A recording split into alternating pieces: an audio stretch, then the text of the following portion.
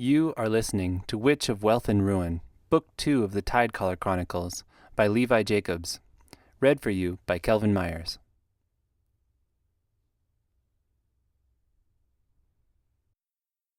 1. Salt water slaps the side of the mother's blessing. Sea wind sharp and heavy with an approaching storm. I lean from the railing, letting the gusts take hair that's grown to finger length, gazing at the port city of Tenerife. I long to be with my shipmates, walking the city's winding streets and tasting its fiery foods.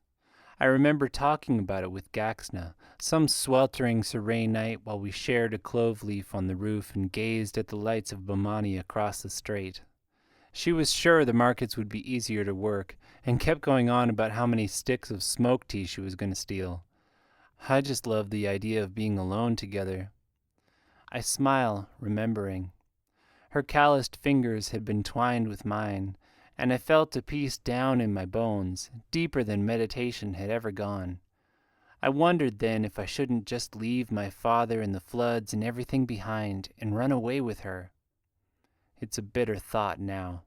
I knowingly put her in danger instead, and now she's locked in the pits and I can't even leave the ship while we're at port because overseers are asking for me in every town along the Bomani coast.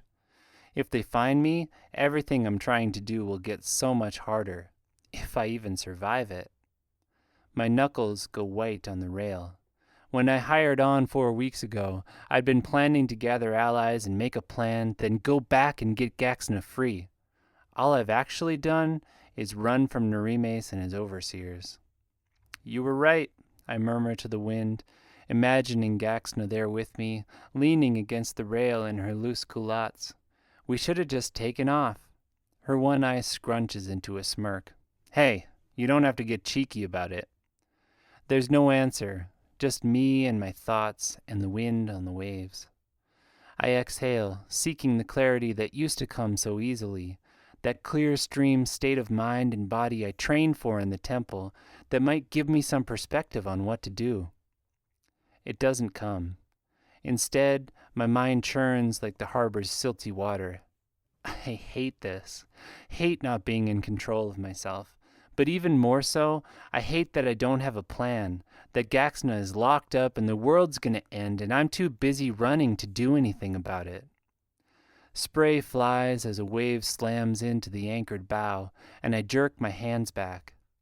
My ancestors are in that water, living on in the embrace of the ocean, but facing them means facing my own failure. I've started avoiding the salt water and the brief flashes of connection it gives. It's still too painful. The water drops and I lean out again, searching for that inner calm. The city calls to me across the dark harbor, the dock hands and tea houses that could give me news on what's happening in Surrey.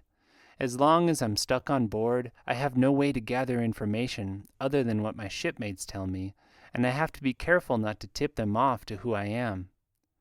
The wind gusts and I roll my shoulders. Maybe I'm doing this all wrong. Maybe I should go into the town and attack whatever overseers I find and force the information out of them or die trying. Do something. But if I'm going to do that, I might as well sail back to Surrey and fight Nerimes head on, even though I know it would be suicide. It'd feel better than this. Another breaker rolls in, and I'm too caught in my thoughts to pull back in time. Ocean water slops over my hand, bringing a ghost image of Reggiana and an echo of her voice. We can help. My heart seizes, not because of the reprimand in her tone, or even the guilt that wells up at this wise woman dead because of me, but from the shock of connection. I grew up in the temple's waters, used to constant communion with the people around me, even if most of them hated me for who I was. After I left, I had Gaxna. Staying dry has felt so lonely. The image fades with the water running off my fingers, but something of it sticks to me. We can help. I feel the waters churn anew in my belly, frustration and guilt and now loneliness, pushing against my resistance to entering the sea. My resistance to involving these people again, whom I already failed once. But between that and spending another month swabbing decks feeling frustrated and helpless, maybe it's time to face my mistakes. I climb onto the deck's swaying rail, feeling no less desperate than the last time I leapt into an immersion unprepared, when Narimes was about to kill me. I jump. The storm wind rushes past me, replaced as I hit by the peace of the warm, silty water and the harbor's steady current. It draws me down, deeper, my water sight already sensing the presence of others here. "You've been avoiding us," a voice comes from behind me. I turn to see Reggiana, former head of the Therakins Guild, white hair floating around her in a pale cloud. Dead because of me.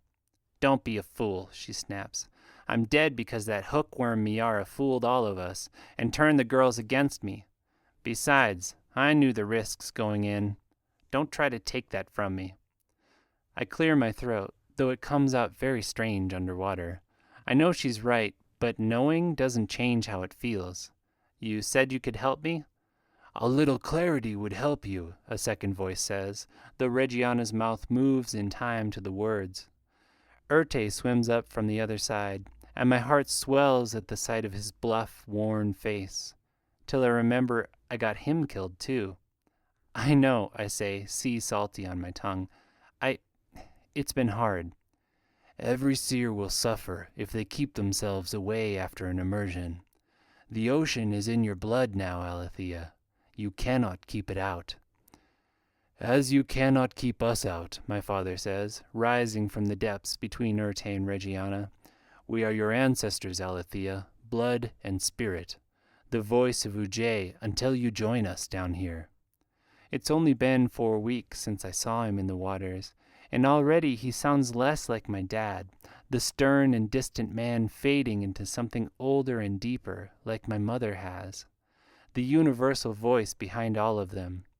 That makes it a little easier, even if I feel my second chance to know him, here in his afterlife, slipping away too. "I won't keep you out," I say, and I mean it. Hard as it is to face them, this is also the most alive I've felt since I left Gaxna's side. I promise, and I'm still planning to do something about the flood. "You have your lover to save first," my mother mouths, though the voice comes from all around me. "That is good. Duty alone cannot drive you enough to do what needs to be done." But that's the problem. I don't even know where to start.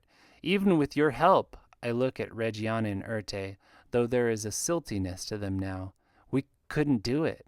Now I can't even gather information without risking my life, and our whole mission with it. "Information is something we have," their voices say. "More lives come to us every day, and they bring news of the world, of growing oppression in Surrey by Narimes and Miara. Some of those who join us have been killed to ensure their silence." "And Gaxna?" I ask. I know she's only one person, but I cannot keep the question from my lips. "Some of those dead have seen her locked in the temple," the voices say. "That is all we know. If she were dead, you would feel it in your blood." I nod, wanting to feel reassured, but feeling that old weight settling on my shoulders again. It's good to see them, but this is not information I can use, not allies I can take with me when I storm into Surrey to bring them all down, or even a clue on where to start with stopping the coming flood. "Start with the Chronicles," they say, fading backward into the water. "They hold all the keys you need to find the truth. Study them." "Wait," I call. "How do I get them? Who can help me? You must know something else." In desperation, I push my thoughts out at their retreating figures. My father struggles back, the features of his face drawing clearer, though it seems to cost him something. "There is one memory I have. Of my papers. I had a copy made near the end. My notes on the Chronicles. They hold my thoughts," he grimaces. "I cannot remember them now. Everything is growing hazy. But there is a woman." He breaks off, head turning toward the shore. I feel it too. A new mind in the water. All its thoughts are hidden behind a water blind, which can only mean one thing. Overseer. He must have been listening on the shore. Floods. I brace myself for a fight, but feel a push back from the ancestors. Remember our principles, they say, outlines just visible in the shifting green light. My father is among them again. He is not your enemy. You did well that last day in Saray to battle the hearts rather than the bodies of your foes. In this way will you make allies. Right. I also have a much better chance of winning if it doesn't come down to real blows. Brother, I think, pulling my blind down and pushing my thoughts into the water, I pray you do not come to me with ill intent. His blind is as solid as mine, but the lack of answer is answer enough. The shadow of his form appears above me, swimming along the surface. I kick deeper, hoping he won't see me. You were there the day Narimes tried to kill me, I go on. The blade in his hand catches the sunlight as he pauses directly overhead. Or you heard of what happened there. My cause is just. Please.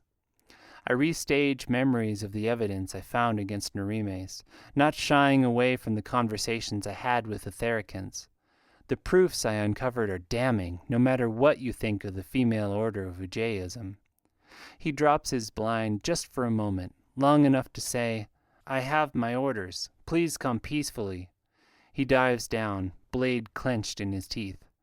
Your orders come from a usurper, I send back, swimming further down, my breath still held somehow in the immersion spell. My feet brush sand. I cannot honor them. Please, consider the recent deaths in the temple. The ancestors themselves have told me Narimes is behind them. I restage the conversation I just had, focusing on the news they shared. Ujay let this convince him. I am half his size, and my concentration a shambles. He slows in his descent. That cannot be. I take it as a hopeful sign that he leaves his blind down. The thoughts behind it swirl, confused. In them, I read the confirmation of his own hunch that something has been wrong with Narimes from the start. The immersion ancestors wouldn't lie. They're the voice of Ujay. You know this, brother. Surely you can feel them. They watch us even now. The thoughts swirl another moment in his mind, then coalesce in a decision, though I see the pain it causes him. I will need to meditate on this. Please excuse me, sister. Wait, I call, reaching out a hand, though I don't know if he can see me down this far. What news of Saray before you go? What has the usurper told our foreign agents about me, and what were his orders? He pauses, but instead of the answer coming in his thoughts, or at least in the flitting schools of notion and memory I read in his unblinded mind, there's only blankness. My stomach clenches. I know that blankness. I read it before in a man named Arayim, and in another overseer who tried to kill me. It is the blankness of a blood push, which means a Thericant is in control of his body now. Miara, most likely. So much for winning without a fight. The shadow above me kicks downward. I swim toward a low forest of kelp on the far side of the ship's hull. I try not to think about my last battle against a blood-pushed overseer. I lost it. He swims after, frighteningly fast, blade clenched in his teeth. I push into the waving stands of kelp, keeping low, hoping to lose him, but a hand closes on my ankle. The complete absence of consciousness I read through it is awful. I kick out with my other foot on instinct and feel something snap under my heel, the sound amplified through the water. His nose. Good. The hand jerks open and I wriggle away, deeper into the kelp bed. If this were the Blackwater, goatfish would already be on him, drawn by the scent of blood, but I don't know what predators swim these waters, and I can't rely on them. He catches me again, grips solid as a vice on my calf, and my kick bounces off a muscled shoulder. A second hand grabs that thigh, pulling me in, then the first one lets go to grab his knife. I buck like a caged otter, but the angle is too awkward to do more than strike glancing blows, so I curl in and grab for the knife. The shifting sunlight shows nothing to grab but the blade flashing down toward me. I twist out of the way instead, searching desperately for a solution, a lesser-used stance or something my water ancestors could do, but nothing comes to me. He stabs again, and this time I manage to at least catch his wrist in my two hands, then twist it into a version of coral bind. It's awkward, but his arm still comes close enough to breaking that he drops the knife. It slips down into the murk of the kelp bed, and I relax a little. No getting that back, and killing me will be a lot harder down here without that. Aside from the risk of drowning, it's actually hard to throw a punch or get leverage underwater. He seizes my neck in Kraken's embrace, and though my blood pounds, I do not feel the usual panic of constricted airflow. I guess the immersion is still handling my need to breathe. I grin, despite the overseer trying to choke the life out of me.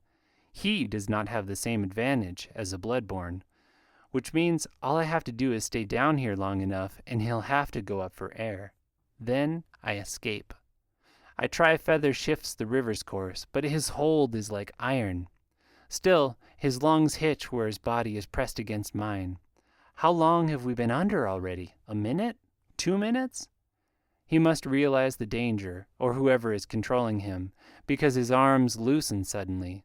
Only instead of kicking for the surface, he tries gut the fish, a paralyzing move forbidden in the temple, to be used only in desperation. Only the resistance of the water saves me from a broken spine. I use the momentum to kick away, neck screaming, sure he'll give up now. He follows, body arrowing through the water despite his purpling face, and seizes my leg in 2 hands. I know the move, Thunder's Echo, the second stance in the first-year form, simple but all the more effective for it. I have to stop and spin to keep his twist from shattering my leg. He pulls me closer as I do, wide eyes shot with red in the water's hazy light. His chest bucks now, his arms jerking even as he tries a second Thunder's Echo, this one guaranteed to dislocate my hip. Then his mouth jerks open, sucking in water, and his movements go erratic as the life leaves his eyes. I stare, fear for my own safety fading at the horror of what Miara just did. She killed him on the off chance he could take me out down here, instead of sending him up for a gulp of air. She's an awful woman. My own lungs start to burn, but I don't want to leave him down here. He could have been an ally if the Thericans hadn't taken his blood. I pull him behind me, a dead weight as I kick for the surface. On the way, I remember what my father had started to say before we heard the overseer. Push my mind out into the water, though my burning lungs surely mean the vision is over. I don't know if I can bring it back. Father, I call, or Urte, anyone. Ujay, you were going to say something about a woman and a copy of your notes on the Immersion Chronicles. I need to know what that was. Anything you can tell me, please. Silence as the shimmering surface approaches, then just the echo of a thought in my father's voice. Hiana Kagdan, an ally. You will find her in Duran. She has my chronicles.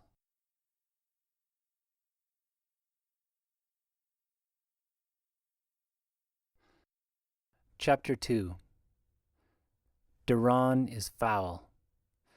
I've been here 3 days, and I'm still not used to the gilded silk palanquins gliding past crowds of downtrodden workers, impossibly beautiful faces gazing from behind gauzy curtains. From my seat on the balcony of Café Myrta, I can see the city's famed towers, rising glittering to impossible heights, while mud-brick shantytowns climb the steep slopes beyond. You can smell the inequality. Under the heady perfumes and incense drifting from market stalls is the common stink of unwashed bodies and human waste. It's probably why the rich burn incense in the first place. It sure isn't to any god other than money. I wonder what Gaxna would think, if she would love this place for its opulence or hate it for its greed, like I'm starting to. I smile, sipping my sickly sweet cup of tea. She'd probably do both, and start stealing from the richest to give to the urchins on the street. I'm waiting for Hiana Kagdan, the woman my father named at the end of my last immersion. It's taken 3 days just to get an audience with her, after the 11 days sailing here on a Bamani rig, and my stomach churns with everything that rides on this. Not just the Chronicles, but my father's copy, with his notes on what he thought they meant. And not just an ally, but a wealthy one, if her alliance will transfer to me.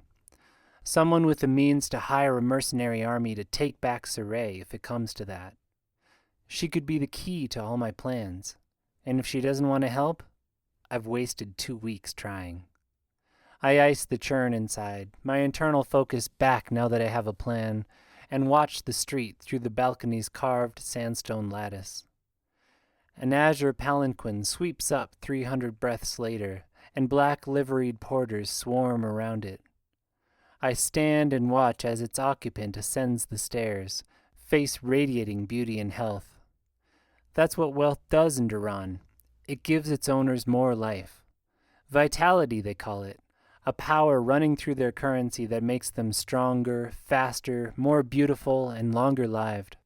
The wealthiest people here have been alive for centuries, they say. Amaranths. Apparently Hiana isn't one yet, but the way heads turn and people scoot out of her path, she must be close. I brace myself as she glides through the packed cafe. I've always been awful at words, and all my hopes hinge on convincing this stranger to help me from the goodness of her heart. If only this were a fight, or we were standing in a proper pool of water so I could read her thoughts. Instead, I send a silent prayer to Ujay. If my cause is just, if you really do care about saving your people, let this woman help me. Alethea, she says, and even her voice is rich and lustrous, like a minstrel moments from song. Necklaces of coins layer her neck, the air warping around them like burning coals. It seems bold to wear so much money, but all the wealthy here do it. Kogdanjo, I say, using the Darnese form of respect. You speak Ujayan? Dara and Ujayan are somewhere between dialects and related languages. Trainer Yemla at the temple would be ashamed at me for forgetting which, but I'll feel more comfortable here speaking my own tongue. Of course, she says in that rich alto. I spent years in your city. That's where I met your father, around the time he was coming into power. I'm sorry to meet you under such unfortunate circumstances. She doesn't sound it, but maybe that's just the vitality beaming from her voice. He's in the waters now, I say, as much because I don't know how to respond to pity as because it's the actual truth. He's how I heard you were here, actually. Hiana raises an eyebrow. So the rumors are true. A girl with male magic. Such blasphemy for an Ujayan. Though you won't find too many offended here. Money mends all things, as they say. Shall we sit? I realize I'm still standing here like an oaf and nod. She sits with the grace of a dancer, and I follow suit. One of her attendants swoops in to pour her mint tea from a fresh pot, then refills mine, sweetened with copious amounts of date sugar in the local style. How did you know my father, I ask. It's blunt, but like I said, I'm bad at words, and this is the only thing I can count on here, is her having enough of a connection to my father to want to help me.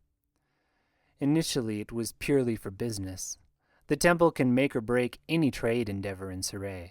But then I found him intriguing. A driven man. Driven enough to ignore his own daughter.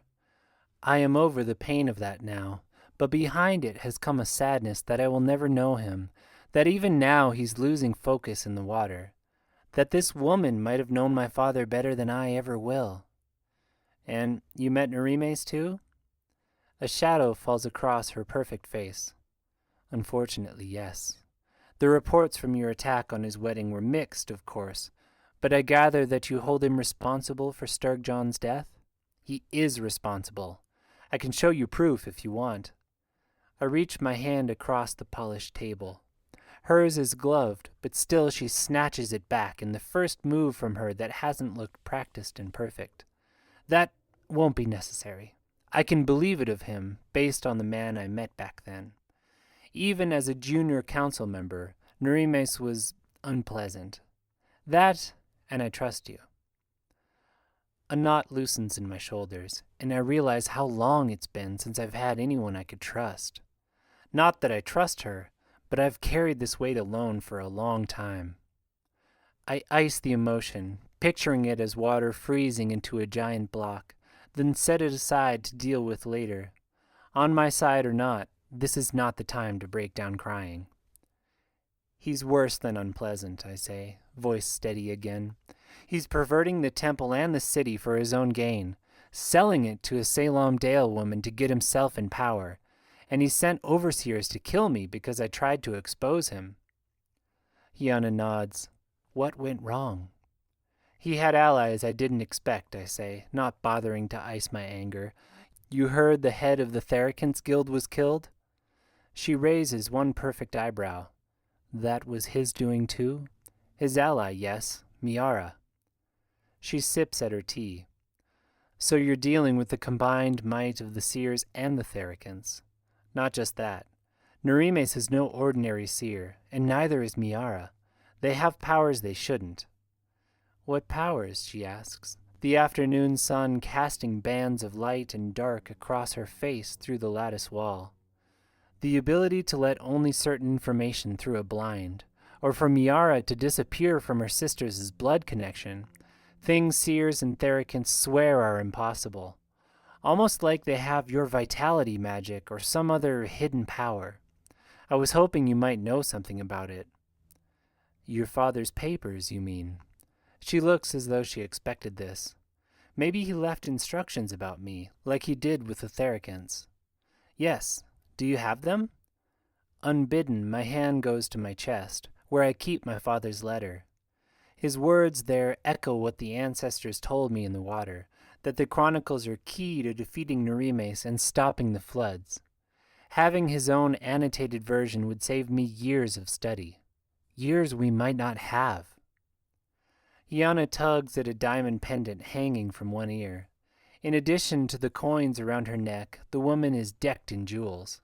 Unfortunately, I do not. I suck in a breath.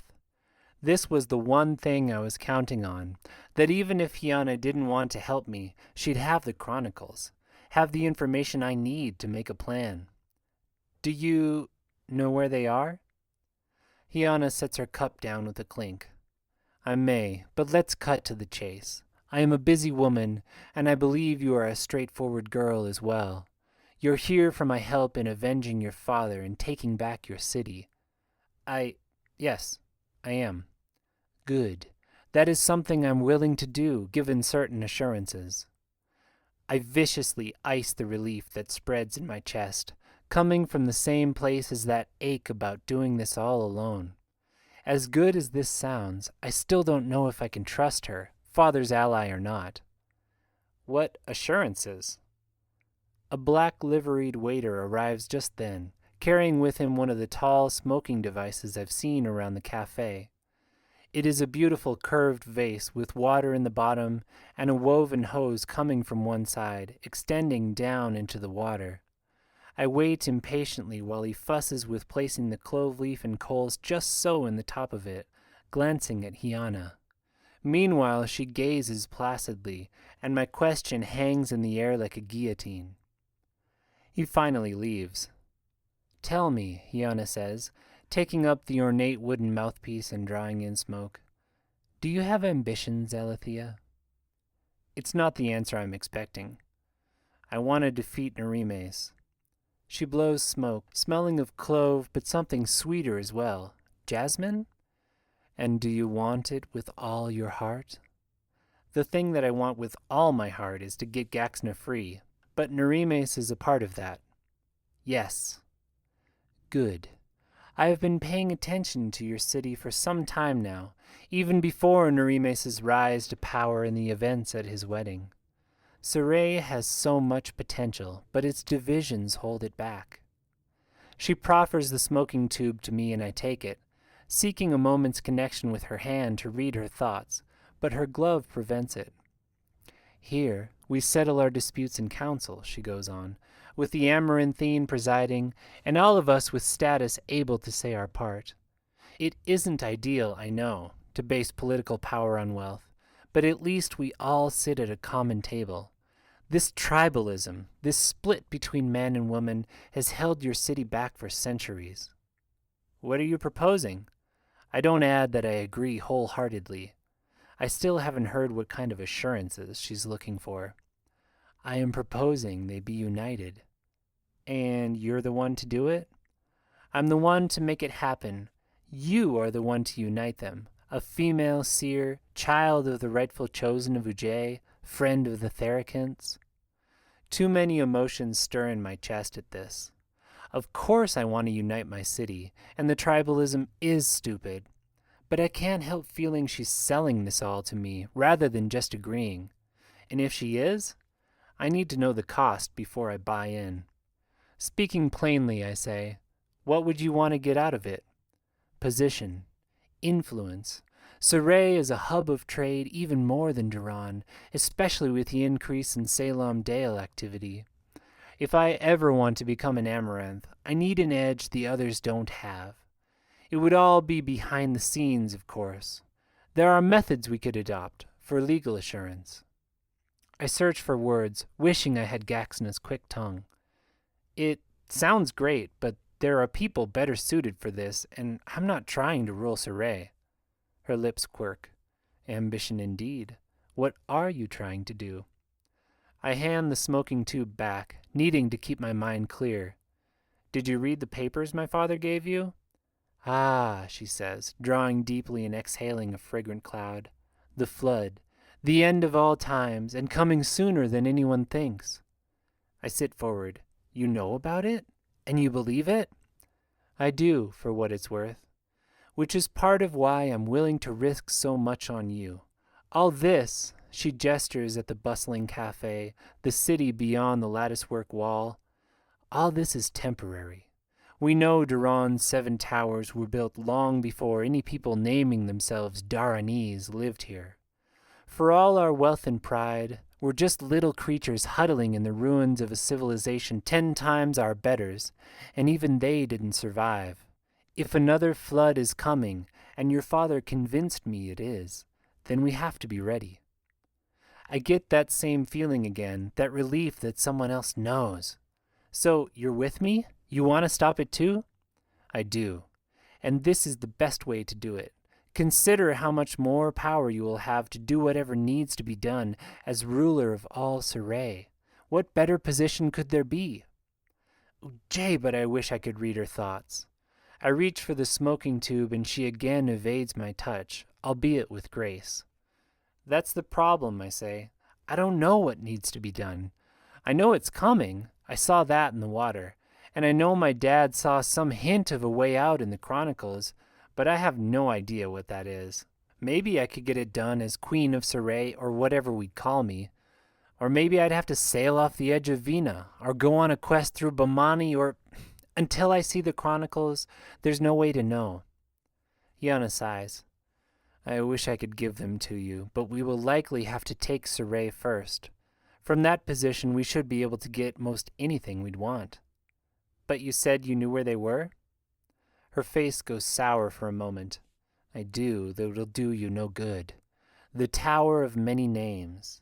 She nods at one of the sky-piercing towers beyond the latticework, this one wrapped in vibrant cloth banners that stream behind it in the wind, giving it an undulating appearance. I frown. An Amaranth stole them from you? An Amaranth in name, yes. Her face darkens. Whoever or whatever it is that Narimes and Miara belong to, we have it in Duran too. And I believe they heard clink somehow of what I had. The papers were stolen from me months ago, and only in the last few weeks have I become certain that they were the ones to take it. Not that it does us any good. What do you mean? I mean there is no way to get in there and get out alive. Trust me, I have the best spies and assassins in Duran at my service, and they have all refused. Have you tried thieves? I was trained as one in Surrey. My leg starts to bounce. This is something I can do, something concrete after 6 weeks of powerlessness and frustration. Plus, Gaxna taught me well. I've snuck into the palaces of the wealthiest merchants in Surrey and dropped unseen into the middle of Narimes' wedding ceremony. It's not just the tower, Hiana says, raising a hand as if to placate me. The guards up there are loaded with vitality. You would be captured, or worse. I hold back the retort that no one in the world fights like Ujayan monks, vitality or not. I'll look into it, I say instead. There may be strategies or forms to use to counteract their advantage. There is another way, she says, looking pained. It would cost me politically, but if those papers are so important to you, I may be able to get them through back channels. Coffers know there are plenty in this city who owe me favors. I hesitate. It's not a bad idea, but something in me says she is trying to dissuade me from stealing the papers directly. That she wants to be the one to get them for me, so I owe her something. So I agree to her plans to take back Saray. Which, father's ally or not, doesn't sit right with me. More importantly, what she's talking about could take days or weeks. This has already taken too long. But there's no need to say any of that. That would be great, I say. If you'll look into it, I'll do more checking on the tower. And thank you, Kogdunjo. Can you meet again in 3 days? Enough time for me to get the papers on my own, if it looks doable. My pleasure, Alethea, she says, standing. In 3 days, then.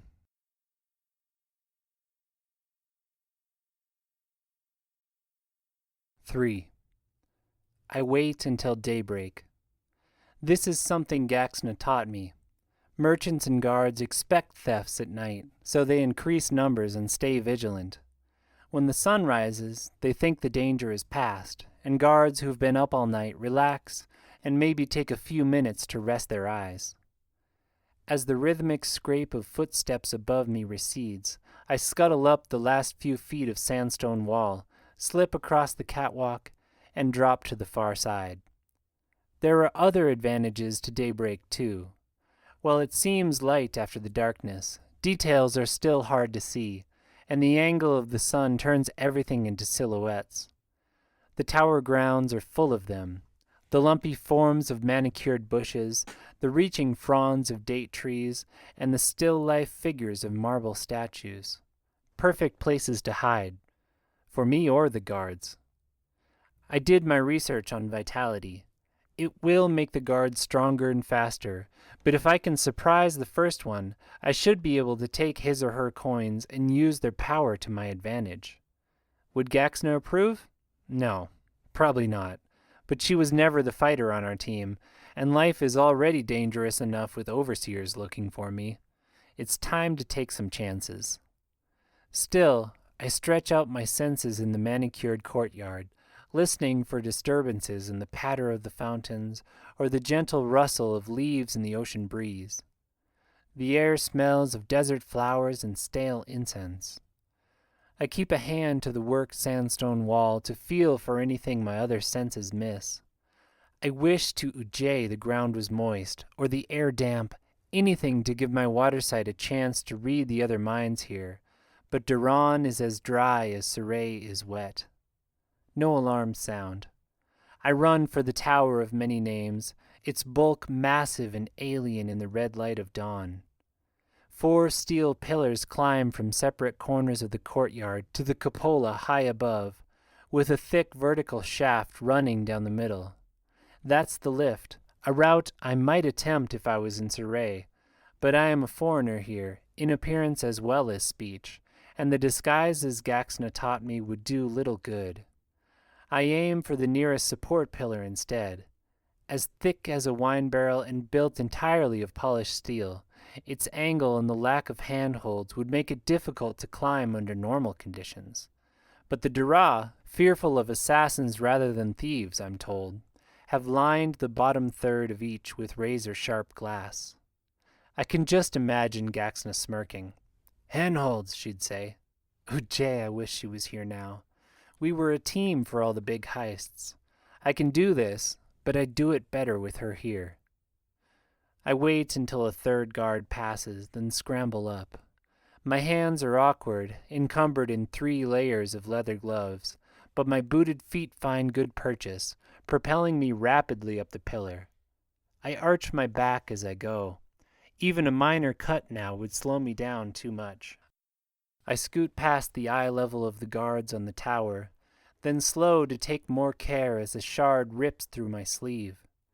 My boots and gloves are beginning to shred by the time I clear the broken glass. I pause here, courtyard already looking like a sculptor's miniature below, and pull them off. The boots I tie to the pillar. I won't need them again, and I can't risk someone seeing them fall. But the gloves I stuff into the pack strapped to my back, retying it awkwardly while I cling to the metal tube. Above me stretches another 100 paces of bare steel pillar before the top, angling slightly more vertical as it climbs. This is the stretch I am most worried about. Finding the Chronicles inside the massive cupola will be hard, and the vital guards will be a challenge, but make a slip here and the fall's guaranteed to cripple me. By the time I get to the top, it will kill me. I take a minute to steady my breath, then pull the other set of gloves from my pouch, these thin and dipped in rubber. I could get better ones in Surrey, but I was happy to find this quality in a new city. I tie a pair of rubber-coated straps to my bare feet and start climbing. I move fast. The sun will heat this metal to blazing hot by mid-morning, and even without the heat, the rubber will start to pull off. I fall into a rhythm, grip with my legs, reach with my arms, jerk my body up, then grip again, reach again, jerk again. My arms burn, but I've kept in shape on the Perler ship, swabbing decks, hauling cargo, and clambering up and down the rigging. My heart races, but it's more with the knowledge that I am back on track, that I have a plan again, that I'm finally doing something. I may even have an ally here if I can reach an agreement with Hiana. A foot slips and my heart leaps into my throat. My legs swing out over empty space, and I lock my arms in a death grip around the pillar until I can swing my feet back and get a grip again. Ujay, I am high enough to die now. Is it strange that my first thought was Gaxna dying in prison rather than me dying down there in the courtyard? Heart still pounding, I gauge the distance to the top. More than halfway there, but still too far to throw my rope. I think about just climbing down for a second, taking Hiana's offer to get the Chronicles, even if it puts me in debt to her. Better to survive than die up here trying to do it my way. Then the view catches my eye, past the buildings of Duran to the ocean that sits beyond the island's steep ridges. Surrey lies that way. Surrey and Gaxna, who even now is a prisoner to the man who killed my father. No, I mutter under my breath. Focus, Alethea. You can do this. I make it to the bottom of the cupola before the sun is more than a few fingers above the horizon, and cling there while I uncoil the rope from my waist. The tower's architecture is unreal, support pillar meeting the round swell of the cupola with barely a seam. It's amazing they even bother with the guards and glass down below. There are not many people who could make it this high, let alone try getting up the underside of the round cupola. I certainly wouldn't have a year ago. Then I met Gaxna, who would likely already be up there and tucking the Chronicles in her culottes by now. Show off. I let go of the pillar with one arm, intentionally not looking at the fall, and uncoil the rope from my waist. It's no thief's rope, but it's thin and light and will carry my weight. I play it out, then sling it up and around, seeking purchase on one of the screened windows above. It clangs off the steel and falls back down, weight of the hook on the end trying to tug me off my perch. This is the most dangerous part of the job. If anyone hears that clang and decides it's more than an unlucky bird banging into the tower, I'm dead. The next throw catches and my stomach unclenches. I chose this spot carefully, not only because the support pillar comes down close to the wall below, but because it ends up here below a few likely windows. I tug on it a few times, then take a deep breath. This is the second most dangerous part of my plan, trusting my weight to a grip I can't see. I release the pillar slowly, leaning more and more of my mass into the rope. It holds. I clamber up, and the curve of the cupola swings me away from the pillar into thin air. Anxiety claws at me and I ice it, stack it next to the massive pile I've already made this morning, then return to my steady breathing. The breath is my anchor, the ocean my blood. The hook has torn a convenient rent in the window's delicate metalwork screen at the top. I push through it and breathe a sigh of relief to stand on solid ground again. I'm in what appears to be a smoking lounge, a collection of water pipes scattered amidst cushions and low tables. Shelves of glass bottles line the walls, and the air is fragrant with the scent of clove and rose and all kinds of herbs. This is how you spend your days, apparently, if you're so rich you can't die, smoking clove leaf at the top of ancient towers. I reset the hook against the sill, then pull the remaining rope on the floor, ready to throw out. This was another of Gaxna's first rules of thievery. Always plan your exits. Satisfied, I creep to the door and focus on my senses. I hear nothing, but I smell fresh flatbread and overbrewed tea. Someone is awake then, if only the servants, and despite the tower's natural defenses, I don't doubt there are guards up here too. Vital guards. I push the door open, thanking Ujay for quiet hinges. A hallway curves away in both directions, following the shape of the cupola. This is where Hyana's information ran out. While she knew the general layout of the rooms here, she had no idea where the Chronicles would be. But she's not my only source of information. I stalk out on my toes, slipping to the interior side of the hallway, ornately carved teak latticework in place of a wall. Beyond it is a circular sandy courtyard spotted with daybeds and manicured palms. Above it, the cupola is open to the sky, another 20 paces overhead. I scan the space as though I expect to see the Chronicles framed on a pillar in the middle, then kick myself, trying not to imagine what Gaxna would say. If the Chronicles are here, and the owners went to the trouble of stealing them from Hyana, they will not be so obvious. Besides, I have more immediate concerns, the kind Gaxna wouldn't be good at. I peer through the latticework to the far side of the courtyard, where the angle allows me to see the hallway there. 2 guards stand outside what are likely bedrooms, or wherever the Amaranth and his mistress are taking breakfast. 2 guards, but they're far enough away that if I'm lucky... I try the nearest doors. A bath, a bedroom, a prayer hall. No Chronicles, and the nearer guard will be able to see me if I try any more doors. Nothing for it then. Time to see what vitality can really do. I dash around the curve with arms extended for ice fingers rising. The man's head nods, half asleep. I deliver the blow perfectly, ready to catch him so he doesn't crash to the ground. Only he doesn't fall. A blow that is designed to knock anyone unconscious only sways him on his feet. Vitality. Bracers of coins around his neck shimmer with power. I follow up with diver's bind, pressing my fingers to the 3 points in his face. Guaranteed to knock anyone out, but more time-consuming than ice fingers.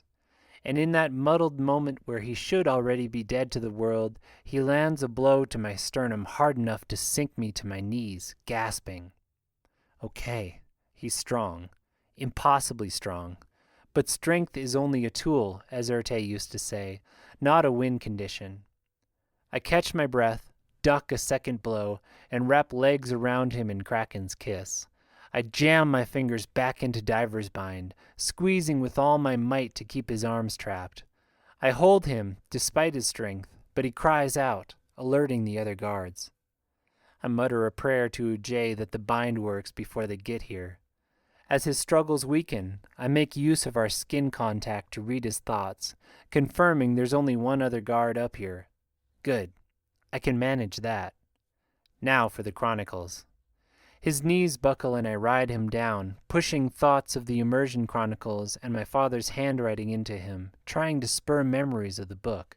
The other guard pounds around the bend, but before I leap off I read a vague memory of a cackling man and see a curving room full of books. A library. I need to find a library. I rip his coins off and run back the way I came. If the second guard has the strength of the first, I'm going to need them to make up for the loss of surprise. I don't feel any different with the coins on, but who knows how this city's magic works. Fortunately, it's not the only advantage I have over him. I duck into the bath and come out with a pail of water, then sling it at the guard as he rounds the bend. It surprises him enough to slow, and I dart in with thunder shakes the rooftop, pushing my mind into the running water as I do. I read his thoughts just before his sword flickers out. It's almost too fast to see, but the mind is always faster. I have time to fall right, then jerk left as I read his next move through the wetness of the floor. I roll up and out of the pool of spreading water. Either the coins aren't working, or this guard is more vital than the last. He rushes in, and I sidestep back onto the wet floor. His sword rips through a section of the fine wood lattice, and I find his weakness. He's a swordsman. I grab the bucket and back up, twisting as though to sling it at him. He grins and darts forward, likely reading me as desperate. Instead, I shove the bucket between me and his sword. His chop rams it out of my hands, burying the wide-bladed weapon deep in the grain of the wood. Every advantage breeds weakness, Trainer Urte used to say. Being smaller and less strong my whole life, I've learned to look for those weaknesses.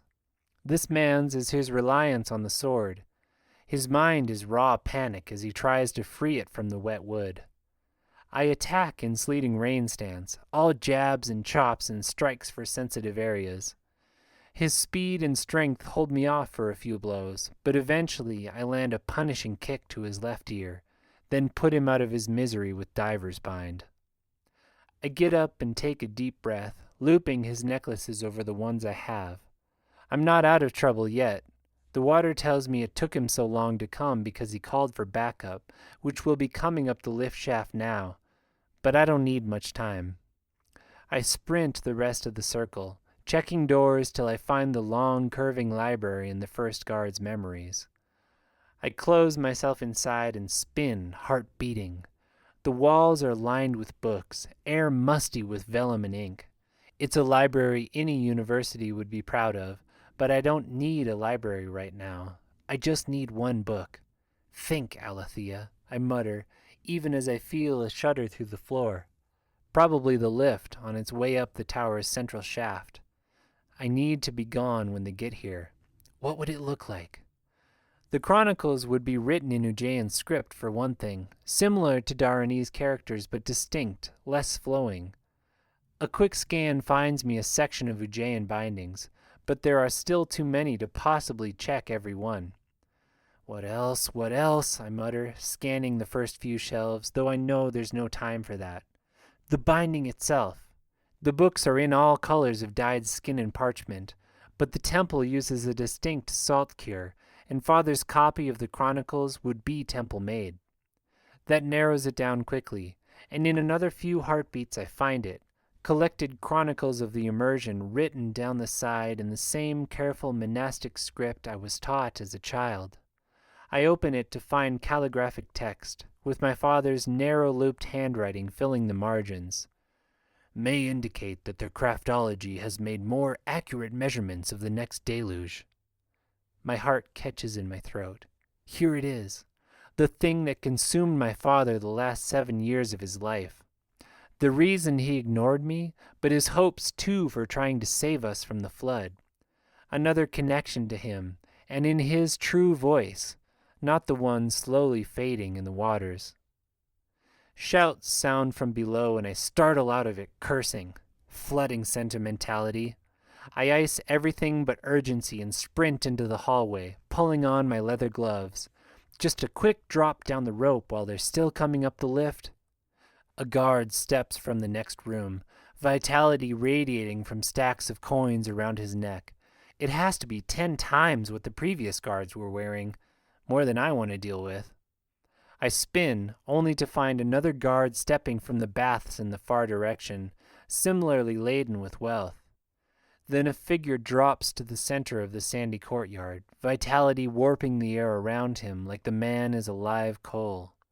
He straightens, and through the distortion I see white hair framing an ageless face, with obsidian eyes that look ancient. A single black coin hangs from his neck. An amaranth. I know it even before he speaks. So, he says, straightening, Alethea Viola, let's have a look at you. I goggle. He knows my name? Then throw myself at the nearest guard. I know it's hopeless, but what else am I supposed to do? It's like attacking a brick wall. I slam 3, 4, 5 solid blows into him.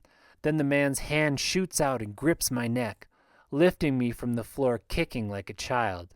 He grins. Not too rough now, Jenilyn, the Amaranth says. You wouldn't want to damage her. The Amaranth steps closer, face beatific in Vitality's glow. He peers into my eyes and clucks his tongue. Violet, you really are Sturgjohn's daughter, aren't you? I know better than to answer. There's nothing I can say here that will help me, though 1,000 questions burn on my tongue. How did they know? Were they spying on Hiana and I? Was she compromised somehow? He plucks the Chronicles from my grasp. I'll be keeping these, I think. Jenilyn, Hagra, you will stand as witnesses to the theft? They nod assent, and he turns to me. Then as 5th Amaranth of Duran, I find you guilty of theft in the 1st degree, Alethea Viola. Your life and property are now forfeit. Do you understand that? I understand it, though regret threatens to push something else out of my mouth. Regret and rage. I was stupid to think I could pull this off, but that is my father's book, rightfully mine.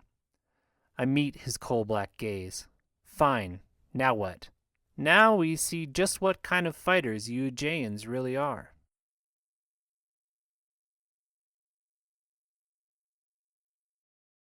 "4. The guards drag me down to the lift, and after reinforcements pile out, shame burns in me that they weren't even needed. They shove me in, efficiently tying my hands as the contraption lurches.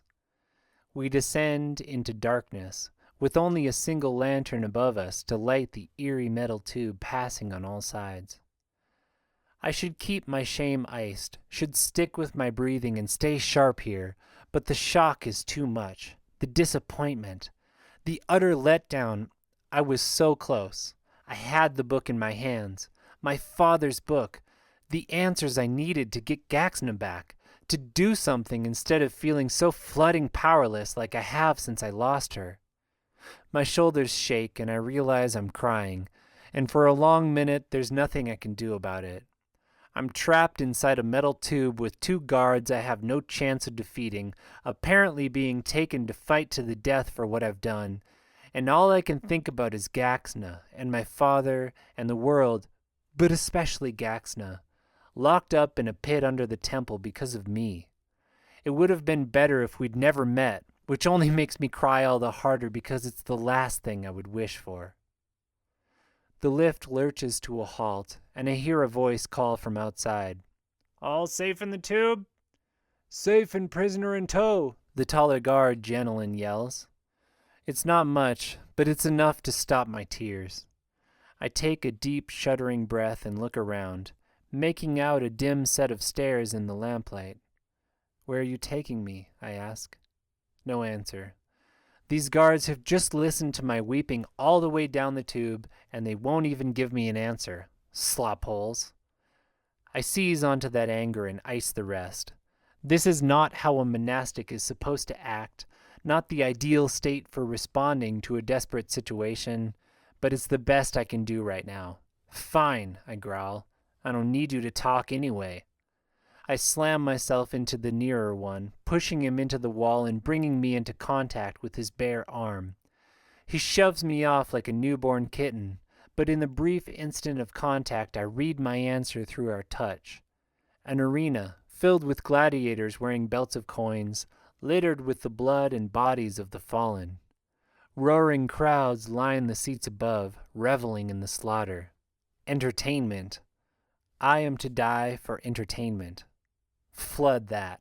If I'm going to die, I'll do it now, on my own terms. A crevice of light opens above, another guard opening the heavy gate. I sprint towards him, kicking off the wall to land a spinning heel into his neck. He stumbles back, choking, and I break out into the tower grounds, 30 paces to the wall. Something heavy slams into me, pinning me to the ground, but I'm not done yet. I slam my head back, hitting someone hard enough to see stars and earning a grunt. I try again, the rest of me immobile, but a thick palm shoves my face into the gravel. "Gentlemen," he calls, not even sounding winded. "Get the tea." A minute later they force something foul into my mouth, and the guard holds me there till my head gets fuzzy and my limbs go numb. "Good," Gentleman says, his voice echoing, and they lift my limp body into a cart. The sun goes dim. I wake to cool stone and a pinch on the cheek. "Wake up, girl," a weathered woman says, pinching me again.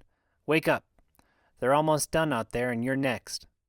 Shouts sound and I look to the side, through a barred gate to where a gang of Omani men surround a solitary fighter, his comrades lying in the dirt around him. It's the arena I saw in the guard's mind. Floods. "I can't." "Thornbark should be wearing off by now," she slurs in Daranese. "You had a good sleep there. Stand up, it'll help. Here." She thrusts a staff at me, and something about the worn feel of the wood, like the practice staves we used in the temple, clears the last of the fog from my brain. I suck in a breath, taking quick stock. I am locked in here with this woman, the gate behind her barred. If what she says is true, in a few moments I'm going to have to go out there and fight. No time for questions, and I can't trust her to tell the truth anyway. But her thoughts will. I seize her wrist. "The keys. How do I get out?" A broad man appears in her thoughts, laden with wealth and holding a large circle of keys. No point attacking this old woman then. Panewa, her name is. "Panewa, are they going to kill me?" A roar goes up from the crowd, muddling her reply, and I glance back to see the Bomani men raising their clubs in victory. Attendants run into the ring, dragging away the bodies, and a sick feeling rises in my throat. I have never killed before, and I don't want to do it now, not this way. I was trained to fight for justice, not just survival. But if I let myself die, what happens to Gaxna? To Saray? A guard rattles the gate behind us, and Panewa nods. "It's your time. Be careful." I run out. I have no idea what they're throwing me up against. Saray criers are full of stories of the horrors of the Duran gladiator pits. But I'm at least going to choose my ground. The arena is covered in ankle-deep sand, ringed by sandstone walls 20 paces high, with steep rows of seats rising beyond them. There's no way I'm climbing out of here, and no high ground to speak of. At least they gave me a staff. It's only then that I realize I'm dressed in a Therakin's robes, or some strange mockery of them. My hand flies to my chest, where I keep my father's letter. It's gone. And that is the deepest insult of all. Above me a giant voice rings out, calling something about an Ujay witch versus the Daol menace. My match, then. I spin in a slow circle. There are gates set into the base of the wall every 5 paces or so, like the one I came from. I'm disturbed to see most of them full, muscled and scarred fighters watching me with boredom or malice. I ice a rising dread and keep circling, holding my breath steady. I've only fought one Salem Dale man, and it wasn't much of a fight, but I have no idea what to expect here. The clarity that comes with deep breathing tells me the dread is not for my own life. I should have lost it many times over by now, but for the idea of killing a stranger here, in this made-up environment, for these people's entertainment. Give me Yeolat, give me Narimes, Slops, give me one of the guards from the tower, and I'll fight. But this solitary man who steps onto the sands, wearing his own bizarre mockery of the clinging Dale garb, he's no enemy of mine. Something relaxes inside me, the same part that drove me to attack the guards back at the tower. If I'm going to die, I'll die on my own terms. Die a person Gaxna and my father would be proud of. And that means not killing an innocent person, no matter what the cost is. The Dale fighter trots towards me, and I'm surprised to see he actually has the milky eyes of the Dale. I got the sense from the last battle that, though the fighters were wearing Bamani armor, most of them were actually Daranese. This lanky man, he has the Dale height too, is the real thing. He limps, though he makes an effort to hide it, and that just cements my resolve. He raises his weapon, a ridiculous two-bladed spear I doubt came from the Dale, and yells something in a foreign tongue as he gets close. I'm not fooled. Every Dale I've met spoke some Ujayan. You're no enemy of mine, I say, grounding my staff in the sand. Let us not fight for their pleasure. We have to, he says, milky eyes confident. His right hand is missing 2 fingers. Trust me. Fight. He swings with the strange spear, and I step out of its arc. No. The crowd boos, and he swings again. Don't worry, you're slated to win this one. Win? I ice the surprise that comes up, again dodging his blow, my mind spinning through the possibilities. Is this some ploy to put me off my guard? We're not fighting to the death? Not if you play along, he growls, jabbing the spear at me dead on. You don't have any coins, right? So fight. I step aside to more boos. The announcer's voice booms across the sands, something about a healer not wanting to fight. There's a threat implied in his voice, but I've already made up my mind. Still, I don't understand everything here, and I was trained from a young age that knowledge can undo many disadvantages. Coins? What do coins have to do with this? That checks him for a moment. Are you new to the city too? Look, I'll explain everything later. For now, just fight. Trust me. That's something I've never been good at. I dodge his attack without raising my staff. He wears only a few copper ravas around his neck, so I can likely take him if it comes to that. No. Sweat beads on his forehead as he again attacks, and the boos come louder when I roll under his blade and come up untouched. I grin. To hell with them. To hell with the crowd and the amaranth in a city that thinks that I should have to fight for their entertainment because I tried to take back what is rightfully mine.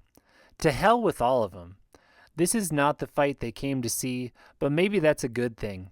Maybe that's something I can use. I grip the butt of my staff and hurl it out of the ring to a shocked silence, then outrage from above. The Dale man curses in his own tongue, and the jab that comes at me is real this time, fast enough I'm forced to jump to avoid it. That's better, he says. Keep at it. Just a couple more. He swings and I dodge, and you can take me down. Flood that. Take yourself down. Don't you get it? He growls, circling right and jabbing in again with the spear. His posture communicates it well ahead of time, and I sidestep. We have to put on a show, or they really will kill us. Look, just knock me around a couple of times, then I'll lie down in the sand and we're done. Lie down in the sand? I ask. That's all you have to do? And I'll raise my hand, he says, the sign that I'm finished. Great. I drop to the sand. The arena explodes in boos. I don't care. I raise my hand, keeping an eye on the Dale to make sure I haven't judged him wrong, and he might actually try for a killing stroke. Instead, I see him forcing a smile and doing an awkward victory dance. I smile, remembering the Amaranth's last words. Now we'll see just what kind of fighters you Jayans really are. What kind of fighter am I? I mutter to the sky. The kind that can't be pushed around. Plus, I have an ally in Duran, and a simple battle here wouldn't have made news. Hopefully this, a rare Ujayan fighter in the arena and then a total refusal to fight, will reach her ears. Rough hands grab me and drag me from the sands. If she realizes who that Ujayan fighter was, hopefully she can do something to get me out. It's a thin hope, I know, but it's better than nothing. The guard I read in the tower didn't make up the blood or the bodies in his memory. This place is real. They drag me back to the cell and toss me in, then swing the gate closed. I allow myself a moment to lay there, letting out a deep, shuddering breath. A throat clears behind me. I leap to my feet, spinning into downward cuts the tide, only to lose it in shock. Hiana? My father's ally stands calmly in the narrow cell, wrapped dress immaculate and face composed, like she regularly fills in for the arena guards. Alethea, she agrees, stacked necklaces of coins bending the air with vitality, though not so strongly as the amaranth. That was quite a fight. What are you doing here? Are you here to get me out? She chuckles at this. Get you out? I'm the one who put you in here.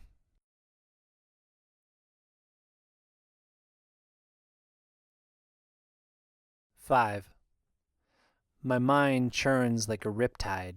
Put me in here? What do you mean? Did you intercede with the amaranth? Hardly, Hyuna says. The amaranth and I are good friends.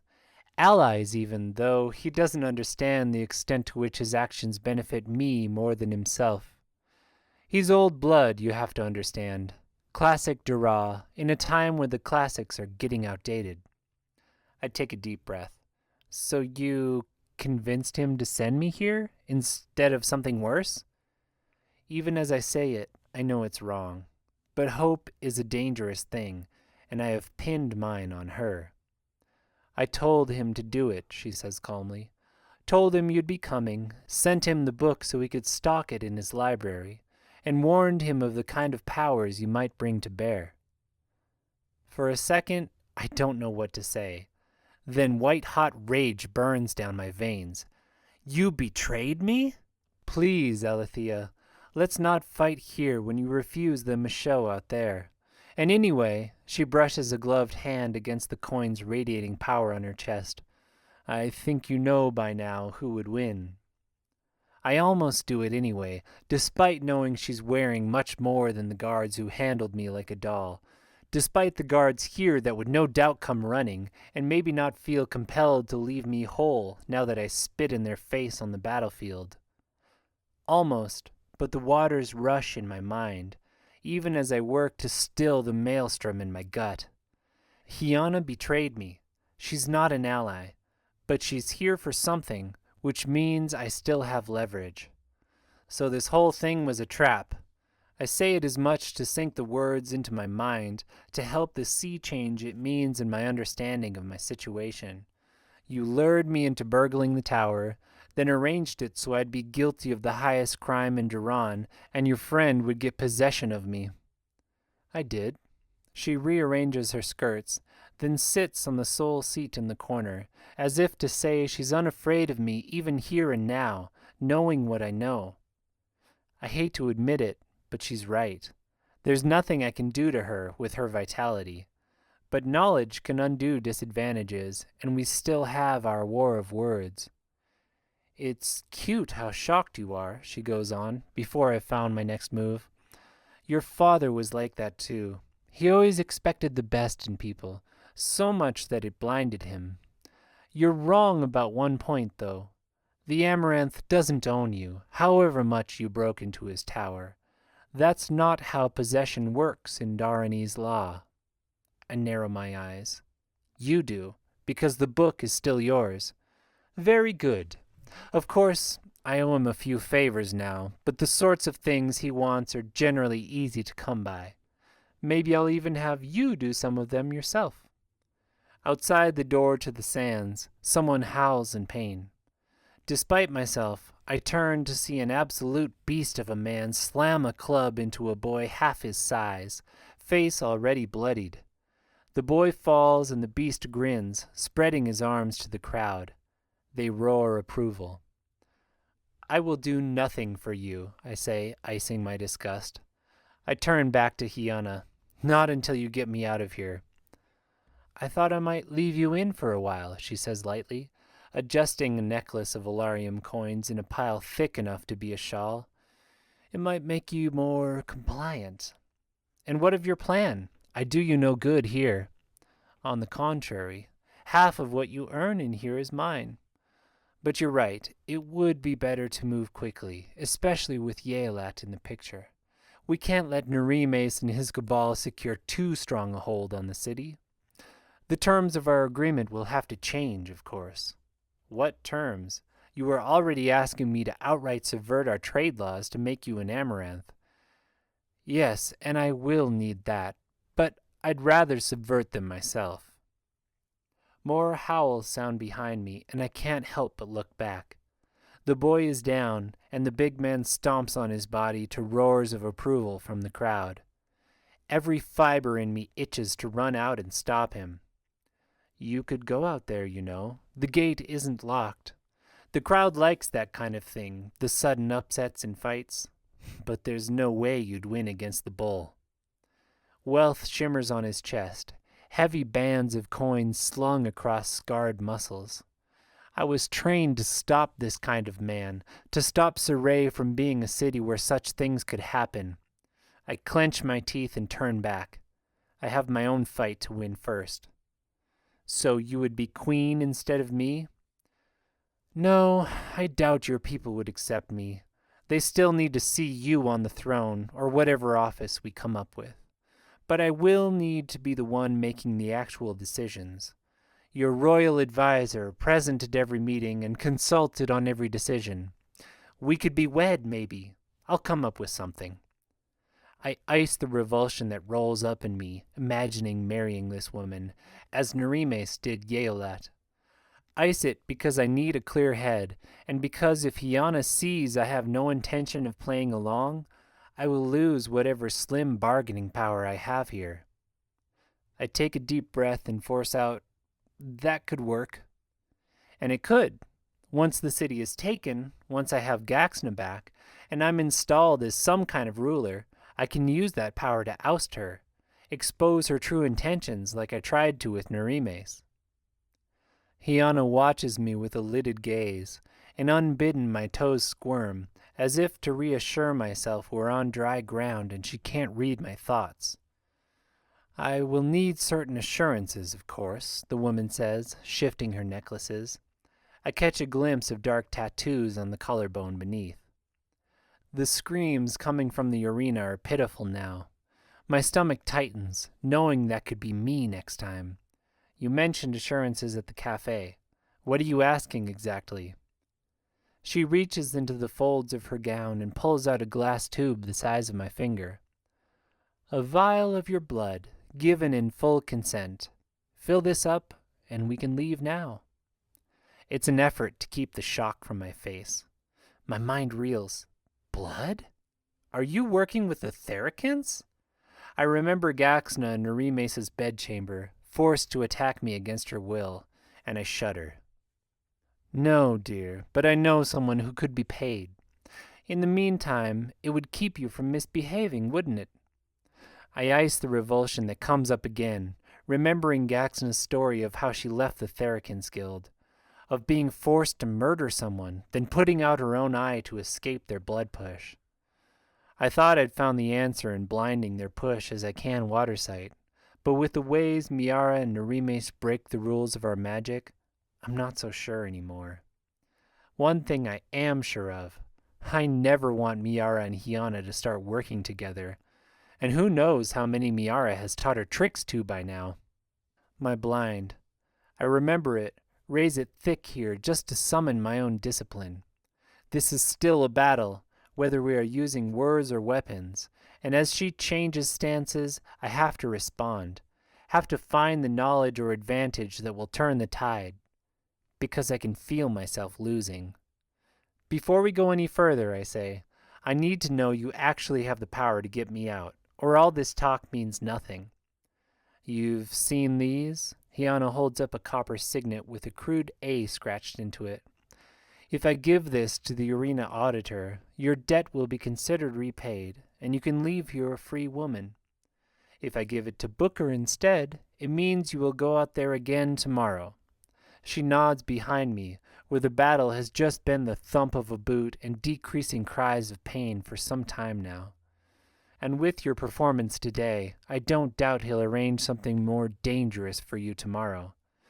They don't take kindly to non-compliance here. I can't quite ice my shudder.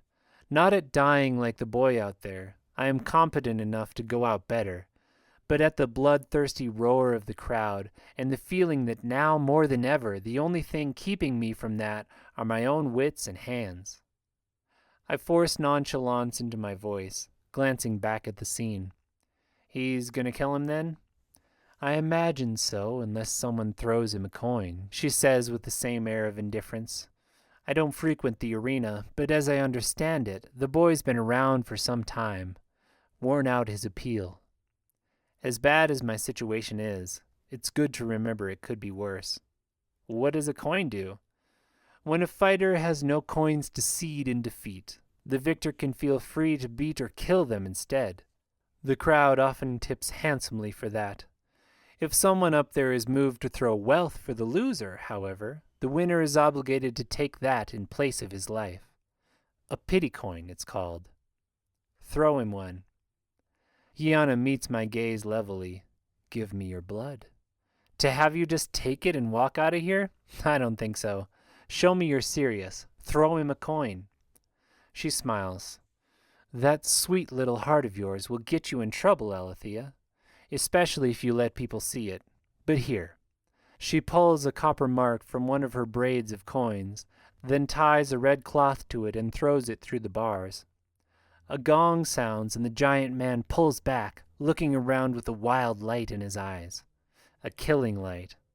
His face is spattered in blood, and it's only then I notice a second body on the sands, this one unmoving. I should be afraid, but I just feel the urge to take him down, as strong as the one I feel against Nerimes and Hiana now too. So many enemies, so little time. Hiana turns back to me. Satisfied? Bring me the Chronicles and we can talk. Partially because my heart still aches at the loss of my father's letter, and partially because whatever secrets he thought were there might apply to her too. Her facade cracks for just a moment, the muscles in her jaw flexing. Ain't gonna leave you here, girl. Blood does me nothing if you don't come too. I start at the change in her tone, but keep mine level. I think it might be worth quite a bit to certain people in Saray. Nerimes? Hiana jerks at her necklaces. Trust me, I want nothing from him. Then bring me the Chronicles. I can't do that. Then I can't help you. It's a gamble, but she wouldn't have stayed even this long if she didn't truly need me for her plans. Hiana stands, icy composure regained. Then I will be putting your signet in again today. Maybe you'll face him tomorrow. She nods to the bull, who is still egging on the crowd. I ice the wave of anxiety that rolls over me. I would rather die here on my own terms than live under this woman's control. And I think Gaxton would want that too. I hope she would. She waves for the jailer to unlock the inner gate. Think hard, girl. I won't be patient forever. Another man radiating vitality comes and lets her out, shooting me a glower. Outside, attendants drag the broken boy and the other body away to cheers from the crowd. I watch with deep breaths, trying to still the roiling in my gut. I think I won the conversation. I didn't lose it, at least. But I can't help feeling a kinship with the boy, like I'm in the arena getting beaten down too, and Hiana holds the coin that decides my fate.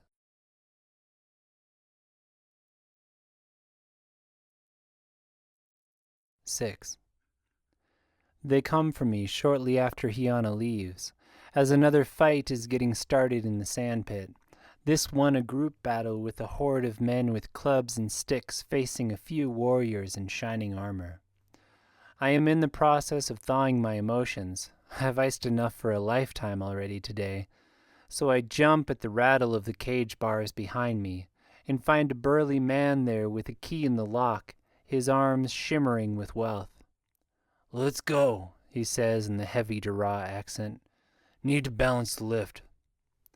I consider attacking him, but I'm already starting to gauge the amount of vitality people are wearing, and his is more than I could handle. That, and I don't have the information I need to even know my chances of getting out once I got past him. I step out and am surprised to see the Salem Dale man behind the guard, head and shoulders taller, along with the boy from the first fight, laid out on a wheeled stretcher. Wealth blankets the boy, radiating power like a bed of coals. Got to give him at least till morning, the Salem Dale man is saying. Boss's orders, the guard says, shrugging.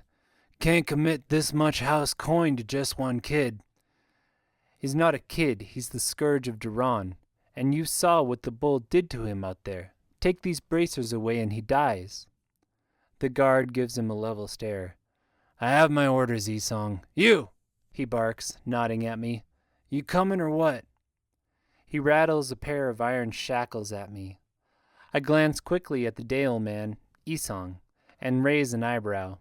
Between the two of us, we might be able to overpower this guard and get his keys. Isong shakes his head. I grimace. There's too much I don't know here to risk it alone. I walk out in seagull's glide to keep the uncertainty from showing in my step. More cells like the one I was in line the curving wall to our left, some of them housing fighters who sit or stand watching the fights in the arena beyond. Others, I'm shocked to see, doze or smoke clove twists in their cells. The place smells of sweat and men. Isong keeps arguing with the guard about letting the boy keep the wealth longer, that he'll be maimed or scarred if he doesn't, and I find a grudging respect for him, even if he was ready to throw our fight. He seems to really care about the boy, whose wounds look dire. This place is not what I was expecting, but it's still a trap, still just an obstacle between me and Gaxna and the deluge. I have to remember my trainer's last lesson. To be water. I will adapt to whatever this is, find the hidden cracks in this prison. And when I do, I'll freeze solid and burst them wide.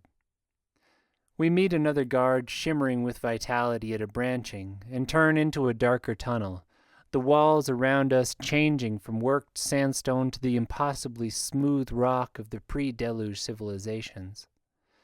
The tunnel dead ends at a gate, which the second guard unlocks while the first one prods me inside, where a platform on chains waits.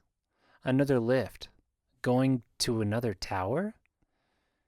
It doesn't hurt you to leave him the coins, Isong says, still standing outside in the hall.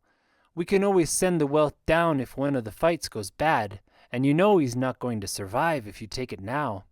I have my orders, the guard repeats, though he glances at the other guard. Behind them, drops of blood beat a slow rhythm from the boy's stretcher. And I have articles and petitions already drafted, the Dale man says, towering head and shoulders above the guards. Enough to incite the gossip circles and tie you up in paperwork for days. The guard sighs. You really are a pain in the slop hole, you know that, Isong? He sketches a bow. I do my best. The guard lifts some of the belts of coins off the boy and pushes the stretcher in after us. The loss of vitality has an immediate effect. The boy's face goes pale, his breathing gets more ragged, and his skin purples. You'll be all right, Isong says quietly as the guards lock the gate behind us. Between the stretcher and our two bodies, there's not much extra space on the railed platform. I can't help watching the wounded boy. I ice the animal panic inside that says I need to get him to a healer or theracant or he's gonna die. We're locked in a tower and I don't even know if these people have healers or just a bunch of money they throw at someone when they get hurt. Instead, I say, where are we going?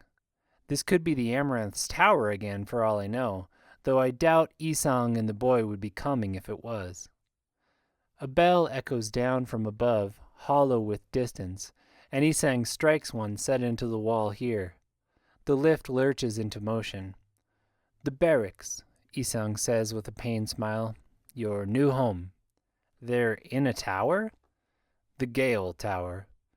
The single lamp hanging overhead casts deep shadows on his face.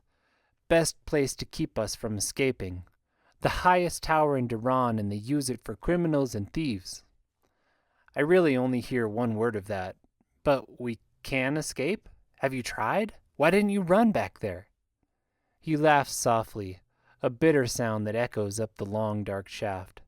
If I ran, they'd just catch me and give me a beating. There's no way to escape. Trust me. Anon here has tried everything. To my shock, the boy on the stretcher chuckles. Twice, Anon croaks. Tried it all twice. There's no getting out. What about in the past? Has anyone ever gotten out? There are stories of it, Isang says, but not in my 3 years. His eyes glint in the lamplight. Look, I know you're confused, and that you're probably dying to get free, but everyone feels that way at first. You'll be fine. I frown. Fine like Anon? Isang bites his thin lip. Anon's a special case. Never been good at following the rules, have you? Beggar the rules, Anon croaks. I'd rather die. I feel a surge of kinship with him, even as Isang shakes his head. You would have died like Mainan today if I hadn't been there. And this girl, here. He raises eyebrows at me. A name. He wants a name, but I can't give him my real one in case word gets back to Narimes. The last thing I want is to be trapped in a tower when a bunch of overseers come to kill me. Regiana, I say after a beat. I don't know why I picked it, but it feels right. She was a wise woman, and she died because of me. The least I can do is honor her name. Thank you, Anon croaks, eyes fluttering open to look at me. They are black and lively despite his condition. Someone else usually throws that coin. Which is why you need to get back in the system, Isang says, laying a hand on Anon's shoulder. Live to see her again. System? I ask. Is that why you were trying to let me win out there? Yeah, but don't worry about it. It was your first time. They'll understand. You might have to play losers for a while, but it was only one fight, and we didn't get a chance to talk to you beforehand. Your owner must really have it in for you, sending you in there without time to learn the rules. No one owns me. He gives me a sympathetic smile. Maybe no one owns you outside Duran, but until you get out of here, you're property. That's what this means. He holds up a copper signet around his neck, and I see it's etched with a fine likeness of his face. High cheekbones, proud nose, even the milky eyes. Looks like your owner doesn't trust you with yours yet. Hiana? I'd say we have a ways to go before we trust each other. What happened anyway? Are you really Ujayan? Nothing happened, I say. The less he knows of me, the better. I shouldn't even have said Hiana's name. And no, I'm from the Upper Peninsula. You're really Dale? I am. Or, I was. He makes an odd gesture, like he's popping the knuckles of his two missing fingers. What do you mean, you were? Just then another lift passes us on the other side of the shaft, a single lantern illuminating 3 men working handholds cut into the far wall. How'd our boy do? One of them calls out. He survived, Isang yells back, though it'll be a while before he can fight. Serves him right. Laughter echoes down the shaft, their light dwindling as the lift pulls us up and them down. Isang turns to me. Look, that's the halfway mark. There are some things I need to tell you if you're going to make up for what you did out there. Booker's going to be pissed. Booker? The one that plans the fights. He runs the arena on our side. Interesting. Maybe he can get me out. He decided I should win today? Why? Isang shrugs. Who knows why Booker scripts the way he does?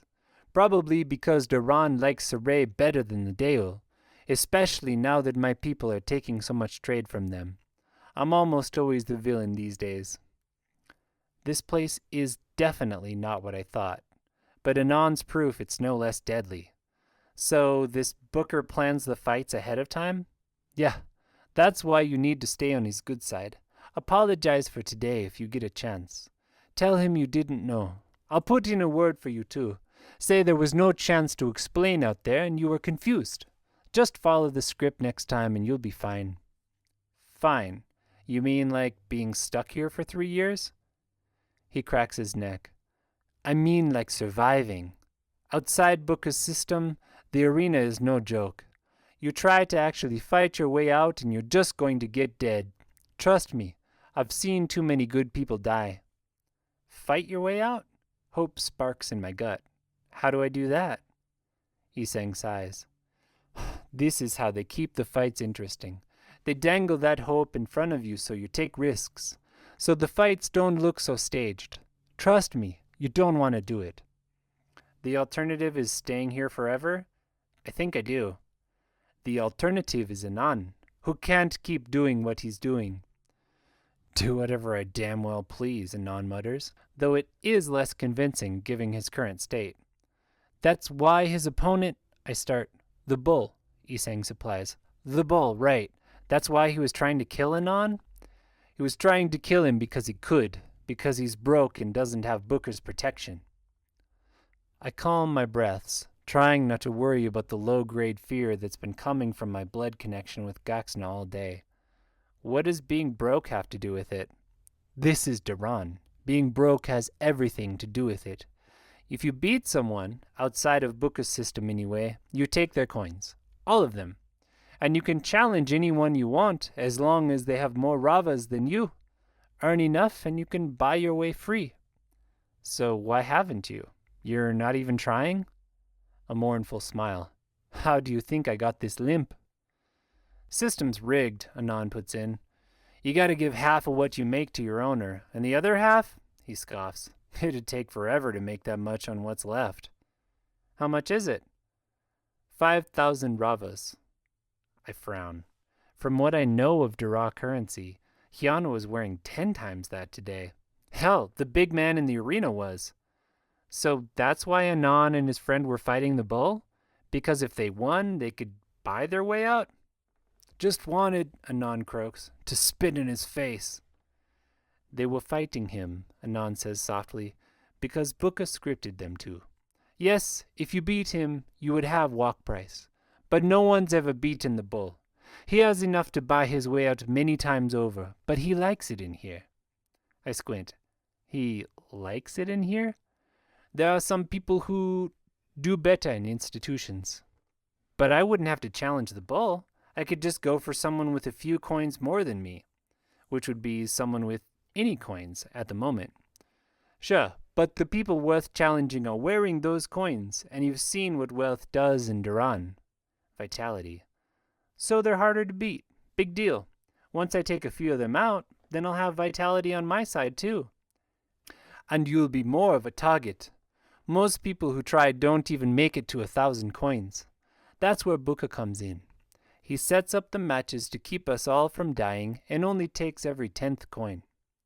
I glance up, catching a light at the top of the shaft. So he decides who gets paid? No, that's the beauty of it, is no one wins or loses anything. We get to keep our wealth and add whatever the crowd throws down to us. Minus the half your owners get and Booker's 10th. That's why it'd take you forever to buy your way out. You're trying to do it on tips. The tall man flexes his jaw. Look, you're new here, and I'm sure you're mad about whatever got you in, but I'm telling you this for your own good. The sooner you start following the system instead of fighting it, the less likely you'll end up like him, he nods at Anon, or his partner. And the more likely I end up like you? I've got things I need to do with my life. People I care about. I can't stay here. His jaw muscles flex again. I had those too. But would they rather have you alive or dead? I don't say that a lot of them already are dead because of me. I can tell I'm not going to convince this looming man. Maybe Anon will have something more useful once I can talk to him alone. Isang's face softens. Reggiana, you don't know me, but I know that look in your eyes. I used to have it too. Trust me on this one. You want to live? You get in with Booker. Fight him, mess up his scripts, and you're going to be in trouble. This look is called hope, I almost say, but I hold it in. I appreciate what he's trying to do for me, even if it's misguided. It looks like it's been a long time since Isang had anything like hope. Instead, I pick up on the hidden threat. Trouble. Like what happened to Anon? Like what's been happening to him since he got in last year. Booker doesn't keep people he can't count on. Anon was popular with the crowd for a while. The Scourge of Duran, they called him. But he always ruined Booker's stories. And when the crowd lost interest, coins stopped coming in. So Booker started putting him in harder fights. Stopped protecting him since Anon wouldn't follow the scripts. Started stacking the fights against him to convince him to join. Which you're going to do now, right, Anon? Beggar that, the boy croaks. Isang sighs. I just don't want to see this happen to you, Reggiana, or to anyone. I know you're new, and you just want to get out, but promise me you'll think about it. Gray light filters down, and the lift sways as we approach the top. Sure, I say. I'm not going to, but no need to say that. I can tell this man has good intentions, even if I'd rather die than spend the rest of my life in a prison performing in staged fights. What I need to think about is how to get out. The lift lurches to a stop, and a guard steps forward to unlock the gate. Well then, Isong says, welcome to the Gale.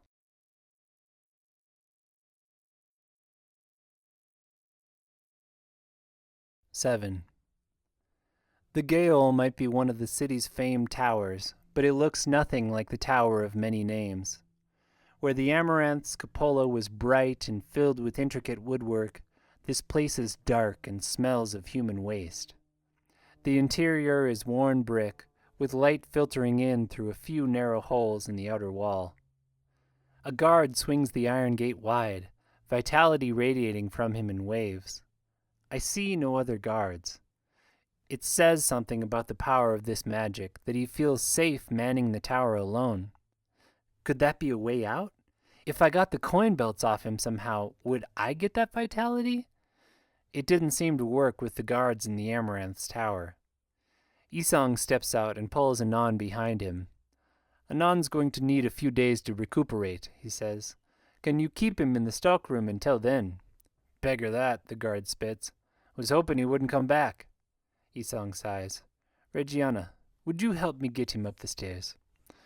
I take the other side of the lift while the guard gives me an amused look. Reggiana, eh? You the one who refused to fight? Gonna get bloody tomorrow. I say nothing to him. I knew plenty of people like him in the temple. People I'd rather talk to with my fists. After he figures out I'm not responding to that, he shoves a bundle at me. Your clothes and your rations. A bowl, a cup, 2 sets of robes, and a blanket to sleep on. Enjoy 'em while you can. I snatch my thief's blacks from the top and feel a knot untie in my chest at the crinkle of paper inside. My father's letter. It's still there. I don't give the guard the satisfaction of asking why I should enjoy the rations now. I think I know. We lift a non-stretcher from the wheeled base and climb a staircase spiraling up the curved outer wall, rations tucked under my arm. The second floor is darker than the first, a narrow hallway with dim light spilling from a few open doors. It's hot, uncomfortably so after the cool of the lift. These are the barracks, Isong says. Anon's in the south, which is where you'll be too. We carry him through the left-hand door into a wide, semicircular space littered with stacks of clothes and sleeping pallets, a long row of round holes letting in light and air from the outside. The windows, I say, my grip tightening on the stretcher. Can you get out of them? Isong laughs. It's a 200-pace drop if you did, but no. Not even your shoulders would fit through that gap. I walk over to them anyway, after we set Anon down. He's right. The holes are maybe 1/3 of a pace wide. Damn, only a child could wriggle through that. Then I see the view beyond, and my breath catches. The city stretches out like a sculptor's miniature, golden domes and red tile roofs leading down winding streets to the azure bay beyond, sails of trading ships a brilliant white in the sun. Better yet, for the first time in what feels like days, a fresh breeze comes through the window, carrying not sweat or blood or the stink of the city, but just the pure salt and moisture of the ocean. It is the same breeze I breathed every day through the temple's wide windows in Surrey, the smell of home. Isong clears his throat. The commons area is upstairs, but you'll want to wash yourself when you go up. I turn. Why? Is Booker there and he's going to try to convince me to fake fight for him? Your rations, the tall man says. This is still Daran, so no one's going to steal them from you, but you will get challenged. It's kind of a rite of passage. Everyone loses their rations the first day. You can always buy more from the stockroom, or inherit them when someone dies. Sounds lovely. I either get a dead person's blankets, or spend coin I could use to buy my way out to get a decent night's sleep. Resolve hardens in my gut. No one's taking my rations. I need these. And my hands are itchy, after refusing Isong's challenge in the arena and putting up with Hyana. I could use a good fight. So I pull my blacks on and march up the curving set of stairs at the far end of the hallway, fresh bundle of rations still in my arms. Isong clears his throat. So no one can kill you up here, but... I ignore him. I've spent my whole life battling for position. One of the things I learned is you never show weakness. Never give them anything to exploit. The top floor is open to the width of the spherical tower, domed roof arching above like the top half of a bubble, stippled all over with the same maddeningly small holes. A sandy practice area dominates the central space, ringed by a wide walkway of worn wood with seats and cushions. It's deliciously bright and cool after the lower floors, afternoon sunlight streaming in 100 shafts to pool on the floor, and that same ocean breeze drifting through the windows. I throw my bundle of rations down. I'm new here, I call, and I'm keeping my rations, unless one of you slopholes wants to say different. Startled faces look up at me, though plenty don't. They probably get new fighters pretty regularly. A bulky Darnese man grins and stands, cracking his knuckles. I could use a fresh set of sheets, he says in the thick local dialect. Floor gets awful hard at night. I stride out onto the practice floor. And if you lose, I get your sheets? Isong nods from where he's watching with crossed arms, but the fighter just grins. You won't get him. Trust me. He swings in with an obvious punch and I catch it in eel's kiss, twisting behind and under to slam him to the floor, binding his arm just short of breaking. He cries out in surprise and pain. Yield? I ask, twisting a little harder when he doesn't initially answer. Yield, he spits. I let him up. Then go fetch me your blankets. I turn, raising my arms.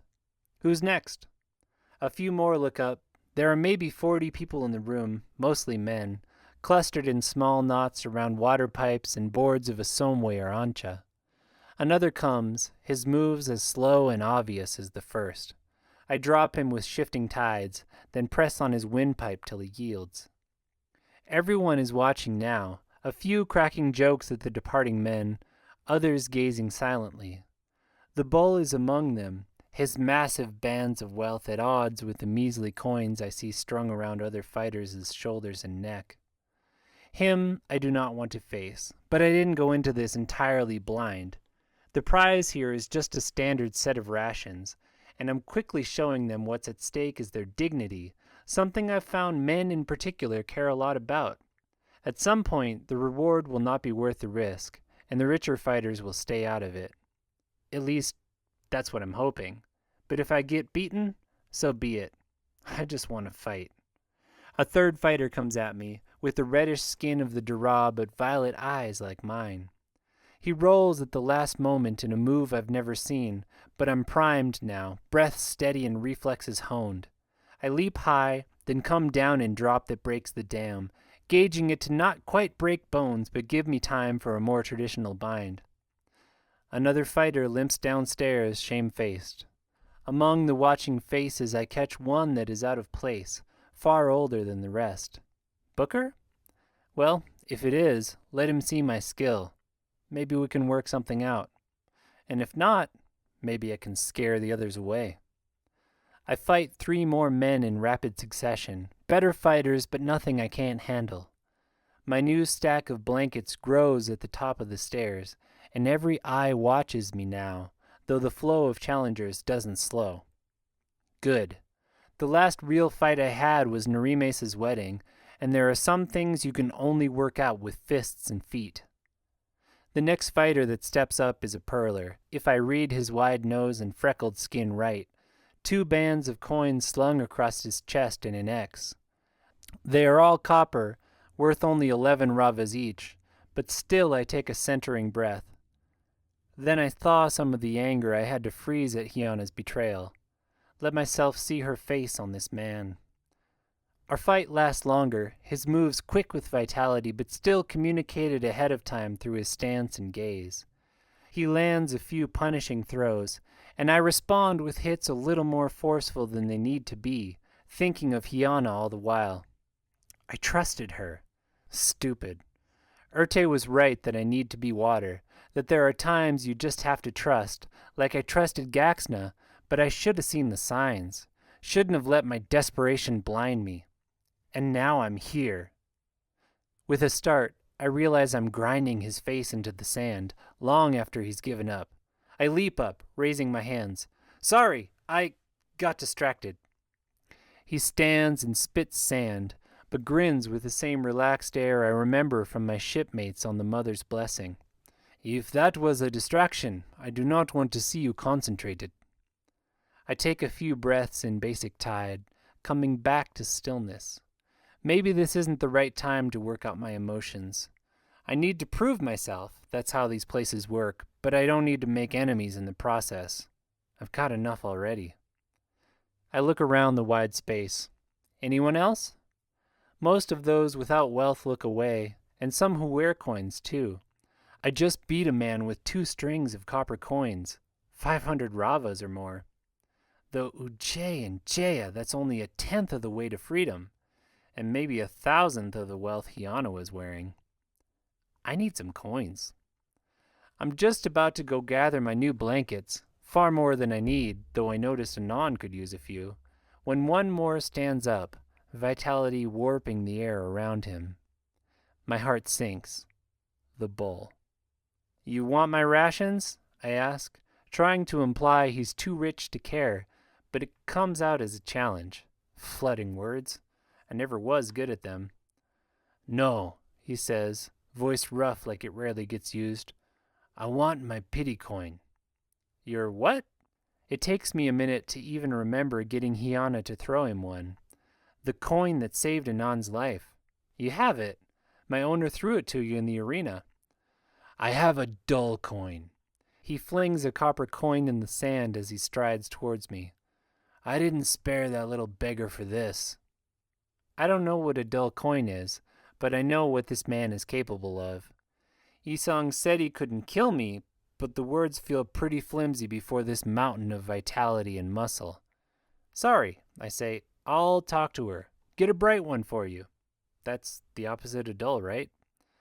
What you'll do is go downstairs and get the little thing so I can end him, the bull growls, coming right up against me. That puts his chest at eye level, and I see every coin on it is gold or better, worth 121 ravas. Floods. There are hundreds of them. This man could buy the freedom of half the people here. And the fact that he hasn't, that he'd rather stay here and be the biggest bully in a little pond, dries up the doubt I'm feeling. I don't want to negotiate with this slophole. I want to end him, or at least put a fist in his guts. No, I won't, I say. You want a coin? I'll get you a coin. But you want to kill a man in cold blood? You're going to have to go through me first. With pleasure, he says, and plants a punch in my chest that launches me out of the ring and into the far wall. I can't breathe. I see stars. I scramble to my feet anyway, knowing he won't stop yet. This is Meldon, the petty bully from my class in Surrey, made wildly strong. He's Meldon and I'm the helpless kitchen slave he uses to prop up his ego. I hate it. I can't win this, but I'm not just going to lie down either. He comes at me again, sprinting lightning fast over the sands. I jump for drop that breaks the dam, hoping for a quick end. He leaps in response, this massive boulder of a man, soaring the last 10 paces between us with a fist cocked back to break bones. I push off the sloped ceiling at the last moment, and his blow smashes into the wall, ringing the cupola like a giant bell. I land to feel the floor rattling with vibration. He thuds down and I spin, forcing myself to concentrate, to look for the advantage that will turn the odds here. I find nothing. He doesn't charge so much as appears in front of me, meaty fist clamping around my neck and lifting me from the ground. Maybe I'll end you too, he grins. I can't breathe. My blood pounds. I kick and thrash in his grasp like a drowning cat, reading nothing but cold pleasure through the bond of our skins. All this for a flooding coin? Enough, a voice calls across the sands. It's not particularly loud or threatening, but the bull loosens his grip, glancing across the circle. I gasp in air. The old man sits on the far side, a hint of mirth in his eyes. His crooked smile reveals teeth stained a dark purple from chot addiction. I think you've impressed her enough for one day, Kolhandash, he says. And the arena won't look kindly on a murder up here, even if she is new. The bull huffs air out his nose, for all the world like a petulant child. He drops me, and I barely keep my feet, gasping and clutching my throat. Amidst the relief, a sliver of ice slides down my spine, not just at how narrowly I escaped a vicious beating, but at the power Booker so casually holds.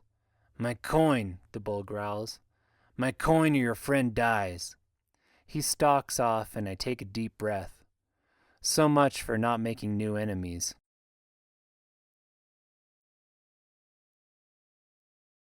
8. I give most of the blankets back, learning the names of my fellow gladiators and smoothing over the worst of the hard feelings, I hope. It helps that a lot of them commiserate about the bull. Apparently, he gives everyone the same treatment their first day. He just had a valid excuse with me. Isong explains what a dull coin is as I roll out my pallet. In the South Barracks, which is apparently where all the poorer fighters sleep, because it's hotter. I don't miss that Isong's pallet is here, along with Anand's. I set up between them. Dull means it doesn't have vitality, he says. That it got damaged somehow, or didn't come from the Duran forges. They're worth less. But the coin she threw him was Duran forged, I say, frowning at my pallet and cup and bowl. It's no thief's hideout.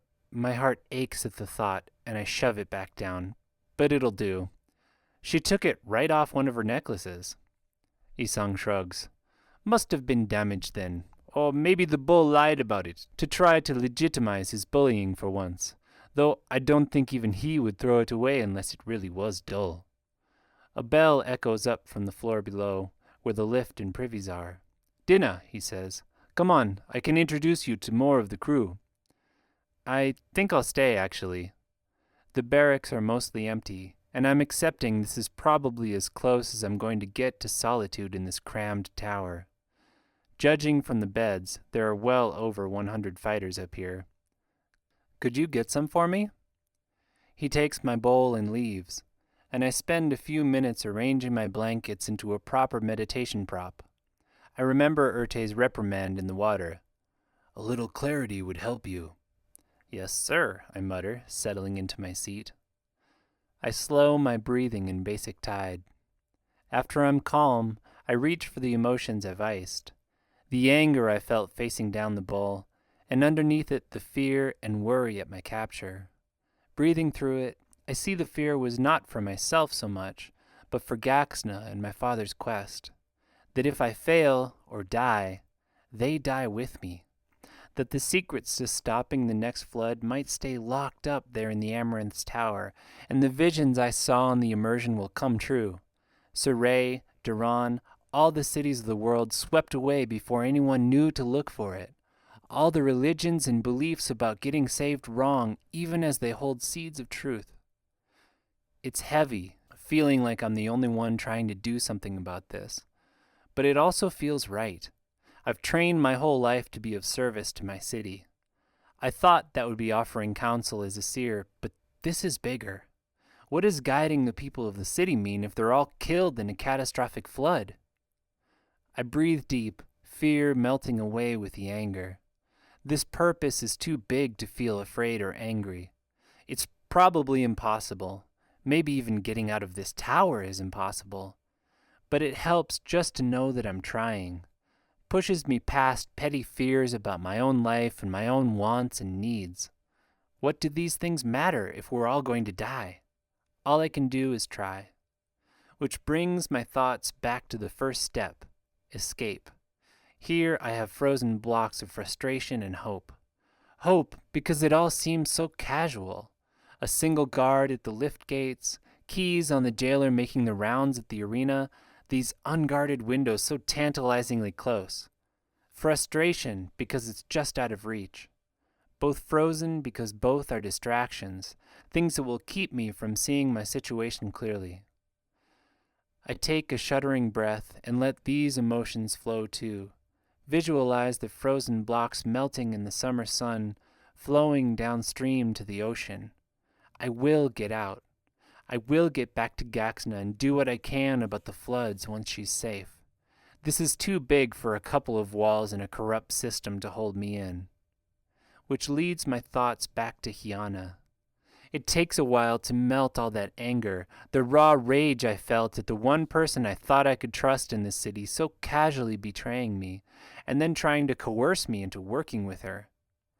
I spend a while on the bitterness, too, knowing it was my fault for getting baited into burgling the tower, for being so desperate to do something about Gaxna that I allowed myself to be baited. Never again.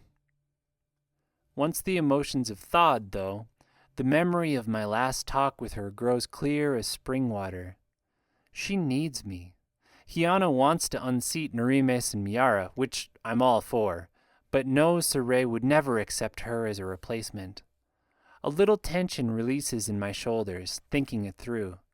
There has to be a way to use that, to avoid giving her my blood, but still get out of here. She needs me, even if only as a figurehead. Working with her would be easier than trying to fight my way out, as Isong claims no one has done since he came here. Still, once the emotions are melted, I find a hardened rock underneath, a boulder revealed in the surf that says if nothing else works, I will fight my way out of here, even if it means going through the bowl. I let out a long breath, feeling the last of my iced emotions melt and flow out to sea. I am left with only tranquility, despite being locked in an inescapable tower, facing an endless series of rigged fights. I take a slow, untroubled breath. This tranquility never lasts, but I've learned to savor it while it's here. Anon stirs on the pallet next to mine. "New girl," he croaks. "You survived the bull." "Better than you did." I crack my neck, tranquility fading at his words. "You doing okay?" "Could use a smoke." The thought of a clove wrap, mixed with the deep red sunset coming in through the windows, takes me right back to Gaxna's hideouts and how we would sit and smoke on the rooftops at the end of the day, cooking whatever we'd stolen over her little charcoal stove. My throat tightens. Me too. "Here," he says, coins clinking as he hands me a familiar tube of leaf. I stare at it. "How did you get that? I thought you were broke?" "Well, there's broke and there's broke. You try to keep money around here, everyone's gonna fight you for it. But make them think you never have anything?" He shrugs and winces. "They stop looking. So you want it or what?" I take it, and next thing I know, he's got a match flaming for me to draw in. "Where?" "Don't waste the flame," he says. "Matches cost too." I don't, pulling at the clove wrap. It's stronger and harsher than what I'm used to. Gaxna smoked only the best, despite being a Blackwater girl. But still, it feels like a little piece of home. I exhale. "Thank you." Anon shrugs, wincing as he does it. "Heard you got me these blankets." He reaches out, and I hand him the twist. Coffers no Isong wouldn't do it. Isong's name brings me out of my reverie. The clove leaf is nice, but what I need is to get out of here. "Isong," I say. "On the lift. He said you've tried to escape this place." Anon breathes out a long cloud of smoke. "Every way there is. Windows, guards, bribes, stealing, costumes, you name it." "And there's really no way out?" His smoke rolls in the shafts of crimson light, eddying in the unseen currents of air. "There really isn't, unless you fight your way out. You practicing for an endurance match up there?" "A what?" "An endurance match, where you just challenge people back to back, try to earn your way out in one go so Booker doesn't have time to stop you." "Interesting." "No, have people done that?" "Guy tried a couple months ago. Didn't work." He hands me the twist. What about you? I take a pull. You can't sneak your way out and you can't fight. Why haven't you joined Booker's system? Because beggar him. Anyways, he wouldn't take me now. I'm all played out, and I've done nothing but piss him off since I got here. He scrunches his chin. And I steal too much of his merchandise. I start, looking at the twist. You stole this? He stole half the city in wealth before he got caught, Isong says, stepping in with a bowl for me. I set it down. I'm hungry, but it looks disgusting. That's where he got the name. Isong sits on his mat and pulls his sandals off. The Scourge of Duran. And why everyone hates me now, Anon says. Used to love seeing me all tied up down there, taking beatings for daring to touch their coin. Till I started stealing the fun from that too.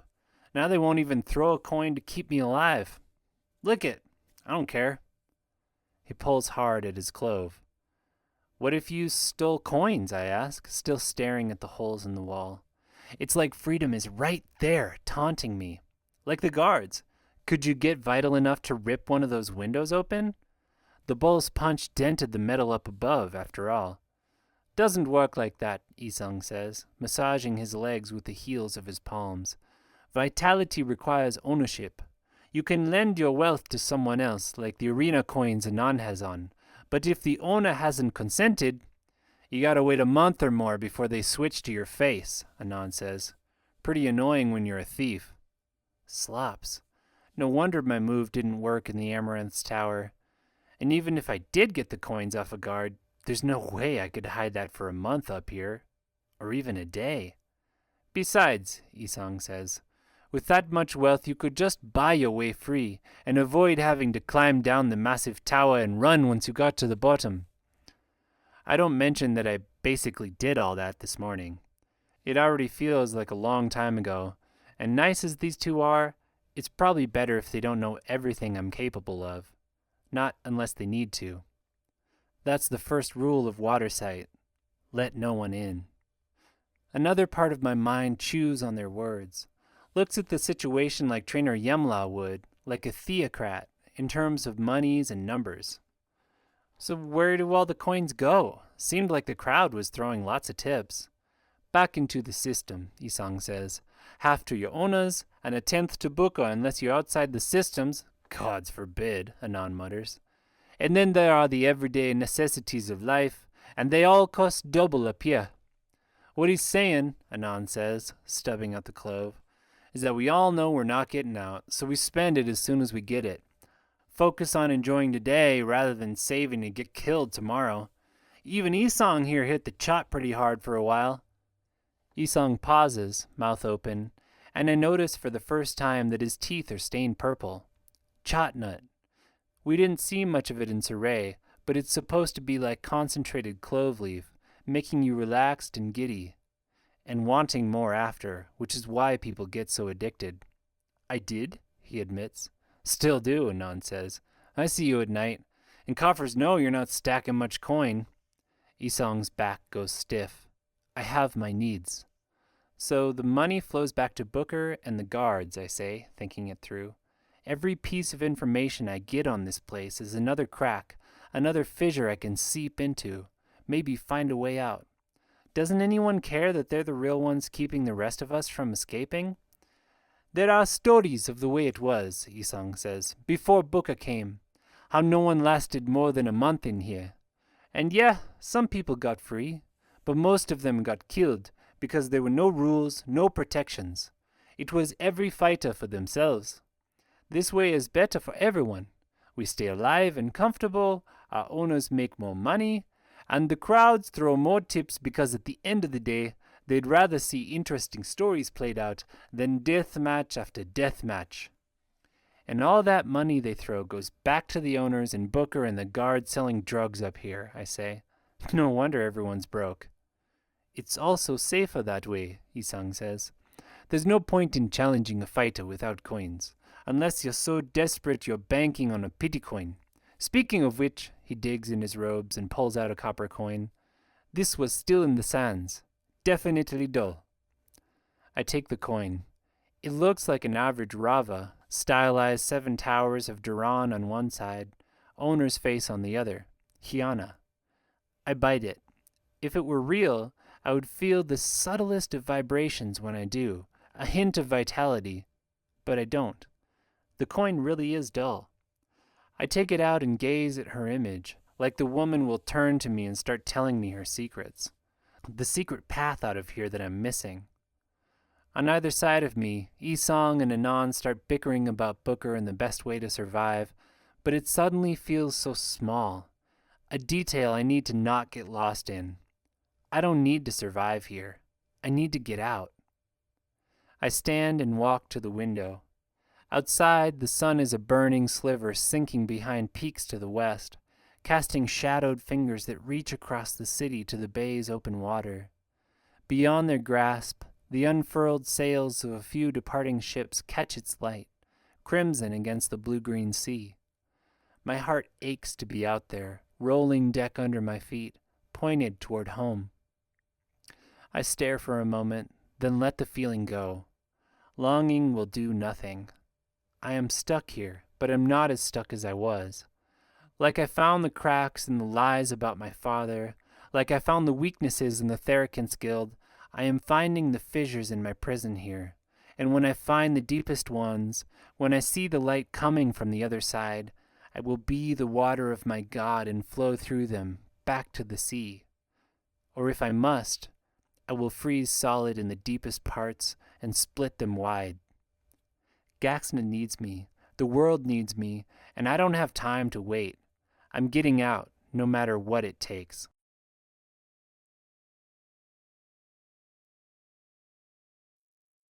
Nine. Morning finds me waiting for the lift with other fighters, Isong by my side. It's hot and dark, with most of the ventilation windows on this level taken by the stockroom, and the brutal Duran sun already heating up the metal walls of the tower. I'm groggy from lack of sleep. The barracks chamber filled up last night, and I can't sleep next to people I don't trust. Isong shifts beside me. You missed roll call this morning. Booker's written you into one of the Myths of Origin fights. You're playing a North Coast pirate, but it's nothing difficult. Put up a good fight, then let the merchants knock you down. I didn't miss roll. Isong told me what it was, and I decided sleep was more important, especially because it meant the barracks cleared out for a while. And if I don't, if I beat them instead, he sighs, then the story'll get thrown off, and the crowd won't like it, and Booker will get mad. But I'll get paid? Yes, technically, you'll be entitled to the coins of everyone you defeat, as long as the victories are clearly yours. But, Isong, I say, putting a hand on his arm, it's solid muscle. I appreciate what you're trying to do for me, but I'm going to make my own way. I'm saved from his answer by the lift, which thumps to the top loaded with water buckets. I'm guessing the ancients who built this place had a better way to get water up here, but it makes sense now that they balanced the descending fighters with something coming up. We pull the buckets off and wait for the lower bell, signaling the lift's been loaded again, then step on. There are 2 other fighters on the lift with us, Daranese men with thick mustaches and a few hundred ravas strung around their necks. Their talk feels so out of place, wives and politics and the coming rainy season, as if they were merchants on their way to work and not imprisoned slaves being forced to fight for others' entertainment. Like this is all normal. I don't know how anyone could call this normal. I'm not staying long enough to find out. Isong tries again at the bottom of the lift, touching my elbow. Booker's testing you today, seeing if you can control yourself. It's easy to be on the winning side, then you just have to fight. But if you show him you can take a fall, then he knows he can count on you in the future. And if I did, then he'd give me a little piece of the tips? I try not to let the disgust show in my voice, but I've never been great at words. A 15th, because there'll be 15 of us all together, minus his 10th, of course. It's everything I can do not to stare at him. And why is that better than just attacking people directly and taking their coins again? Because if you do that, you'll make yourself a target, he says, like a nun. I don't want to watch you go through that. The lift clanks down, and the guard at the bottom unlocks the gate. We follow him out into the hallway. I won't, I say, giving him a reassuring pat.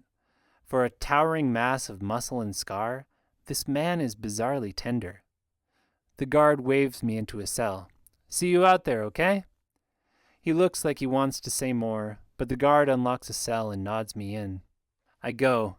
I've been watching for any gaps in the guard system as we walked out, but that escape route looks pretty hopeless. There are guards at every intersection and more patrolling the halls, all of them strapped with 10,000 ravas of vitality, more than I could handle even with the element of surprise. I settle onto the worn stool in my cell, the room identical to yesterday, more of an arched tunnel really, with a locked iron gate behind me opening onto the hallway, and an unlocked one in front leading to the sands. I find basic tide with my breath and clear my head, like I was trained to do before any real fight. Today, I begin to fight my way free. The entertainment starts an hour before midday, stands above slowly filling as pairs of fighters duel, varying weapons and costumes and rules to keep things interesting. There are other displays too, jugglers and singers and acrobats, but fights seem to be the main attraction. Apparently, when you're too wealthy to die, you get a morbid curiosity about those who can. I scan the stands for Hiana while the Perler man I fought yesterday, Tewo, faces off against a pair of slender knife throwers. It would be an interesting fight, but I can see they're holding back, drawing it out for entertainment's sake, and that the weapons are blunted to do less damage. Nothing a trained fighter would find interesting, but I'm realizing more and more this is theater, not combat. I don't see Hiana, though she could easily be in the stands behind me or coming later to catch my fight. I hope she does. I want her to see what I do today, show her she's not my only option for getting out. There's a challenge duel between a fighter with just a few coins and another with about 300, and I revise my opinion about this being theater. They are still using subpar weapons, but the challenger is doing everything he can, and the challenged gladiator fights back just as hard. The challenge ends up failing, which means the richer man claims all the challenger's coins, but they both end up bloody, and the crowd roars its approval. A guard rattles the gate behind me, and the announcer's voice booms out, "Now, noble and wealthy of Duran, we present to you the 8th episode in our ongoing Myths of the Origin series, The Legend of Achim, in which a valiant group of early Dara merchants battle off a horde of North Coast pirates to deliver their cargo safely." I slow, gazing up at the announcer's booth. I know that voice. Booker. But I guess if he scripts the fights, it makes sense he'd call them too, though Jay knows how he makes his voice so loud. I run out onto the sands. Time to piss in Booker's well. "Citizens of Duran, the fate of our heritage is once again in the hands of a few champions. Will our stalwart ancestors triumph over the North Coast brigands, or will we see history rewritten today and their precious cargoes seized by brigands?" The crowd boos, while guards rippling with vitality carry massive pieces of wood through the southern gates, then fit them together to form a stage version of a ship. It's missing its bottom, as if its keel were sunk deep in the sand. Fighters in gaudy merchants' robes climb to the deck, Isung among them, while others wearing loose rags gather at the north end. That's where I'm supposed to go, so I can pretend to fight and get struck down and make my pathetic 50 ravas or whatever it will be.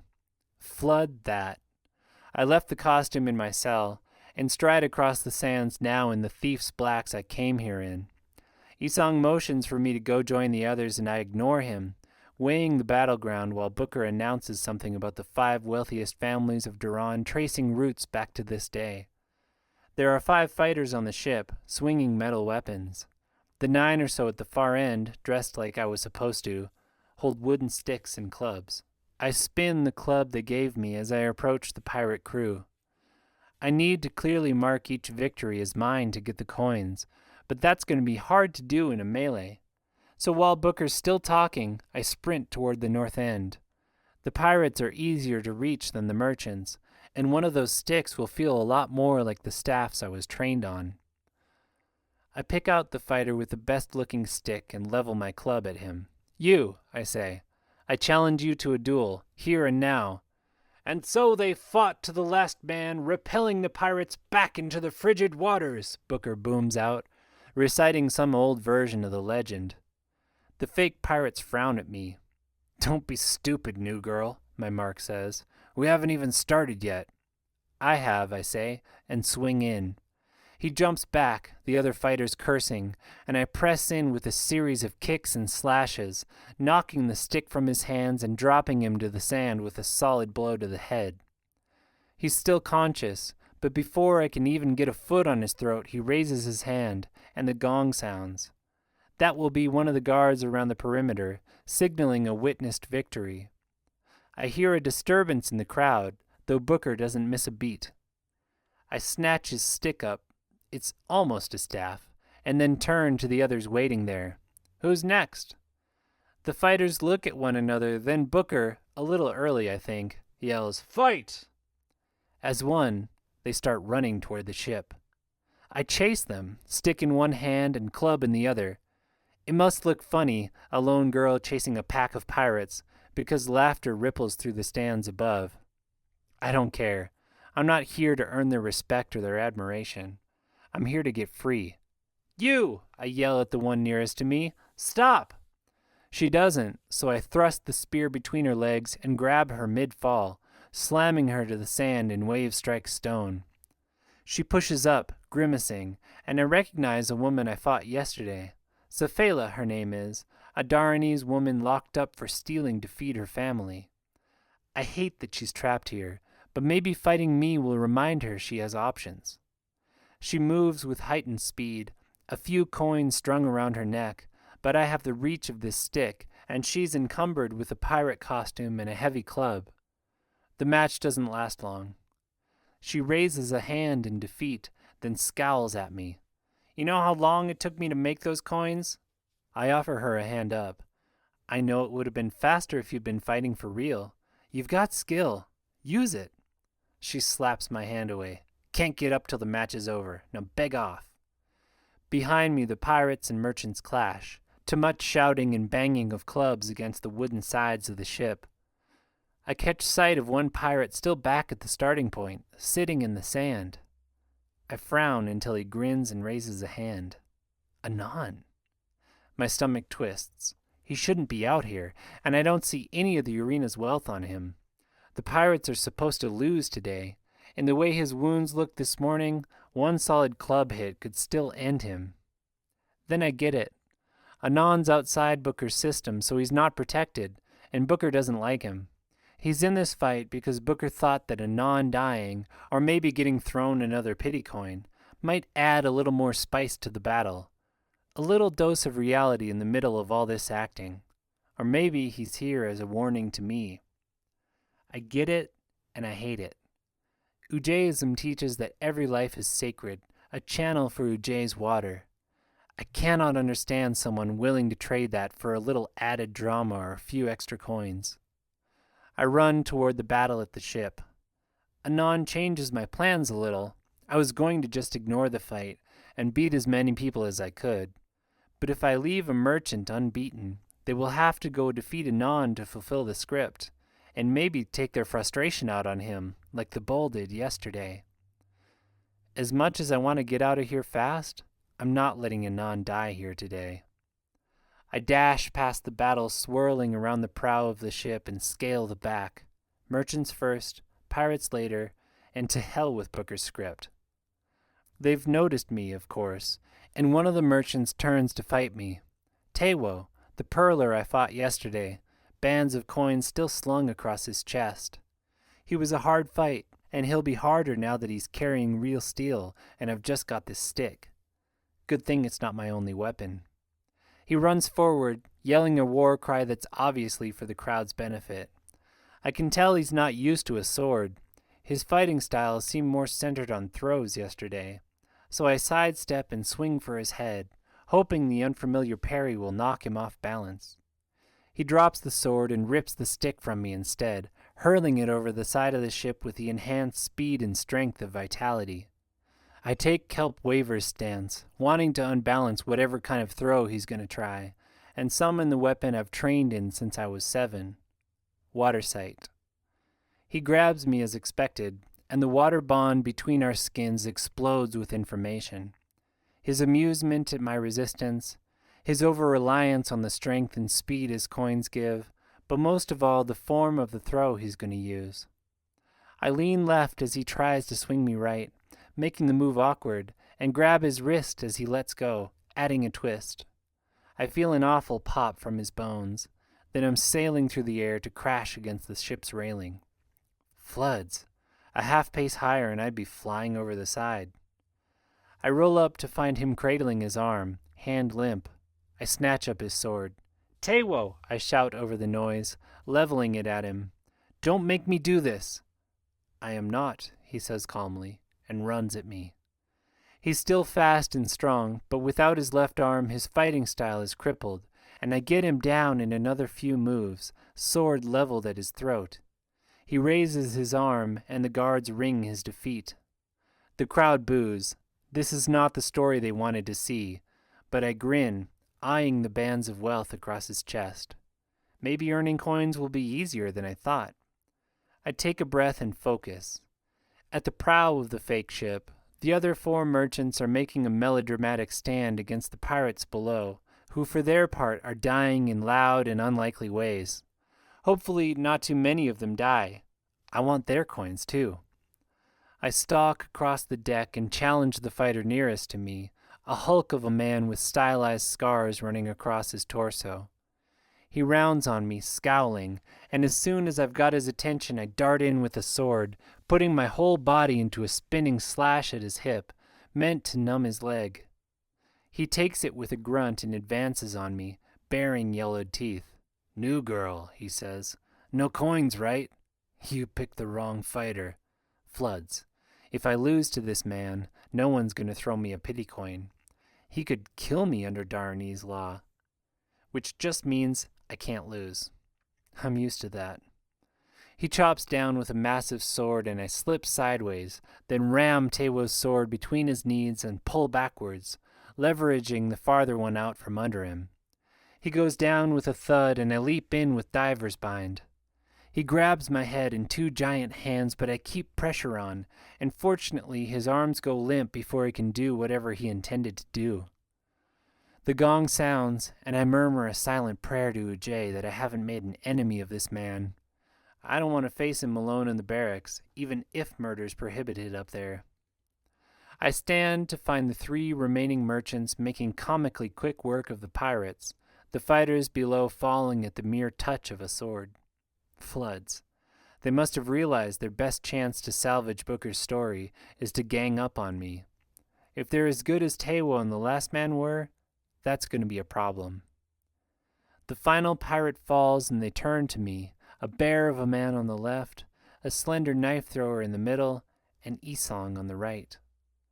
Above us, the announcer booms something about the Saray Witch, but the crowd's reaction seems mixed.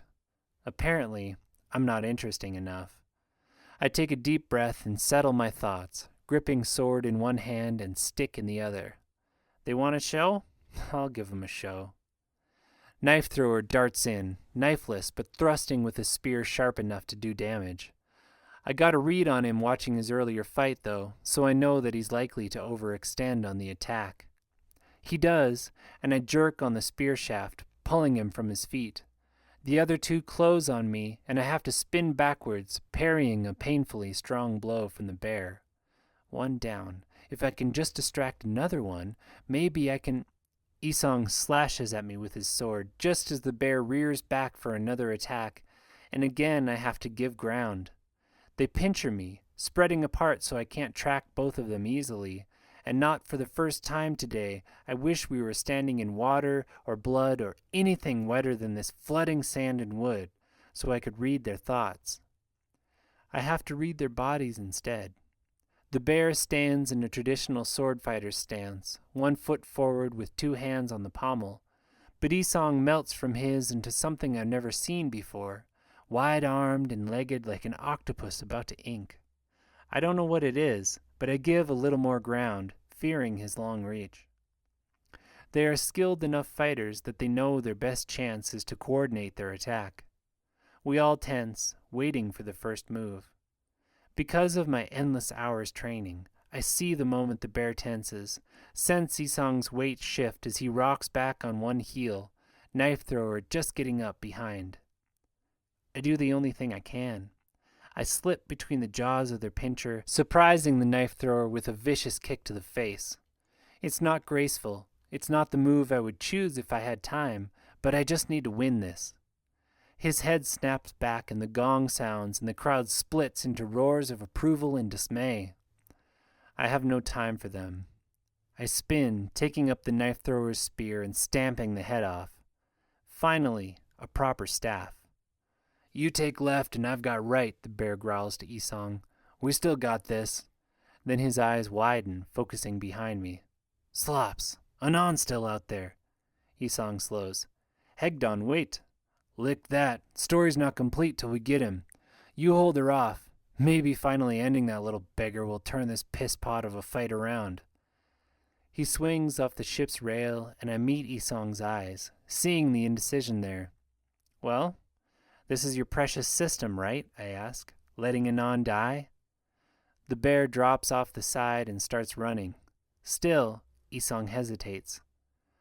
I suffer from no such reservations. I turn and leap over the side of the ship, hitting the sand in a dead sprint.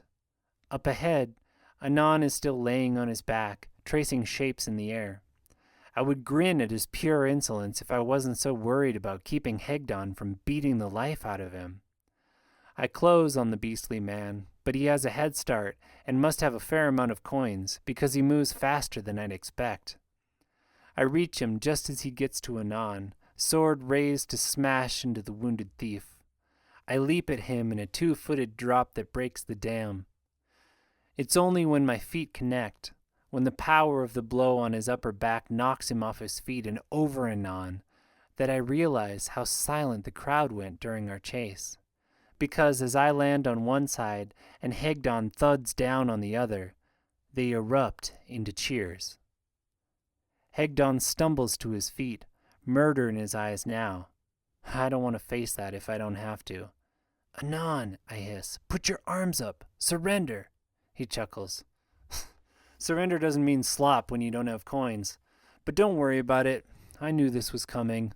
"Flood that," I spit, and step over him to block Hegdon's chop with a staff held in 2 hands. I angle it sideways so the force of his blow pulls him unexpectedly to the left. I thrust up in the momentary opening that buys me with shifting tides. He doesn't fall, flooding vitality, but he comes close enough that a second shifting tides to the other side of his head does it. The gong sounds. The crowd's roar doubles, and in my peripheral vision I see a few coins glittering in air. Tips. I guess they like an underdog story. I turn to find Isong just trotting up. I get between him and Anon and set my feet. The crowd's cheers drop into tense silence as Isong abandons his sword and opens into that same strange stance I glimpsed on the ship. Spider-like, with wide arms and legs, but graceful, ready to strike. "Give it up, Isong," I call. "You fought well, but this fight's over, and I won't let you hurt Anon." We begin to circle. "You give it up, Reggiana. I would never hurt Anon." "Not even with Booker watching?" He snarls and strikes, faster than 3 coins should make him. I counter with a thrust at his belly. He slides around it and grabs my arm. Information floods in. His true concern for Anon, his anger at what I've done here, but most importantly, the next move he plans. Only, I can't understand it. It's not even a move, it's more like a diagram? Mathematics? I slam into the sand, Isong's weight on top of me. Focus again and flip him off me with water unwinds the knife. He keeps hold somehow, and it's everything I can do not to dislocate my wrist as we tumble. And still I can't make sense of his thoughts. I do what I know. I jam my free hand down in diver's bind. He twists under me, and before the bind can take effect he's got a leg wrapped around my waist, and then I'm pinned face up against the sands, legs bound in his, scrabbling for leverage against his greater strength. "Damn you, Isong!" I call over the roar of the crowd. "Let me up!" "You had your chance," he says simply, then grabs my left ankle and starts to twist. I grip my teeth in anger, trying to roll or grab something as the pain mounts. "You know you won't actually do it," I call. "You put on a good show. Now just give up." He keeps twisting, and my tendons scream. "Concede, Reggiana. It doesn't have to be like this." Desperately, I ice all the emotions roiling in my gut, try to ice the shocking pain, and seek that still place inside, somewhere I can focus, find a... My ankle breaks with a snap I feel in my whole body, and pain ricochets up my spine. The world grays, and I hear a gong.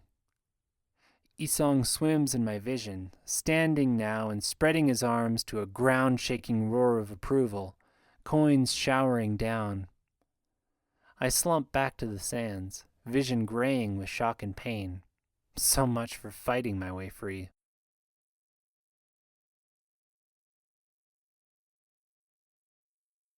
"10. The next few minutes pass in a haze. Guards lifting me from the sands, someone else handing me coins, a long trip down a dark hallway to a lamplit room where a woman, Pnewa, presses a cup of something bitter to my mouth. I wake some time later to the same lamplit room, dancing shadows playing across the ancient stonework above. The air is dry and cool, and I smell citrus and alcohol under the thin smoke of charcoal. There are symbols impressed in the ceiling, and it takes me some time to realize I have been staring at them for hundreds of breaths, trying to read a script I don't know. The T. It must have had thorn bark as well as something for the pain. I focus on the throbbing in my ankle. The pain brings clarity, carrying the visceral memory of the moment my ankle snapped, of Isong rising in that same strange fighting stance, of the bizarre shape of his thoughts during the fight, like these ancient glyphs on the ceiling, obviously meaningful but illegible to me. I've never read thoughts like that before, even when I used Watersight on the Salem Dale man at the warehouse in Surrey. I understood him in a kind of pictographic way. That's how it's always been with people who don't speak a variant of Ujjayin. "Watersight is deeper than language," Trainer Yemla used to say, pacing behind us as we faced off over ancha boards with fingertips touched, seeking each other's thoughts even as we tried to blind our own. "It is the very shape of our blood." I snort. Turns out there are some things even Yemla doesn't know. And though we trained in foreign stances and styles, I know we never saw whatever Isong was using out there, which is probably why he beat me. Another throb of pain from my ankle. I look down to see it splinted, with a thick band of coins threaded into the bandages. "So the witch is awake," a voice comes from my right. I glance over and find Safela on a bed next to me, her face bandaged with a sack of shimmering coins tied to it. "Admiring the coins you stole?" I feel a stab of guilt at taking her coins, even as my shoulders relax. The coins around my ankle aren't borrowed from the infirmary like Anon's were. Those coins are mine. The first part of my ticket out of here, if I don't find a better way first. And under my relief, a touch of anger too. I didn't steal them, I say. I pulled you out and fought you one-on-one. That wasn't the script. Flood the script. Has anyone ever gotten out by following the script? No one gets out, girl. "Thinking of breaking out later today," a familiar voice calls from my other side. I turn to see Anon with a fresh pile of coins on his chest. I suck a breath. "Did Isong?" He barely tapped me. "This is still from the bull. And to get to see Pnewa Joe again, of course." I start. I look over to find the aged woman working at a counter loaded with jars and oils. She's a healer? Pnewa rolls her eyes. "After my maidenhead is all you are, Anon Medoa. Can anyone blame me?" She's easily 3 times his age, but this sounds like familiar ground for them. Anon probably ends up here a lot. She turns and I start. That first day was a blur, but in the peace of the infirmary she looks familiar. Sarayan, but it's more than that. Something in the cast of her eyes and the self-possessed way she carries herself. She walks like a Therakint. Panewa catches my gaze. Don't worry, child. I've taken none of your blood. And I'm not a Therakint, and no matter where I came from. Any more than you are. I smell the lie as soon as it leaves her lips, but I stay quiet. The Therakint Guild sends sisters all over the world, ostensibly to teach and spread knowledge of healing, but the temple taught that their secret purpose was to get into high places and influence events. Is that what this woman is doing here? Was she sent to spy on me? It's never about you, I hear in my mind. I'm surprised to find it is Reggiana's voice, not one of my trainers. Not really. And the mind's attempts to make it about you are always a distraction from what is true. I take a deep breath and find my stillness. Reggiana was never my teacher, not formally, but her words ring true. Perhaps there is something to be learned from this fellow Sarayan far from home, but it's unlikely it has anything to do with me or what I'm doing here. Still, I file the information away for later. She could be another crack in the prison holding me. Or she could be a hole Miara uses to spy through. Better to steer the conversation elsewhere. There are other fighters laid out on beds here, and I'd rather not have anyone contemplating who I am or what my connection to Saray really is. Good to know, I say. How long do you expect this will take to heal? Looks like a fair amount of your coins were consented over, so you should be back on your feet in a day or two, though they won't do much for the pain. I noticed that, I say, keeping my breath locked in Sliver Moon, a variation on Basic Tide designed to help with pain. You are welcome, a deep voice says from the far side of Anon. I pick out Tewo, his wrist wrapped in a splint similar to mine. Those coins served me well. This will take longer to heal without them. I don't miss the bitterness in his voice. Surprising because when I talked to him last night, he seemed unflappable. Totally cheerful about having lost his blankets to me in front of everyone, despite the difference in our vitality. Yemla taught that Pearlers value a peaceful disposition as highly as we value insight, and that always felt true on the Pearler ship. My shipmates didn't let much get them down.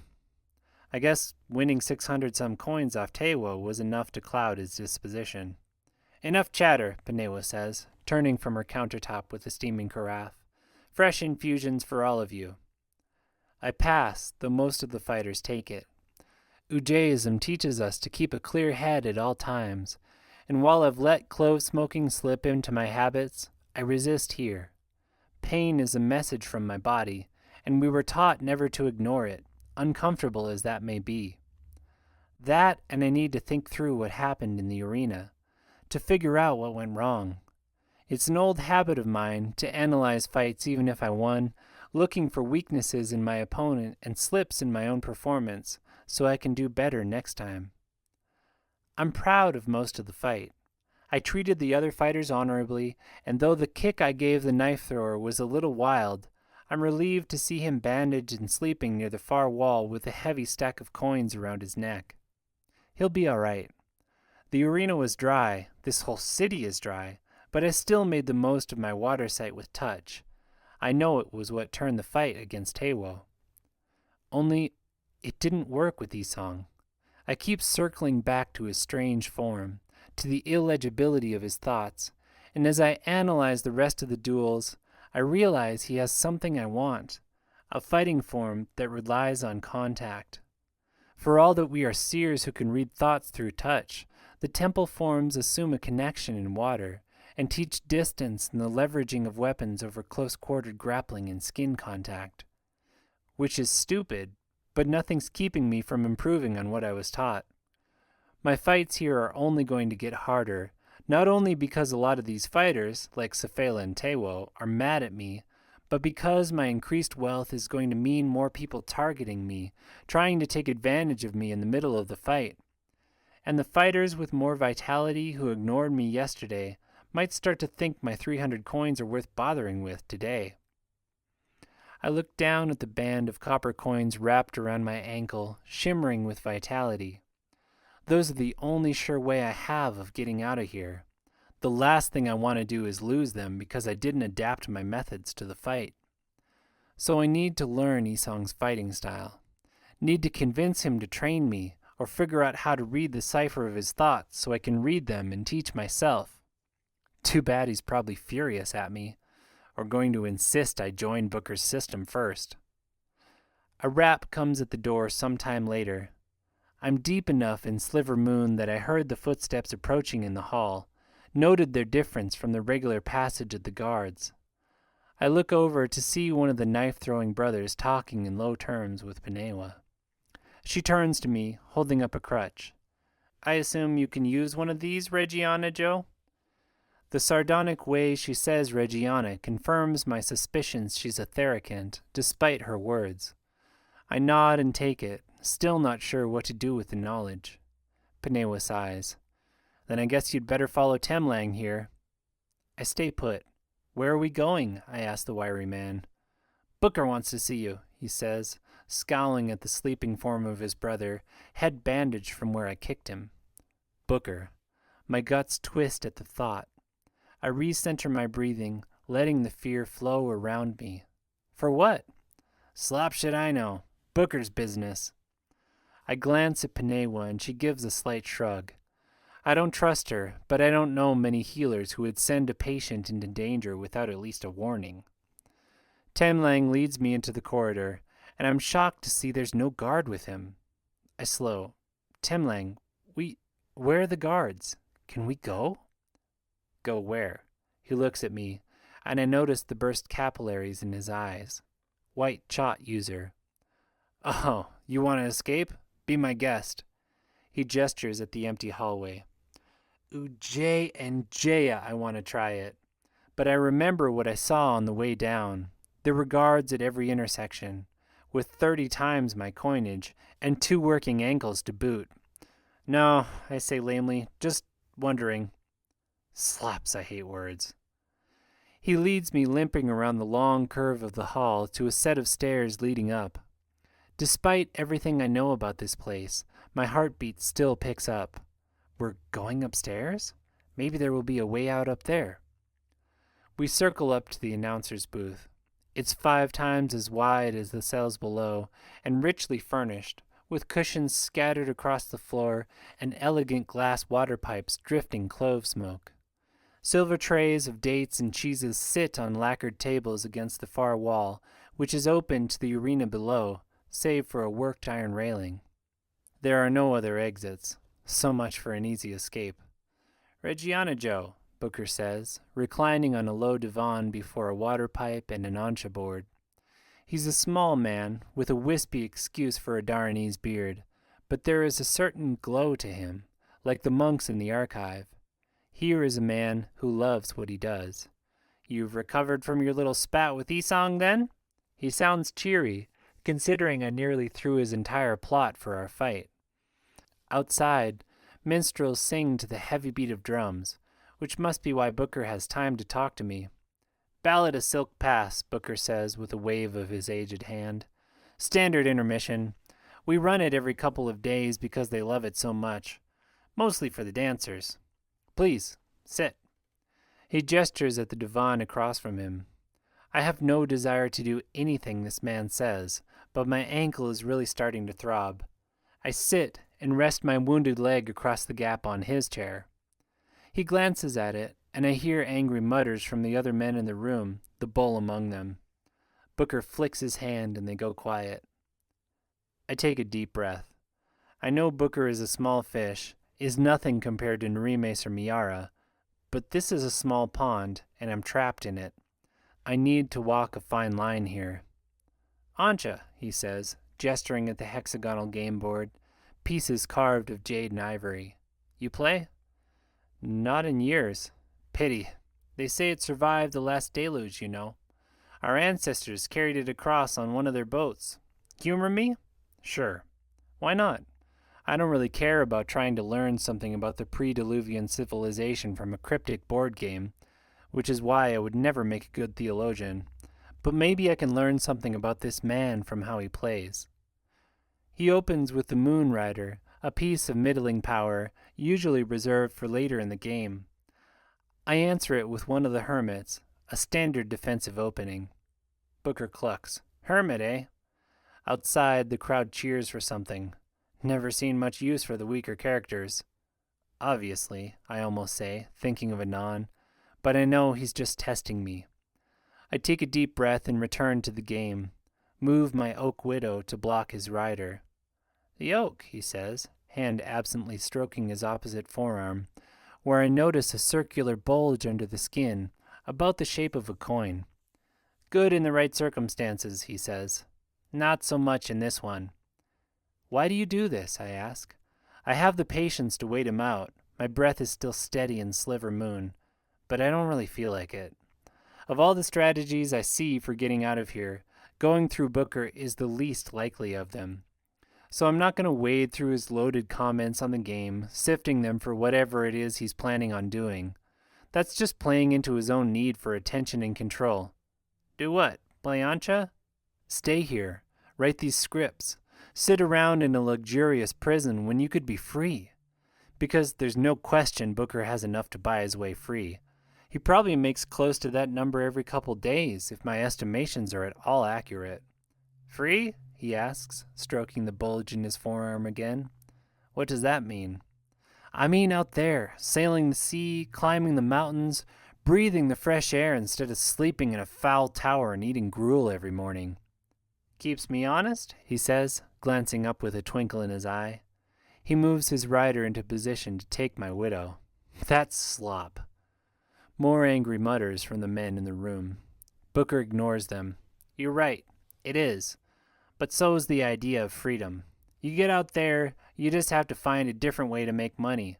Follow a different set of rules, but you're no more free. Just in a different kind of prison. Out there, you can leave. Not everywhere is like Duran. Go to the jungles if you want, or go start a farm somewhere. There's plenty of room in this world for people who don't want other people's rules. Ah, but there's still the rules of your belly, the needs of an old back like mine for a comfortable place to sleep. And even if you figure those out, he kills my widow and advances on the Scarlet Throne. You're still going to get lonely. And as soon as other people are in the picture, well, you might as well be here. Our need for society is our prison, Reggiana Joe. You, of all people, should know that. I move the throne, opening up a second-order Hierophant to threaten his rider. What do you mean? I watched you out there today. I like to watch all our new arrivals. See what I have to work with. You were doing great. Could have taken Isong and Hegdong, especially after you got rid of Kemlong Joe with that kick. Temlong scowls at the mention of his brother. But you didn't. You had to save Anon instead. Gave up the high ground for a hermit. You let Isong recover. He slides his rider leftward, opening a path for his ash widow. I block it. Anon doesn't deserve what you're doing to him. And it's your job to balance that out? That's a prison much worse than loneliness. That's a prison of morals. And if you think you're going to get out of here without escaping that prison first... He slides his apostle free instead of the widow and turns my Hierophant to his side, flipping the piece to its jade side. You're going to have a long fight indeed. I kill his apostle, pushing my hermit into it, though I know it's not the wisest move. My ankle throbs and my throat aches for a pull of cloveleaf I'm too proud to take, and the last thing I want to do right now is listen to some small-time gaoler lecture me about morality. What then? I should come work for you because the 9/10 of half of the tips Booker system is the best prison around? He chuckles. No, not at all. The crowd loved you today. They love an upstart. It's the one thing I can't write, not convincingly. You'll probably make me more money if you don't fall in line. You'll just end up dead is all. And think what you will of me, I never waste a good piece if I don't have to. He punctuates this with my turned Hierophant, putting it in position to take my throne. Well, for better or worse, this piece needs more than you're offering to start following the script. He pulls on the pipe mouthpiece, eyes on the board. How much? I haven't actually asked myself this, but I know he's going to say no, so I pick a number. 1,000 ravas. 1,000 ravas a day, and I'll play whatever game you want. He doesn't flinch, though I hear a splutter from one of the attendants. Booker offers me the mouthpiece again. Before owner's cut? Ooh, gee, but a little clove leaf would take the edge off my ankle. I wave it away. After. Too much. I can offer you 300 before cut, but it would mean at least 3 fights a day. I gesture at my ankle. I made more than that today after cut, from 1 fight. Today, he agrees amicably. Talk to me tomorrow. No, I say, standing. I don't think I will. Thanks for the game. He looks up, and for the first time I see something like consternation on his face. But we're not done. That's what's going to bother him? Fine. If that's the only way I can twist a heel in this man's guts for what he's doing to an entire tower of prisoners, I'll take it. I am. Well, I'm not, the bull growls, pushing off the wall, vitality bending the air around him. You still owe me a pity coin. Really? I ask. You've got all that vitality and you're worried about a copper 11 mark? 2 now, he says, barging right up to me. Interest. This close, I feel like I should be sweating from the power that ripples off his coins, like heat from live coals. Instead, there's only the sour stink of his body. Fine, I snap, bending to pull coins from my ankle. You need 2 coppers? Let me give you 3. Call it a down payment on a pity coin the next time you feel like killing some helpless kid out there who doesn't have a rava to his name. Next time, he says, taking the coins from my hand, it'll be you. I doubt it, I say, standing up straight, though I'm glaring more at his sternum than face. Good day, fellows. Reggiana Joe, Booker calls, or whatever your name is. Have a care. I take care of all my pieces, but only if they're playing my game. You can still come back and finish this. He gestures at the board. I should make some witty comeback here about prisons and playing games with old men, but the words don't come, so I just walk out. I will find the cracks in this prison and use them to escape, but I don't think Booker is one of them.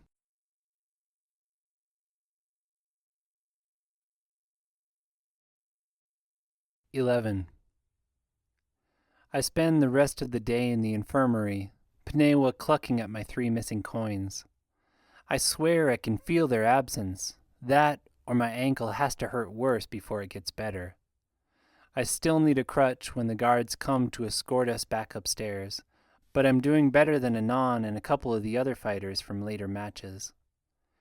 Isong is waiting at the entrance to the lift as we approach, 2 of us on stretchers. He barely glances at me before starting in on the guards about letting the others keep their coins overnight to speed healing. I only half listen, still searching the corridors and the guards for any weakness I can use to escape. There are none. I sigh. Hanan would likely know if there were. Isong doesn't get very far with the guards, different men than the ones he convinced to let Anon keep his coins yesterday. He looks truly chagrined that the other wounded have to hand their coins back. His face changes to a scowl when I go to join him on the lift, though, and he waves for Safela to push the stretcher on, filling the lift. I take the next one, with Tewo and Safela and the knife thrower I fought, Kemlong. We are heavier than whatever they're sending down to balance us out, so we haul on the handholds built into the brick wall, even Tewo helping, though he can only work one-handed. I get the feeling none of these people like me. I'm the reason they're wounded, after all, but it's nice to share work with them all the same. If I was better at words, I would explain that it was nothing personal, but I'm not, so I keep quiet. It's dark by the time we step out into the gale, the dank lower hallway lit with a single lamp. I square my shoulders and head upstairs. It's been a long day, but I'm not done. Isong's probably mad at me for how I fought today, or disappointed, but I need to convince him to teach me anyway. Not only because these coins make me a target, but I'm guessing Booker is going to put me in a fight tomorrow whether I'm healed or not, like he did with Anon. I need every advantage I can get if I'm not going to lose what I've gained. That reminds me of Hiana. I round the stairs to the barracks level, remembering how she said Booker was going to make me fight every day. Will she pull me out if it gets too dangerous? Is that something I can count on? I feel a twinge of disappointment that she didn't come to see me after today's fight. I was hoping to work on her, to get more information on Surrey or the Chronicles, but more so hoping that the way that I fought, the number of coins I won, would make her realize I don't need her to get out, that maybe she should start compromising on what she's asking for. I get to the barracks and step in, but Isong's not there, just Anon, pulling lazily at a clove. "You are awesome today," he says, exhaling and handing me the stick. I want a clear head, but I know Panewa's tincture is going to wear off sooner rather than later, so I take a long pull and thank him. For all the good it did. Everyone I fought is mad at me, and 30 coins is a long way from 500. Anon shrugs. It's closer. And you actually know how to fight, so the more vital you get, the better that'll make you against everyone else. Try only being good at stealing things. See how far that gets you in the ring. It's tempting to just stay there with him. I feel a bond with Anon. We're completely different people, but he's someone who refuses to compromise too, who would literally rather die than give in to Booker's system. Ujay send I never have to make that choice. The upper chamber looks different in the night. Duran's lights twinkle out the lattice of holes in the dome, and cheap tallow candles illuminate pockets of gladiators, talking in low tones around games of ancha and flipjack. The air smells of charcoal and the sea. I find Isong sitting against the curving wall, alone. "Mind if I sit?" "Reggiana," he says, eyes on the far wall. It's not a yes, but I sit anyway. The metal is warm against my back, though the breeze through the openings is cool. "Hell of a fight out there today," I say, not sure how to start this conversation. For the 100th time, I wish I was Deshawn or Gaxno or anyone who knows how to use words. "You made it that way," he says, turning something in his hand. "So did you. Those moves you used on me, I've never seen anything like it. Another Deul's secret," he says, laughing without mirth, "for all the good it does us." A flicker of lamplight from the circle of men next to us catches his hand, illuminating a sliver of chotnut he's rolling between his fingers. Not the leaf that heightens your senses, but the seed that dulls you into delirium. And a solid chunk of it, too. I don't know what things cost up here, but I'm guessing that took everything he made today. It seems like you could do a lot of good with that kind of skill. Why do you hold back? I don't want to have this conversation right now. I know the answer to my question anyway. It's all the things he's been telling me since I came. That fighting only makes you a target. That no one gets out, they just die trying. That it's better and safer to stay here inside Booker's system. But that style is so unexpected, so effective. I can't keep the admiration from my voice, one fighter to another. Had a little vitality and you'd be unstoppable. I thought that once, he says to the far wall. I wasn't always like this, you know. He looks at me as if daring me to name what he is. Broken, given up. A good man wasting his life. I stay quiet. When I first came in, I fought my hardest, he says, proud features soft in the distant lamplight. Every day. Started making some decent coins, and then they started stacking fights against me. 3-on-1, 5-on-1, 10-on-1. The crowd loved it. I loved it. I got most of the way to my walk price. He shrugs. Until the fight I couldn't win. The crowd loved that too, and I got this. He gestures to the side he limps on, then goes back to rolling his chot. No one's unstoppable. The sooner you learn that, the better. I shiver at the difference between this man and the passionate one I saw at the bottom of the lift shaft, arguing for the coins to help the wounded fighters heal. I want to ask him about training me, and burning to, but even I can see this is not the right time. Right, well, I stand up. You want to be alone? Doesn't matter, he says, eyes back to the far wall. I don't need water sight to read that. I go.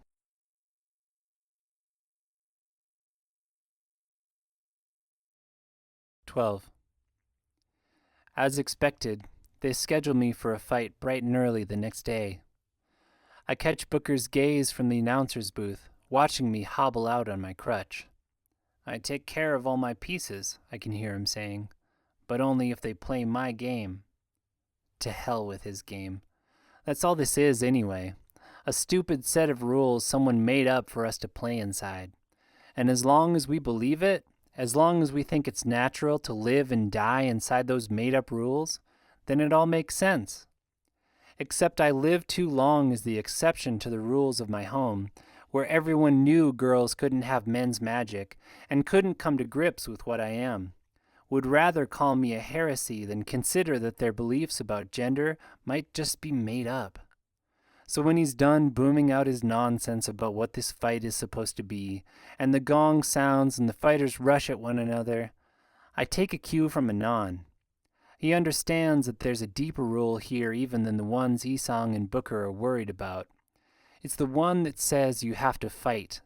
Whether you're acting out Booker's script or trying to break free, the last thing you want to do out here is not put on a show. That's why he stayed sitting yesterday. Only Anon still cares about what the people think of him, was still putting on a show yesterday because he believes the love of the crowd or the anger of Booker means something. It's all he has left now, is his pride and his rebellion. I, on the other hand, have a lover to find and a world to save. So when the gong sounds and the fighters run, I don't just sit down in the sand. I lie down and raise one hand in the air like Isong showed me that first day. I concede. The crowd hates it. Booker stumbles over his words, but it means my coins are safe and my ankle gets another day to heal. I'll fight when it's better. Though I wonder idly, laying on the sand watching the cloudless sky above and listening to the distant shouts of people in fake battle, what would happen if I just kept doing this? If they wouldn't get so fed up with me that they threw me out rather than continuing to have to feed me. Somebody wins eventually, according to the script I'm sure, and the crowd cheers even if they sound about half as enthusiastic as they did yesterday. A guard comes to drag me away and I wave him off, getting up on my crutches to hobble back.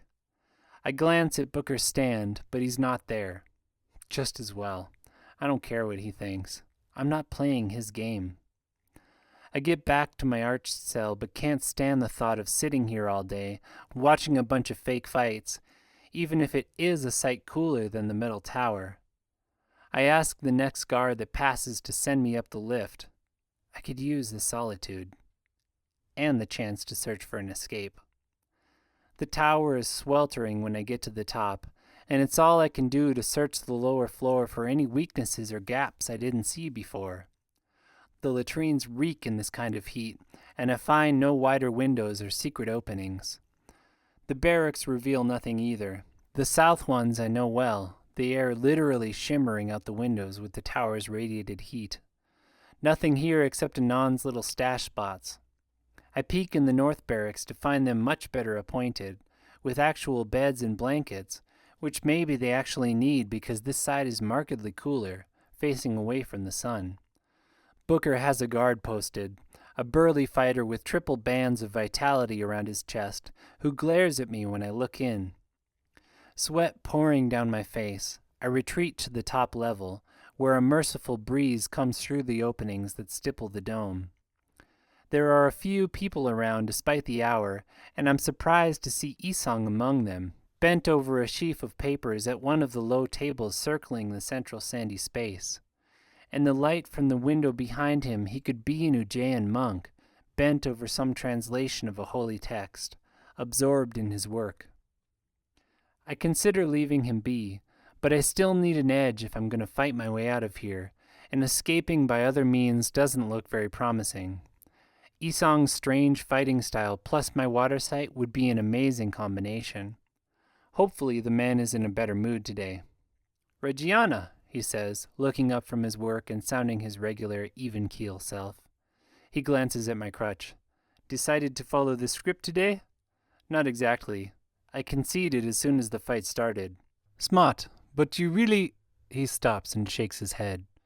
Not going to convince you, am I? Probably not. What are you doing? Article for the Duran Confectioner's Circle, he says, setting his quill carefully in its pot. Standard stuff. You write to a confectioner's circle? I write to whoever will print me. It's the only way I can get word out about what's going on in here. The only way I can put pressure on the guards. What's going on in here? But I thought that I was the perfect little Booker warrior? No, I appreciate what Booker's done for us, but there's a lot more to do. You've seen the food they feed us, the way they deny us vitality to heal at night despite the money they pull in from the arena every day. It's disgusting. I agree, I frown. So you're writing an article about that? A letter to the circle, he says. You have to be roundabout in these things and spend a lot of time proving you're more than a bloodthirsty oaf. But I've earned their trust at this point, so I can slip in some mentions of what's going on here. And there are enough bored merchants' wives in this city looking for some cause to champion that occasionally we do actually see some changes up here, like those seats. I glance at the scattering of seats and cushions in a wide ring surrounding the central courtyard, where two shirtless Daranese men spar in the checkered shafts of light. These were your doing? I know what you're thinking. What's the point of chairs when you should just escape? Fight your way free and burn it all down. I tried that. He rubs his forehead, leaving a smear of ink. And this is something I can do here, now, to help everyone here, not just myself. I don't miss the implied criticism in just myself. I want to help these people too, I say. This isn't right. Then join me, Isong says, looking up suddenly. Half the reason my articles get anything done is that I'm from the Dale, and Duran has a chip on its shoulder about being less civilized. About a foreigner seeing the inside of their dirty little gladiator habit. A voice from Surrey would be just as powerful. I'm not from Surrey. Or the peninsula then, or wherever you're from. Make up an identity for the papers if you want to. But join me. We could get so much done. And I could use the solidarity. There's such passion in his eyes that for a moment I want to. But writing a confectioner's circle? No offense, Isong, I say, searching for the right words. But I was thinking more about burning it down, getting yourself out. Inspiring people to join me, I finish. He sighs, then gets up and stretches his long body in an echo of the strange stance he took on the sands. Walk with me? He asks. I get stiff sitting in this heat. I walk with him, though there's nowhere to go. We make a slow circle of the sandy central space, as the men finish their spar and two others replace them, grinning and gripping practice swords. Do you know why Teo and Savela and the others who beat yesterday were mad at you? He asks, after a half circle of the ringed space. Because I beat them? Because you lost their coins. It takes a long time to save coins in here. Takes sacrifice, no matter how you earn them, because there are so many ways to spend them up here, to make life a little easier. Which is why they should actually fight for them, I say, mind automatically assessing the fight in the center. Neither man is particularly skilled, but the smaller of the two has a better sense of balance, and times his blows well to keep his opponent off center. I file that away, in case I face either of them in the arena. But don't you see, Isong asks, every time you win someone's coins, your owner takes half. We lose half as a community, just like we lost half when we earned them the first time around. Those 300 coins around your ankle were 600 before you won them. Tewo can't just fight you and get his money back. Because if he did, he'd get 150 after owner's cut, I say, a sinking feeling in my stomach. I hadn't thought through that part. Exactly. And that's probably what will happen. And so we all keep losing coins up here, and our owners get richer because of people like you. A kick and a shout, and the bigger man goes down like I was expecting. Not because of me, because of the system. That's why we need to get out. Out there, you keep everything you make. I could earn enough coins to buy someone else free in a couple weeks, a month tops, and then they could buy someone else out. And would you do that? Isang asks, glancing at me. You would actually spend your time out there to get someone else free. I meet his gaze levelly. Yes, I would. Probably you or a non. He flexes his chin, then continues walking. You know, I actually think you would. But that's the problem, is you can't be sure Anon or I would, too.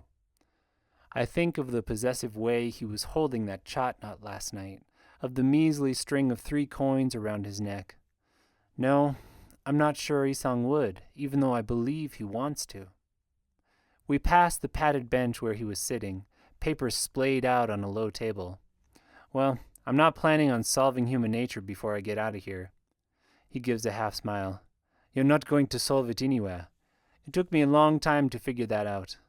But I've learned it doesn't really matter where you are or what you're doing, as long as you're trying to be of service to the people around you, doing something for someone other than yourself. He shrugs. This is my place now. But you could do so much more for them once you're out. I can't get out. I thought I told you that last night. Then teach me, I say impulsively. There will probably never be a right time to ask, so I just do it. Get me out. You know I'll come back for you, that I'll find a way.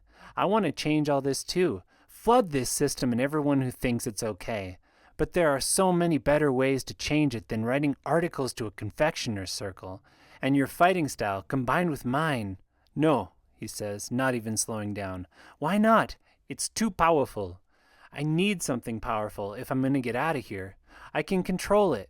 I take his arm, trying to think of what Gaxna would say to convince him. This is what you can do to help me. Information floods through our touch, which is how I know what he's going to say before he says it. Look, I believe you when you say you want to help, and I respect that you have your own way of doing it, but you need to respect mine too. The answer is no. I search for something more in the link, some hint of what would convince him, but just find the usual thoughts surrounding what he's saying and his concerns about what will happen to me if I keep fighting. I see no wiggle room to get convinced. So I try a different tack. But your style is so unique, I say, keeping my hand on his arm. I've fought fighters from all over the world, and I've never seen anything like it. If I combined it with what I already know, maybe I wouldn't die trying to get out. I'm not trying to convince him anymore. I'm trying to guide his thoughts. I focus on the stream of images and concepts that come up, flowing through his skin to mine. I see a long stone hall with ranks of tall Dale fighters practicing drills. See individual sparring matches and those strange, illegible thoughts around the fights, like calculations about the fights rather than stances for winning them. Isang pulls his arm away, narrowing his eyes. Don't try to manipulate me. The answer is no. Well, so much for the convince him plan and the learn it on the sly plan. I've got one more thing I can try. Something a little more direct. I take his arm again. Reggiana, I said. I spin my body in a tight half circle, surf breaking him over my shoulder and out onto the sands. He lands upright, to his credit, shock quickly replaced with anger. If you think you're going to... I follow it up with coral bind, avoiding the distant attacks, kicking off my sandals to maximize contact. My ankle screams, but I ignore it. A little pain now to save a lot of it later. I get him bound, but one arm spiders out of my grasp. His feet shuffle against my locked knees, and I feel the bind going wrong. I search desperately in his thoughts for what he's doing, but instead of forms or tactics, I get a sense of numbers, see strange charts of bodies with lines struck through them. Then he's out and slamming me to the sand in some variation on what he did yesterday, his legs locked around my abdomen. I scream in pain on impact, my wounded ankle lighting up, and he lets up immediately. Reggiana, I'm sorry! I leap at him, ignoring the pain, landing an elbow against his temple, then somersaulting past to watch how he recovers. Isang comes up in full octopus stance, legs splayed and bent, spine curling, arms waving to either side. It looks so wrong, so unlikely to get anything done. I throw an ice-carved stone into it, not expecting it to work, focusing instead on how it fails. He gets me in another bind, balanced on my wounded foot while he twists my regular one. I don't want to hurt you, Reggiana, he says, my ankle screaming, but I'm not going to train you, and I don't have time for this. I grit my teeth through the pain, forcing my mind through the connection of his arms on my leg, searching for some weakness in the move, some hint of how he got me here. And in the middle of the strange diagrams and charts of numbers, a memory surfaces, crystal clear. A young Isong, caught in the same bind by a teacher with bushy eyebrows, jumping and spinning to get free, and adding a kick to the man's face as he did. I skip the kick but make the jump, despite what it does to my ankle, and land on both feet only to scream as the wounded ankle grinds and collapse to one knee despite myself. I push up again, taking sleeting rain though my ankle is a cloud burst of agony, raining away conscious thought. I need to be ready for his attack. It doesn't come. Instead, he stands there staring at me, mouth slightly slack. "You're a seer," he says quietly. "You read my thoughts." I suck a breath, trying to ice the pain, to think fast. This is bad. This is much worse than Isong not agreeing to train me. There are no female seers except me. If my identity gets out, the overseers will come for me, or Norimes himself, and make being locked up look like a summer day. "No, I'm not. What are you talking about?" "Floods, I'm a bad liar." "Yes, you are," he says, walking closer. "I thought they could only be men, but you read me. There's no way you could know that move. I'm the only one that's ever tried it, and my professor forbade it afterwards. You read it in my thoughts, and you were trying to read me earlier, weren't you, with your hand on my arm?" He draws in a breath. "That's why you're denying being from Saray, so no one finds out?" Floods, floods, floods, floods, floods. I try to think of an explanation, a solution, but my mind is a churn of fear and pain, pushing me around. I work to find my breath, to strike a rhythm with my heartbeat, and in a moment clarity rises out of the mess inside, born of my years of deep breathing. I cling to it, to the realization I can't lie to Isong. He knows now. There's no changing that, only what I do about it. And a little bit of trust here might do what nothing else has. I let out a shuddering breath. Trust. I can do this. "Yes," I say quietly. "I am a seer. Can we talk about this somewhere else?"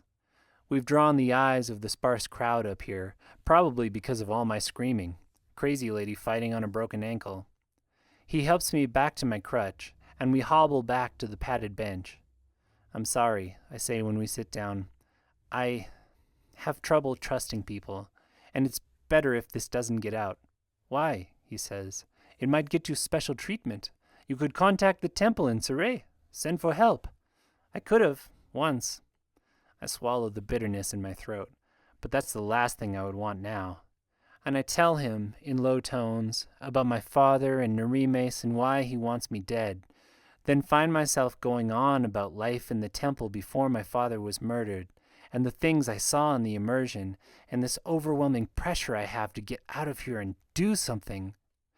It's only when he puts an arm around my shoulders that I realize I'm crying, that there's been a current of emotion behind all the blocks of it I've frozen, pressing against that wall since I got here, and now that the dam is broken, there will be no stopping it until it's done.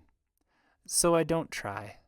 I feel safe enough with Isong, so I let myself cry it out, like I used to in my temple cell when I was alone, when my father had ignored me or the boys again spurned me, though they were all the friends I had. I breathe through it, encouraging the emotions to keep going, to wash out, to leave me with clarity. When it's all gone, I remember what I came to Duran for in the first place, for information, for resources, and for an ally. I thought the Chronicles were going to be that information, and Hiana the ally that brought the resources, but none of that worked out. So maybe this will. "I'm sorry," I manage at last, when my sobs have died down to little quivers. I feel empty inside, but also lighter than I was, like a stream bed after a flash flood. "No, I'm sorry," Iseng says, holding on for a moment longer before letting go. "But don't worry, I will keep your secret." "You will?" "Of course," he says, almost offended. "If this got out, they would come for you, right? The overseers or Norimes?" "Yes. The last time I saw an overseer, he tried to kill me." "Then we'll keep it a secret," he says. but I notice him chewing his lip. What? What's wrong? Yeolat. You said a woman named Yeolat from the Dale was involved? She married Narimes. You know her? She's the reason I'm here. I jerk up in my seat. What? Shejon Yeolat is the one that got me exiled. She was behind everything I was fighting against before I came here. I frown. What was she doing? The floods. My people believe they're coming too. I'm sure you've noticed we've come out of isolation in the last 2 decades, started trading and sharing little bits of our technology. Because of Yeolat? Partially. Because she argued we needed more resources. She's building an ark on one of our mountains, but it needs more ore than we can mine up there, and a lot of labor. An ark. Such a perfectly craftological way to try to deal with the flood. And you disagreed with that? It doesn't seem like a bad response to the flood. I disagreed with the way they were doing it. How little we were sharing with everyone else, when if we just spread our knowledge widely. He shakes his head, and I see how this fits into the Isong I know, the one fighting for the rights of the fighters up here. You wanted them to save everyone, not just your people. It wasn't even all my people, he says, free hand making a fist next to me on the padded bench. Just a select few. The smartest, the richest, the most useful. And everyone who didn't make the cut, well, that was for the glory of the Dale and the continuation of our race, they said. A noble sacrifice. I've heard justifications like that before, I say, thinking of Narimes and what he said about his real plans. But how did that get you here? Because I fought her, he says, cracking his neck. Started a workers' party to protest against being shut out of the very machines we were helping to build. To argue for a solution for everyone, not just the people in power. Giant barges or floating cities or a life raft for each household. Turns out Yeolat doesn't like opposition. That sounds right, I say, remembering the way she hissed at me during Narimes' wedding. So they sent you to the Gale? He gives a rueful smile. No, this is my fault. They offered me exile or execution, and I ran, thinking I could come back later in secret. But in the meantime I had nothing, had never been off the peaks before. Some merchants caught me trying to steal a bag of rice outside a trading post along the Ironway. They sent me here. He shrugs. That was almost 4 years ago now. I'm sorry, I say. That's awful. Don't be, he says, straightening up. Like I said, I've found my place here. If I believed in a higher power, maybe I would say it was meant to be. I didn't know what I was doing back then. The movement I started would have fallen apart even if I didn't run. I can see that now. I was trying to do too much. But this, right here, this is something I can do. I stare at him, mouth working, knowing I shouldn't say how sad that is, how much I can tell that he's given up on his dreams, on the power he has to do more. That all he's doing here is trying to convince himself that a few extra chairs and cushions inside a prison is fulfilling his life's purpose. I can see more in him, see a man I would love to have on my side. But now's not the time to say that. So instead I focus on myself, on what I know is true. I'm glad you found something, Yisong, but the things I need to do are not here. Yeolat has someone I care about very deeply, and my father knew a way to stop the next flood. That's what I came here to get. I can't let that go without at least trying. His gaze on me is sad. There's only so much any one of us can do in this world, Alethea. Try to do more than that, and you'll end up doing more harm than good. But what does any of this mean if we all die in a flood next year? That makes me pause. Do your people know when the flood is coming? No, just a range, or at least that's what they told us. But it is soon. Dread slides into my stomach like a cold block of ice. Another confirmation that what I saw in my immersion was true. Then you have to help me, for everyone here's sake, if nothing else. What's the point of protecting them now if they're all gonna die? The struggle is visible on his face. I can't, Alethea. If I open up that part of myself again... I take his clenched fist, not seeking his thoughts now, just a human touch. I'm not asking you to. I'm asking you to let me make my own choices about what I do with the time I have left. and to help me learn how, whether you join in or not." He gazes at the far wall a long time, milky eyes distant, but doesn't pull away. I summon my breathing again, knowing any hopes I have of his help, of learning the techniques that would break me out of here, come down to this, that if he says no now, the answer will never change. After what might be minutes or hours, he lets out a long sigh. "Okay then, I will."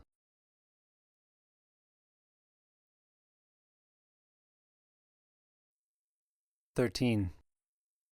My ankle is good enough the next day that I don't need the crutch, despite my fight with Isong. I unwrap the braid of coins from my leg and hang it around my neck as I wait for the lift in the early morning hours. I can feel the vitality now that my body is healed, a subtle lightness to my step, a slight snap to my movements, as if each limb had a few extra muscles. I know most of these coins wouldn't be working for me on their own, so Tewo at least must have consented his coins over to me. He seems like a good person.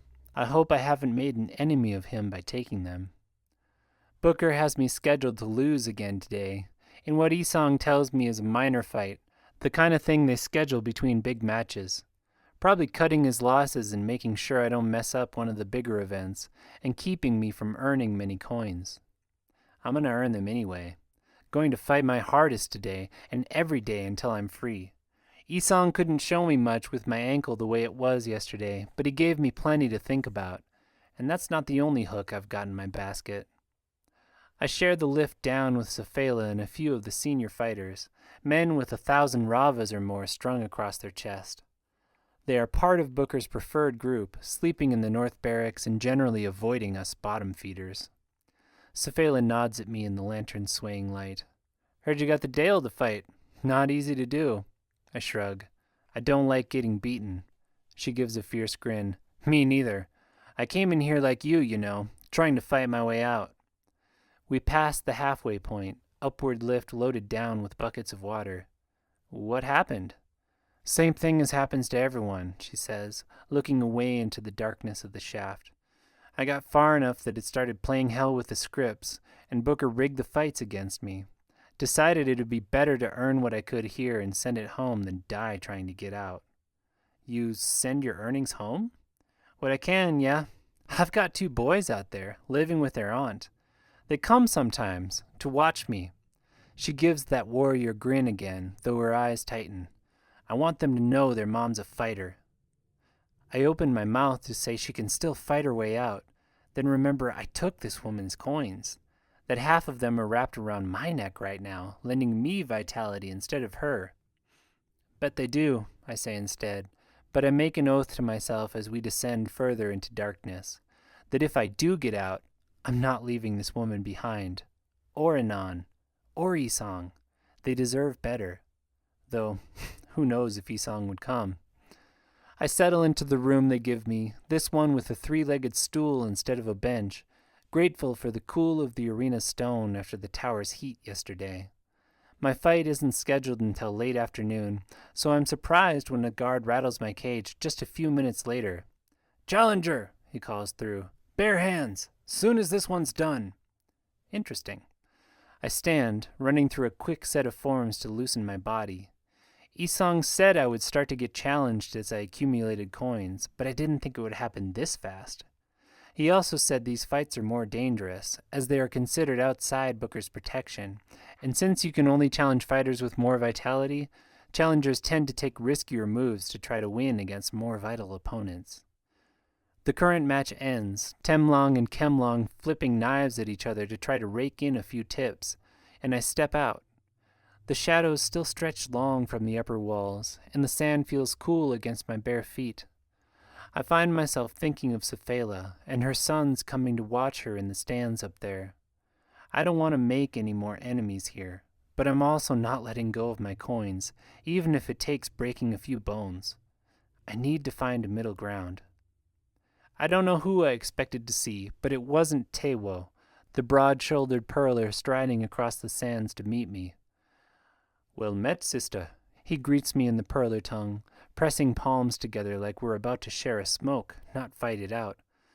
Likewise, brother, I answer, then switch to Aegean as I still don't know enough of his tongue. I don't wish to fight you this day. Nor I you, but I need those coins back. Life is short, and the days here long. He sounds completely even keel about it, so I doubt I will make an enemy here, but maybe I can do better than that. So they are, I answer, Booker booming something about the Perler wizard versus the Saray witch. I realize I am using the stilted kind of Aegean my Perler friends spoke on the ship, more like a direct translation of their language than a fluent version of ours, but it feels right on my tongue, even if it makes me long for the freedom of a ship on open waters. Let us begin, then, he says, and launches himself at me. He's still fast, but without the 600 coins strung across his chest, and with the 300 I'm now wearing, I avoid it easily. I see the opening for a strike on his solar plexus, but I pull the punch. Brother, I don't wish to harm you, I repeat, watching him from Windcarry's wave stance. Some of the family was very good to me before I came here, and this seems a poor way to pay them back. He dances from foot to foot, remarkably agile for a man of his size.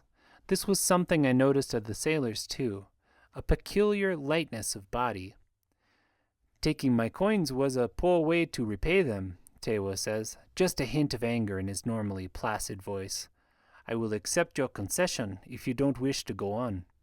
He punctuates the last word with another attack, again seeming just a fraction slow, like he comes at me through a strong wind. I turn and add to his momentum with wave strike stone, sending him tumbling to the sand. I'm sorry I lost half your coins to my owner, I say as he gets up. I did not think about that aspect. And I am sorry to only reclaim 100 some, but I spent too long earning them to give them up now. He circles left, stance ever shifting. I circle too, finding my stillness. What if there was another way? There is no other way. There are a million ways. Let the earth bear witness. It's a phrase my friends on the ship said often, which always struck me as odd since we usually couldn't even see the ground, but it has the effect I was hoping for. He slows. May she always. What are these ways, sister? We are scheduled in a fight later today, I say, keeping my breath steady. I am not so foolish as to think he couldn't still win against me if I let my guard down. Tewo is a talented fighter. Work with me. Help me defeat the others in that match, and we'll both profit. An Angabuka? I do not value coins over my life. He shifts mid-step, coming at me from the right. I'm so caught in the battle of words that he manages to grab my wrist, spinning me into one of the throws he seems to favor. I move with it, trusting balance and training to land on my feet in the sands. I do, though my ankle lights up. You wouldn't have to anger him, I say. I will be the aggressor. Just watch my back. Help me separate out those with greater strength. And you mean to say you would share the coins with me? He shakes his head in the cultural sign of disbelief I always found so comical aboard the ship. With the earth as my witness, I would. Tewo wavers. I'm asking him to trust me, which is a big ask, but in reflecting on the last battles, I've recognized that at some point I won't be able to do this alone, no matter how vital I get. We ran practice matches at the temple, pitting higher-level students against lower years, seeing how many one fighter could handle. A talented fifth year can take 3 times his number, maybe 5 even, but at some point the crowd becomes too much.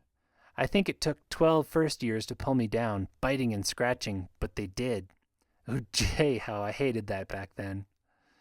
Now, I just take it as truth. To keep winning here, I need to do better than not making enemies. I need allies. Maybe I already have some, but much as I like Anon, he's no good in the ring, and Isong is too caught in the system to ever break rank. Tewo, on the other hand, is a skilled fighter, and I instinctively trust him. Now, I just have to get him to trust me. On impulse, I pull one of the coins from the braid around my neck and toss it to him. Here, consider this a token of my faith. He catches it and stares, then presses his hands together. Then you have mine as well, sister. I guess this challenge is over then. I smile. You know too many good throws to give up so easy. Let's give him a show. We do, And it's almost kind of fun, though I'll never be able to shut off the part of my mind that analyzes his moves, that looks for the patterns in them, for the ways I might translate them into my own forms and tactics if I have to face him again. At last he lets a punch land, and I put him in a comically theatrical version of Kraken's embrace before he concedes. The crowd throws a few coins with a few scattered shouts of, "The Witch!" As nicknames go, it's not my favorite, but I've had worse. I take lunch in my cell.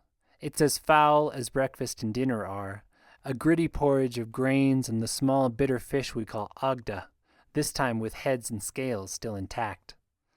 I practice my breathing and watch the fights, trying to see them as Isong explained, as bodies in motion, a series of opposed forces with particular momentums interacting. It feels very strange compared to my training in stances and forms and tactics, but I begin to see what he's talking about. Then the guard is rattling my door again, shoving some ridiculous Bamani costume through. I ignore it.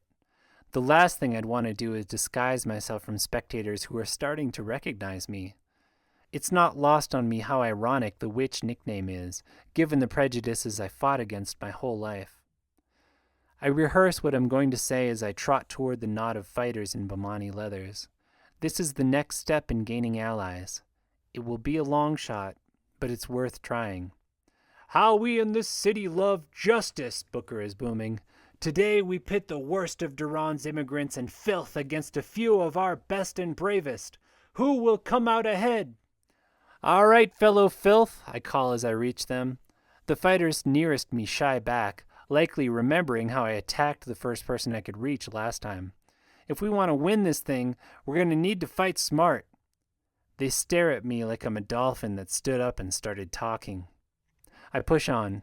"What I've seen of the fighters in here, you don't understand infantry tactics. You break as soon as you hit the opponent, and then it's every fighter for themselves. But stay in a formation like the Bamani armies, and they'll have a much harder time getting to any of us." "But we're losing this one," a Daranese man says, heavy battle axe out of place against his timid expression. "This is a beatdown." He wears no coins. "A what?" "A beatdown," a slender man cuts in. "Temlong.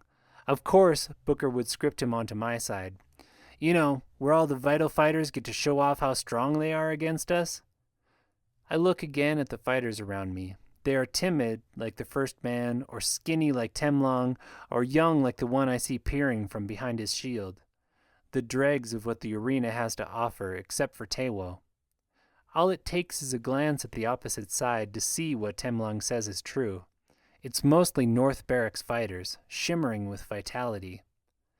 I hate the fear that tightens my belly and welcome the anger that quickly overtakes it.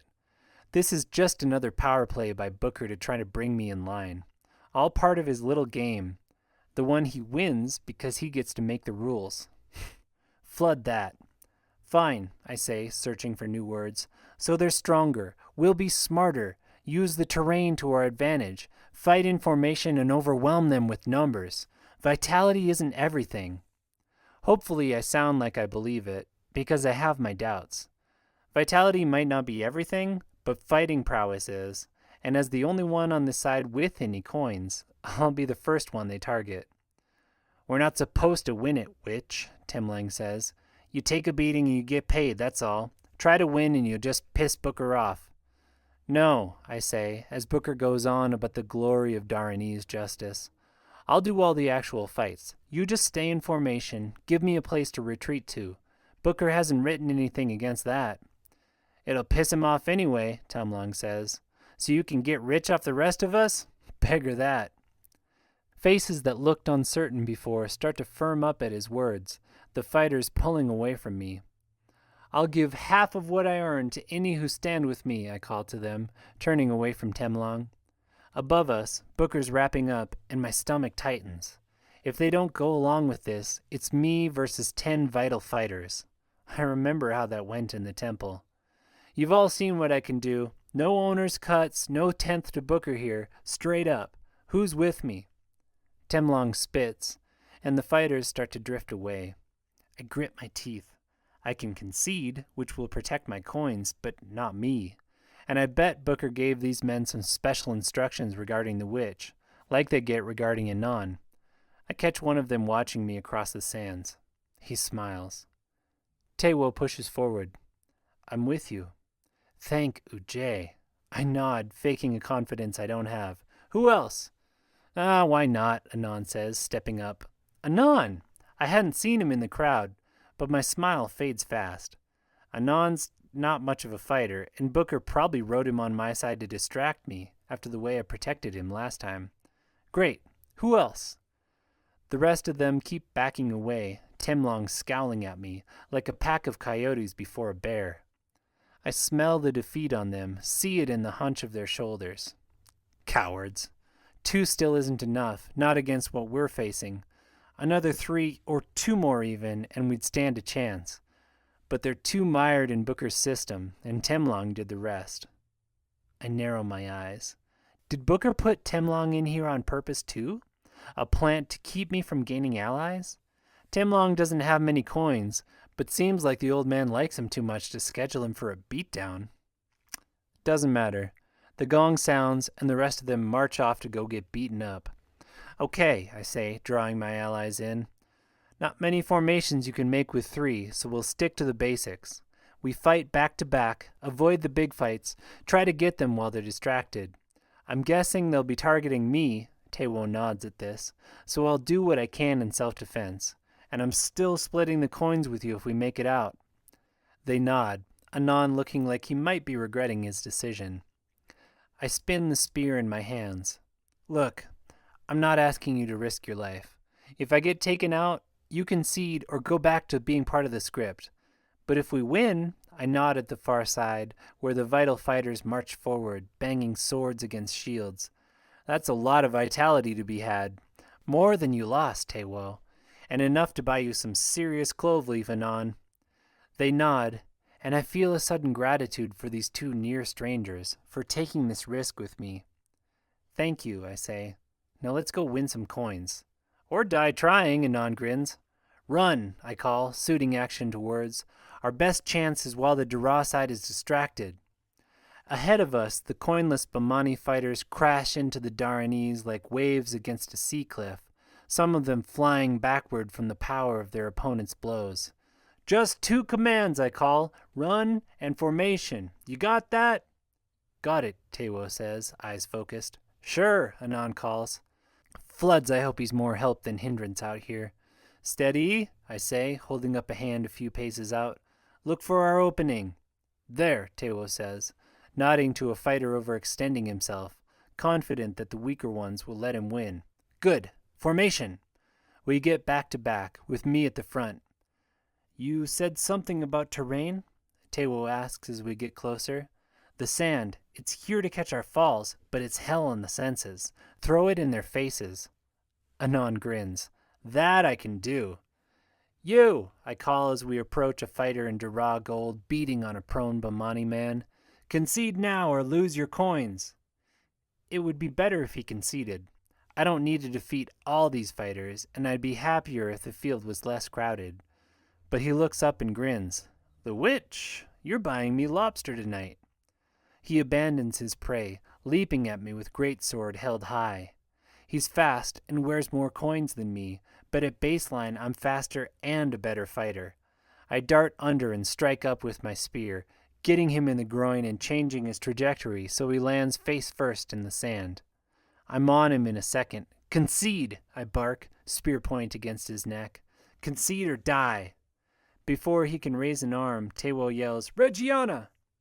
I leap forward on instinct, spinning to come up with my spear between me and a pair of gold-robed fighters, bands of wealth running up their arms.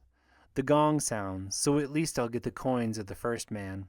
Concede, I say to them, projecting confidence I don't feel. Concede, and I won't stick this spear in your balls like the last guy. The taller of the two laughs, then pulls back to throw his spear. His movements are sure, but his stance still reads like a feint. His partner shifts his sword low for an attack. Teamwork. That's refreshing. I dodge right instead of left, through the spear's path, and slam the butt of my spear into the taller one's temple. He doesn't go down, slopping vitality, but he stumbles into the other one, who's still trying to figure out where I went. I follow up with a blow that does knock the taller one out, then manage to stab the sword arm of the second after a furious exchange. A detached part of me recognizes I could never have done that without my new vitality. This spear is dull. But while the rest of me draws it out and strikes at his other arm, where it reflexively clutches his wound. Blood sheeting down, he grimaces and raises an arm to concede. 2 gongs sound as I run back to Tewo and Anon, who's grinning like a madman. "That was awesome!" he shouts. "Don't thank me yet," I say, falling into formation and taking stock of the rest of the fight. Most of the Bamani are down, and 4 of the remaining 7 Dara are coming for us. That's more than I can take alone, better tactics or not. "Anon," I bark, "is there any way to use these coins?" "Only if they consent, so no." Floods. "Then get your sand ready. Tewo, you okay?" "I am," he says, and the peace in his voice steadies me, brings me back to the stillness we trained to maintain, even in the heat of battle. I take a deep breath and turn us so Tewo and I face the oncoming fighters, who for their part are taking their time, beating swords against shields and whipping up the crowd. Good. More tips for all of us. And 2 can play that game. I step forward and raise my arms, screaming something about witches and stomping a quick part of Surrey's traditional harvest dance. The crowd roars and coins come glittering down.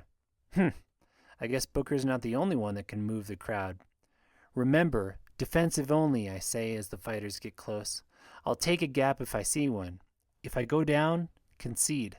"Beggar that," Anon says, scooping up 2 handfuls of sand. "I want to stick somebody in the balls too." I ice the worry at his words. Our formation is an edge, but we're unpracticed, and their numbers and vitality tip the scales decisively their way. The wall of iced emotions gets higher, but I find peace again, and with it, clarity. Their biggest advantage is numbers, so I have to do something about that before they close on us. I dart forward, low, then zag left with a handful of sand, even as the 4 men turn toward where they thought I would go. I'm not sure yet, but it seems vitality doesn't speed the mind in the same way it speeds the body. Reaction time is reaction time. Thank you, Jay. The one furthest left gets his sword up, but instead of my spear I slash with my left hand, throwing sand in an arc at his eyes. He shouts, free hand clapping up, and I step in with a vicious shark's eye at his kneecap. It crunches under my foot and I dance back, other fighters recovered and coming for me now. But only 3 of them. The 4th concedes, howling and clutching his deformed leg. I dance back to our formation, crowd roaring, Booker shouting something about blood witchery. The sand probably looked like magic from up high. I'll take it. The trio closes on us, and for a minute it's all I can do to block their blows, Tewo grunting beside me and Anon yelping as blows rain down on his shield. He's the weakest point of our triangle, so I do my best to cover him too, which is hard because they're all focused on me. One of them slashes at Tewo, just as Anon hits him with sand. Tewo dodges, and I jab my spear into the momentary gap, scoring a long slash against the fighter's neck. That will slow him down. The other 2 close on me and I yell, "Run!" The sudden move takes our opponents by surprise. They clearly have never been real soldiers. We reform 5 paces away while they confer, then spread out to surround our triangle. Beyond them, the other 3 finish the last of the Bamani and turn toward us. "Time to concede?" Tewo pants. "Not yet," I say, gripping my spear tighter. "There's still coins to be had. Anon, good work with the sand. Always like throwing things in people's faces." I can hear the smirk in his voice.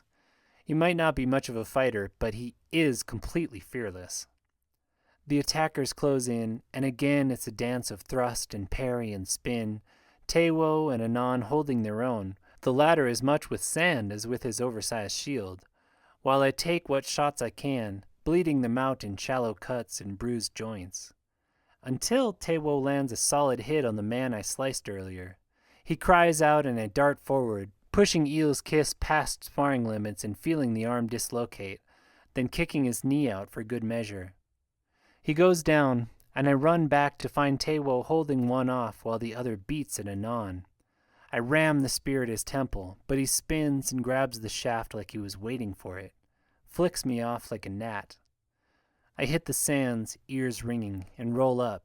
He probably was waiting, but we have a little time before the others get here, and if I can take him and Tewo handles the other, we might stand a chance at the last three. I rush in, but the fighter dodges back, vital speed keeping him out of reach. "Booker put a bonus on your head, you know," he says, shifting his sword from hand to hand in a practiced motion. 200 ravas to the fighter who takes you down. 200 ravas. So that's what the other man meant about a lobster dinner. Anger wells up and I ice it mercilessly, knowing that's probably what the man intends, to distract me. It doesn't ice all the way. Somewhere in this mess I've lost my focus. The man attacks before I can get it back, and it takes all my concentration not to get skewered or lose a limb against the man's vicious, well-timed, horribly strong attacks. He's wearing 600 ravas or more. I find my breath, though, find my opening, and kick his sword away before landing 3 rapid punches to his throat that send him stumbling back. I kick him down and kneel on his neck until he raises an arm. The gong rings and I smile, crowd going wild, more coins flying. That's 300 more ravas for... I see my allies. Tewo is down, bleeding from a gash on his head, arm raised in concession. The other 4 vitality-amped fighters surround Anon, beating him in an awful repeat of what I saw the bull do my first day here. "Hey!" I shout, heart-pounding terror through my veins. "Y'all afraid to fight a girl?" One of them peels off, but the others keep kicking, coins glowing on their shoulders. I avoid the one. It would be more practical to pick him off than face the rest, but Anon might die. Because of me. I've had enough people like that in my life. "Hey, goat lovers!" I yell, using the slur I heard in the Blackwater about Daranese. "Worried 4-on-1's not a fair fight?" Another turns, the first still advancing on me. "Nah," he grins. "Booker just wants this one dead is all." He goes back to beating. Floods. The first man strikes at me, sword flickering out, and I know I should focus on it. Need to because he's just as fast as the last fighter. But my mind spins on a way to draw them off. Some insult or technicality or... It comes to me. Swordboy strikes again and I step into the arc his sword leaves, smashing 2 fingers into his eyes and sea urchin's blinders. A move strictly forbidden in the temple. It feels appropriate now. He screams and stumbles back, then drops to the ground. I turn to the other 3, raining vitality-fueled kicks and punches down on Anon's prone form. He isn't even crying out anymore. "Then here!" I yell, pulling a coin from my neck. "Pity coin!" I throw it at them, and their blows slow. The men turn to stare at me. "What, that's not enough? Then one for you?" I hurl one at the second fighter's head, "and you!" at the third. The coins actually bounce off them as they look from me to each other to my 3 coins, glinting in the sand. "You would give up coins for this?" the first man asks, voice quiet but strangely clear. I understand why it's clear a second later. The arena's gone quiet too. Dead quiet. I keep my guard up. Of course I would. He's my friend. Booker's voice booms in. "And the witch gives coins for the last of the filth. Too bad fighters can't pay pity coins, generous as it is. The fight must go on." I bite my lip. The crowd seems restless up above, a few boos sounding out. The men across from me look uncertain too. Has no one ever tried to save a friend with a pity coin here? "Go on then, finest of Duran," Booker calls. "Finish them." Flood that. "People of Duran," I shout up, knowing my voice won't make it half as far as Booker's. "Is this fair? Is this justice? They won't even let me throw a pity coin, but you can." The crowd's murmurs get even louder. This is clearly not what they were expecting, but all it takes is one. It comes, catching the sun as it arcs through the air, red ribbon fluttering behind it. The fighters step back and I run to Anon, who lies in a spreading pool of blood. He never properly healed from the bull's beating, and now this?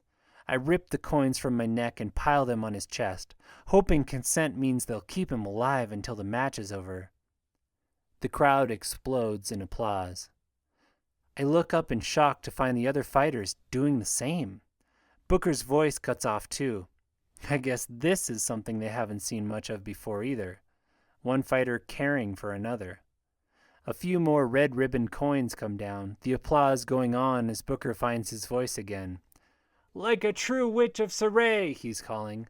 "Save the weak even at the cost of her own safety." I stand, feeling looser, tips and pity coins coming faster now. The crowd's love won't save me, but Anon is safe at least. "All right, friends," I say to the men facing me. "Let's do this." It's a hopeless fight against their numbers and vitality, but I will play it out.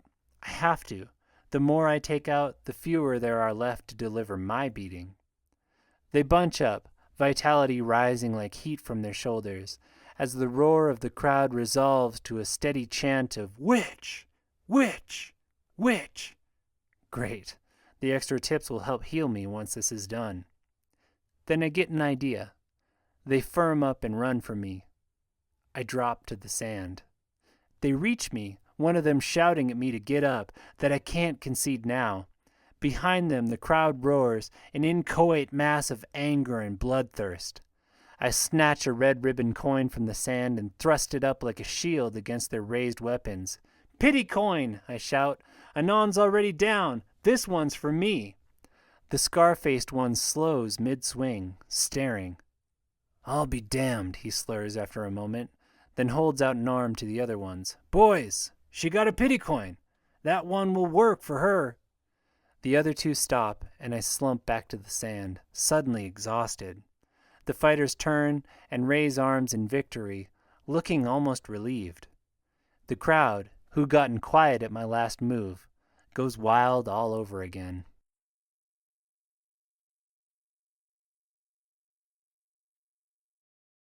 14. Panewa rattles keys in my cell door in the middle of the next battle. "Killing them with kindness, eh?" she says lightly, walking in. "You're really doubling down on this witch thing, aren't you?" I stiffen, mind slurring out of exhaustion. It sounds like a dig for information, but I don't know if it's to relay to Miara or just Panewa sussing me out. I didn't exactly plan it that way. It just happened. Well, good for you, and it seems to have worked out. Here. She dumps a pile of coins on the bench next to me, a mix of copper, gold, and alarium, some with red ribbons still attached. Pity coins. My eyes snap to her. "Anon, is he okay?" Panewa snorts. "Good enough to joke about getting in my skirts again. He'll be fine. He's a tough kid, and I've seen him take a lot worse." I gaze at her, still not sure if she's a friend or foe. It feels so easy to trust her, but that's exactly what an informant would be trying to do. "Good. I owe him some of these. Did they tell you how much it is? Maybe they'll help him heal." 930 ravas after your owner's cut." My eyes widen despite myself. There must have been a lot of tips. "You're really giving him some?" "I said I would," I say, rifling through them to try to find the ones that feel consented, mostly the tips. "Will you bring them to him?" She clucks her tongue. "That's why I came. That, and to see if you'd really do it. And you're fine?" I count out 232 ravas. I've taken worse. She wraps them in white linen and turns for the door. "Take care then, Regiana of Saray." I make a snap decision. "Panewa, do you know any other way out of here? Something you could help me with?" She turns with a wistful smile. "I did, once. But if I tried it now, well, let's just say I'm as stuck here as you are." She nods at the coins. "Seems like you're doing fine. And if you don't, that's what I'm here for." She leaves before I can say anything more, and I sit back against the stone wall, still not sure if she's a friend or foe. Or maybe that's just me distrusting everyone and everything. I sigh, body hurting in a dozen places, sifting through the coins for consented ones that might help. The extra vitality takes the edge off my wounds, but does nothing for my mood. I should be excited, should be elated at that battle. It went better than I could have hoped. But all I can think about is Hiana and Narimes and the relentless knot of panic and worry that is Gaxna in my chest. I don't doubt I can get out now, one way or another, but this is all taking too long. What does escaping matter if Gaxna dies before I get out? Or the flood swallows us all? I'm just resolving to thaw the emotions I iced in the fight, unpleasant as that sounds, when a throat clears behind me. It's too delicate, too ladylike to be any of the guards. I turn and find Hiana, face glowing, body glowing, stacked coin necklaces lighting her up like a paper lantern floating out to sea. I suck in a breath. She smells of cedar and jasmine. Alethea, she nods at me, or should I say, Witch of Saray. I ice my shock and find my concentration again before answering. I'll be flooded if I'm going to let this woman take the advantage of surprise. And I made plans in case I got her alone again. Hiana, I say, aware of the social blasphemy in not at least using Joe. What brings you here? News, she says, brown eyes gazing at me coolly. While I wait for you to accept your situation here, Narimes and Yeolat strengthen their hold on Saray. Oh? I ask casually, grateful for the awareness that lets me ice anxiety and worry in the bud. I may not be good with words, but I learned our lessons on emotions well, and I need every edge I can get against this woman, especially if I'm going to try the plan I made, in case I ever got her alone like this. He's granted the Dale exclusive privileges to a section of the port, the short woman says, voice intoxicating in its richness. Installed a contingent in the temple. My eyebrows go up despite myself. That's not going to be popular with the faithful. It doesn't sound like it has been, but I'm told the atmosphere in the city is one of fear, of dissidents being silenced in the night. As Narimes once tried to silence me. Sounds about right. They are moving faster than I'd hoped, Hiana says, stepping closer to me in the narrow cell. There is a buzz to her vitality this close up, like a monstrous beast humming to itself. We have a window to leverage my resources and your heritage, but it is closing. This is the part where I give you a vial of my blood as a sign of our mutual trust? Her brown eyes stay steady on mine despite the jab. This is when you accept that you've made your point about being independent and commit to doing what needs to be done to help your friend in city. I think I would give this woman my blood if it meant getting Gaxna free, but there are so many things that could go wrong between here and there, especially with a woman who started our relationship by betraying me. That, and Gaxna would hate that someone had my blood. Don't bring her into this, I say, keeping everything but the anger from my face.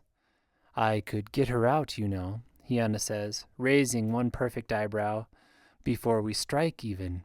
They've been parading her through the city, using her as some kind of symbol. I still have connections in Saray. It wouldn't be hard to arrange for an accident, to get her out and secured someplace safe until you could get to her.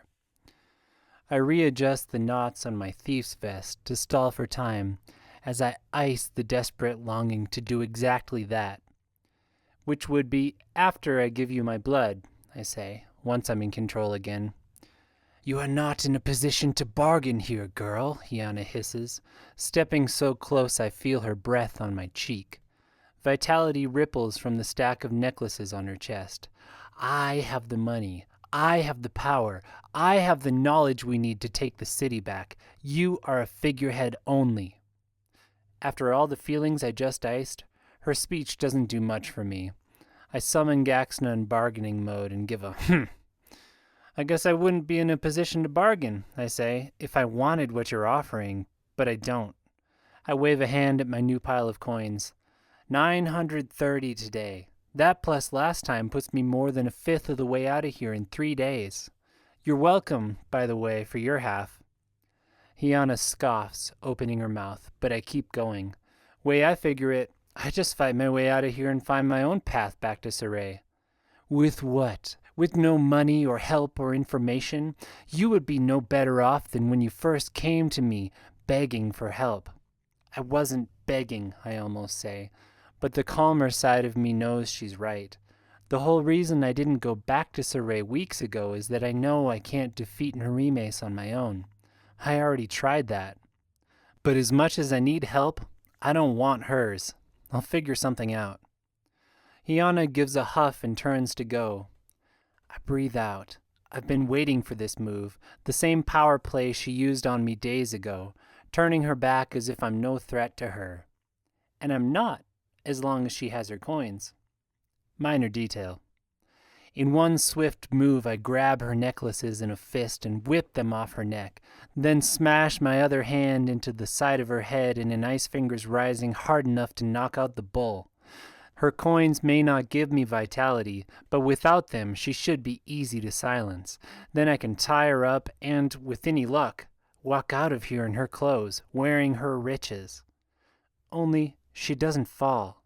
She stumbles, then impossibly turns to face me, perfect face marred with rage.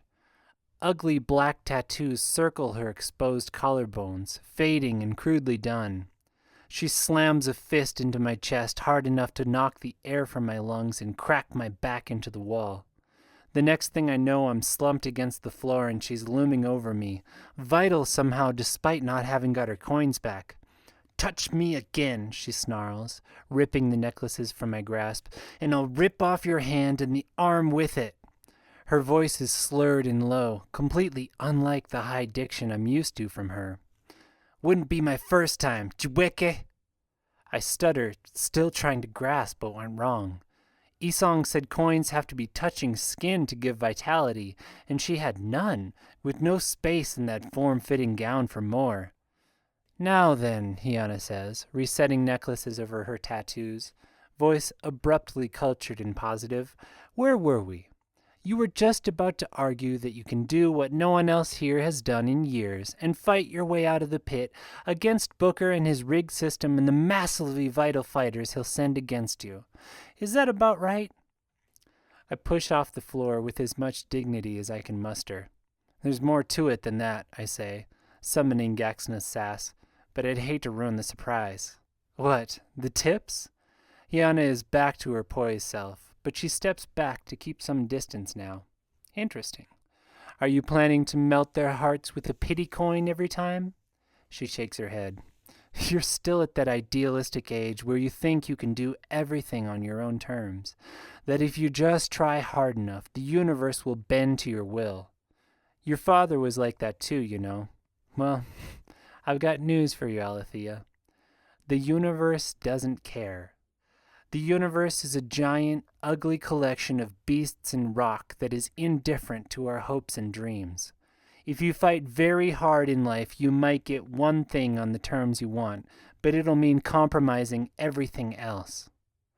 I dust off my blacks, resisting the urge to ask more about my father. What I need to learn is more about her, to find the cracks in Hiana's armor, the weakness that has made her step back a pace. "And what's your one thing, Hiana?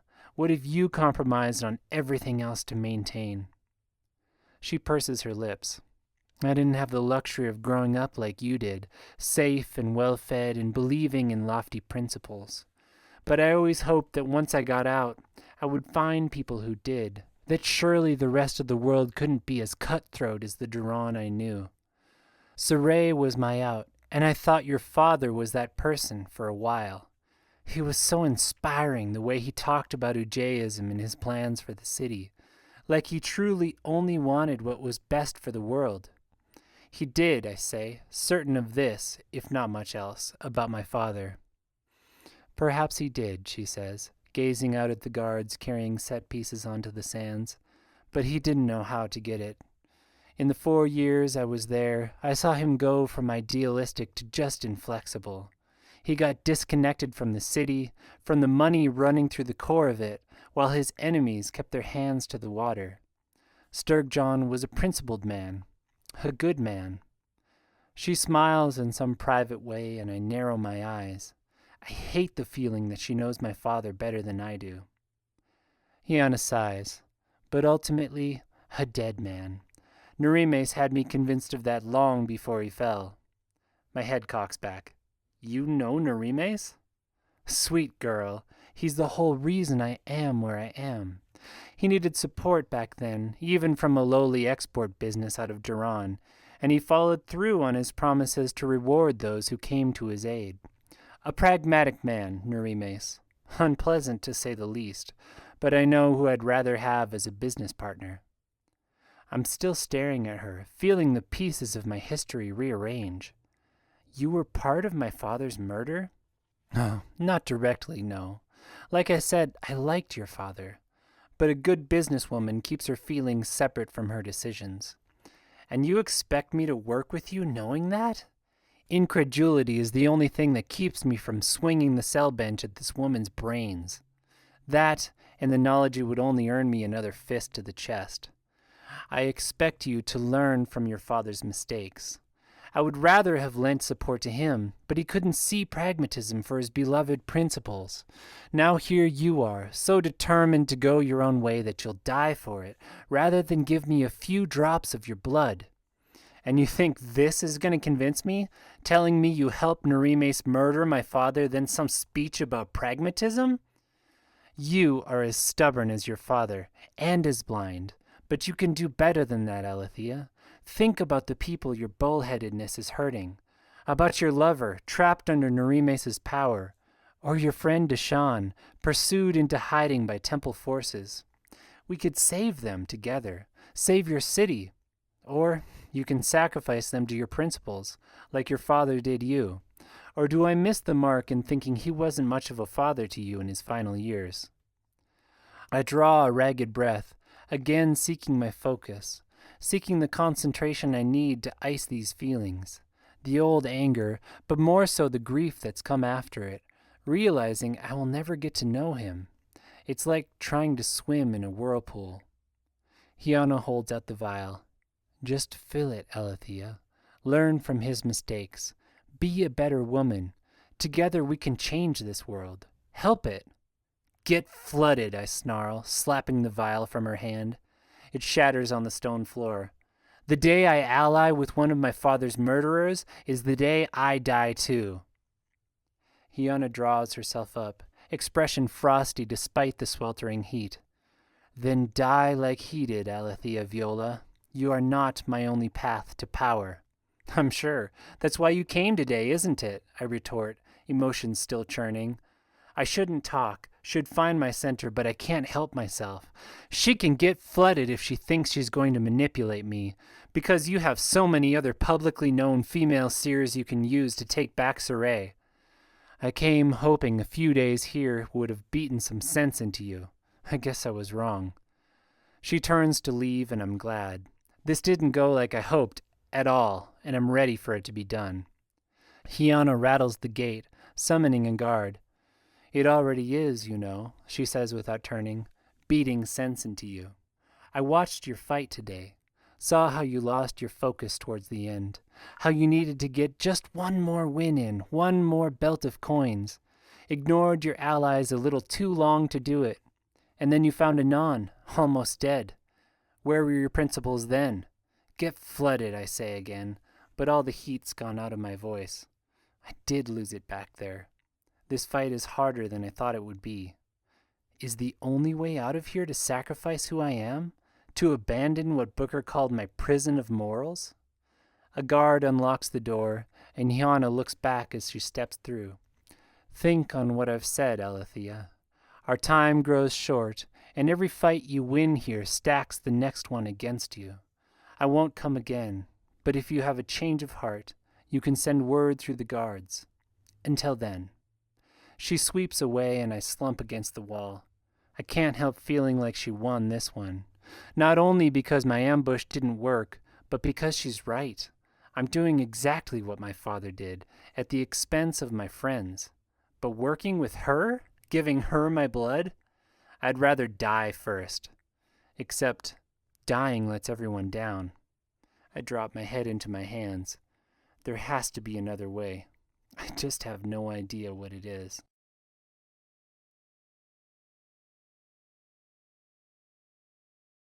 15. I signal Lagarde to take me back. I'm so wrapped up in my thoughts I hardly notice the dim stone corridors or the cool of the lift shaft pimpling my skin. There's no way I would ever work with Hiana, not knowing what I do now. But her words haunt me, echoing in the long empty tube as I pull my way up. You're as stubborn as your father, and as blind, but you can do better than that, Alethea. She's right, I'm sure.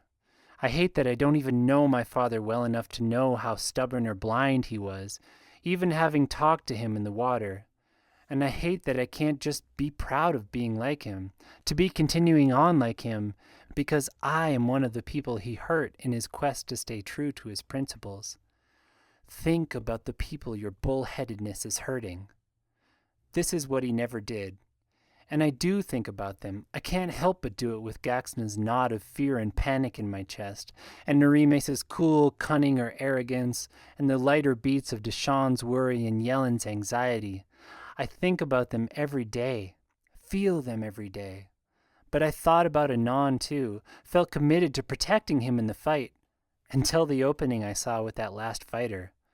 When I knew if I took him down and Tewo took the other, that we might earn double the coins we had so far. No. I shake my head as the lift gets to the top, ignoring the guard there and the stink of hot latrines. I wasn't even thinking about money at that point. I was thinking about the possibility that we could win an impossible battle. That I could. Even with all the cards stacked against me, I would show them I can't be beaten. And the insight that comes with deep breathing tells me, clear as day, that that feeling, that drive, is ego, is my desire for acknowledgement, is my urge not to escape this prison, but to escape everyone's conceptions of me and define them on my own terms.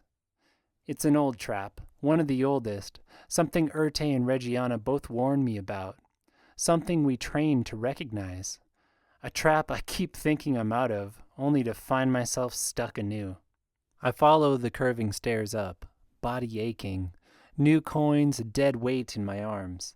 They'll take a month yet to do anything for me, and in the meantime, I have to live with the fact that I almost let my friend die to get a few more of them.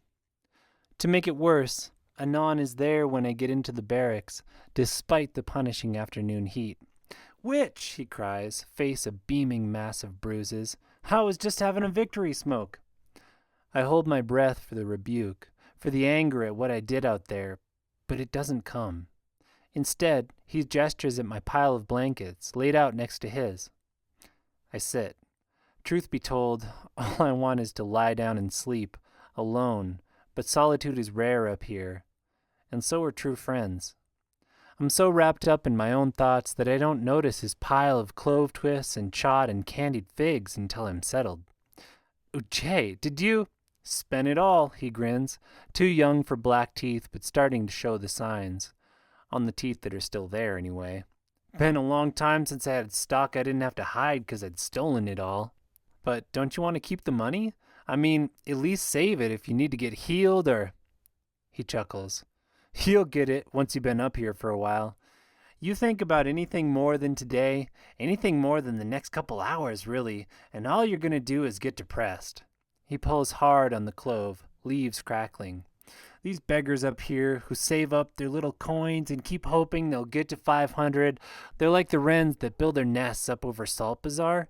They feel safe in their canopies, figure no one can get their precious eggs up there, and all they gotta do is wait, and eventually their chicks will hatch and fly away. Then a wind comes up and pshh." He makes a shattering gesture with his hand.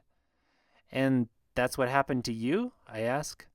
Anon carries a real darkness in him, but it feels lighter than mine right now. "Beggar that. I was broke long before I got in here." He inhales again. "The worst thing you can do up here is start hoping. Do that and you're just setting yourself up for the fall." "Think I'm doing that?" I ask, pulling my loose pants up to catch the weak breeze through the windows. The barracks are an oven. "Setting myself up for a fall?" "Nah," he says, gazing at me honestly. "I think you might be something different, Regiana. I think maybe you will get out." "Flooding right I will," I say, though it's more out of habit than any conviction at the moment. "You will too." He has a good laugh at this. You're crazy, you know that? Pure crazy. What would you do if you did, I ask, Cloveleaf relaxing me some and needing a break from heavy talk. If they just came up and said, Anon, you're free, now get out of here. Me? His eyebrows raise. I'd go steal some coins right away, then have the best coffer-licking meal I could find, then find a sex worker and smoke myself blind, probably. It's so far from my answer that I have to laugh. And then? Do it again? And then I'd probably have to get out of Duran, he says, smile fading. Everybody knows me here, and nobody likes me. Maybe do one big hit before I go, just to show them they can't beat me. Lock in my legacy. That's ego as purely as my fighting was today, but it's endearing coming from him. For all his darkness, there's something unbeatably bright inside Anon. It's refreshing after so many people who just feel compromised and bitter. It reminds me of Gaxna, actually, and suddenly his smile feels bittersweet. What about the Tower of Many Names, I ask, trying to keep it light. Think you could pull off a hit inside there? Pfft, he waves a hand. Like the 3 hits I did there before they caught me? Many Names is easy. Tower of Shifting Sands now. You want a challenge. You try and get in there. Well, Many Names was obviously more than I could handle. You were set up, he says, taking the clove leaf back. That's different. That's how they busted me, too. Love, man. Always gonna stab you in the back if you let it in. He nods at my bare legs. Speaking of which, you trying to say something with those? Because I'm up for it. I just got the feeling you were taken. I start. Just trying to cool off. But yeah, I guess I am taken. And if anything happened with Anon, it would just be me missing Gaxna anyway. Figures, he sighs, blowing smoke. So, who betrayed you? My wife. I just about spit out the water I'm drinking. You're married? Spur of the moment thing, he shrugs. You know, like, I love you too, let's get married. I was living pretty fast back then. Apparently it didn't work out. She wanted me to slow down, stop hitting the big targets, buy us a villa somewhere on the mainland, have kids. I can just imagine how he felt about that. So she got you arrested? She warned me first. Said if I hit another amaranth, she was turning me in. I didn't think she'd actually do it. He takes a drag and blows bluish smoke. And then when I wouldn't apologize, she bought my ownership rights and started signing me up to fight every day. Your wife is the one sending you out there to get beaten up every day? Wow. I thought me and Gaxna had issues. Ex-wife now. But, yeah, she was the one throwing the pity coin every time, too, for what it's worth. He takes a long puff. Till she stopped. And that was the day you came. The look he gives me makes me more uncomfortable than his glance at my thighs. That was a familiar kind of need. This one, well, you've got coins now, and looks like Booker's going to keep putting us on the same team, so maybe you won't need her anymore. He chuckles. Oh, they're still going to get me. I never lost faith in that. But if I saw you get out, he shrugs, and that needy look goes away. I could probably die with a grin on my face. I'm not getting out alone, I almost say, but I recognize the ego in that too.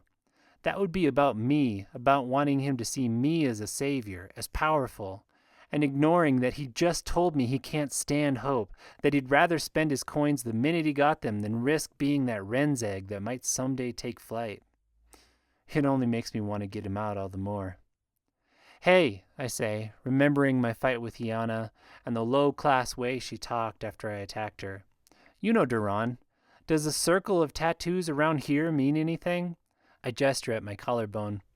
Depends, he says. What did it look like? Ugly, with a lot of hooks and stuff? Bluish ink, like it was done fast. 8 Fingers Clan, he nods. Mostly sex houses and chot up in the slipway. Like a gang, then?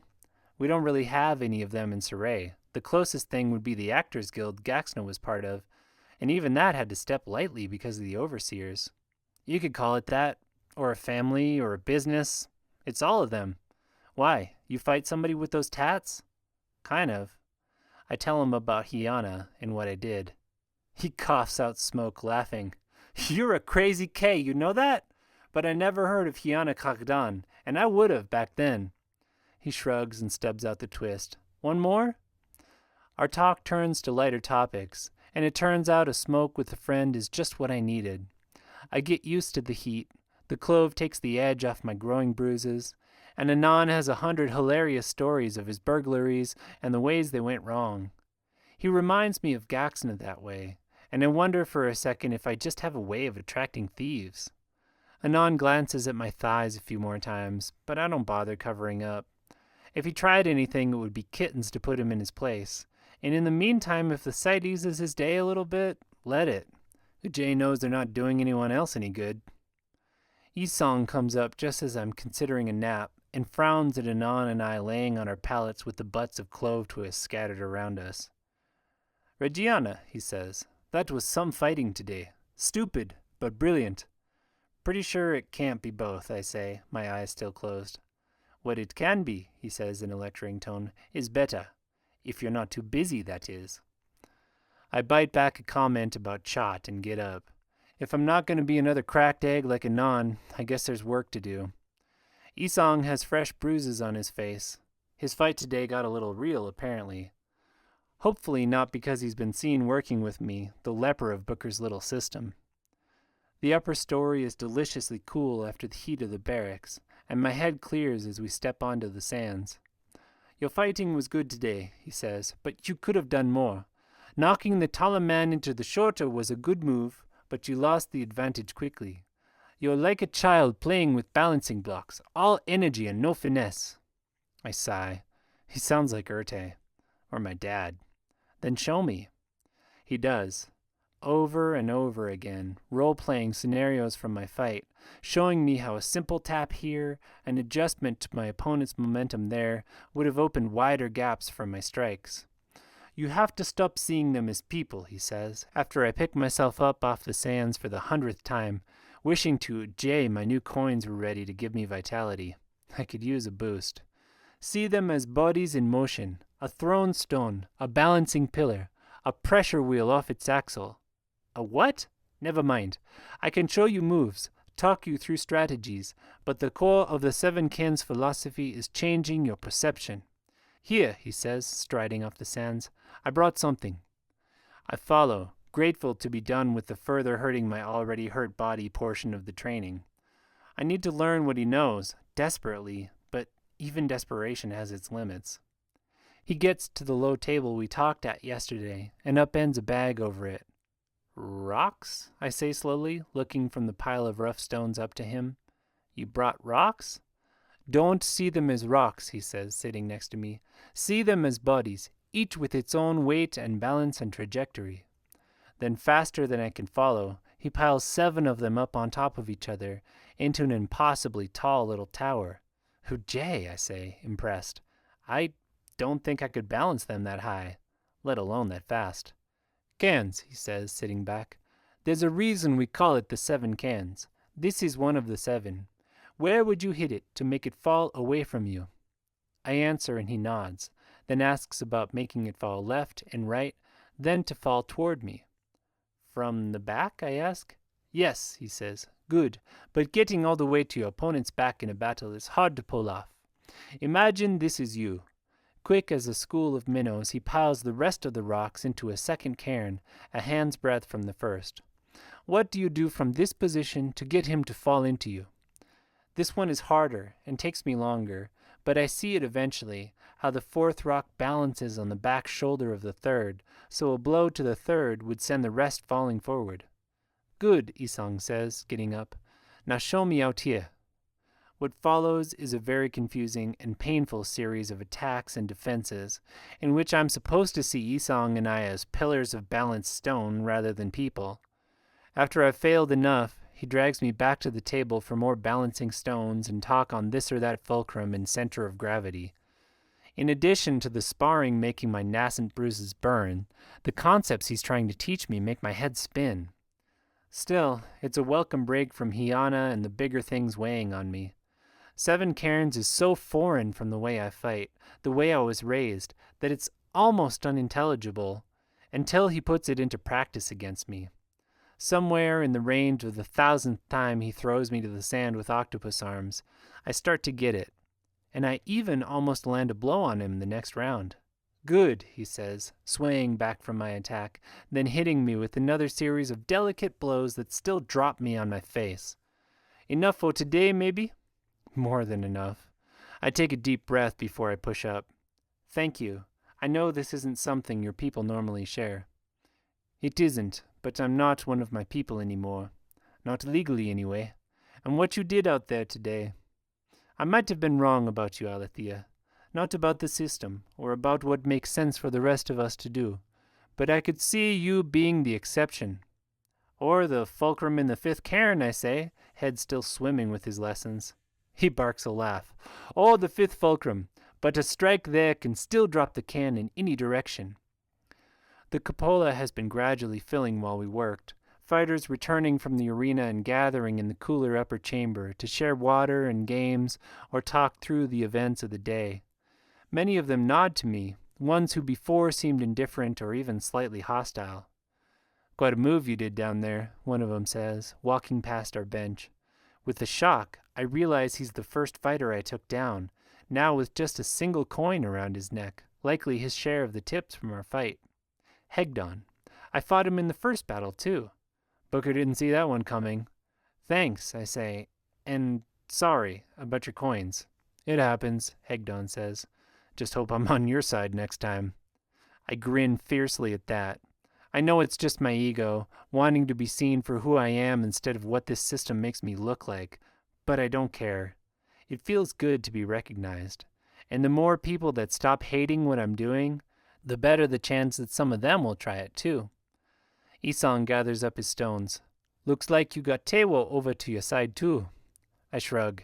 He was already out of coins. I don't think he had much to lose. But following through with giving him and Anon coins, that's something that stands out. When we're all up here fighting for our fractions of a % on a day's earnings, giving them a full quota is going to turn a lot of heads, good and bad. Good, I say, looking around at the knots of fighters and finding more than a few glancing our way. Maybe you should think about joining me next time. We could make some real coins if you actually use 7 cairns. Isong ties the bag shut. I'm going to be really disappointed if I spend all this time teaching you and you just get killed in the next fight.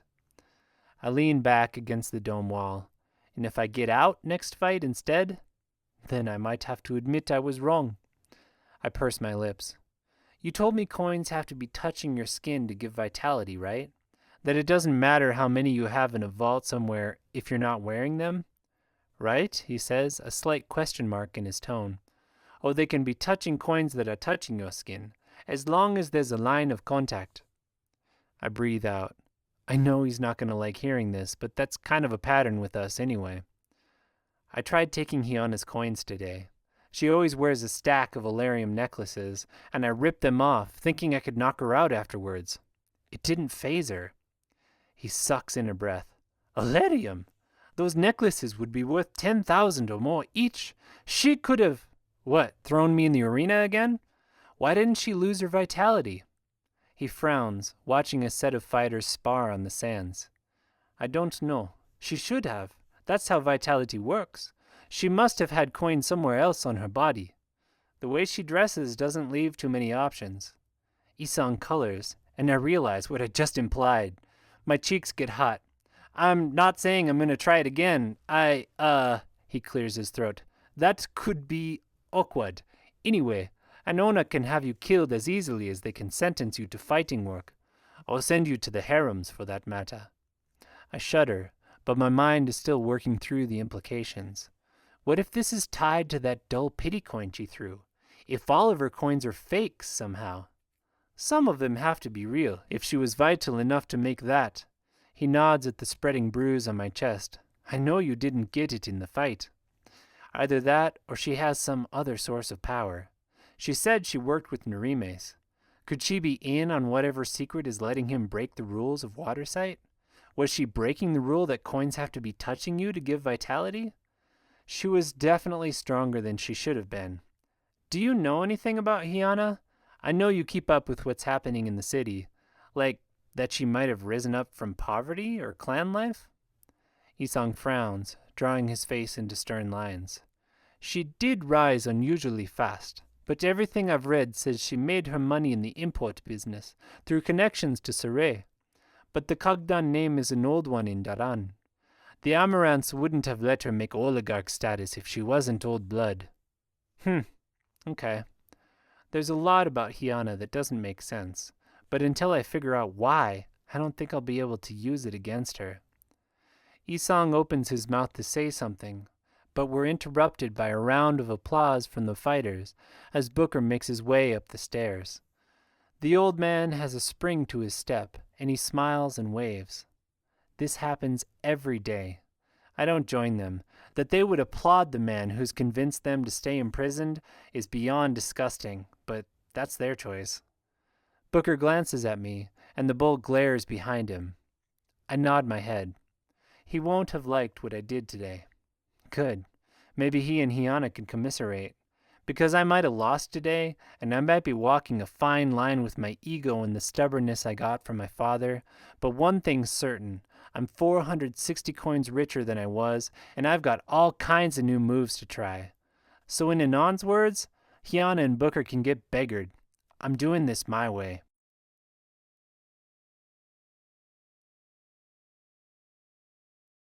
"16. Dawn finds Isong and me on the sands, cool and damp from the night breeze off the ocean. The bulk of the tower still sleeps, with a few fighters passed out on the cushions around the perimeter. I feel a river's length better than I did yesterday, which makes me wonder if some of yesterday's opponents consented their coins to me, but I have no illusions it will be enough to make me win today's fight, not with Booker writing the scripts. Because of that, I pay extra attention to Isong's talk of balance points and trajectory adjustments. Use basic tide to focus during our spars, willing my brain to see the fight the way he does, pushing my body to move like his does. I read his thoughts when we touch, too, getting more glimpses of the bizarre way he understands the fights. Some of it is beginning to make sense. Other thoughts come through the bond, memories of his training, flashes of a hawk-nosed lover, and a growing respect for what I am doing. The wrist is a lever in the fourth ken, he says, massaging his as we reset our poses, but a delicate one, like the brake on a caravan wagon. Pull too hard and you'll snap the lever rather than stop the wagon. Again, with finesse this time. He's consented to teaching me a few advanced moves today, after refusing the last 2 days. Not because you're ready, he said, but because you're going to need them today. He strikes. I counter and push myself, in the depths of basic tide, to see his arm not as the focus of his stance or a clue to his strategy, but as a simple weight in motion, one rock in the moving cairn of his body, a cairn I can topple with just the right amount of force. He tumbles past as I sidestep in something like the fluid motion he uses, and add an elbow to the sacrum to stun him. In water sight, I catch his own reading of our cairn bodies, almost identical to mine. I'm already smiling when he gets up and says, "Good." This is high praise from Isong. Another way he's annoyingly similar to Urte. Booker comes up then, trailed by his usual chord of vitality-laden oafs, and we leave off training to get some of the morning's minnow gruel. Isong's protective about his true fighting style, and I'd rather not give potential opponents any hints of what I'll be trying. I also have things I need to do before the battle. I find Ueo in the barracks, the other purler in the tower, rolling up the pallet he keeps next to Tewo. "Well met, brother," I greet him in the purler tongue. He startles, then gives me a seated bow. "And same to you, sister. I have appreciated your integrity in dealing with brother Tewo."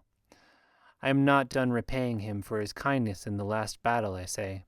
I spoke with Tewo last night, and he was as ecstatic as Tewo gets, a little grinny basically, about having earned that many coins in one fight. I would offer the same to you. Ueo exhales through his nose, constricting the nostrils a bit to make a rushing sound. It's something a lot of my friends on the Perler ship did, and seems to mean concern or consideration. "It's a worthy offer," he says at last. "I will think on it." "Please do." I hesitate, spotting other fighters in the room I think might be sympathetic, then add, Let the mother bear witness. I would like to see you and Table free of this place. Let her bear witness, he echoes, non-committal. It's not an impossible, at least. I'll take that as a win. I talk to the other fighters that have given me friendly or considering looks in the last few days, especially those who saw what I did yesterday, offering them the same even split of our winnings if they'll ally with me in the fight. For the most part, they have very few coins to lose, but I bear what Anon said in mind while I do. The worst thing you can do up here is start hoping. Do that and you're just setting yourself up for the fall. I don't want to set anyone here up to fall, but if they don't get something set up, they're equally never going to fly. Just drop down the ranks and get killed for spectacle some afternoon after the crowd gets tired of them. And that sounds a lot worse than disappointment to me. Anyway, it's their choice. 2 of them agree, and a few more seem amiable to it. What surprises me is no one is as strongly opposed as Isong has been. The man will probably watch me walk out of here still arguing I should have sided with Booker.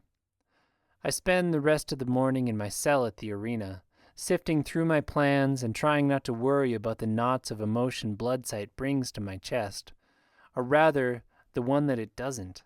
Deshawn is there, exhausted. Yellen's afraid, and Norimes is smug, but Gaxna's gone. She's not dead, of course. I just can't feel her for some reason. It would make no sense for Norimes to kill her now. If he's been parading her through the streets, then he's got some use for her still. Maybe she's just been practicing the blind I taught her, or Miara's figured out our connection and used whatever extra powers she has to block it. Or maybe Gaxna's escaped and found some way to stop the Therakins from coming after her.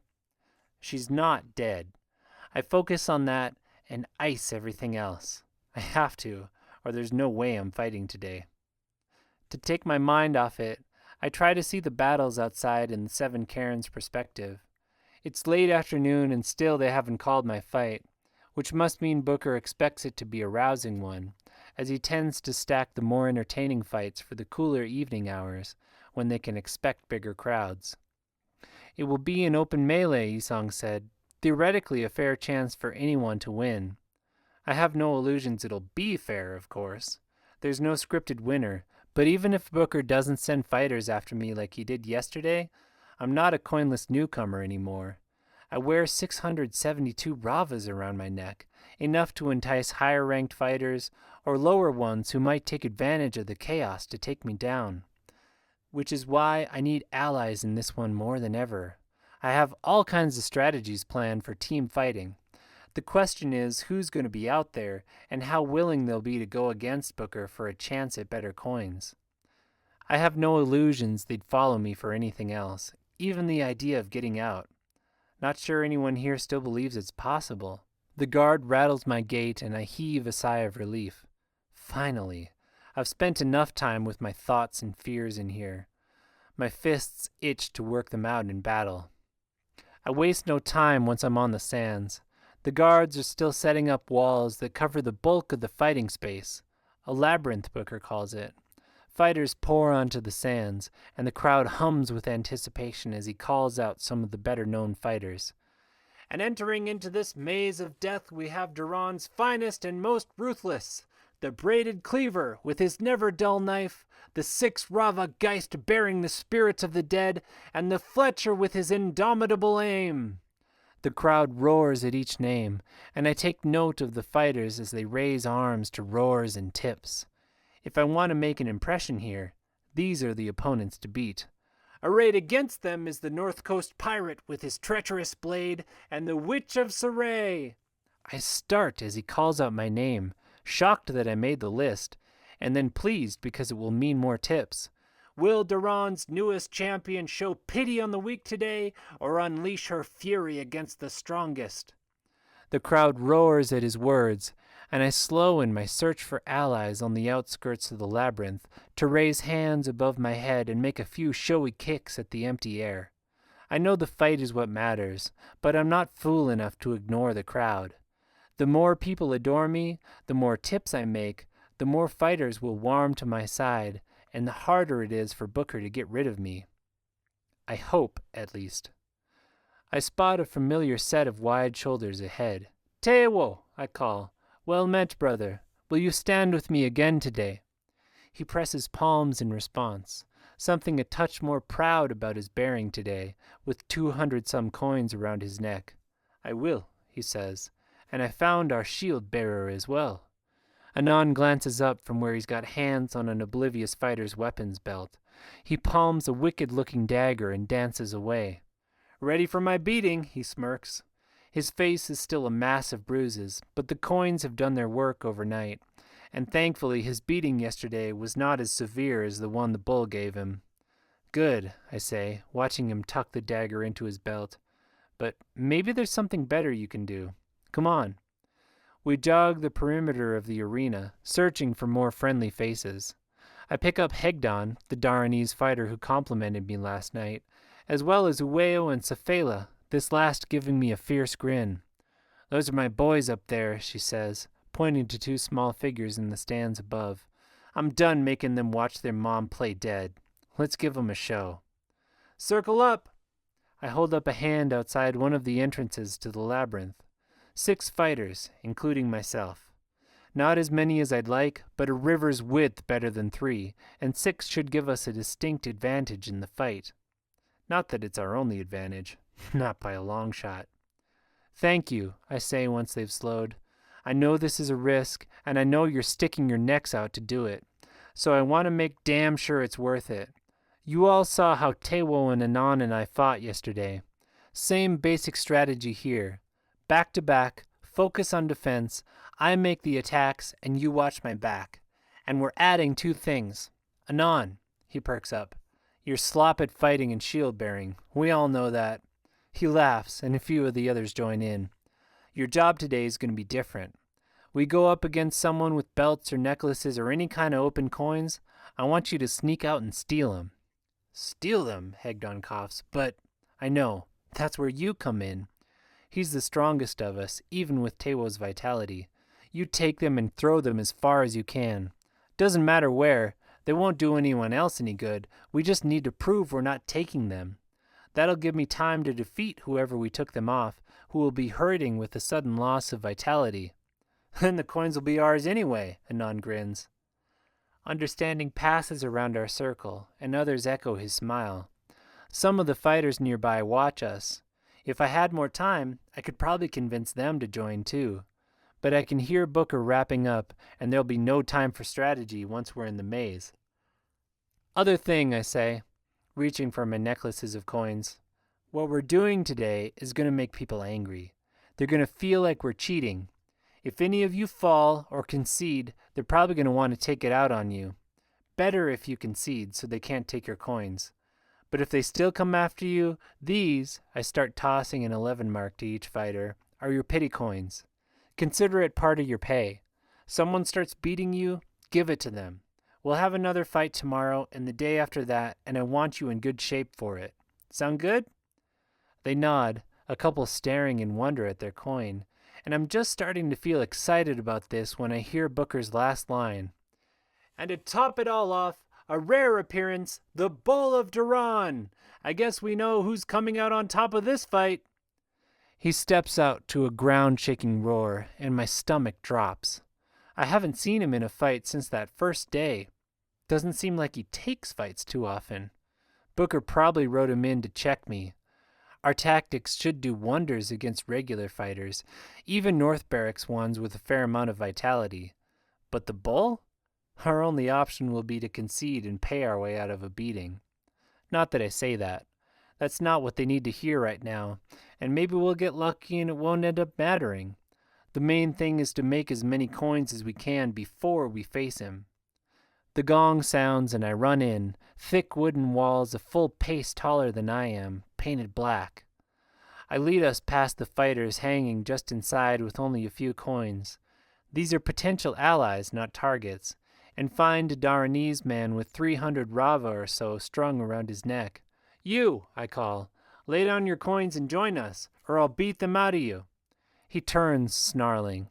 I don't see much teamwork spirit in his eyes, so I slam the butt of my staff into his stomach, and follow with spring erodes the stone and an ice finger's rising that knocks him against the wall before he slumps into the sand. It takes maybe 2 heartbeats. I've been practicing with my new coins, but I'm still in awe of the speed and strength they give me. The defeat gong sounds when we run further in. A squat north coaster with my eyes and a pair of pointed swords tries to ambush me around a sudden turn, but he doesn't expect my allies. He takes us a little longer until Anon pops up behind him, grinning and carrying the man's money belts. I step inside his suddenly slow attack and hurl him to the sands in wave strikes stone, reading only shock and confusion in his thoughts. I turn to find Tewo and Hegdon fending off a trio of weaker fighters trying to take advantage of us from behind. Then more run at us from ahead, and for a time battle chaos reigns. A bloody tumble of strikes and counterstrikes, men shouting and screaming and falling with fear or battle lust in their eyes. Tewo takes a hard hit to the forearm, Anon uses stolen coins to lash someone in the face, and Hegdon shows his true colors in defeating a man he fought alongside yesterday before I can intervene. We get moving, more enemies showing up and a few allies joining us. I spot the bull at an intersection ahead, laying into a pair of stout men like a shark amid guppies. I steer us back the way we came, though I know it's only a matter of time. Somewhere in the fights that follow, I remember 7 cairns and start trying to use the perspective Isong's taught me, combining his insight into momentum and balance with the forms I've drilled since I was a child.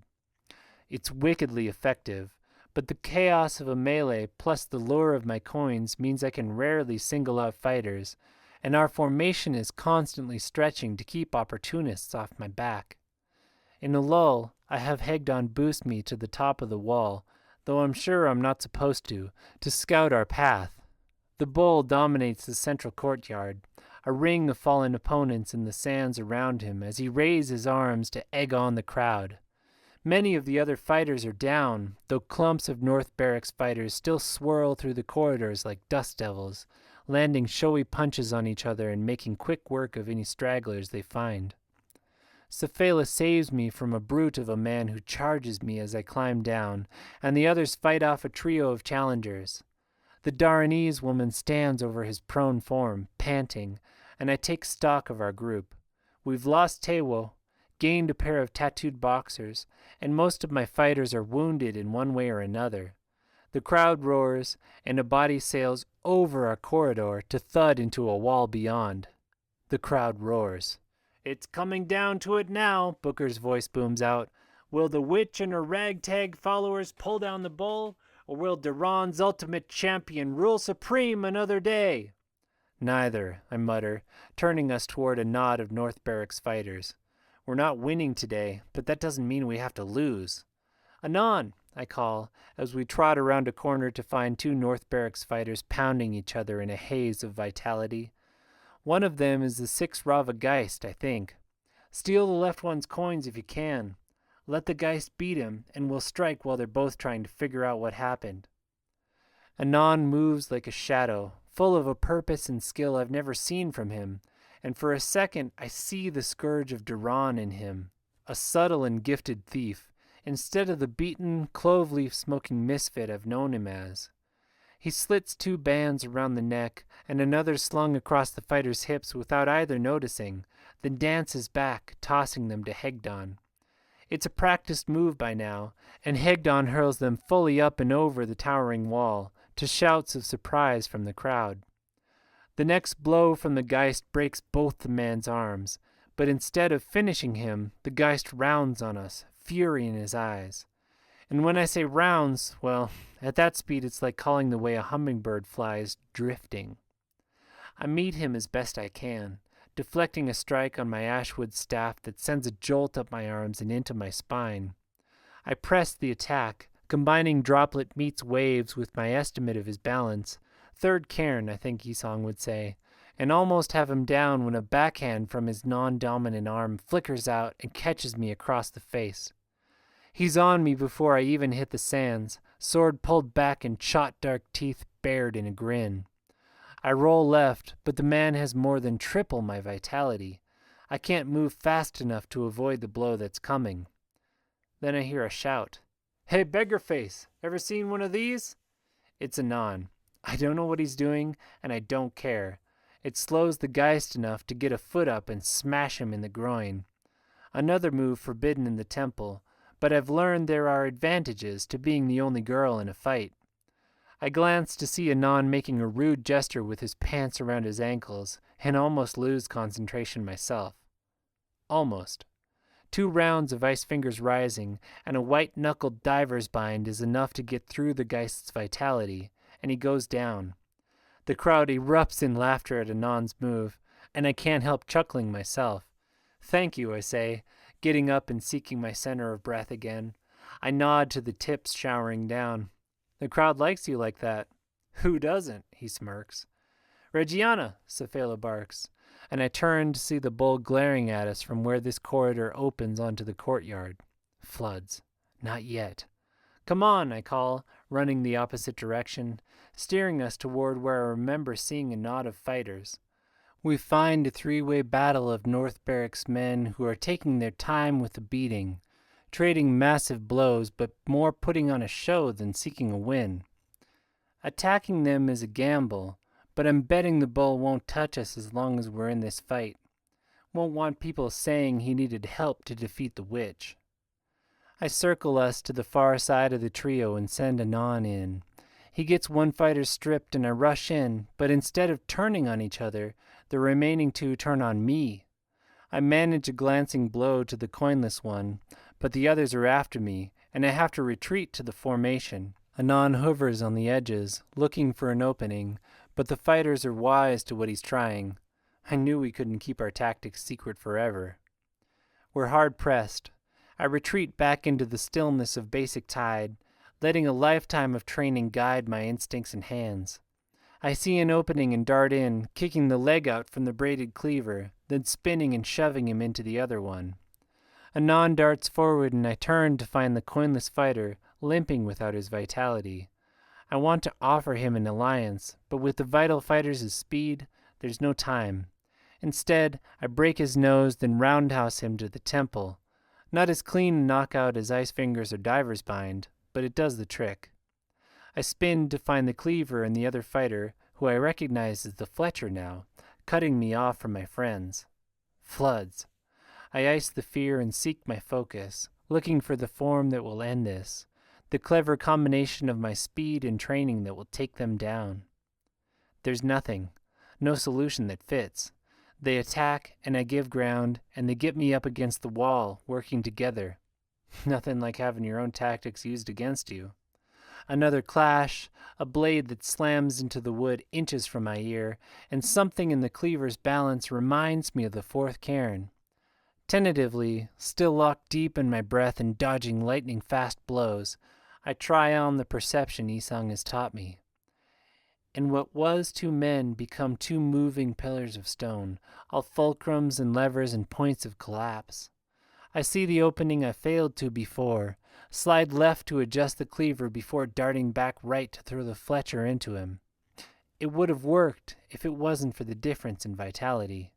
They crash into each other, but before I can even strike at the top fighter, or Anon grab coins, they've rolled apart, my advantage evaporating. As it does, I feel my strength going too. Under the fading rush of battle I am weary, the plethora of wounds I've taken today no longer balanced by added vitality, my 600-some coins no match for their thousands. They press in, leaving my allies behind, and in the flurry of blows I realize even my option to concede is gone. They are too fast to get a hand up, and in our brief flashes of skin contact I read only anger at what I've done to their friends, their system, and a determination to end this on their terms, with me bleeding or dead, in other words. I go from 2 feet to 1 to a knee, staff broken and shoulder screaming from a dislocation. I'm still desperately searching for the move that will end it, or the fulcrum I can use to topple them, when the cleaver tilts sideways, then slams to the sands. A tall figure locks his arms into an unfamiliar bind. Isang. I break into a smile, even as I roll left and put everything I have into an attack on the Fletcher. Esong came. He's breaking his alliance to Booker to help me. I land a blow, take another to the knee. It doesn't matter who wins the fight now. Today is a victory. But I get the Fletcher down, with some help from Tewa and Hegdon, who are finally able to get close. Esong finishes the braided cleaver on his own. He stands, grinning as the crowd roars. Decided there is more you can do than write circulars? I ask, catching my breath and feeling at my shoulder for broken bones. Saw a teaching moment, he says, nodding to the others who come to circle us. Your instincts were right on the third cairn, but with that much vitality you have to assume a different kind of momentum. Yeah, well, that's our vitality now. I'm cutting you in. I scan the area as I say it, glow fading as I hear Booker boom something about it being down to the witch and the bull now. Time to concede, I say to my friends. This was a good fight, and we made a lot of money, but we're not taking the bull today, and I'm not risking any of you taking wounds you can't recover from. Tomorrow's another fight. Lick that, Anon says. There's just one of him and 7 of us now with Esong. Others nod at this. Hegdon rolls thick shoulders. I know the bull. He's not leaving here without beating at least one of us near to death, unless we all pay pity coins. The crowd expects it. Then we pay him, I say, finding my breath, then resetting my shoulder. Pain sheets over me, but I ride the worst of it in basic tide. Sides, Anon says. We beat him. That's literally walk price for at least half of us, maybe more. Safela's eyes shine at this, and I waver. This isn't the best decision, but I also don't have the right to make it for them. I at least know it's not my ego talking this time, or my principles. The worst we can do is concede and pay our coins. And the best? The best is taking the bull down and getting Safela back to her boys. Okay, I say. You're insane, all of you. But okay. Esong, you're in for this too? Guards approach from the direction of the exit, glowing with vitality, herding us toward the courtyard. I am, he says, an unfamiliar light in his eyes, a hunger, or even hope? Someone needs to do it. Okay, I say, a plan forming whole in my mind. Listen up.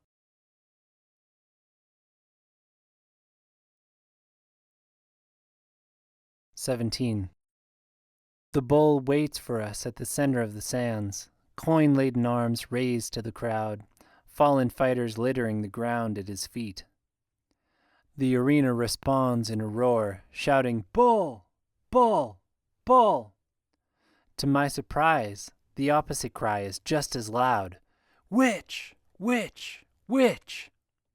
I roll my hurt shoulder, pleased to find it isn't total agony, and push myself deeper into the tide of my breath. If we're going to actually win this, I've got no space for pleasure or anger or fear. The arena is a roaring ocean of sound. Guards appear at all the exits to the courtyard, weapons in hand. Downed fighters, supposed to play dead until the match is over, prop up on elbows and turn heads our direction, determined to see how this goes. I walk shoulder to shoulder with my allies, our talking done, leading them in basic tide. In, out, I say. Feel the fear melt with your exhale. Deep, slow.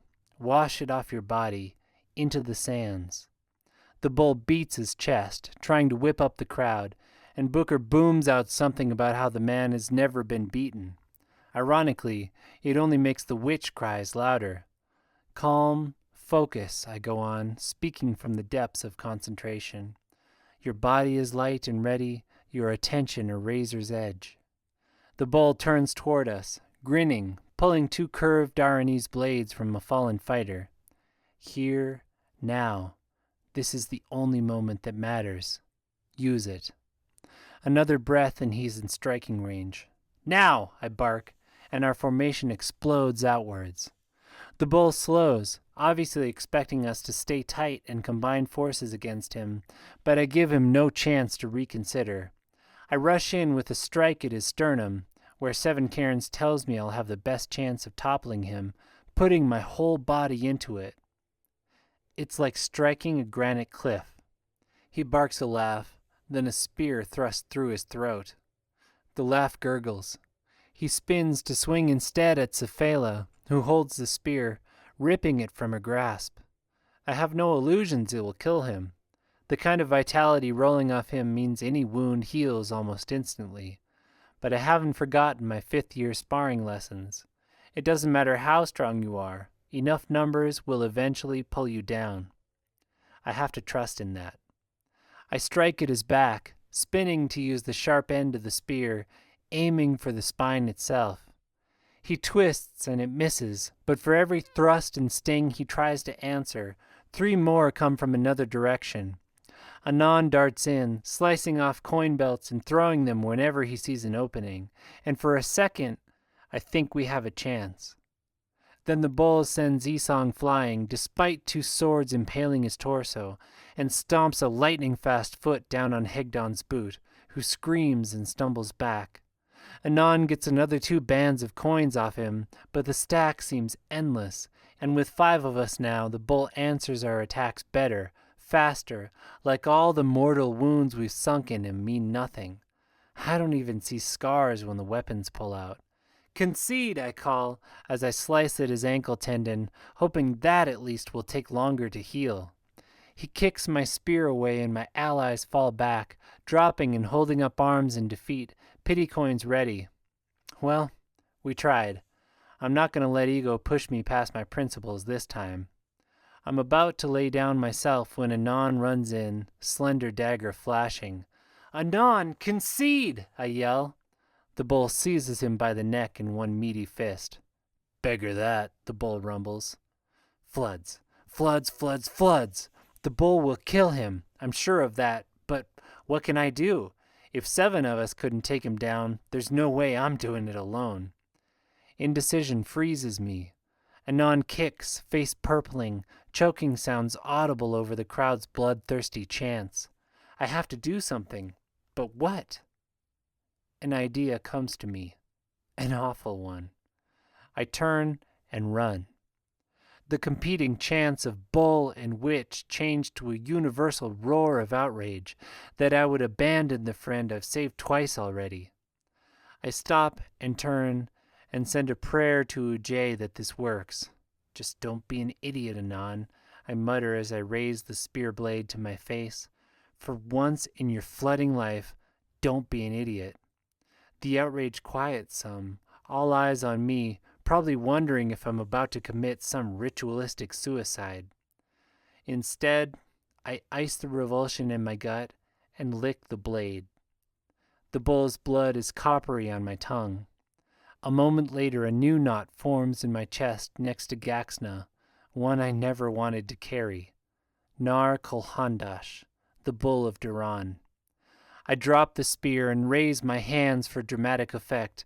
Even the bull is watching me now, and this is as much for him as the crowd. Then do what I was never trained to do, but pulled off against Narimes anyway.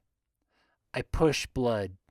Specifically, I imagine opening my fists, push it through blood like I've so often pushed my thoughts through a water connection, focusing all my attention on that one action, my own fists splaying wide as I do. The bull freezes, and his fist opens, and Anon drops to the sand. There's a stunned silence, and then, thank you, Jay and Jaya, Anon raises an arm to concede. The bull roars and turns to me, but there's an expression I've never seen on his face before. Fear. Fear that I really am a witch. The crowd, meanwhile, has neither fear nor doubt. All efforts at the bull chant drop off in a stone-shaking, thunderous chorus of "Witch! Witch! Witch!" The bull looks around, furious and confused and afraid in equal measure. I know this now because I can feel him inside, then turns and pushes past the guards. Thankfully. It would have sort of ruined the effect if I had to concede after just proving my witch status. Instead, I raise my arms to a crowd roaring and on their feet and strike my most witch-like pose, which is actually just the 3rd form in Current Meets Air, but makes for a good show. Coins still raining down, I run to check on Anon and Esong and Hegdon as Booker comes to life and the guards move to clear the field and the crowd's chant of witch thunders on. 18. The atmosphere in the infirmary is jarringly celebratory. Anon wheezes under a bracer of coins. Hegdon's foot is a mess of bandages and vitality. But everyone in my circle of allies is grinning, replaying our fights and near defeats and ogling our new pile of coins. 6,831 ravas, Safela breathes, though what we have here is only half that, the rest gone straight into Hiana's pockets. Coffers! Anon, you ever stolen this much? He snorts, which comes through his swelling throat more like a bleat. 100 times, he croaks. Still, Tewo says, face beaming, this is a fortune for us, and if we had gotten the bull... I told you all it was a stupid idea, I say, adjusting my arm in its sling. I am eager to steer this conversation away from how that fight ended. No such luck. What'd you actually do? Hegdon asks, leaning in. Are you really a witch? Panewa glances over at us from where she's resetting a broken limb and admonishing one of her apprentices. The infirmary is packed after the melee. Not the place I want to talk about this.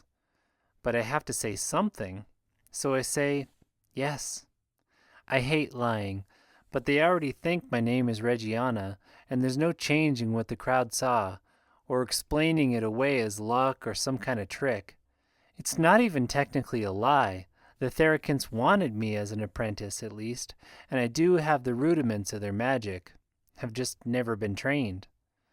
This was apparently not the answer they were expecting. Hegdon's head crows back, Anon's eyebrows raise, and Safela scoots back a step. Esong is nonplussed, but he already knows my story. So you can heal us then? Safela asks, with your blood wizardry? No, I say, searching for some believable way to end this conversation fast. I never got that far in the training. Just enough for simple tricks, like what I used on the bull. Didn't look like a simple trick to me, Hegdon says. Looks like you saved the Scourge's life with it. Anon, I say. His name is Anon. And yeah, but I think we just got lucky. Panewa casts an eye at us from the other side of the crowded hall, and I again wonder if the woman is more than she claims. One way to find out. Plus, if she is, there's something I'm dying to ask. Be back with you in a bit, I say. Esong, get everyone their share of the coins. They goggle at me again, like I've just said, take my lifeblood and mop the floor with it. But I ignore them, crossing to the healer's workstation. Reggiana, she says, not looking up from her work. Or is it the Witch of Saray? Neither. But one healer to another? It looks like some of that equipment needs restocking. Somewhere private? Her hands pause. Then she snaps off orders to an apprentice and nods me toward the door. It's a sign of how committed I am to getting my friends out that I don't even consider knocking the woman out and running till we're well into the arched brick corridor that circles the arena. That, or how used I've gotten to my cage. That was a stupid thing you did out there, Panewa says, leading me down a narrow side hall. Stupid and brash. He was going to die. And publicly showing your power, will that end in less or more people dying? There's no way to know that. But don't Theracants take some kind of vow to save as many lives as you can, regardless of politics? Vows, the old woman scoffs. I broke my vows a long time ago. That's not a denial. So you did study with the guild? We get to a door of oiled wood, bound in iron and secured with a heavy lock. She pulls a key from between her breasts and works it into the lock. I already told you, girl, I'm no more witch than you are. You're what, a 4th or 5th year to work that kind of blood push? Never been trained, I want to say, but just because she knows some of the truth doesn't mean I need to tell her all of it. If she's asking this, she obviously hasn't made the connection between me and news of an orphaned female seer from Saray. That, or she's figured it all out and is testing me. I wish I could read this kind of word battle the way I can read opponents on the sands. Not knowing feels like attacking blind. Fourth, I say, or I was, before I ran. Panewa grunts, non-committal, and starts handing me neat stacks of bandages tied in twine. I find a basket and pile them in with my good arm. And you? I ask. You ran too? I didn't run, she says, switching to pungent bundles of roots and herbs. I fell in love. You can imagine the rest, I'm sure. Now, what did you need? I need to be sure you're not spying on me for Miara, is what I want to say. But saying it will do nothing, and her answers would be no reassurance anyway. Just a question on blood sight. She grunts. And? Is there any way a connection can be severed or blocked, short of dying? Her hands slow. Did you lose someone? No, I just can't read her right now. I hate the way my voice breaks when I say it. Hate the gaze she turns on me, tender and sorrowful. There is no way, she says, except one. You know this. But Miara, I find myself saying, Yeolat, the others, they have powers they shouldn't. Couldn't they? Leathery arms wrap me and press me into a bony chest. The mind will seek all sorts of reasons to doubt its worst wounds, child. But the sooner you set a break, the stronger it will heal. Her words are axes against a dam of ice, an impossibly high and fragile dam I've built since I last saw Gaxna, holding back a flood of fear stronger than the deluge. That Gaxna will die, and it will be my fault. As Regiana did, as Urte did, as my father did. No, I shake my head against her chest, feeling that dam start to give. I don't know if I'll survive if it does. No, there has to be some other explanation. There is more to our magic than the guild knows, Panewa says, still stroking my hair, but I don't know that it can go that far. Touching, rumbles a voice from behind me. I whirl, clinging to the words like a loose log in a shipwreck. Anything but this. The bull stands in the hall, arms crossed. I tense, but for all our fight a hand ago, he doesn't look like he came here to kill me. No, knowing him, it would need to be public. He jerks his head at me. Got a challenger. A challenger? I say stupidly, head thick with grief and panic, but I already fought. Free men can challenge any time, he says, and 100 questions open in my mind. Welcome questions. I have no idea if I can fight right now, but I'm happy to be thinking about anything other than this blankness in my chest and what it means. I push off Panewa, focusing on the giant man. Who is it? As if I'm likely to know them. Seems like a friend of yours. The bull grins, revealing thick teeth. Should be an interesting fight. I go to leave and Panewa sighs behind me. A minute, girl. I turn and she grabs me in the wounded shoulder. I yelp, despite myself, trying to pull away. She grips harder and my breath leaves me, the pain flaring into something fiery hot then ice cold, shooting from her 2 strong fingers into my shoulder. It's only a second, but when she pulls away, the pain vanishes. All of it. My shoulder feels almost normal. I stare. This is no healing I've ever gotten, though I've never had a Therakint do more than put creams on me. The old woman just nods towards the bull. Better go, then. The bull shifts his glare to her. You, woman. We'll talk later.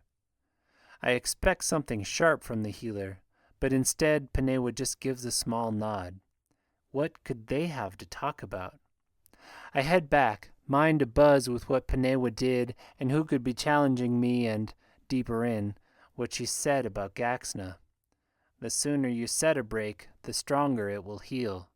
I can't freeze the thought, so I freeze all the fear and pain that comes up around it, stack them against that creaking dam inside. I'll be worthless if it breaks, and I have a fight to win. I focus on that, Someone is here to capitalize on my injury and all the coins I just won. 1,700 some of them today, plus the 600 I already had. I can't lose that many, not after how hard we fought. Booker would likely try to take the rest of them from my allies too, saying those are still my coins. It feels easier to fight for them right now, for Sefela and Tewo and Anon, than for myself. So I struggle my way into basic tide, freezing every emotion that tries to get in the way, find my focus, and stretch my miraculously healed shoulder. I can do this. Booker's voice echoes up the stone passage towards me as we approach, booming something about the ancient war in Saray, about the witch meeting her match. The bull nods me into an open cell, and I stride through in my ripped and blood-stained blacks. I finally see my challenger on the other side, a man with a shaven head, in flowing robes at once starkly out of place and achingly familiar.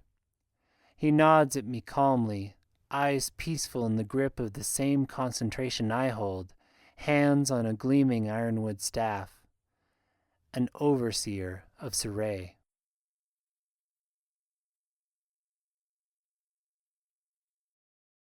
"19. I freeze up for a minute, mind spinning with the implications. If he's here, then Narimes knows I'm here too. Either sent this man, or was sent word of me before the overseer decided to challenge me.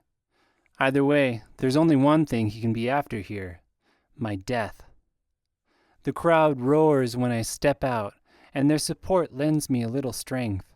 I bow to them, coins already glittering down.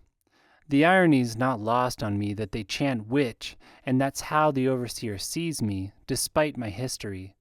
That the accusation used to justify my death in Saray is a term of celebration in this city. I make a show of pulling off my sling and testing out my shoulder, as if it's been miraculously healed. And it has been, by a real witch. At least one realer than I am. They cheer louder, and I take a deep breath and set my feet. This is not the first overseer I've fought. And though he is older and stronger and trained in a regime more brutal than any I've been through, he's out of his element here. A fish on sand, trained to read thoughts through water we don't have. Used to fighting with weapons that prevent any touch from happening, rather than maximizing it. I am none of those things, and I have defeated his kind before, difficult though it was. Also, though the bulk of my coins lie back in the infirmary, I have 670 ravas of vitality he does not. Still, I don't see this man as my enemy, and I don't want to hurt a fellow faithful. My heart aches at the thought of attacking a familiar face here, in the heart of a foreign prison. Olame, I call over the crowd, pulling his name from my memory. Though overseers work mainly in the city, Olame helped adjudicate year-end sparring matches. A stern man with a laconic sense of humor. It is good to see a friendly face here. And good to see yours, Alethea Viola, though I am not here on pleasant business. He hasn't moved from the opening stance of the floodwaters sequence, staff still moored in the sand, which I take as a good sign. I've heard word of the business in Saray since I left. Are you still loyal to the usurper? He is our rightful chosen. Did you read the proofs I showed in the water at his wedding? I was out of the temple, Olame says, a cloud passing over his face, battling blood-born citizens, your witch allies sent against us. Slops. They were only meant to detain you, to give me time enough to make my case. Be that as it may, he says, lifting his weapon into the second stance of floodwaters, slow churns the tide.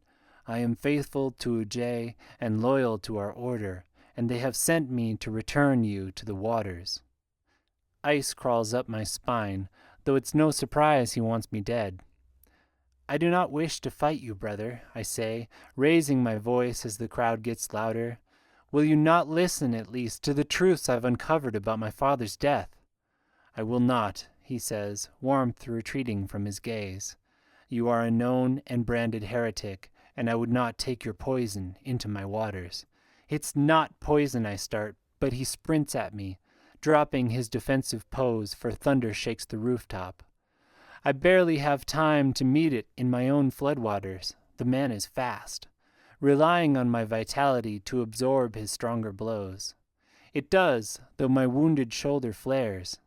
Not all the way healed, apparently. My staff doesn't fare as well, splintering under the force of his blow.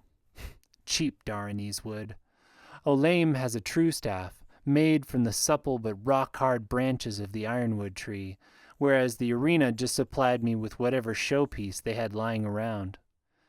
Well, we trained for this possibility too. I block his lightning-fast strike again in the same stance, on the same part of the staff, and feel it splinter further. He tries avalanche meeting stone, and I respond with Current's kiss, some part of me taking a deep pleasure in countering form with form, as I was trained to do. It's like talking to someone fluent in my native tongue after weeks struggling to parse Perler or the Daranese brogue. This is my fighting style and my heritage, even if it has come seeking to kill me. Even the fact that he is faster and stronger than me, despite my vitality, gives rise to pride inside. We do not train weak fighters in the temple. A third blow shatters my staff, and I am left with 2 jagged-ended sticks. I take the rest of his blow on my good shoulder to jam one of these into his dominant wrist. He spins with the blow, quilted robes taking much of the damage, but blood begins to flow. That is blood I can use if I get a chance, but maybe there's an easier way. I would watch that wrist, brother, I say as we circle in mirrored prawns crawl. You know what witches can do with blood. The icy calm in his eyes wavers a touch, then returns. Ujay will see justice done. Do you think Ujay approves of Narime's allying with Miara of the Therakins Guild? Surely that is common knowledge following the wedding. It is not an alliance, he says, feinting and retreating, testing me. They are vassals, subservient to the temple now, as is proper. So that's how they're spinning it. I can't see that particular lie lasting long. And where, then, is my heresy in having both magics? Your heresy was in trying to overthrow the rightful chosen, he says, and surprises me by vaulting off his pole in a flying drop that breaks the dam. I duck under, as I was trained to do, and try Anil's kiss he meets with downward cuts the tide, his form stronger and faster than mine. My coins should undo his advantage, unless... You're wearing Ravas, I pant, back to stalking in mirrored forms. Heretic magic. Or has Narime's allied with the money worshippers, too? We were warned you might be using this filth, he says, gesturing at what I assume are coin belts under his robes, and so granted special dispensation to use them. Brother, can you not see the changes Narimes is making to the temple? How he sells our faith to the Therakins and Salem Dale to keep himself in power? Is the true heretic here not obvious? He attacks rather than responds, but I am ready for it this time. I'd assumed my vitality would give me the edge in a battle fought on purely Ujayan terms, but I have to adjust now, as I've had to every day since I left the temple. Only now, finally, I have the tools to do it. He strikes in with Kraken's lash, and I respond not with streambed, but with 2 sharp jabs to his left hip, then a rolling kick at his right knee, the fulcrum in what I read as the second cairn. He stumbles, and though my shifting tides only partially connects, he looks rattled as he battles me off and regains his feet. I do not wish to hurt you, brother, I repeat, but I am trusting Ujay to lend strength to the hand of the just here. He again attacks, in a blistering series of wind carries wave strikes, and even as I respond in variations on floodwaters, I begin to manipulate his balance, to counter his blows with an aim to the way they shift his center of gravity, to shift myself as target until a particularly forceful moontide twists him just the way I want, his left hip the fulcrum I need to overcome his speed and strength. I step in with a current's kiss and flip him like a doll over my head, then ride the throw to end up on top of him, setting feet and hands in one of the cairn binds Esong showed me. And as I do, I push my mind through the connection of our skin. His blind is wide and thick, as an overseer's should be, but wavers when he tries to get up and finds himself in an unfamiliar bind. As I did 3 days ago, when Isong held me in this very bind and broke my ankle. I begin to twist, crowd roaring and chanting my name, announcer shouting, and find the gap in his blind that fear has opened. I read uncertainty through it, despite his words. Ujay has lent me strength, brother, I think through our connection, and you know in your heart of hearts I am right about the temple. Do not stay frozen when we must be water. Join me, and let us work to restore the true faith. More uncertainty, his blind shredding, thoughts and images assaulting me of the changes to the temple, of Dale installing strange instruments in the temple storerooms, of Narimes interviewing the students for loyalist tendencies, of the citizen purges overseers are being tasked with, of empty streets and abandoned baths. I twist harder, push harder into his mind. Do not make me do this, Olayim. Your duty is to Ujay, as is mine, to the faith, not the temple. But if you will not join me in this, I will do what I must. He gasps, body bucking beneath me, hands clawing at the sands. I wait 2 seconds, 3, but under his churning emotions I read an unwavering dedication to his vows, to the law of the temple, rather than the faith. That's how overseers are trained, how they get the results they do. It's just wrong, is all. So I twist the rest of the way, ankle shattering beneath my hands, then seize the other foot and do the same. Olayim's cries mix with the bloodthirsty roar of the crowd. I stand, victory gong crashing, but feel no exultation in this, in the way he tries to crawl toward me through the pain. My heart is heavy at the waist, at the world that has made me cripple a brother. Without his ravas, which are mine now by the law of the arena, his ankles will not heal quickly, and likely never be the same as they were. Ironically, his best chance is in our infirmary, under the care of one of the Therakins he bears such enmity towards. I hate the divide in my city, the stupidity that has held it back for centuries. And though I've become distracted in the last month with things more personal and more global, I feel the old drive to reform this, to change my home for the better. Saray. With any luck, it will take weeks for word of this to get back to Narimes. Weeks in which I can earn the rest of my coin, get free, and meet the usurper on my own terms. A commotion in the stands above stirs me from my reverie, the crowd's attention shifting too. 5 figures in flowing robes crowd into Booker's stand, who's struck speechless for once. The men shout and hold up their hands, drawing everyone's attention. They have mine, and I gasp right alongside the rest of the arena as they each grab something in the room and run for it. The audience shouts in outrage, guards boil up from their posts, and the stone in my heart sinks into my belly, growing heavier. The monks have stolen on purpose in plain daylight.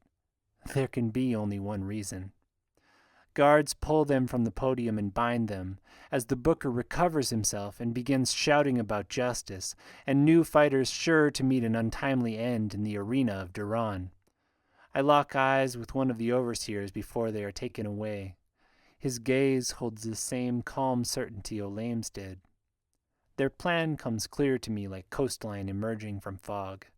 They are property now, and they knew they would be, like all the arena's fighters.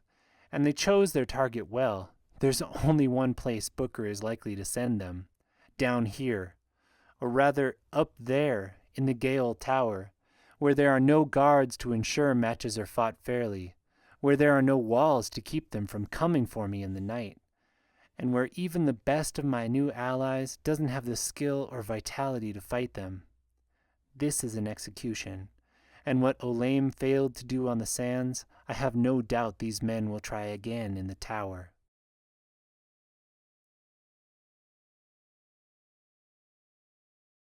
"20. I don't know how long we have, but I go straight from the sands to the infirmary to find all but the worst fighters sent up to the tower, including my friends. Thought you might need some help up there, Panewa says, turning to me. Alethea. I'm too focused to even feel surprised that she's figured me out. It's relieving, if anything. Thank you. I think I can count this woman as an ally. My coins, are they still here? I'm going to need all the help I can get. Your friends left them, she says, pointing to a pile on an empty bed. Take this, too, she says grimly. In her hands is a gleaming scalpel. You might need it. It makes my chest heavy that she's right, but I ice that. Time for emotions later. I push out into the hall, demand the guard take me and whoever else is left up the lift. The worst thing would be to get stuck with the overseers on a lift going up. I wouldn't make it to the top. Fortunately, they find enough remaining fighters to send up. That gives me 5 minutes at least, until the next lift can get up. Hopefully more. Hopefully, the overseers never come up. But I've learned better than to count on hope. I have my plans made and speech rehearsed when we get to the top, then lose it all at the sight of Esong and Anon and Sophala and my other allies from the last fight standing at the top, waiting for me. Only Hegdon isn't there, because he's still in the infirmary, knocked out with a smashed foot. They're coming for you, Sophala says, before the guard has even unlocked the gate. We want to help, Tewo says, however we can. There's only 5 of them, Anon says. Should be easy. Thank you, I say, icing gratitude. I love it, but it's only another distraction at the moment. They're likely wearing coins. Will the guards take those before they come up? Up to their owner, Yisong answers. So no, probably not. Buka will make more if they don't get defeated in their first fight. Floods, I curse, then turn to the guard, his chest rippling with vitality. Will you protect us if someone up here attempts murder? He snorts. Murder happens, I lock that door right there. He points to the heavy door to the stockroom. Investigated afterwards, when I got backup. I expected nothing more, but it still takes a minute to ice the anger burning in my arms. It helps that I catch Esong going red in the face too. Can we take them? Sophala asks, favoring her left leg, where she took a nasty blow from the bull. Us alone? No, I say. Not if they still have their coins. Overseers are the best fighters in Surrey, and with vitality? Anyways, I'm not planning on it just being us. Come on. I stride up the stairs, mentally counting down the minutes until the next lift can make it up. 4, maybe? I waste no time when we clear the top stairs. Gladiators, I call. Fighters of Duran. I don't know how many of you saw, but my city has come for me. I am guilty of nothing save my gender, but they want me dead. Will you stand with me and protect one of your own? Every eye in the cupola turns to me, but I do not hear the roar of yeses I was hoping for. Slopping words. You ain't one of ours, Temlong drawls, from where he stands next to a contemplative booker. He must have passed off announcing duties to someone else, knowing there would be a fight up here. Could he have been in on it? Alerted Narimes? Let your city take care of you, Temlong goes on. And good riddance, I say. I ice the fear that comes up at his words. I cannot win this without more help, but only a few heads nod at his words, which means I have a chance. I might not be of your city, I say, striding onto the sands, but we share a bond deeper than that. How many of you can say you deserve to be here? How many of you, like Sophala, were just trying to feed your family, or were forced into work you never would have chosen because of a system set against you? I'm here because Hiana Kagdan set me up to be arrested, but more so because the monks in Surrey saw me as a heresy for something I was born into. Whether you're Bamani or Dharanese or Surreyan, I'm sure most of you have stories like mine. We're not united by birthplace, no, but by being victims of injustice, by being stuck at the bottom of systems set against us. A few more heads turn at that. I keep going, channeling my father now, the sorts of speeches he would give to the collected temple at equinox and solstice. Look, I'm not asking you to ally with me in the arena. I'm not even asking you to like me or what I'm doing out there. What I'm asking is if you will lay down and watch the kind of corruption that locked us up, the systems that never cared about us, go on here, inside our tower, the one place we have left, the place we call ours. There are more stirrings at this, fighters working muscles and clenching jaws. There are 5 Ujjain monks coming to murder me here, in our home, because I was born out of place in their system. Will you sit and watch that happen? Or will you use all the skills you've learned, all that anger you have, to fight the kind of people who want to keep us down? Fighters get to their feet, not many but some, maybe 10, and start walking across the sands towards me. They are mostly without coins, but it doesn't even matter. I just need numbers. "Who gets their coins?" someone calls out. Of course they would think about that. "You do," I say. "If the guards are too craven to enforce the rules up here, then we make our own. No owner's cut, no 10th to Booker. You take an overseer down, you get his coins. All of them." More stand at this. I hate that this is what makes them care, but I'll take it. I'm not going to change their whole worldview in an awkward 30-second speech. No. Like one body, they freeze in the process of getting up or walking. They all look right. To Booker, who hasn't gotten up, but holds a hand in the air. "Those coins are mine," he says, eyeing me, "and Reggiana Joe's not under our protection. She refused it, and I won't have any of you risking injuries or worse to keep her alive. Any man that fights with her is out." Flooding Booker. "Then I'll pay you myself," I spit, "and you'll still make more in 10 minutes than you would in a year under Booker. Don't you see it? Don't you see these?" I seize the coins around my neck. "I've made 2,000 ravas in 5 days because I'm not following Booker. Because I knew the second I stepped in here that he was just one more corrupt system aimed at keeping me down, at making money off our misery. So step back if you want to, but I'd rather die up here a free woman than live my life under his chains or anyone's. Who's with me?" I'm so angry now I almost want to fight the dogs that back off, glancing at Booker like whipped curs. Instead, I raise a proud fist to the handful of fighters who keep coming. 2 Bamani, 2 Dharanese, and a woman from the north coasts. "Greetings, warriors," I say. "You're welcome here. 400 ravas for any overseer you fell. And if any of you need healing afterwards, the coins I have left are yours as long as need be." The lift bell rings below, and ally or not, everyone in the room stiffens. They know what's coming. "One more thing," I call out.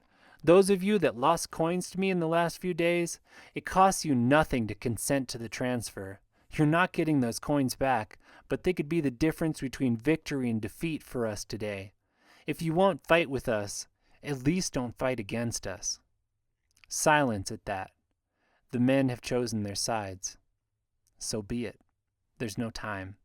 "Come on," I bark to my allies. "Let's go show them what happens when they try to kick somebody who's already down."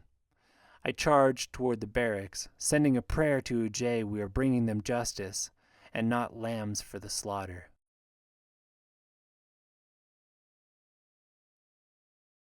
21. We gather at the top of the lower stairs, a tense knot of 10 fighters, half of them wounded from our earlier battle. I fight against the sinking feeling that it's not enough, that even without their vitality the overseers are just better fighters than my new allies, that all I'm doing is getting my allies hurt in the process of getting myself killed, like Saray. I ignore all that, ice the anxiety, anchor myself in basic tide. We have a minute left, maybe. I won't waste it. "Listen up," I say. "I'm going to try to talk them down, but I don't expect it to work. Our best bet is to hold them on these stairs, where we have the numbers and the high ground. I want everyone but Isong and Anon focused on keeping them from coming up. Let one through at a time, and we'll deal with them." "Shouldn't you stay back?" Tewo asks. "Flood that. I'm the best fighter here, and I know their tactics. Plus, there's a chance I can turn one of them to our side. A minnow's chance in a snowstorm, but I don't tell them that. I'm going to go down now to try talking. If it doesn't work, be ready." They nod, and I pause on the stairs before I ice this second wave of gratitude. "Thank you," I say, turning to them. "This doesn't have to be your fight, but you're here anyway. The overseers are not going to show quarter, but they're only after me, so if you get too hurt to keep fighting, step back. they'll let you go. And if this doesn't work, if I die, don't consider it a failure. Be proud that you fought for what you believed in. Okay?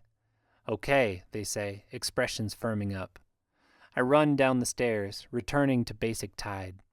I get to the lift before it creaks all the way up, and for a second have the wild hope that this is not the overseers, that Booker's decided not to send them up, or they're coming later, or anything really.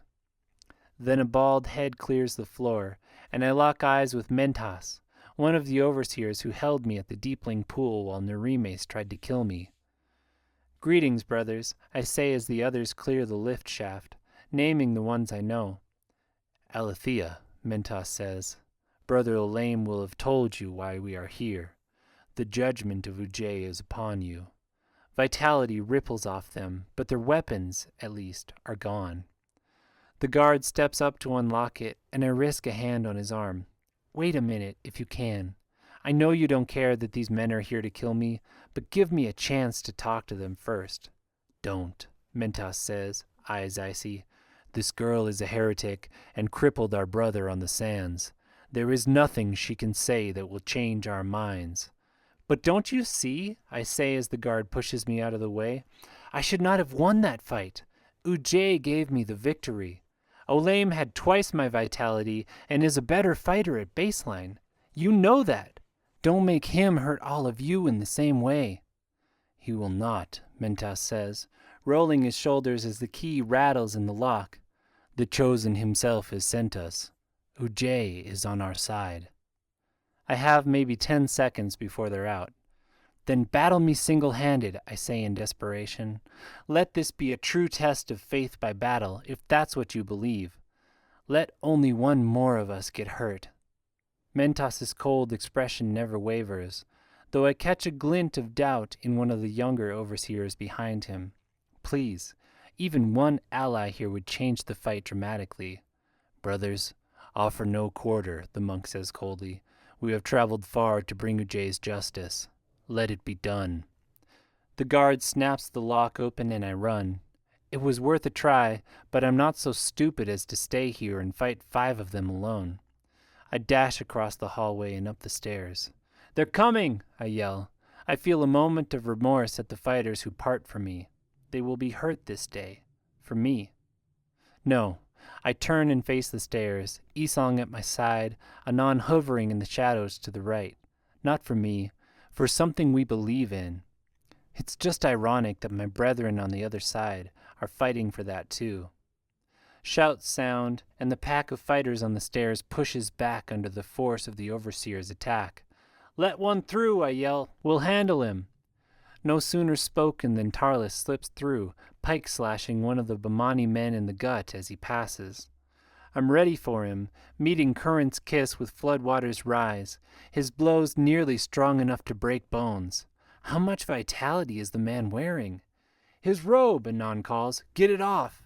I try surf-breaking him, grabbing his robes as much as his upper arm, but he twists with it, lightning fast, and hurls me to the floor. I'm up in time to see Isong land a quick, bizarre series of blows to Tarlis, dodging the overseer's counterblows with the languid grace I have yet to learn from him. 5th cairn. I see it as Isong attempts the culmination of his series. Just as I see that it won't be enough, that Tarlis's vitality-strengthened stance is too solid for that. Unless it comes from 2 directions at once. Desperate shouts coming from the stairs, I put both legs into a glacial calve to the 5th fulcrum, and the overseer goes down. Isong is on him in a heartbeat, binding him as I deliver a series of shifting tides to the man's skull, not expecting them to work so much as to keep him immobile while Isong locks him down. It works, but my allies on the stairs keep pressing back, and I see bald heads through their gap. Alethea, Isong calls. I can break his knees, but I need to do it now. I seize the overseer's face and push my thoughts into him. Join us. Recant your alliance to Nerimes and join us, or I will do what I do not want to do. I recant nothing, the man growls, thrashing under us like a bloodied shark. Yura, do it, I call, releasing the bond just before the man arches in pain after 2 sickening crunches. Shouts, and another overseer is through, then two, then three. "Retreat!" I yell. "The second stairs!" Madness erupts in the narrow hallway, a confusion of fists and shoulders and bodies pushing to get one way or another, to hurt something in the lamplit dark. I duck into the south barracks, hoping to double back through the other door and draw them off, but an overseer follows me. The young one. "Brother," I call, slowing as I back over the stacks of blankets and personal effects. "Do not sully the faith by attacking one of your own. I do not wish you harm." Shouts and thuds from the hallway outside. I can only hope me disappearing has confused the monks. "We have our orders," he says, voice calm, tracking me in whalefish lurks. "They come from a corrupt leader. Olayim showed me what he's doing in the city, how the Dale are corrupting the temple. I am the alternative to that, the daughter of the last true chosen." "You're a heretic," he says, but I hear a hesitation in his voice, like he's reciting something rather than speaking from his heart, trying to convince himself. "And you must die for the good of the faith." He charges, and there's no hesitation in the lightning-fast way he closes the gap. I hurl blankets at him and run. I'm not so stupid as to try to take this man alone, and I can't bring myself to do so as long as there's some hope for him. 10 fighters against 4 overseers is not great, and I doubt we are still 10, but 11 on 3? I burst back into the hall to find the overseers pursuing my friends up the stairs to the cupola. I run after, not wanting to get sandwiched between the young one and the other 3, and slam an Ice Fingers Rising into the back of Mentos's head. It doesn't work, flooding vitality, but it knocks him off balance long enough to slip through. To find only 7 of us battling at the top of the stairs, including Yisong and Anon. The rest of the fighters in the dome are on their feet, though, having heard the battle so far. "Is this your idea of honor?" I yell at them, no time to consider my words, preparing for the next fight. "To watch comrades die because you're afraid?" A violet-eyed overseer breaks through, looking strangely familiar, but like I haven't seen him since... "Koiros, is that you?" He attacks, landing a fist right in my throat. I stumble back, scrambling from my focus. This man is my cousin. One of those Narimes disappeared in the months after my father's death. I don't even... A vitality-sped foot comes from my face, and I retreat into the marrow-deep reactions of my training, matching him stance for stance, strike for counter-strike, his speed and strength against my wits and foreign tactics. It doesn't matter who he is or was. Right now, he's trying to kill me, and I won't let that happen. It takes everything I have to give as much as I take, and Koiros pushes me slowly away from the stairs and onto the sands. Behind me, my allies do a better job of keeping the 3 overseers down, though their line bulges backwards, high ground advantage eroding under the monk's barrage. I catch Koiros's robe in a modified current meets air and pull him off balance enough to try a glacial calve to the neck. There's no room for hesitation here, no doubt in my mind that if he gets the space, he'll end me. So fellow Ujayan or not, cousin or not, I will end him too if I can. He's too fast, even off balance, and it takes him in the cheek instead, but the man recovers slower than I expected, throwing off the rhythm we'd fallen into. Then I see Anon behind him, shouting something and making rude gestures and slinging Koiros's belts of coins into the onlookers. I would laugh if I had the space for it. Instead, I leap on my fallen foe, drive his face into the sand, and thrust my fingers into Diver's bind. He is all anger and righteous indignation through the bond. I shove my own thoughts in mercilessly. Were you so eager to escape exile, I think, watching another ally fall at the stairs, that you agreed to hunt down family? That you would recant your own uncle to gain the usurper's good graces? The overseers are through, and still I keep pressing. I need to eliminate at least one of these threats. A kick takes me in the head, and I fly off of him, tumbling through the air to land in the sands a few feet from Booker, who looks on with a total lack of fear. Not so the men behind him. Cowards, I spit. I stand, deliberately turning my back to them, and face the overseer coming at me. Mentos, clearly the leader of this party. Maybe if I can take him down, the rest will fall apart, or at least have second thoughts. I take sleeting rain, then at the last moment duck right and fling my handful of sand at him. He curses. Vitality does nothing for sand in the eyes, and I take the advantage to snap 2 kicks at his fulcrum, the second one bringing him down. Shouts tell me my allies are folding without the high ground advantage.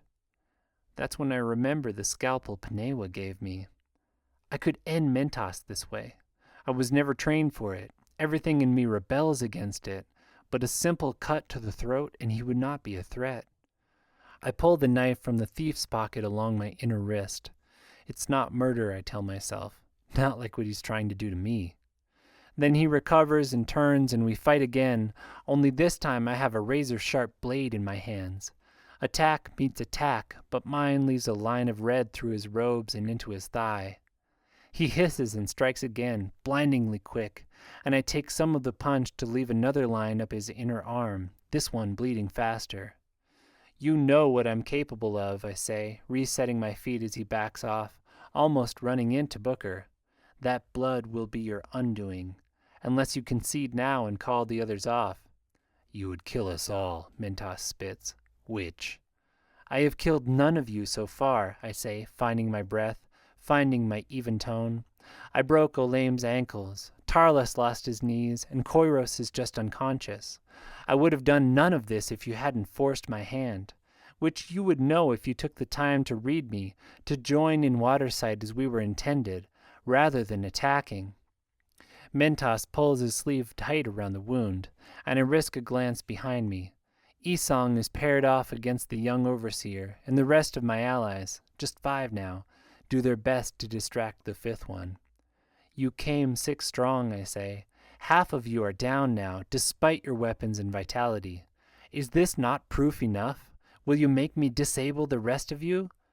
I will make you see the error of your ways, Mentos intones, his cool restored, then flashes in with Anil's kiss. Too late, I see it as a feint, and his weak arm lashes out, knocking the scalpel from my grip. I respond with a heated series of tides, and our battle is rejoined on more even grounds, his blood loss balancing my lack of vitality. Or is it that my vitality has grown?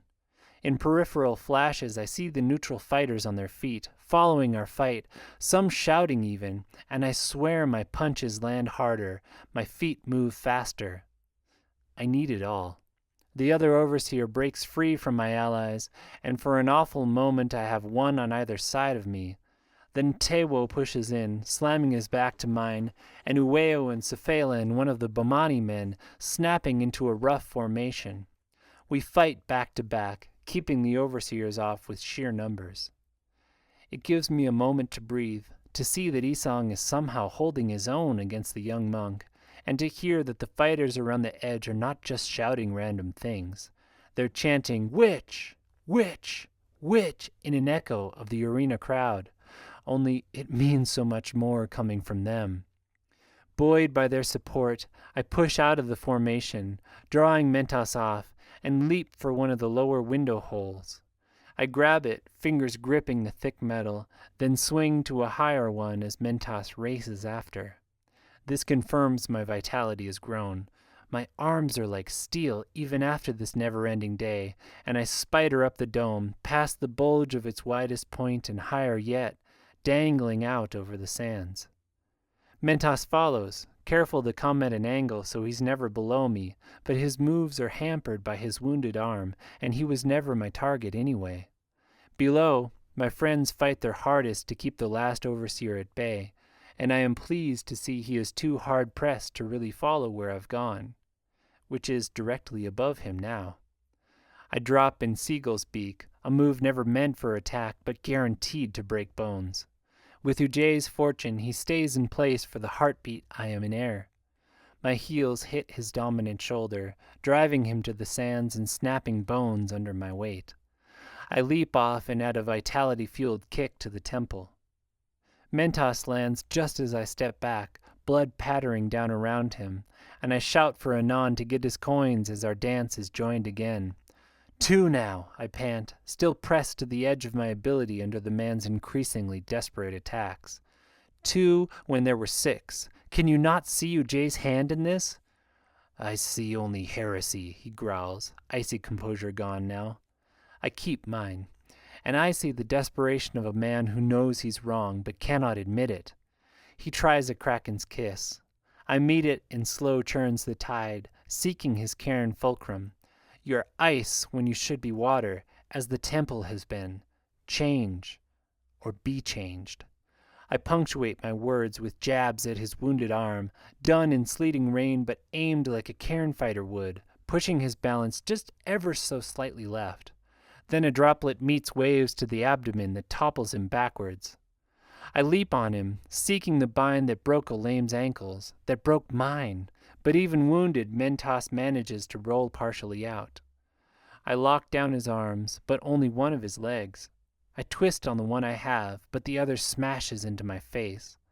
Pain flares and my ears ring. I twist harder, and he slams it down again. Something pops and hot blood wells from my nose. I put everything I have into his ankle, but without his other leg, the angle isn't there, and it refuses to break. He pulls back for another kick, and I hear an urgent, "Reggiana," just inches from my ear. I look, and there is Kemlong, of all people, pressing something into my hand. The scalpel. Mentos's foot slams down and the world grays, but I slash the blade across the back of his bound ankle, sawing through the thick tendon there. He jerks and I grab the other foot before it can come down again, severing that tendon too, hating it even as relief wells up in me. Across the sands, 2 men break from the crowd to join Isong, who's locked in a deadly struggle against the last overseer. I press the scalpel to Mentos's throat. I do not need your alliance, I say through the bond, as chants of "Witch! Witch!" rise louder yet from the fighters. But I need your oath you will not cause further trouble. That, or I take your other limbs. Choose now, Overseer of Saray. I do not wish to waste the gifts Ujay has given you, but I will. He snarls, his mind a whirlpool of pain and anger and confusion, before nodding his head. You have it then, witch. I hold the scalpel there a moment longer, searching his unblinded mind to be sure of his commitment. Before Narimes, I would have taken any monastic at their word, but things are different now. Behind his jumbled thoughts is a grudging respect for me, and the core of integrity I recognize from everyone who has completed our training. He'll keep his word. I rise to more shouts of "Witch!" likely looking like hell with the blood still running from a ruined nose. I hold up a hand for silence. "Hold!" I called to Isong and our 2 new allies, where they battle the youngest monk. "Brother Overseer, your companions are defeated, and Mentos has given his word to stop fighting. You may wound more of us before you are taken down, but taken down you will be. Will you not listen to what I have to say before it comes to that?" The young overseer slows in his circling, and the chamber falls deathly still, fighters as rapt as any audience ever was, hanging on the young man's words. I ready the scalpel in my hand. I will do what I must. This blood is on Narimes' hands. His feet stop. I will listen, sister. A cheer goes up from the onlookers, and Isong drops to one knee. It's only then that I see the broken angle of his left hand, and the way he favors his lame hip. He held the overseer off, but at a cost. "Tewo, Safela," I call. "Take our men and go to Panewa, and get help to bring the overseers down after. Too many have been hurt here." "You need healing yourself," the Daranese woman says, nodding at my face. Hers still glows with the same victory I see reflected in many eyes here, even those who have refused to join me. Well, at least it made a good show. I'm glad to be alive, and more dedicated than ever to bringing Narimes down, but it's hard to feel any joy at what we've done. "And bind Koiros," I say, nodding to my unconscious cousin. I don't want him to wake up free, even without vitality. There's more to say, more to clean up, but I have eyes only for this last overseer.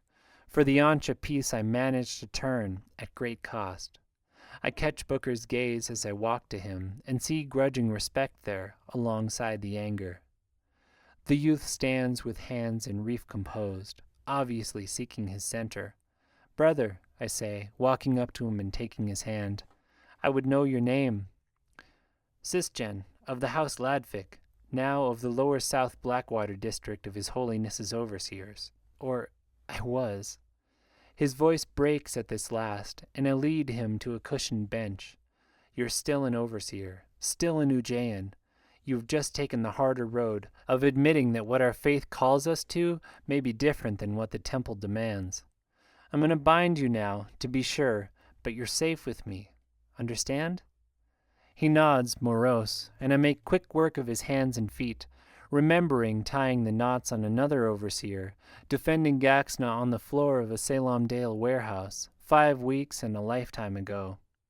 Where our skins brush, I read memories of the same awful things I saw in Olam's thoughts, the purges and Dale incursions, plus a rushed and uncertain elevation ceremony for Sisgen, overseen by Nerimes and overshadowed by the common knowledge that they were being rushed through the process, to fill the ranks left by the battle on his wedding day and those that defected afterwards.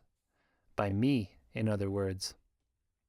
"I never meant to split up the temple," I say once he is bound, keeping hold of his hand. "This conversation feels too private to speak aloud. But you know how I was born, and I cannot see myself as a heresy. You heard of the proofs I showed at Nerimes' wedding?"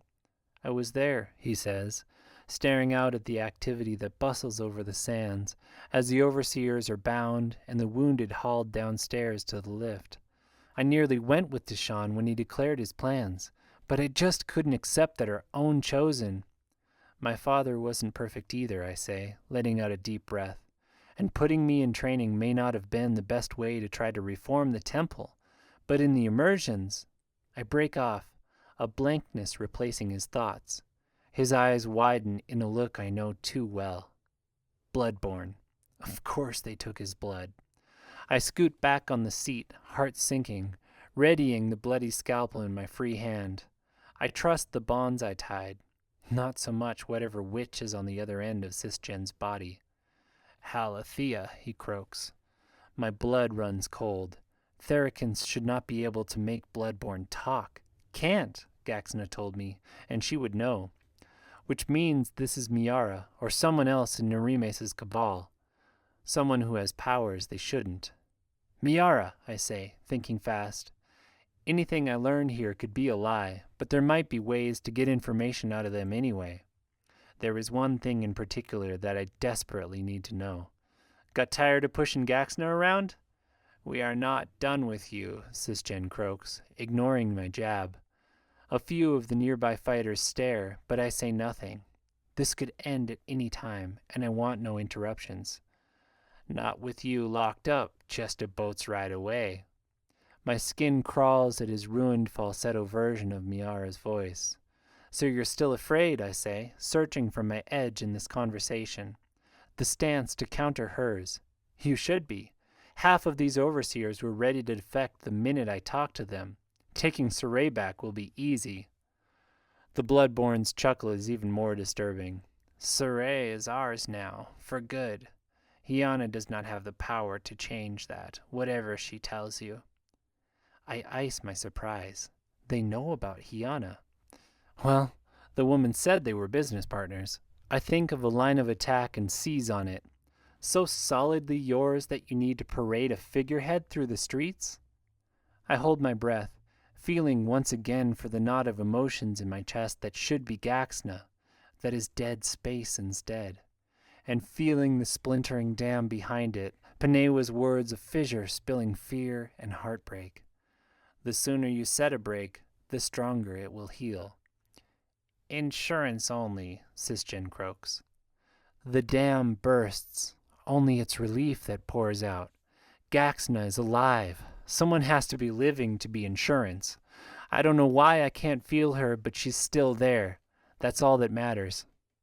I must not do a good job of hiding my feelings, because Sisgen chuckles. "Worried about that, were you? Don't worry, she's too valuable a piece to give up. We need a carrot to pull you back to us, after all."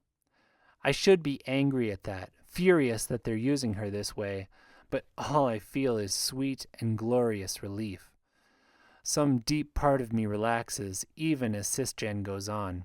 Of course, once you're dead, we'll have to reevaluate. Maybe we can still use these failures. Sisgen jerks at that, like Miara is gesturing a witchly hand at him. Though on second thought, perhaps they are more of a liability. We'll send better next time. Anyone you try to, I start, but Sisgen chokes, bound hands jerking towards his throat. Stop, I shout at him, or at Miara or whoever is behind this. There's no need to kill him. A grisly smile etches onto his face as his skin flushes. He gasps like a fish out of water, and his body bucks against his bonds. Stop this, I cry again, then realize there is one mercy at least that I can give this young man caught in my war.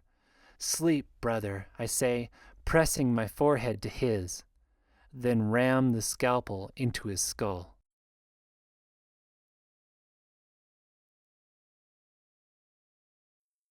"22.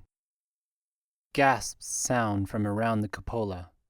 I turn, icing sorrow and anger alike, expecting to see a room full of would-be allies shocked at what I've done. Instead, I see Mentos and Koiros and the other overseer bucking in their bonds, just as Sisgen did. Dying. No, being killed. Do you see this? I shout to the shocked onlookers, getting to my feet. This is what my enemies do to their own when they've outlived their usefulness. I end the broken-shouldered overseer as I did Sisgen, muttering a prayer for him. This is the only mercy left to them after I fought so hard not to kill them. I stalk to Koiros, bloody scalpel in hand. This man is my cousin, the first family I've seen in most of a year, and not only do they send him to kill me, I bend over him, pressing a prayer through the water bond. They kill him themselves when I survive. I end him and stand, fury raging in my veins. This is how you'll be treated if you join a system that only cares about you as a tool rather than a person. You will be used and then thrown away. I stalk toward Mentos's bucking form, Bull and Booker a few paces behind him. Every eye is on me and my blade. You've seen it happen many times already on the sands. Have seen them try again and again with Anon once the crowd stopped caring about the scourge. I bend over Mentos, offering a prayer for him too. He was a true Ujayan, just caught in Narimesa's deceptions. I understand the fear you felt when you refused me, the belief that inaction is safer than risking change. I lived that way for 6 months in a temple set against me after they'd murdered my father. My father! But I ask you this, is not this? I ram the knife into the soft place behind Mentos's ear. A clean death, better than how these men are dying? Would not a death fighting for what they believed in have been even better? Fighting for freedom from the system that holds you down? I stand. Some of you helped me today, in ways large and small. I thank you for that. I am not asking for your alliance or even your approval of what I do here. This is not your fight, but I hope you see the truth of our situation. We are allies in a fight, and it's not one Booker will script for us on the sands. It's one for our very lives, fought against people who use us like my enemies use these men. Good men. My voice breaks on the last sentence, and I turn to take the stairs, grief beginning to overwhelm the rage inside. You destroyed my property, Reggiana Joe. A voice rings out behind me. I turn. Booker. They weren't property, I spit, and they were trying to kill me. Under the laws of Duran they were, he says, voice echoing with a touch of his announcing resonance. And they would have made me many ravas. I laugh, feeling only cold inside. I'm too sad at what I've done to fear this man. They would never have fought for you. Everyone fights for me, girl. The sooner you learn that, the better. His eyes are angry. I guess I've finally threatened his little system.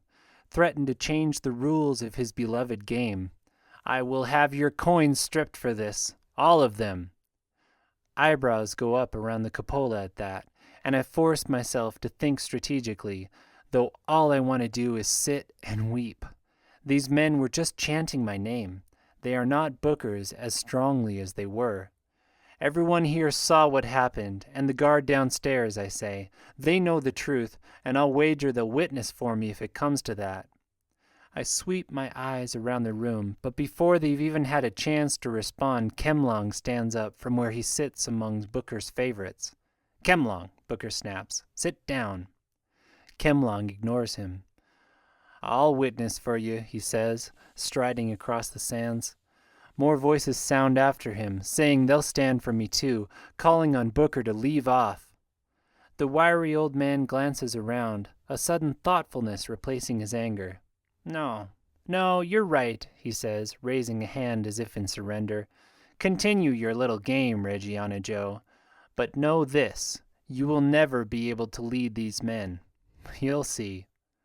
I have no words for him. I should be afraid, or angry, or grateful at Kemlong's help, but I just feel cold. And I know there's one more soul down below that needs my mercy if Miara hasn't finished him yet. I take the stairs down. Tarlis is blue in the face when I get there, eyes wide, dying an awful death because he might someday have been of help to me. My friends are there too, frozen in shock and indecision around his thrashing body. I nod to them and offer Tarlis the same prayer I did the others, along with my own farewell. I forgive you, brother. Ujay take you up, and I will see you again in the waters. I kill him, then throw the scalpel from me in disgust. Sit down heavily on the floor. You should get to the infirmary, Cephala says. Your nose. I'd forgotten all about it. I shake my head. Send the others first. Nothing she can do for this, anyway. I touch it, and am surprised to find the bleeding stopped and the pain gone down. Vitality. I can feel even more of it coursing through me. The rest of the men I defeated today must have consented to the transfer of ownership. Another small victory. Against what feels like a giant loss. I lay a hand on Tarlis's shoulders. So you really are a witch? Anon says. That's why they were trying to kill you? No, I say, I'm not. But they think so. My name is Alethea. My real name. I'm from Saray, from the temple. And as soon as I start talking, I can't stop. I tell them about my father, about Narimes, about my hunt through the streets of Saray and my battle during his wedding ceremony and Gaxna and all of it. It feels good to let it out, like a second dam breaking inside, leaving me clean for once. These people have risked their lives for me. They deserve to know the truth. And I have hated the lie, necessary though it was. No need any more. Narimes knows I'm here. Now I just have to get out before he can do something about it. Coffers, Cephala breathes when it's done. We heard about you, even this far away. The monk witch. I half laugh, still cross-legged on the floor with a hand on my dead brother. Turns out I'm neither, or that neither one's true. And that's why they want me killed, because if what I know gets out, everything they've built up falls apart. But how did you end up here? The North Coast woman asks, a bruise spreading around one violet eye. In her accent, I hear painful echoes of my father. I tell them about Hiana, about the Immersion Chronicles and my attempt on the Tower of Many Names, about how she's still trying to get me to work with her. Though that's definitely out of the question, I say, feeling resolve harden in my gut. She's part of the same cabal that sent these men, that killed them to protect themselves. Do you think she told them you were here? Isong asks, taking a water gourd from the pale-skinned Bamani man who joined our fight. No, she has no reason to. No, I don't know how they found out. There were likely overseers in the city, so they may have caught word, or Booker, or... I almost say Panewa, but after today I don't doubt she's an ally, or at least a truly neutral party. I don't think it was Booker, Kemlong says. The wiry knife fighter is one of the last people I'd have expected to help me, but there was no denying what he did, in front of everyone, or the fact that he's here instead of upstairs. Thank you for today. He spits. Couldn't stand to see you getting beaten like that. Blade was just a couple paces away. And for standing up against Booker. Your brother's still up there? Temlong? He'll be up there till he dies. But I listened to what you said, and I ain't as young as I was. Figure I better at least try getting out, or that's going to be me. He jerks his head at Tarlis. You're welcome here, I say, and thank you, all of you. I'd be dead right now if it wasn't for you. Floods, we should still all be dead. I heard your words at the lift, Tewo says, eyeing the corpse calmly, about Ujay guiding your hand. You believe that? I do, I say. But it doesn't have to be Ujay, just justice. Just the idea that if we fight for what's right, the world will have our back. Even up here? Especially up here. Especially with my lover in prison, and me in a different one, and this whole flooding world about to end. It has to be true. Because if it isn't, I leave it unsaid. I don't need to say the rest. Anon clears his throat. Well, I don't know about all that, but I do know it's pretty easy to steal from a corpse when nobody's looking. He pulls belts of money from his vest, gold and alarium. What say we retire somewhere a little more comfortable and divvy up the spoils before someone notices? I stare along with everyone else. Then smiles break out and we run to the South Barracks like a bunch of novices caught filching sugar. The other fighters move their bedrolls close, and Anon breaks out clove twists. I swear the man has an endless supply. Then we circle around a glittering pile of coins. This doesn't make what happened better, but the joy I see on my allies' faces does. We didn't just survive here. We are this much closer to getting out. Isang better count, Anon says, sitting back and pulling in smoke. He's the only one with a stick far up enough that he won't try to sneak some while he's doing it. Isang rolls his eyes and starts in. Will they give vitality, I ask, now that the owners are dead? Still takes a month, Anon says in a cloud of smoke. You want to talk about a rigged system. We smoke a minute, the sight of so much wealth mesmerizing after its scarcity up here. 8,710, Isang says at last, coins divided into neat piles of copper and gold in front of him, with a few gray alariums on top. A shocked silence follows his words. I knew it would be a lot, but... And you left some on them? Kemlang asks. So Booker won't know? I'm not stupid, Anon says. Coffers, Safela breathes. No wonder they were so strong. What does that come to, split 11 ways, I ask. 790 each, with 9 remaining, Anon says at once, then blushes at our looks. What? A thief's got to know his maths. Coffers, a few more people breathe. I get a sudden idea. What if instead of splitting this, I say, we pool it and get one of us out, actually out? Anon chuckles. You, right?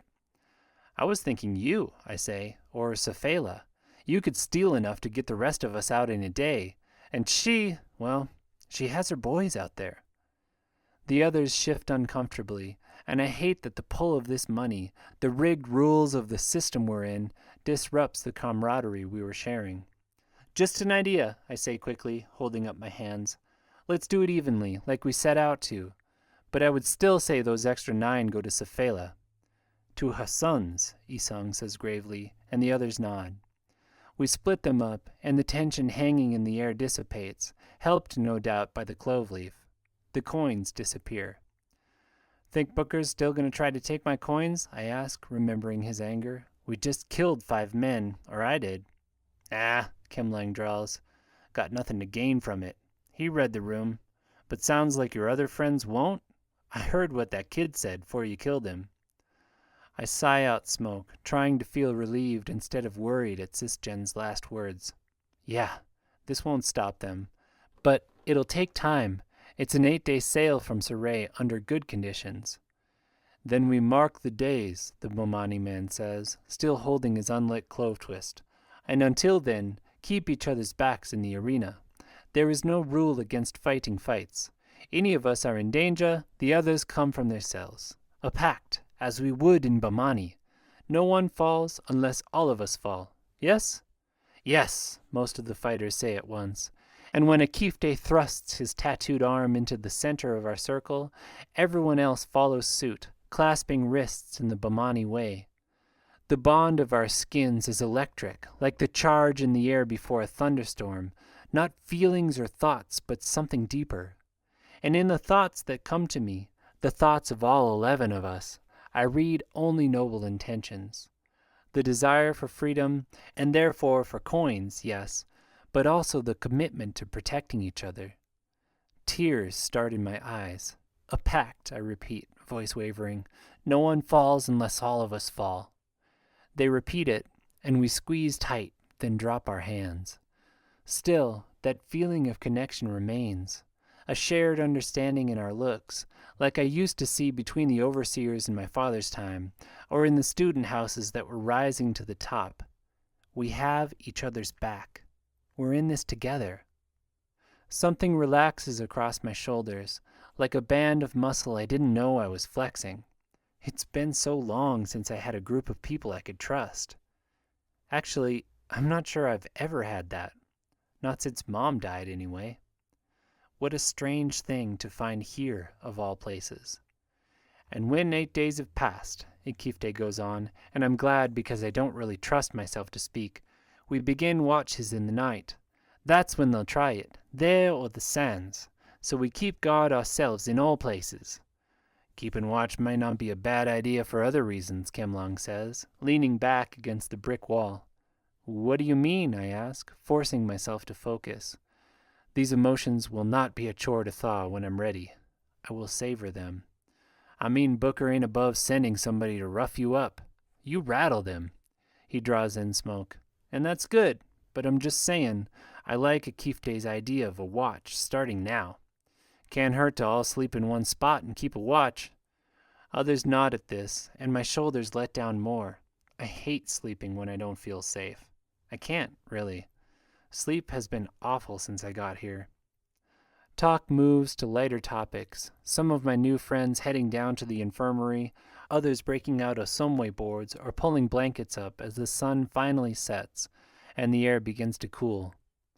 I do too, knowing tomorrow will be another, harder fight, that Booker will be doing his best to bring me down in the arena, like he did today, and that I need to do more than survive if I'm going to get out of here before the next wave of overseers arrives.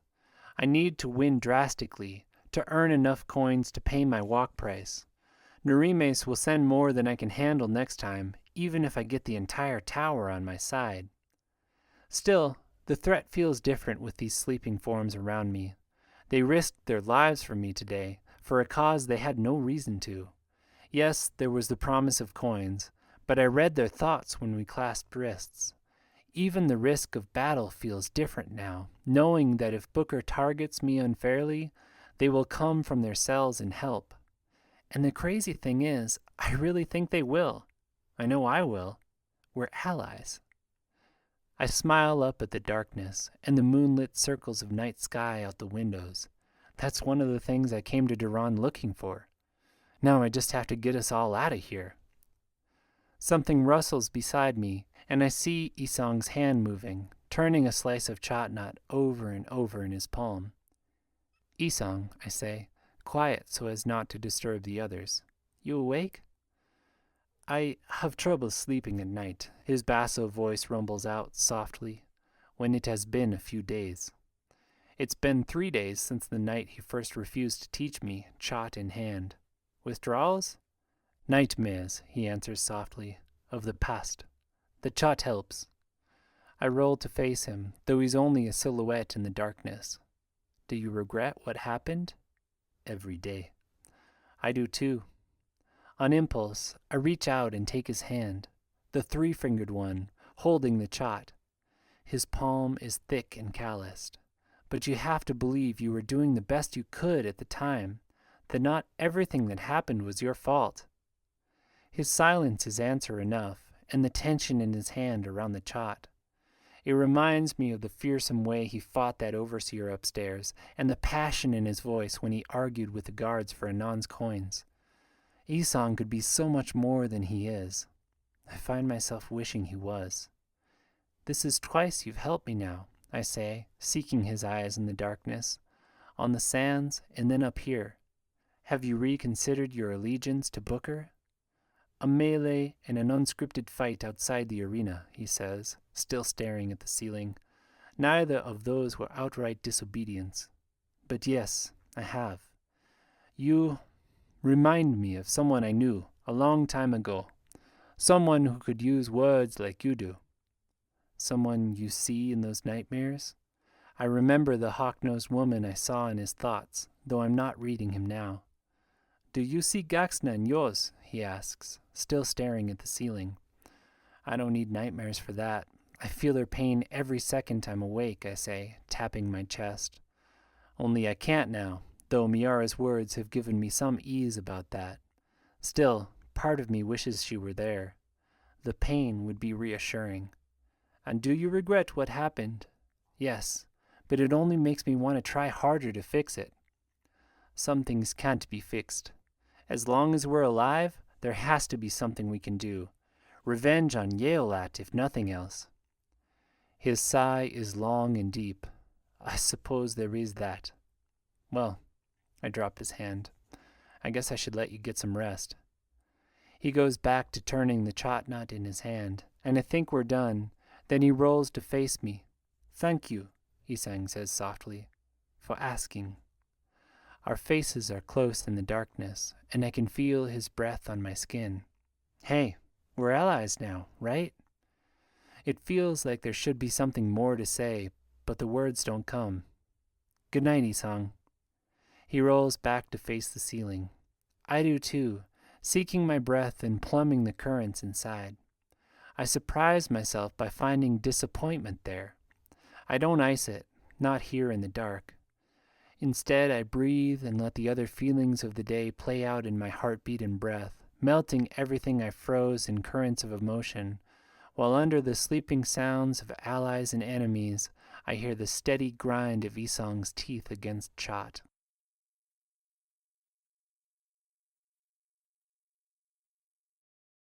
"23. The next 3 days pass in a blur of training and battles, the coins increasing around my neck just as the tensions do between my allies and those loyal to Booker.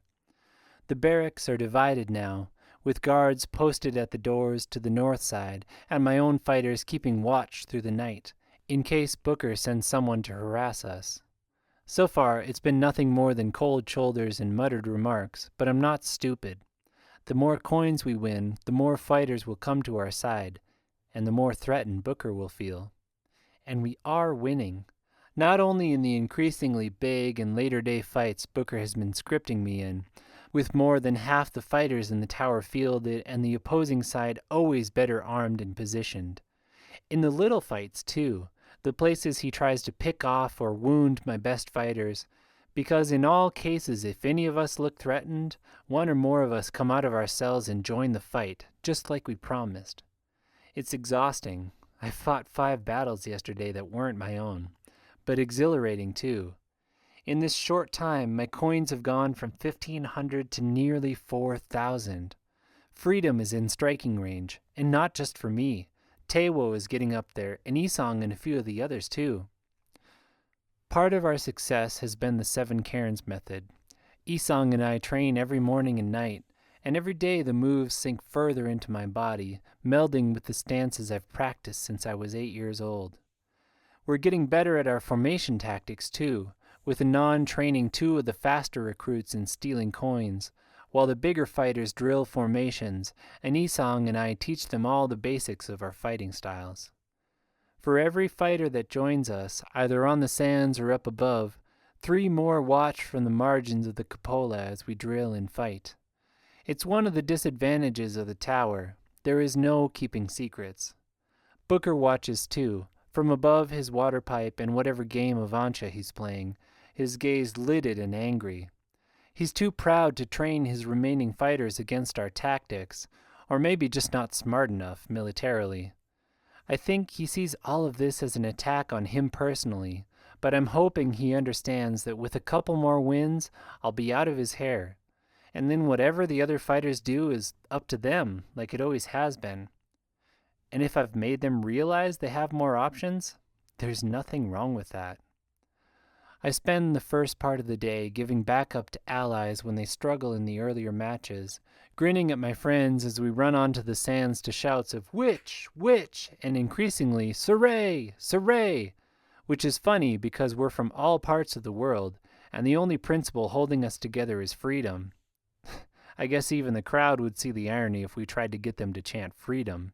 I take a smattering of cuts and bruises, but the necklaces of coins stacked on my neck and slung around my hips do miracles for such small wounds. I'm nearly healed by the time the headline event of the day arrives, a tower battle.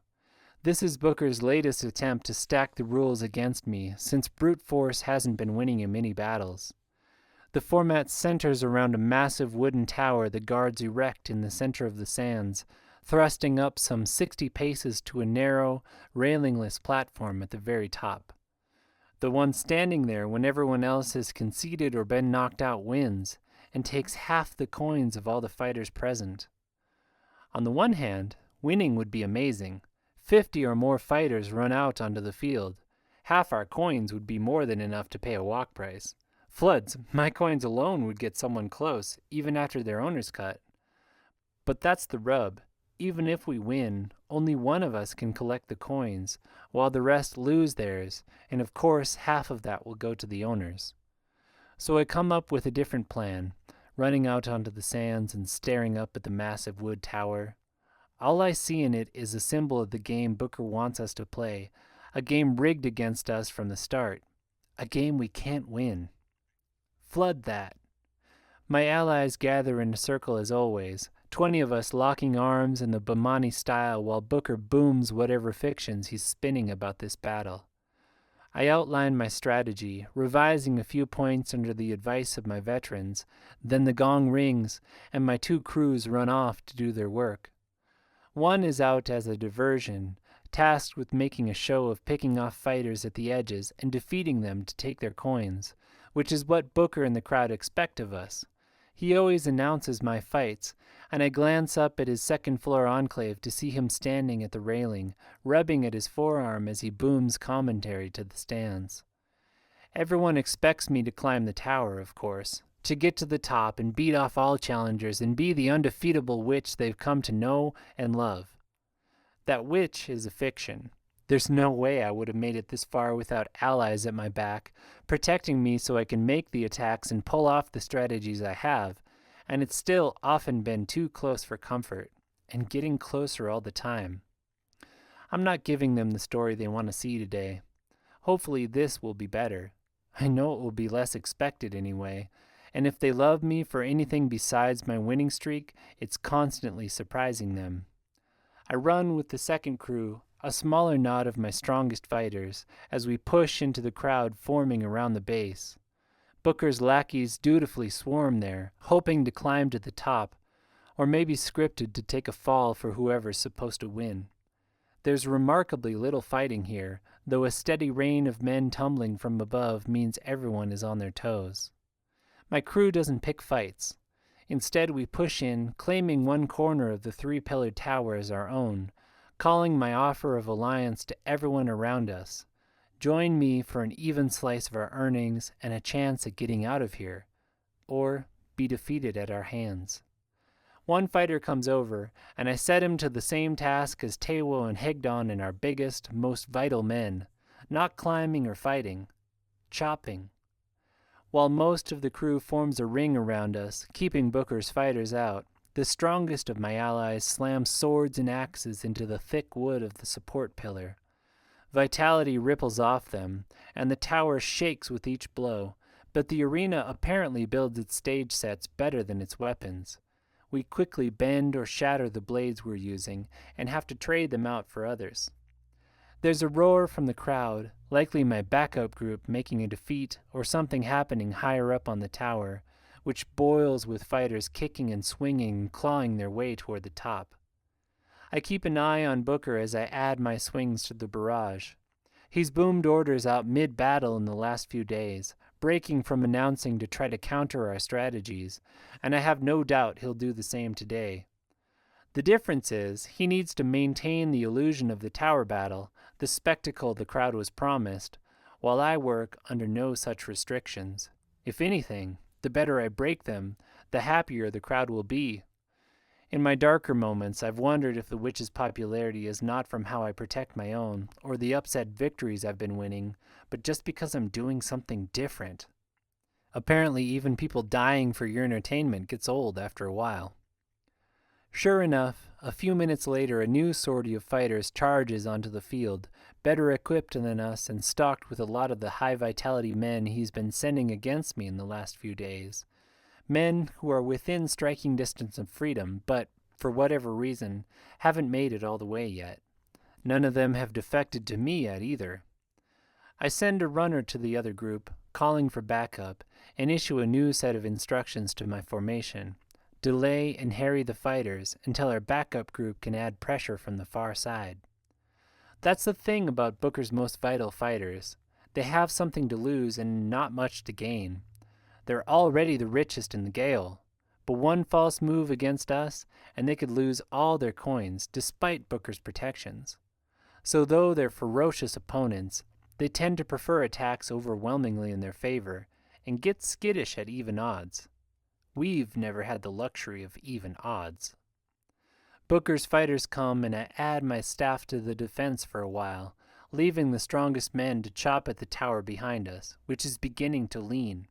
We're hard-pressed and lose a few fighters, till my backup crew shows up and Booker's men fall back, as expected. I shake my head, glancing back to see the thick support pillar almost chopped through. Booker may write entertaining fight scenarios, but the man has obviously never studied martial tactics or history. Fortunately, those were daily parts of my upbringing in Surrey. He fights me like this is a giant ancha board, without realizing I don't have to follow the rules he's accustomed to, just as none of history's best strategists won by adhering to standard battle tactics. Plus, when you're the one breaking the rules, they tend to sway in your favor. I strike back against one of Booker's men, Temlong, and am surprised to see thick belts of coins slung across his neck. He and Kemlong have always been talented knife fighters, and with the added speed of vitality, I only manage a block against his flickering blade. My second surprise comes when the knife bites deep into the wood of my staff. Arena weapons are all dull, meant for show rather than killing, but his must have a razor's edge to bite that deep. He strikes with a second knife, I counter with a current's kiss to his wrist, and he drops back. Something hits me from behind, from where only allies should be. I stumble forward, ears ringing, into the chaos of Booker's hard-pressed fighters. One of them leaps at me and I barely manage to fend him off, losing my feet in the process. I roll up, confused, the tenor of shouts and cries shifting around me. Who hit me from behind? Were we betrayed? Enemies come from all sides, now that I'm out of the protection of our formation, and I dance a vicious rhythm of strike and counterstrike with two of Booker's fighters. A gap in the crush of battle shows me it's much worse than just betrayal. A wave of fighters climbs down from above, striking into the heart of our protective formation, pushing us off the damaged pillar and out into Booker's fighters. A second crew. It's the perfect move to counter the one I pulled, and it took forethought, took a knowing party waiting up on the tower for our moves to come. I curse, no time to think it through in the blade-mad battle swirling around me. I'm hard-pressed to keep my feet. I've grown too reliant on the safety of our numbers and formations. Without them, we can't stand against Booker's vitality and numbers.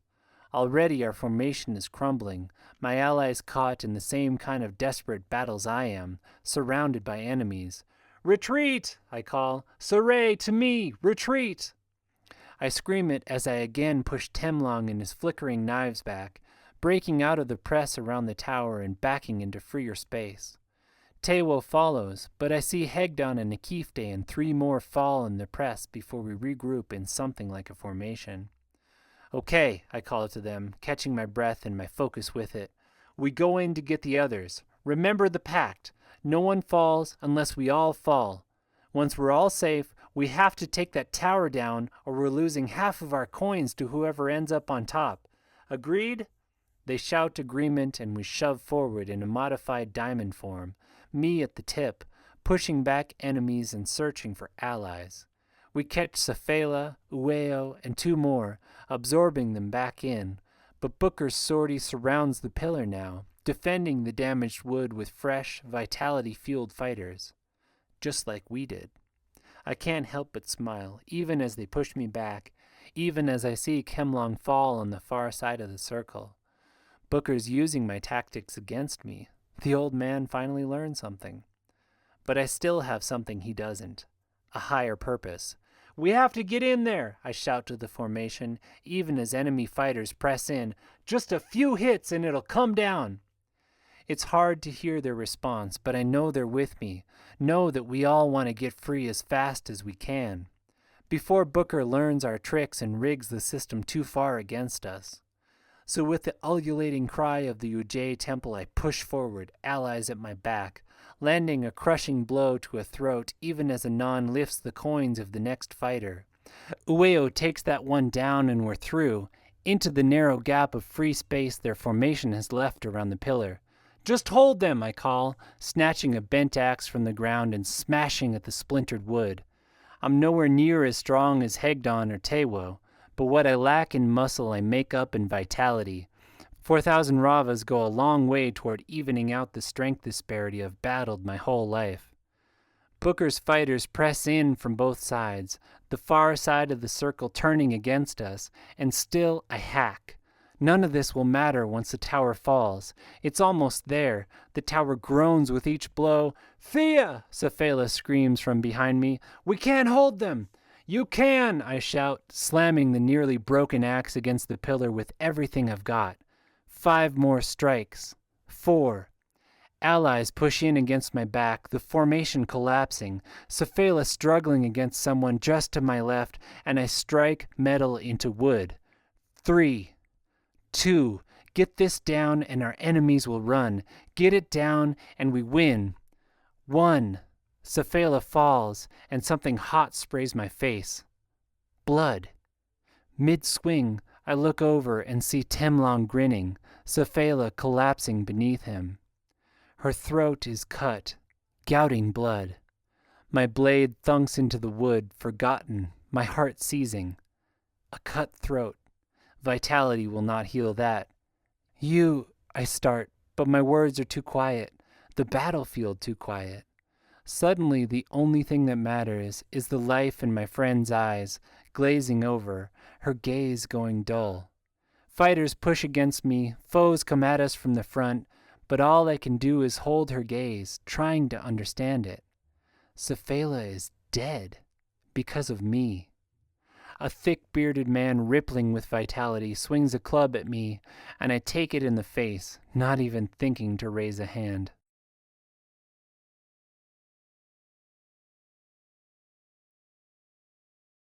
24. It's quiet when I wake. My head pounds, and there's an unfamiliar pressure against my skull. Bandages. A long ceiling arches above me, and the air smells of citrus and charcoal. The infirmary. I'm in the infirmary. Safela's dead eyes open in the stone above, staring at me, glazed and accusing. I choke, something between a sob and gorge rising in my throat. "Hey." A hand falls on my arm, and I find Isang in the next bed, his foot up in a cast. "You're all right. We're safe now." I shake my head. "Safela." I try to find words. There should be more words, but a boulder presses on my chest, a mountain, squeezing the air out of my lungs and the blood out of my heart. You did what you could. No one could have seen that coming. Guilt. This mountain is guilt. Safela had kids, 2 boys, and she died for my mistakes, my selfishness. The mountain presses harder. "No," I say, voice crushed. "No, I did see it coming. Saw it and pushed anyway, because I was trying to get flooding coins." It sounds so stupid when I say it out loud. I let a friend die for coins. He squeezes my arm. "You were trying to get us free, and we all agreed to this, even Safela. We agreed to a pact. No one falls unless all of us fall, remember? Alethea, it was a battle. You can't be responsible for everything that happens in it. I smile at his echo of my words, though there's no humor in it. Yes, I can. For this at least. Temlong tried to get me first. I knew his blades were sharp, and I knew he had a bunch of new vitality, and I pushed on anyway. Any one of the fighters we face every day could have real blades, or accidentally kill one of us. It happens all the time. Not this time, I say, shaking my head, though it makes the whole room spin. This was planned. This whole thing, their first crew, the attack from above, and Temlang with his knife. If it was, then you can't blame yourself for it. It was a trap. His voice is steady, and I'm sure his words make sense. Or they would, if I didn't know what I know. It's only a trap if you don't see it coming. If you get so caught up in your prize or in your ego pushing you to win that you ignore it, that's different. I was like a flooding rat going after a scrap of cake, too hungry to think maybe there was a reason they put it there in the first place. Isong says something, but my thoughts spiral further in. It isn't even that I didn't see it. I did. I knew the odds were against us, that we'd been outplayed, and the best thing to do, the right thing to do, would have been to pull back and accept our losses, beat who we could and give up on the tower. But I was too caught up in Booker's game, in trying to topple it, yes, but still caught in the bigger game, in the fake flooding rules that say we all have to make some arbitrary number of coins if we want to get out of here. There are a million ways to get out of here, and most of them don't involve friends dying. I hate that some part of this mountain sitting on my chest is not guilt or grief for Safela, but the knowledge that I lost all my Ravas too. That by these same fake arbitrary rules I'm back at zero, healing on borrowed coins from the infirmary, nowhere closer to getting out than I was the day I arrived here for all my fighting and friends dying. Nothing done about Gaxna or the flood or the overseers sailing to execute me right now. This is how the game works. It offers you that false hope and then crushes it out. You fight it as long as you can and as hard as you can. Then you let yourself be crushed. Anon's words come back to me. The worst thing you can do up here is start hoping. Do that and you're just setting yourself up for the fall. Alethea? Isong is saying. Are you still there? Yes, I say, but my voice is a whisper. The mountain is too heavy. Praise the mother, a voice says in the Perler tongue. Tewo appears at the foot of my bed. That was no small blow you took to the head. Tewo, you're okay. Are the others okay? Floods. I've been so caught up in my own guilt I haven't even thought about the rest of our crew. Temlong could have killed more in that chaos. We are fine, Tewo says, laying a hand on my leg. Other than Safela, mother, take her in. A cloud passes over his eyes, brown eyes that I have rarely seen other than twinkling and at peace. The relief I feel is a brief shower on the side of a stone mountain, here and gone, taking none of the weight with it. But your coins? I ask, already knowing the answer. We lost half, Isong says, his hand still on my shoulder. To Temlang. He took the tower. The mountain gets heavier. I'm sorry, This is all my fault. I should never have pushed you the way I did. Ain't your fault, a new voice drawls, and Kemlong steps over, a knife tucked behind his belt. That'd be my brother. And Buka, Tewo says, voice still peaceful but with a hard edge. He is the fire inside the mountain. Yeah, well, either way, Tem's gonna answer for this, Kemlong says. I see a cold light in his eyes, the killing light I've seen in other men's eyes, like the bull's. No, I snap. Your brothers, and Tewo's right. Temlong might have done it, but it was Booker who gave him the coins and the knife. You kill him now, it won't be the last death. I promise you that. And I can't have another body on my hands. I lose my voice, the certainty I feel collapsing again under the weight of my failure. Kemlong blows air out his nostrils, and Tewo puts a hand on the man's shoulder, saying something softly into his ear. I feel gratitude for him then, for him and Nisang and all the sane voices amongst my allies. I don't know how I ever ended up leading them, but they'll get along fine. You should keep on, I say, once Kemlong is settled. Keep fighting. I know you lost half your coins, but you can still do this. You deserve to do this. 3 identical frowns turn on me. What do you mean, you? Kimlung asks. Can't fight for slop without you. Not true, I say. Not enough space in my chest to even put much strength into the argument. You're all good and getting better, and with someone more even-headed leading the charge. Who? Kimlung cuts in. You mean like Isong? We'd never fight anyone if he had his way. Or Anan? We'd be dead before the next fight even got over. You're the only one that could have gotten us even this far. He is right, Tewo says quietly, and Isong squeezes my shoulder. You have taken us farther than we ever could have gotten alone. You cannot quit now. Do that and, he shrugs, we will end up back with Booker. That is the way of it. Another squeeze on my shoulder. I should feel encouraged by their words, but I just feel the mountain get heavier. More responsibility on someone who's proven she's not worthy of it. I need some time, I say quietly. Please. Of course, Kimlung snaps. Slops, your head's swelled up like a melon. You get some rest. We'll get out of here. Isong, you watch her. The warning, fatherly glare he gives Isong is almost enough to make me laugh. It would be if there was any space in my chest. But there's not. They leave, and Isong drops his hand. I close my eyes. I know I should seek my breath, should find my focus and face what happened, but I can't. I just can't right now. All I want is to sleep. I must do it because when I wake the arched room is lit with lamps, and most of the beds are empty. I stir, my muscles aching from laying in one position too long. Panewa stirs on the far side of the room, a steaming mug next to her workstation. She comes to me, laying a cool hand on my forehead, then probing delicately with slender fingers. This feeling any better? Yeah, I say. I think it does. The mountain is still there on my chest, but where it felt like I was getting crushed beneath it before, I just feel crushed now. Worthless, like I'm no one. The old woman clucks her tongue. I took some of your blood, you know, last time you came in here. It's a measure of how down I am that the news doesn't even worry me. Let her have my blood. Let her blood push me if she wants to. What does it matter?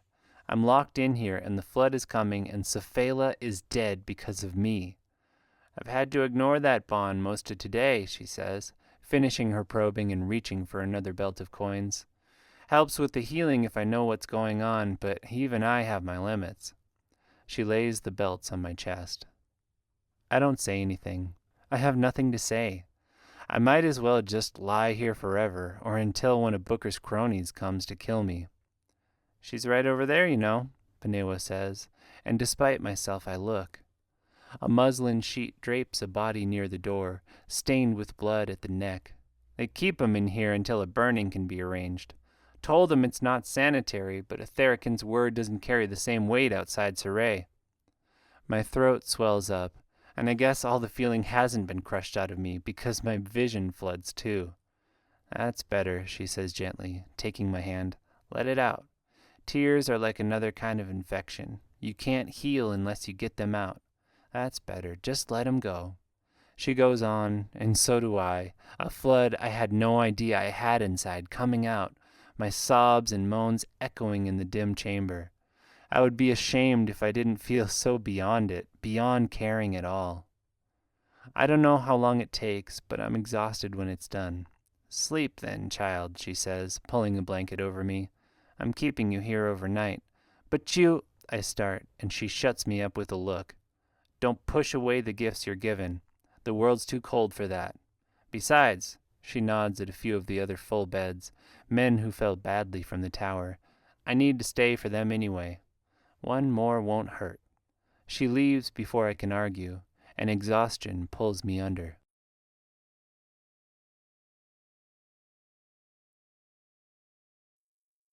25. I'm better in the morning, bodily at least. Panewa sends me up with a guard, and the arena is surreal in the pale dawn light. It's empty as a tomb, sands and stands silent, doors to the fighters' cells hanging open as we walk past. Outside the sky is gray, the air cool for a change, and clouds hang low and gray where there is normally only blue sky. Our footsteps echo in the curving hall. It takes a long time for the guard at the top to respond to the lift bell. I spend the time breathing and sorting out my feelings. The mountain of guilt I felt is still there, but I dig under it to what actually happened yesterday, reliving the fight in the focus of basic Tide to try to see it clearly. Isang and Kemlong are right that it was a brilliant strategy on Booker's part, but I was right too. I got so caught up in my own determination to win, to get free, that I ignored clear warning signs. Temlong's blade catching in my staff, the too easy way our strategy played out, the impossibility of mounting a successful attack once they'd taken the tower base.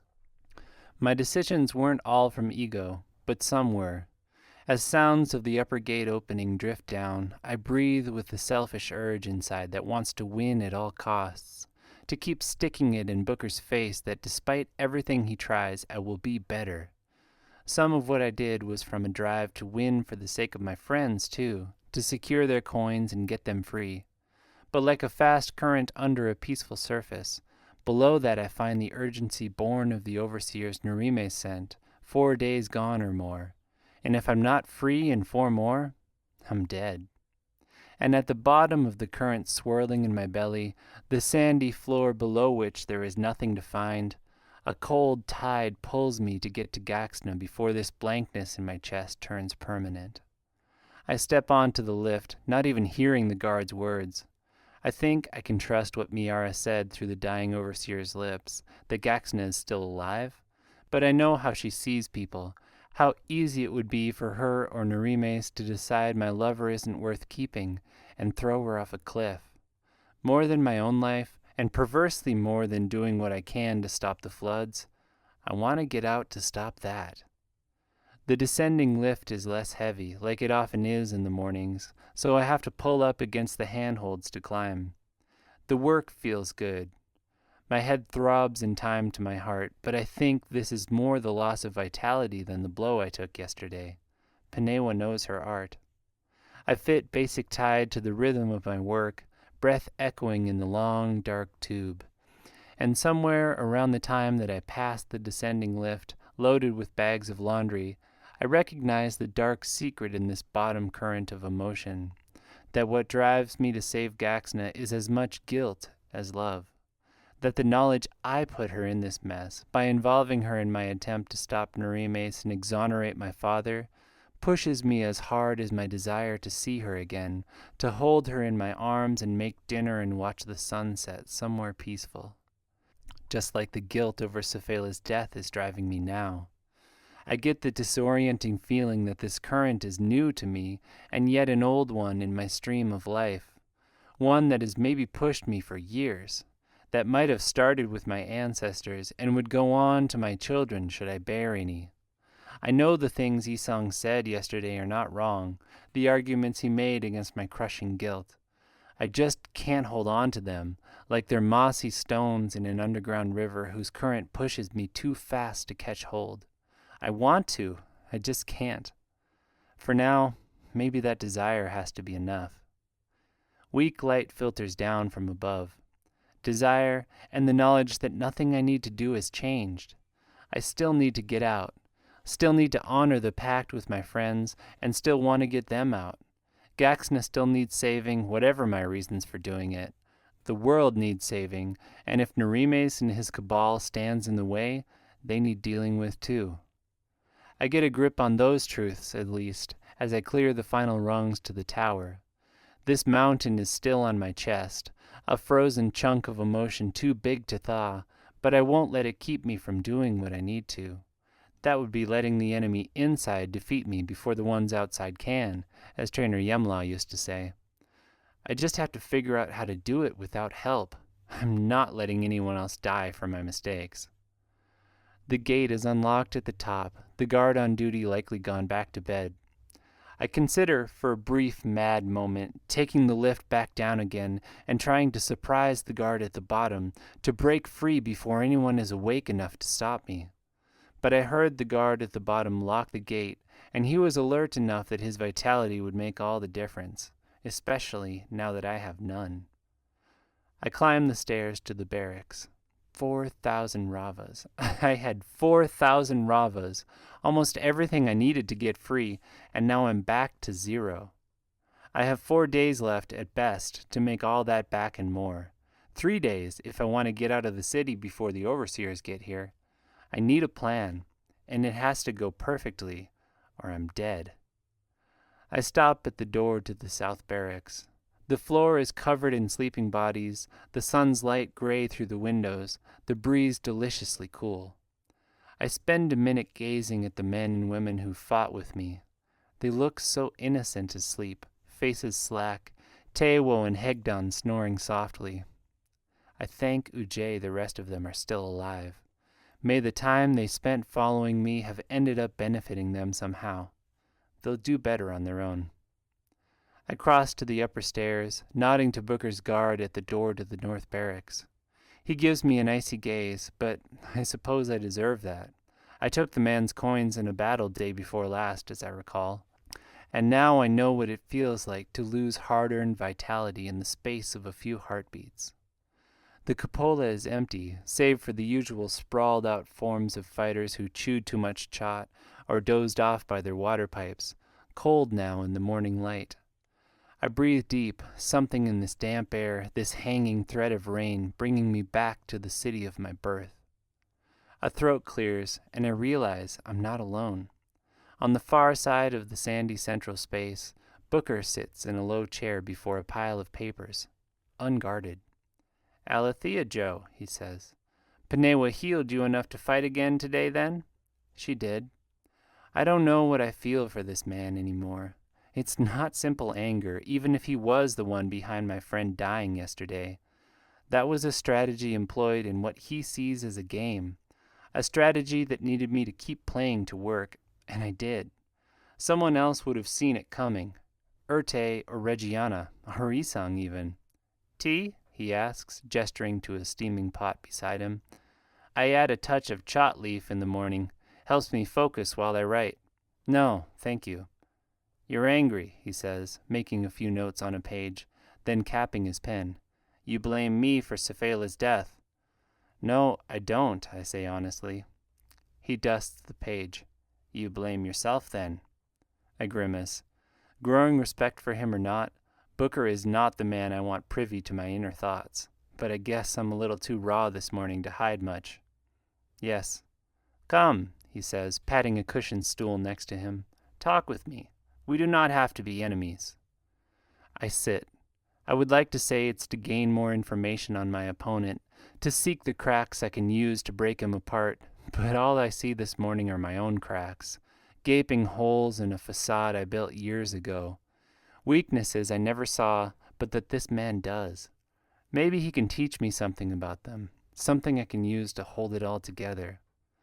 "That was a clever strategy you used yesterday," I say, sitting and gazing at his papers.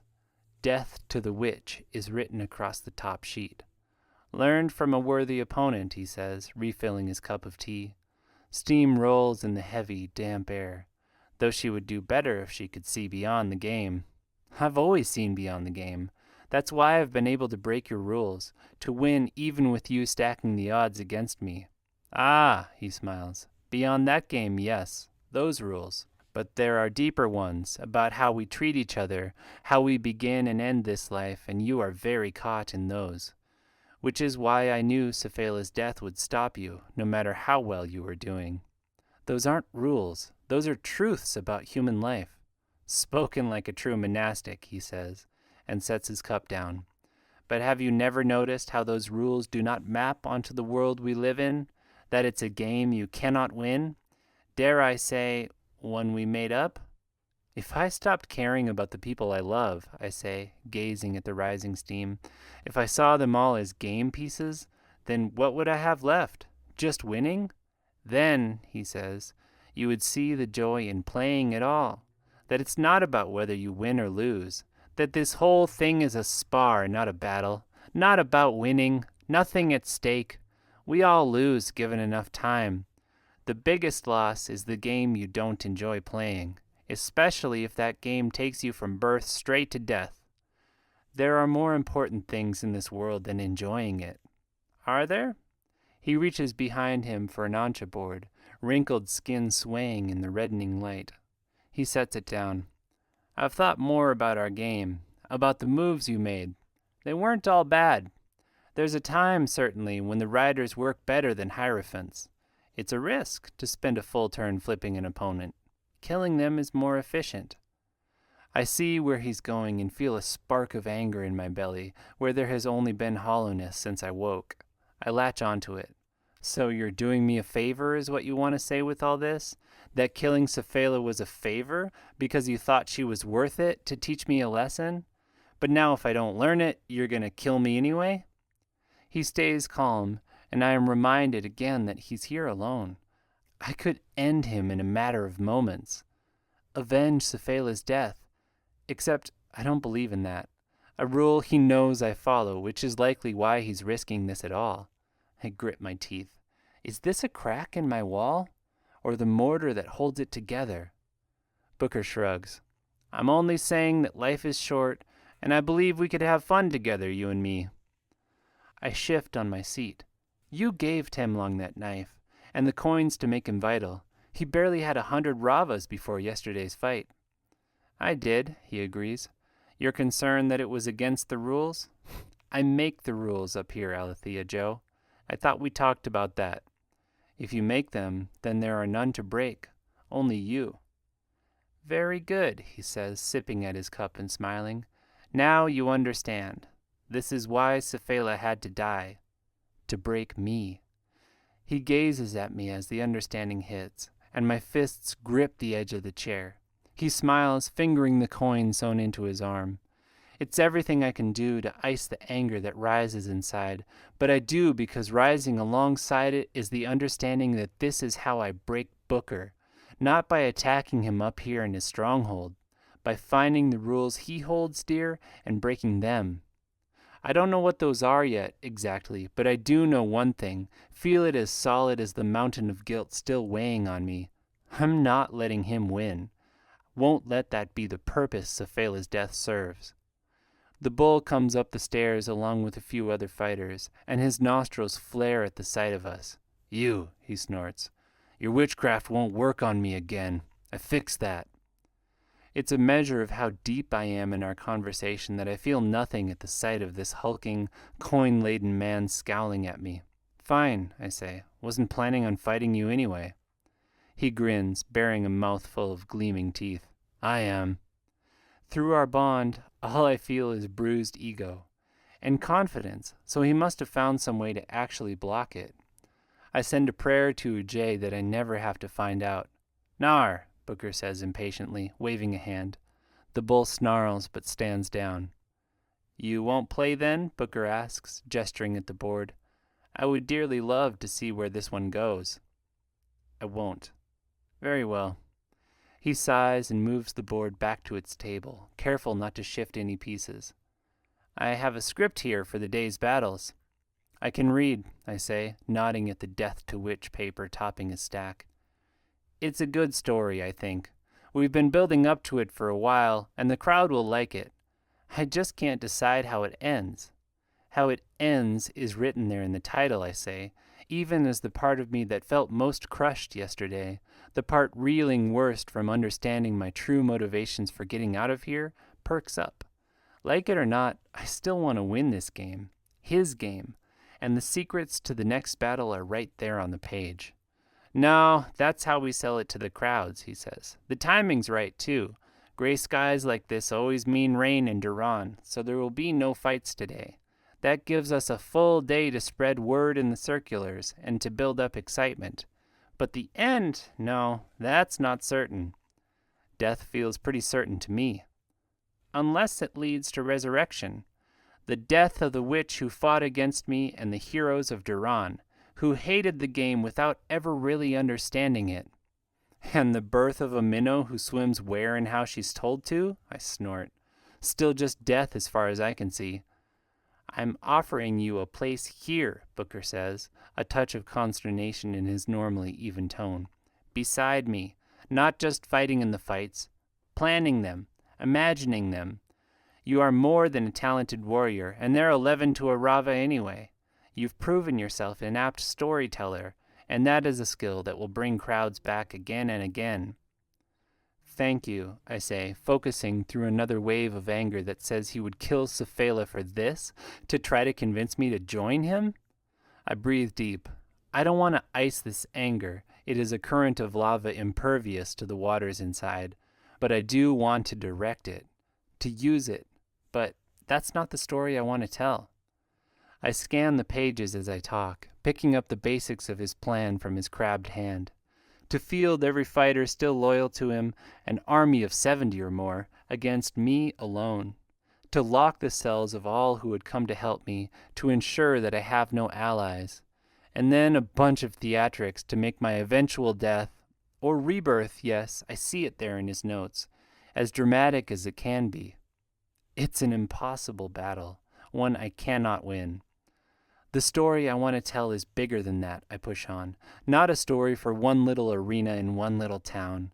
It's a story for the whole world, something closer to my heart than anything we could script in swords and set pieces. So thank you for the offer, but no. He scrunches his chin. That's your final answer? I won't give you another chance, Alethea Joe.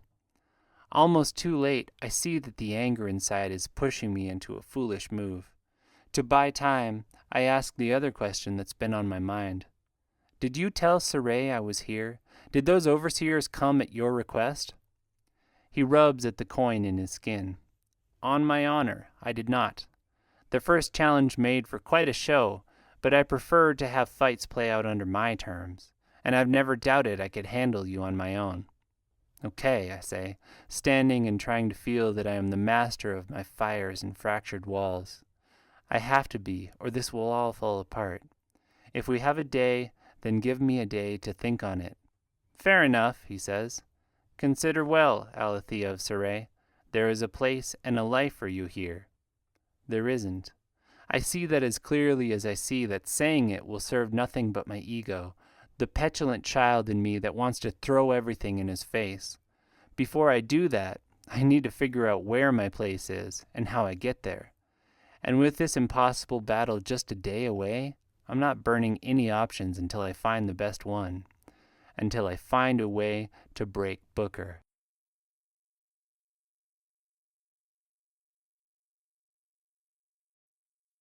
"26. My friends are shocked when they hear Booker's plans, of course. All except for Isong, who only nods from his pallet near the barracks wall. He understands enough of what is going on here to have expected this, especially after yesterday. They can't lock us in, Hegdon growls. We'll break out. I'll break us all out, Anon says, looking uncharacteristically concerned. The Scourge never met a lock he couldn't pick. Others chime in too, Kemlong and Akifte and even Tewo, and I'm grateful for it even as I know it's only bluster. Hanan would have broken out years ago if he could, and none of them will be able to do anything from locked cells. Thank you, I say into a pause, but no. It's an impossible fight whether it's 20 of us or just me. I don't plan on fighting it, but if I do, I don't want any of your deaths on my hands. One is enough. Protests start up about how I can't blame myself for Cephala. I hold up a hand.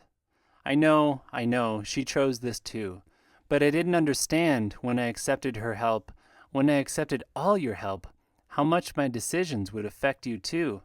I've never had to deal with that before.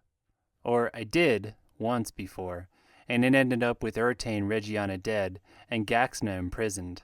Not a great track record. This started as my fight, I say, and I love you all so much for helping me fight it, but I'm not letting you die for it. You have your own fights to fight, your own reasons to get free. Die for those if you're gonna die. But better yet, get out of here and live for them. I'm surprised to see Hegdon's eyes get watery, and Akifte slams his fist to his chest in some kind of salute. Isong, who's been quiet this whole time, clears his throat. You said you don't plan on fighting it. Are you considering Bukka's offer? No, not really. You all know I have someone I care about a lot back in Saray. She's in trouble. Someone much worse than Booker has her, and could decide to get rid of her any day. I would never consider staying here. only lying to Booker long enough to find some other way out. Besides, whatever he says about working with him, I know he'll find a way to keep me here, to bend the rules like he always does.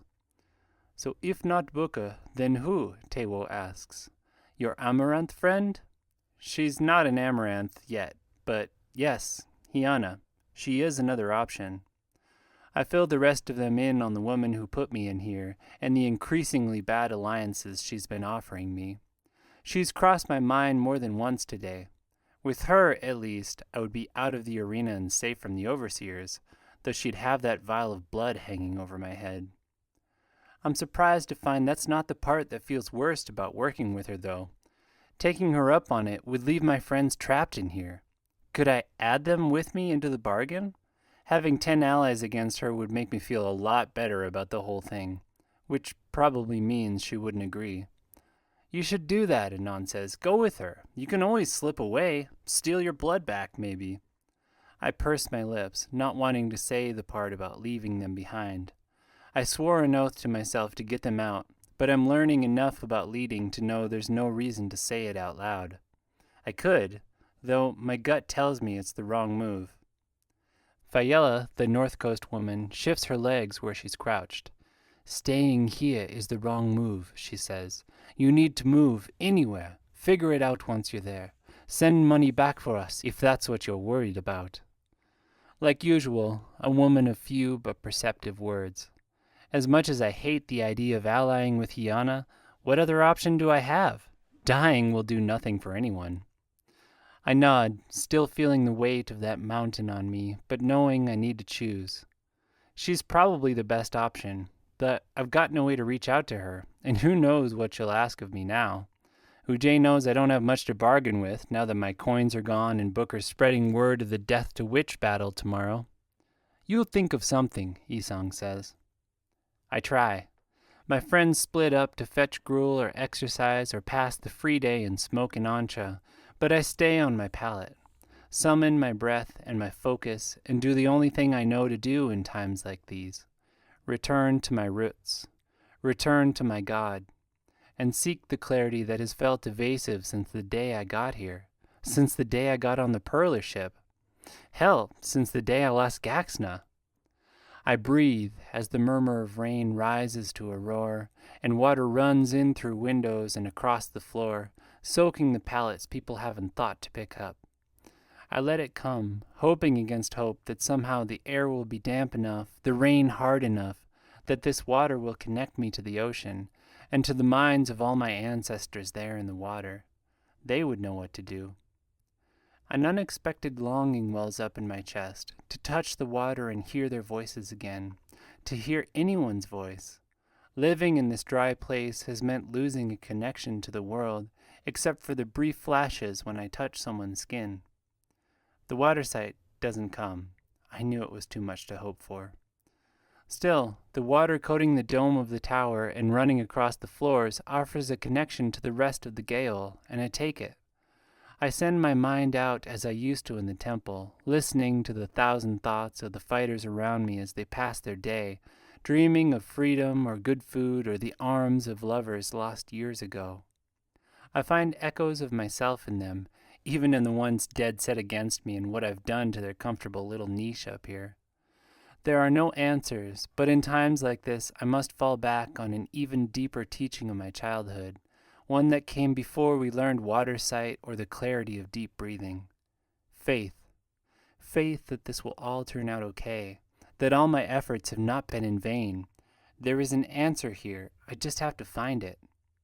I sit with that and my breath and the strange community of imprisoned voices around me, listening to the rain fall.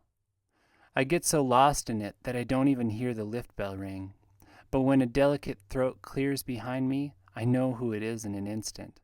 My mind snaps into action as I turn. Hiana.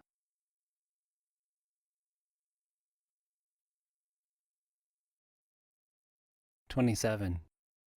Hiana Kagdan jars with the surroundings, like a fresh-cut rose dropped at the foot of a dungeon. She's all the more beautiful for it, though I know it's only vitality.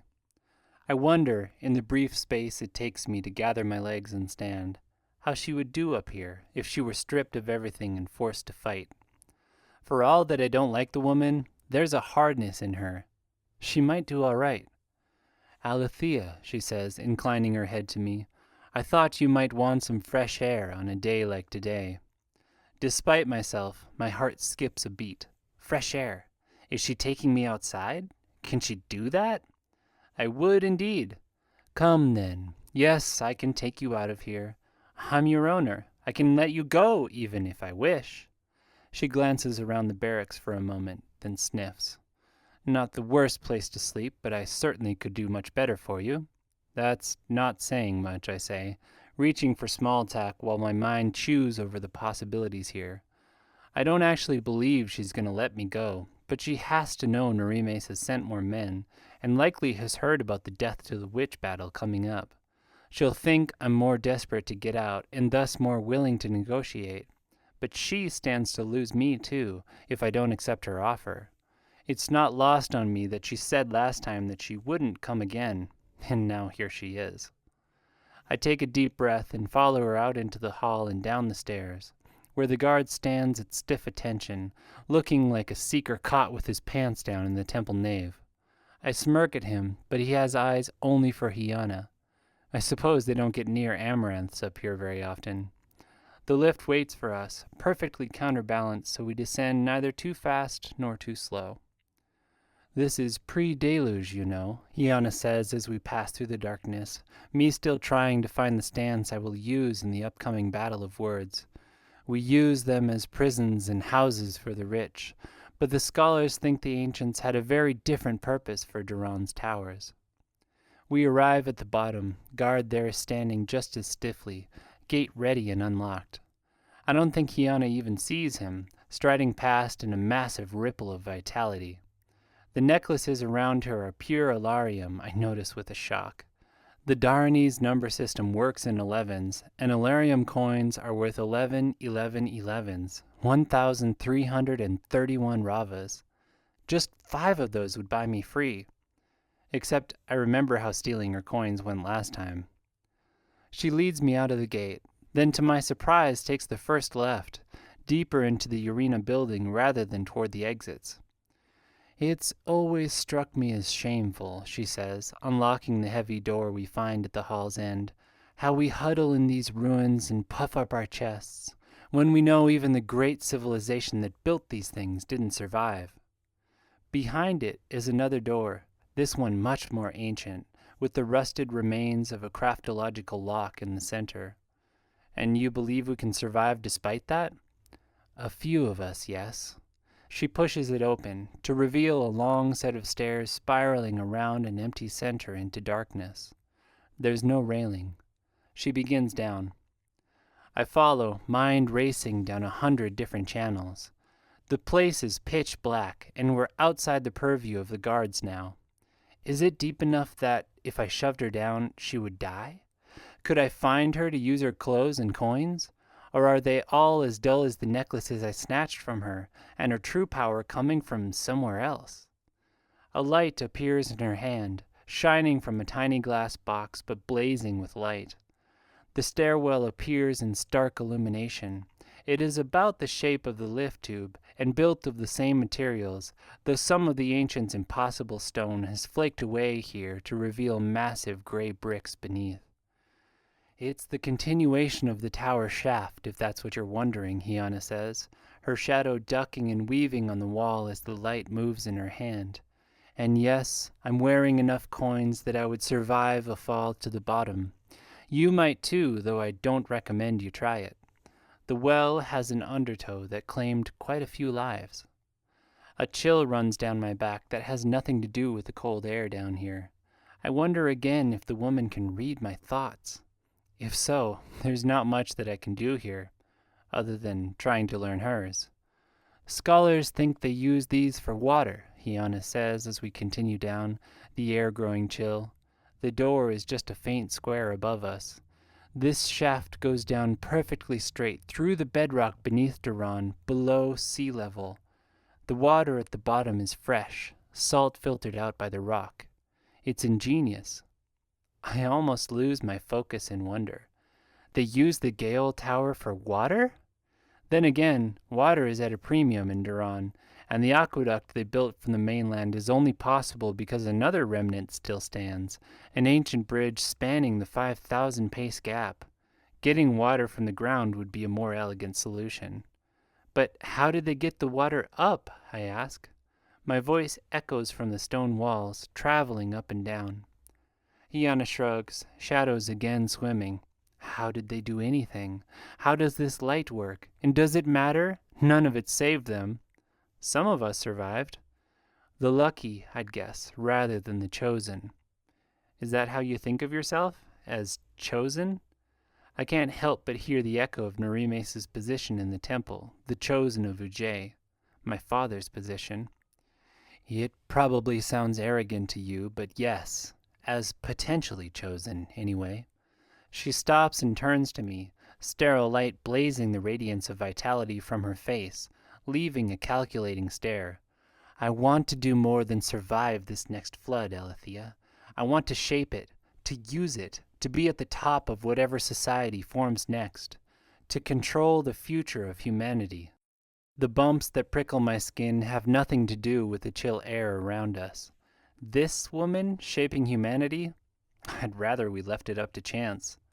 But that's nothing I can say here. Interesting. And you think taking Saray will do that? I think power is the key to it all, she says, holding my gaze a moment longer before continuing down. You know why I came for you today. That fight tomorrow is an execution, which means you don't have much time left to convince me. Not the most eloquent on my part, but here I am with my words again. Hiana's chuckle is low. And I am to think you'll happily go to your death tomorrow rather than side with me? I know who has the power here, Alethea. Despite that, I think we will work better together as partners rather than master and slave. So I'm not asking for more than I did, just a vial of your blood and your cooperation in taking the city back. Every moment I spend with this woman, I hate the idea of working with her more. But she makes more sense than Booker. And doing neither, facing that battle alone, makes no sense at all. I follow my breath, have been this whole time, but find no clarity in it, only the confused current of my mind, and the mountain of guilt still forcing it all underground. I asked you for a token of your commitment last time, I say, more to buy time than because I think it will accomplish anything. My father's papers. Have you brought them? Her chuckle is less amused this time. Have you bought into his fool's notion of stopping the flood? There's no stopping the flood, girl. If the ancients who built this, she gestures, and again our shadows swim, could not stop it, we surely will not. The question is not stopping the force of change. It rarely is. The question is how we will use it. Swim in that current rather than drown. There's a wisdom to her words, I know, but if I'm clear about anything, it's that drowning would be better than helping this woman survive the coming deluge. The real question is whether me drowning in an arena battle, rather than at least swimming free of it with Hiana's help, is the better choice here, and whether I, pushed as I am by the darkest currents of guilt and ego, am in any place to choose. The bottom is nothing special. Just dark waters swallowing the stairs, which appear in Hiana's craftological light to spiral further below the surface. It goes down another 500 paces, Hiana says, stopping and gazing at the waters, perhaps 5 paces across. Scholars think that was the ocean level before the waters rose in the last flood. She turns to me. 500 paces. That would swallow your temple as well as Saray, wouldn't it? Excepting the Dale on their mountaintops, I think 500 is enough to take care of most of us. Makes it all seem pretty trivial, doesn't it? I hear her words, and a part of me hungers for this knowledge, for any information on the flood that's coming, but something deeper in me is drawn to the water. She said this is ocean water, filtering through Duran's bedrock. If I can just touch it. Don't try it, Hiana says, thrusting a vitality-enhanced arm across my path. I know what your kind are capable of in the waters. I do too, and it's something I need now more than ever, but I don't try to push past her arm. I can't. Instead, I back up and leap from the stairs.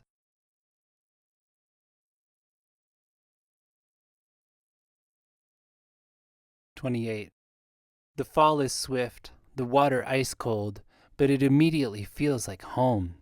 They're here, my father, my mother, my teachers, my ancestors. Welcome, they say, their chorus voice as familiar as if it was my mother's alone, whispering in my ear before bed. Tears start in my eyes, warm salt mixing with cold well water. Only one body appears in the water before me, though, blood drifting from her slashed throat. Cephala. I choke somehow in water, but she reaches out a hand.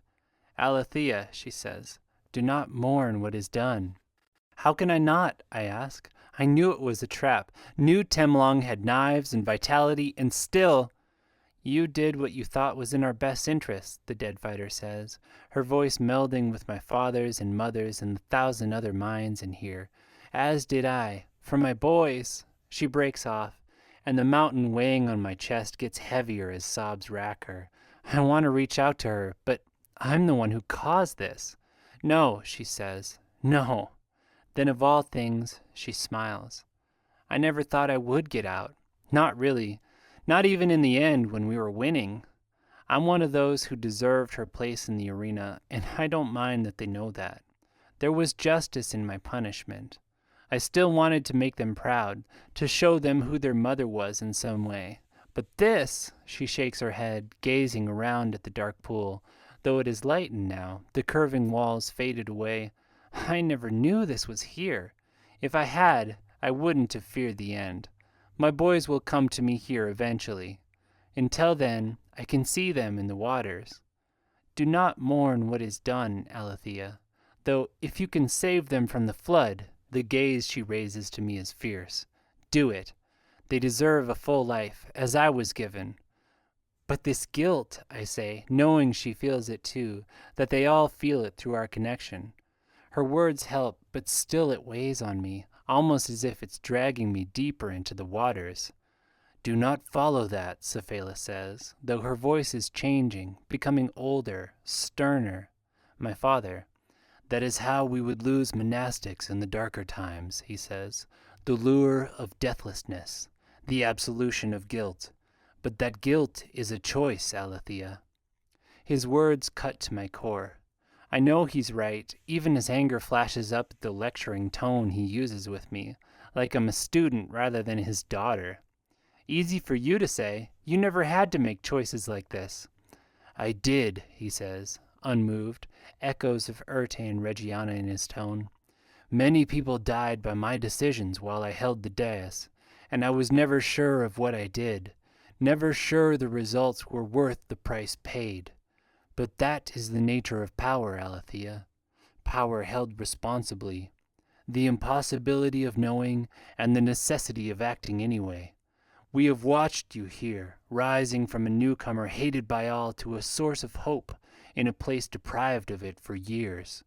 You are a natural leader, whatever you think. But to come into that strength, you will need to learn to let that mountain keep moving, as you have your other emotions. How, I ask, forcing myself to focus on my true feelings rather than the petulant voice inside, on the grief under my anger, that it's only now I'm learning from my father. My words come out a whisper. It's too big. That's because it's bigger than you, he says, only his face has grown older yet, his hair spiraling out to a halo of white. Reggiana. It is all the lessons you internalized about what you can and can't do, all the impossible expectations society and your parents and your teachers put on you. And at the bottom, the desire your own mind has for justice in a world that isn't just. I look up at her in shock. How can you? She holds up a hand. I believe in Jaya, girl, same as any of us, or Ujay if you wish. But that vision of everyone treating everyone else fairly, of a holy society working for mutual good based on a common connection with divinity, that is a North Star only. Something to try for because it's worth doing, even if we never get there. I stare at her. That sounds dangerously close to what Booker was arguing for this morning. That all of our beliefs about the sanctity of human life are just another set of rules in an arbitrary game. That what's important is enjoying it. Reggiana smiles, only she's my mother now, her features blurrier than the last time I saw her, but recognizably mine all the same. The difference is these are the only rules that feel right, she says, the only direction that fulfills us, even if we can't help but break them from time to time. Do not doubt yourself, my child. I never have. We never have. She holds my eyes, even as hers blend into my grandmother's, Violet, and all the men and women who came before her, until the thing facing me is more a feeling than any face I can recognize. It's fading. The vision is fading. But wait, I call. I still don't know what to do. But you will, the answer echoes, as the waters darken around me. Trust yourself. Find the Chronicles. You will know which rules to break.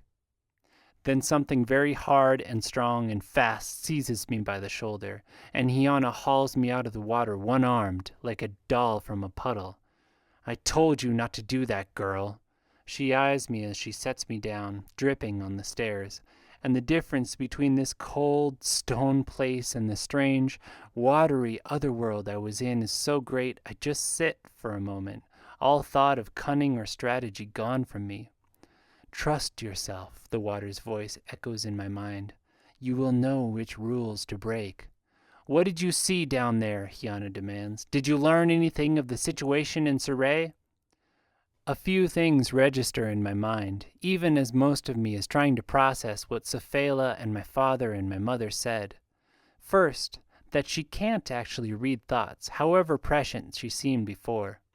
Her powers have limits. And second, I did learn something of Surrey from what I didn't see down there. Gaxna. I still can't feel her in the blood, but she's alive, or she would have been there in the water. Thank you, Jay. Just the thought of her, of that insolent one-eyed grin as she saunters into some Blackwater market lecturing me on the first rule of thievery, gives me hope. Hope and the seeds of a plan. I don't know how it will all work yet, or if it will, but I think I know what my mother meant about the rules I can break. Come on, girl, Hiana barks. You were lucky it didn't pull you under, but you'll freeze down here like that. Let's get moving. I let her step past me and begin whatever the next thing is she's going to say. Then I grab the flowing back of her gown in 2 fists and leap from the stairs, taking her with me into the well.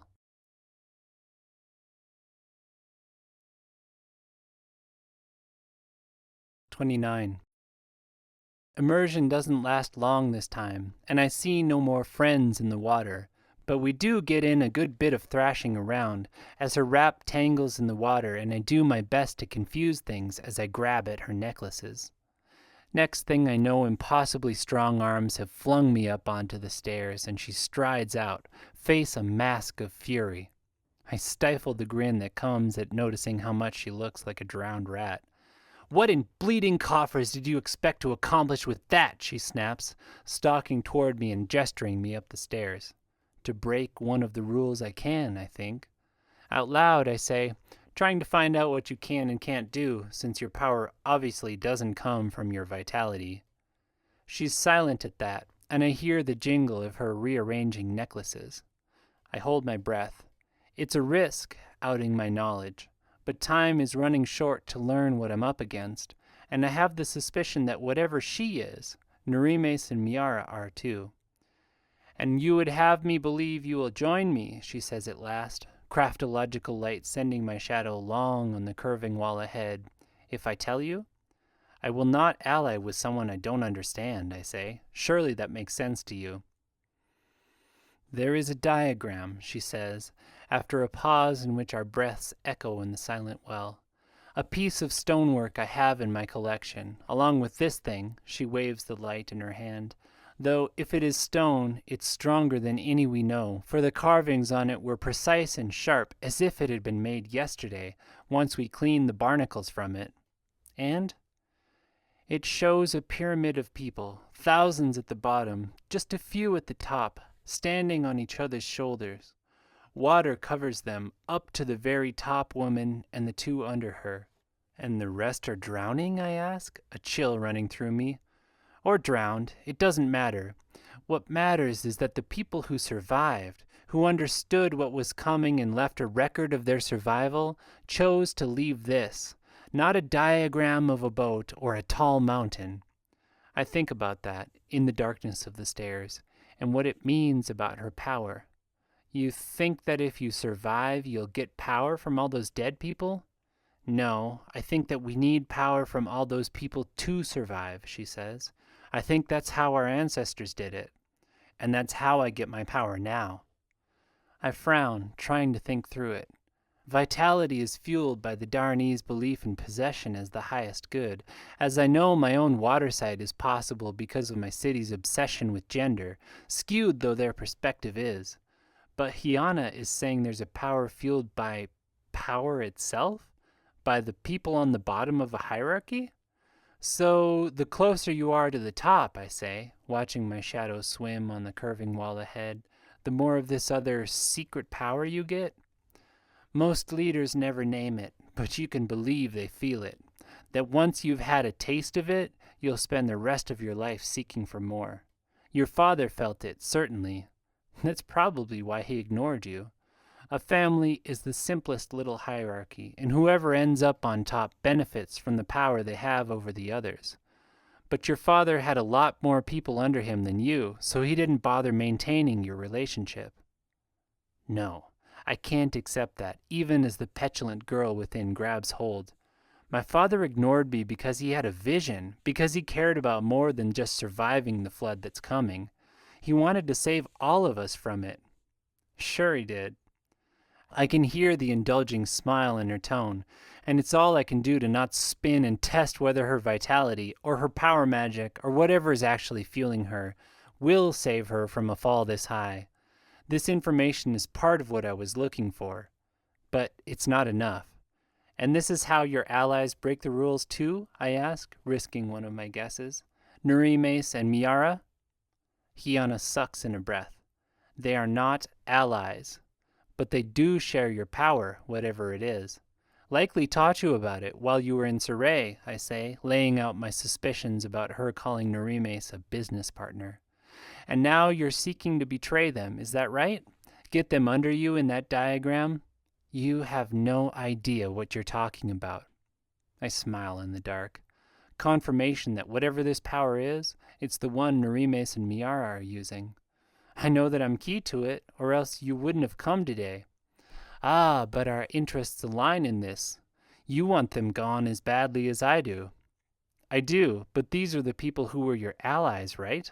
You funded Nurimes' rise to power? It's not exactly reassuring in terms of working with you. Situations change. The difference is, here, we would trust each other. I hold back the laugh and follow my breath to the realization that's been building since we climbed from the water. This was the answer that needed to be different, the one that could have convinced me to work with her, to risk selling my city out to get free of this place. But her talking about trust is an anemone's description of a sandstorm. It means nothing. Still, much as I want to throw this in her face, just to see the look on it, I hold my tongue. If Hiana is not an ally, she's an enemy, part of the cabal that put me here in the first place. But as long as she thinks I'm considering her offer, there may be more I can learn, things I can use against her and Nurimes. I tried killing them, I say, last month. Turns out your power magic makes it pretty hard to die. Light from the open door shines above, a square of reality spinning closer. Hiana chuckles. If we're at the top, yes, but remember the diagram. Pull the pyramid out from under the rulers, and they drown. I tried that too. I had all the proof I needed to expose Nurimes, and a lot of the temple behind me, and he still won. This is where you needed my help, she says. From what I understand, your evidence was solid. Coffers know there's plenty to indict Nurimes. But evidence is not enough in politics. You have to think about audience. Your sex was already against you, and then bringing evidence from the Therakins Guild, sworn enemies of the temple? Of course Narime spun that against you. But with the mess they're making of the city right now, it's a fig ripe for the picking. We will come as a neutral party, arguing both temple and guild are corrupt, and presenting you as the perfect balance of the two, to restore power with a neutral Daranese ally against the Deo threat. That sounds really well thought out. If only Hyana was an ally. And their power, I say, struggling for a word to describe whatever magic it is their cabal gets, it would then flow to us? What would happen to Narimes and Miara? They would become merely ordinary again, she says, as if it's the worst fate of all. And yes, the power they held would go to us, the power of the city's hierarchy.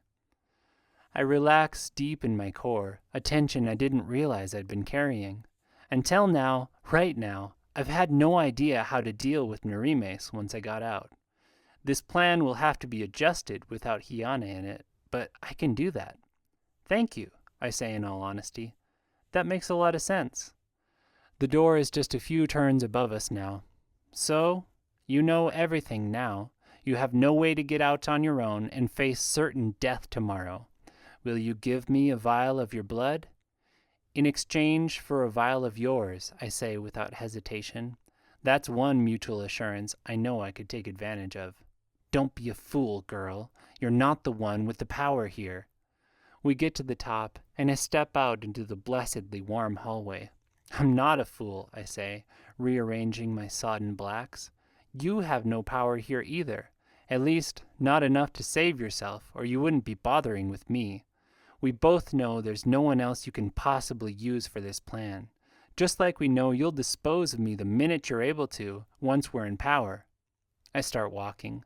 What then? She snaps, hurrying after. What would make you agree, short of my blood? You talked about trust, I say, approaching the end of the dusty hall. Trust me. Get me out of here without any exchange of blood.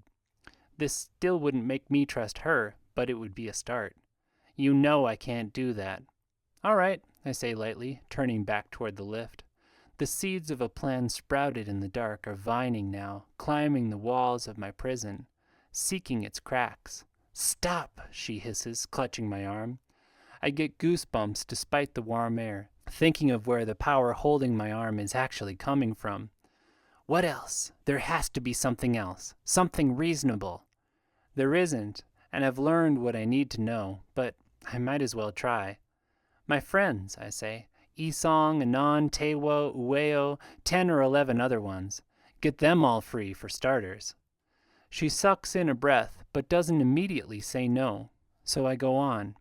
And my father's papers, the Immersion Chronicles. I will need them delivered to me intact before I agree to anything. She makes some kind of strangled sound, but it's again not a no. I know it's coming, but the part of me that's wanted to tell her to get flooded this whole time is enjoying this. And if I do all that, you'll give me the vial? I cock my head as if I'm considering it, then shrug. Well, you'd have to get me free too. But no, do all that and then we can talk about the blood. I start walking again, grinning though I know Urte wouldn't approve, that I'm just rubbing her face in it now. Maybe I needed this. Maybe this is how I balance out the weight of being responsible for other people's lives, with a little face rubbing on someone who deserves it. Her footsteps hurry after me. You're gonna die tomorrow, girl. Let this be the first lesson you learn about leadership. Sometimes you have to sacrifice your principles for a little practicality. That's not the kind of leader I want to be, I say, though still a part of me screams that I'm walking the wrong way, back toward the gale instead of out the door with this woman. It's a small part, and this is the right way. I know that now. Last time I compromised my principles to try to get something done, a good friend died. I'm not doing that again. Even to save your own skin? Even to save my own skin. You'll change your mind. You'll change it when the bull stands over you with a foot raised to end your life, and it's my pity coin that saves you. But I'm not throwing it until you feel this, even out there. She shoves a vial at me. I take it, not because I have any intention of giving her my blood, but because part of the plan taking root in my mind needs her to be in the stands tomorrow, to be watching the fight closely. Because I am going to fight, I think. Right or wrong, I'm not sacrificing my principles to escape this. I would rather die, which I might do. But if I do, I will do it on my own terms.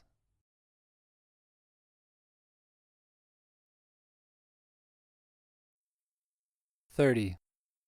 The sun sets at the cell doors as I make my way back to the lift, Hyana having left me in the care of a guard. The clouds have cleared away, but the cool remains, and the air is deliciously damp in my lungs, like the temple gardens after a monsoon. I breathe deep, feeling a kinship with this air. Like the rain washed me clean, too, and where uncertainty and doubt clouded my vision before, now there are only a few simple steps to take. The guilt is still there, pressing on me, but I feel it starting to lift, too. My father's right, that it's something I need to get used to if I want to lead without it clouding my judgment.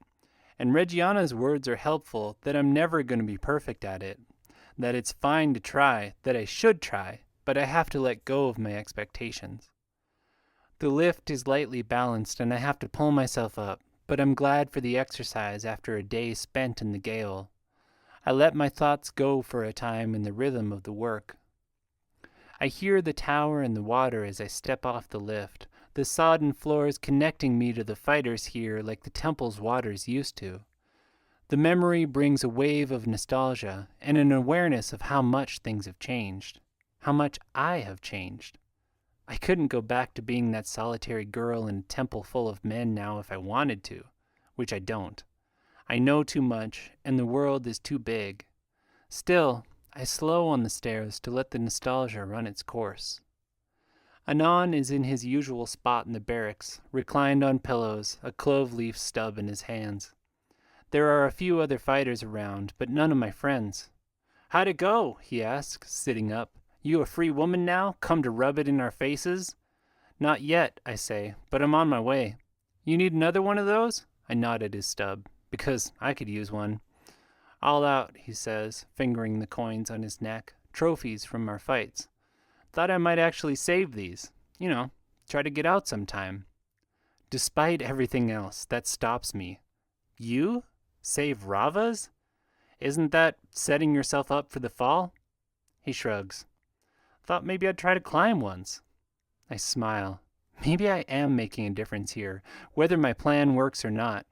"Then this one's on the house," I say, "to celebrate." I dig into my bedroll and pull out my last clove leaf, bought the night we fought off the overseers. He takes it with an almost suspicious look, then strikes a match and pulls on it. "Celebrate? With what's happening tomorrow? You're starting to sound like me." I'm not dying tomorrow. I believe that, but I touch the wet floor with my hand anyway, sending it as a prayer to Ujay. "You planning to break us out then, so we can help you? The cell locks are pretty heavy iron, and," he grimaces, "the more I think about it, the less I think I can pick them." I nod and take a pull on the smoke before I reply. "What about breaking into the Tower of Many Names? Still think you can do that?" He gives me an odd look, but his voice is even when he says, "I broke into that tower 4 times in 2 years, twice for Ravas and twice for fun, and they never so much as caught a whiff of me." "Then we're celebrating your freedom," I say, reaching into my waistband and pulling out a fistful of Alarium, "if this will buy you out, anyway." His eyes go wide, looking from the coins to me and back again. "Where did you get those?" I can't stop the smirk as I tuck them away again, checking to make sure there are 5 of them. I didn't get a chance to in the moment. "Hyana, it wasn't the world's smoothest robbery, but I got the job done." Anon still staring. "And she didn't notice?" I shrug. "I had a good teacher. The coins will work, right? Even though they're dull?" I'm starting to think all of Hyana's coins are. "They'll work. They might beat me up for a few Ravas because they'll have to exchange them, but that's 6,655 Ravas when I only need 5. They'll work." I hand him the clove twist. "So, are you up for this?" He's being oddly quiet. Anon stares at the twist in my hand like it might bite him. "You're serious?" "Floods, yes, I'm serious. Will you break into the Tower of Many Names and steal my father's paper for me if I buy your way out of here?" "Then floods, yes, I'll do it!" He actually leaps to his feet and whoops, then flushes when the other fighters look over. He sits, getting suddenly somber. "But you need those coins. They're going to kill you tomorrow. You take 'em. Get out. I'll be fine." I'm shocked to see tears shining in his eyes. I shake my head. "I've got my ways to get out. Hyana and Booker both offered me deals. And I have another thing planned too, bigger than just getting out. And anyway, I promised myself I would get you all out, and I was serious." His eyes get wider, if that's possible. "Get us all out? That's some kind of deal Booker offered you to get rid of us?" "No, but listen, there's not a lot of time, and there's some things you need to know." Anon leaves a few minutes later, walking toward the lift with a dazed look on his face, coins in his hand. I stay until he's gone, savoring the lightness in my chest. Even if everything else fails, I got this done. I got him out. Anon can steal enough to buy the rest of them out in a few days, if I don't make it. And if I do, I'll do it with my father's Chronicles in hand, the last real hold Hyana has over me. I finish the clove in silence. I still need to talk to Isong, but I want this moment to myself, as the sun sets in glorious violet out the round windows, and the tower bubbles in the water under my feet with the joy of an unexpected day off. I might die tomorrow. Chances are pretty good, actually. Either that, or I'll have to take Hyana up on an offer I know is a mistake. I want to go into this clean, unburdened. So I thaw everything I've frozen today and send it out in clouds of smoke, like the pearlers burn prayers to their gods. I get up and lean my head out the nearest window, inhaling the rain-clean scent of the city and watching the sun's last rays sparkle on the bay, like I did the first night I was in here. I exhale smoke and watch it drift away unbound, swirling in the evening air. May that be me someday soon. May that be all of us in time to be with the ones we love. I head upstairs when the clove is done. One task down, one to go. Conversation bubbles in the open dome, but it changes fast when they catch sight of me topping the stairs. A ripple of silence starts from those nearby me and spreads out to cover the whole dome, thoughts in the water going from casual merriment to dark images of deaths in the arena. I read plenty of minds who are upset about it or angry at Booker, but I'm surprised to find as many more that are not on my side but still don't like the idea of having to kill me out there. Fighters that respect me even if they don't agree. I note that. I might be able to use it. Then summon my best Gaxna face. I even squint an eye. "What? You boys never seen a witch before?" A few people laugh, but still the atmosphere is uncomfortable. With the start, I realize the room is divided along the same lines as the barracks, with those who've come to my cause clustered on the south side, plus a few independents, and Booker's fighters lining the north half of the dome. He sits among them, watching me with hooded eyes. I nod to him. "Booker? We said all we needed to this morning, and I don't owe him an answer until tomorrow, though I know now what it will be." "Reggiana Joe?" he answers. Just that, but the simple acknowledgement seems to poke a hole in the tension. The fighters go back to their diversions, though I still read unease in the waters. It's a good thing I'm leaving tomorrow, one way or another. This tension would come to blood otherwise. I find my friends clustered around water pipes and a few Asomwe boards. They look up, questions in their eyes, but I wave them back to their games. I don't feel like explaining it all again. Like, it might all collapse if I talk about it too much. Instead, I take an open seat on the cushioned bench next to Isong, who rolls a black slice of chot in his hand. I lay a hand on his arm. "Don't be shocked," I send through the bond. "I can speak like this and hear what you think. I would rather talk privately if that's okay." "That is fine." His voice comes back after a moment, younger and clearer in water sight. The rest of his thoughts are in Dale, appearing like pictures with the colors reversed or sentences out of order, which is just as well. I'd rather give him his privacy. "You had no success with Hyana?" "I did," I send back. I learned something I needed to know. But no, I didn't work out a deal with her. She insisted on taking my blood first. He frowns at me. Better that than death. I smile. I knew you would say that. Agree to disagree? He shifts on the bench. I just wish there was something I could do to help you. There is, actually. You know all the fighters and their vitality levels in here pretty well, right? He nods, the action repeated in his thoughts. I need a list of all those loyal to Booker, ranked by their vitality. Can you do that? I can, he thinks, but why? There's no way you'll be able to single them out on the battlefield like that. I don't have Isong's blood, but the way he feels about me fighting tomorrow is clear enough from the thought images swirling behind his words. You're really planning to go through with it, then? This is the only way. I expected him to disagree with my decision not to compromise, as he has since the first day I came in here, but I find I want him to understand why I'm doing it this time, in case I don't have a chance to tell him afterwards. I send memories of the conversation with Hyana through the bond, including my time in the waters. Isong starts at the sudden rush of memory, but his thoughts are not the arguments for accepting Hyana's offer that I expect. Instead, they swirl around the revelations about Miara and Norimes and their power. They coalesce in a moment. So that's how Yeolat got her power. She had special powers too? Yes, machines that should not have worked, but under her hands did somehow. His arm tenses under my grip. If I had known this when I was still there. I squeeze him. Hey, if I get out, I'm getting you out too. We can fight her together. For now, just make me the list. He looks at me in confusion, but I hold up a hand. Please, if I explained it, you'd just disagree, and that's not how I want to spend this night. But promise me this. If I don't make it out, you'll fight her anyway. You know what I know now, the secrets of her power. Use that. Use it in Saray if you can, but better yet, use it in your homeland. Bring her down. Set your people on the right course. Yeolat and her cabal only care about themselves.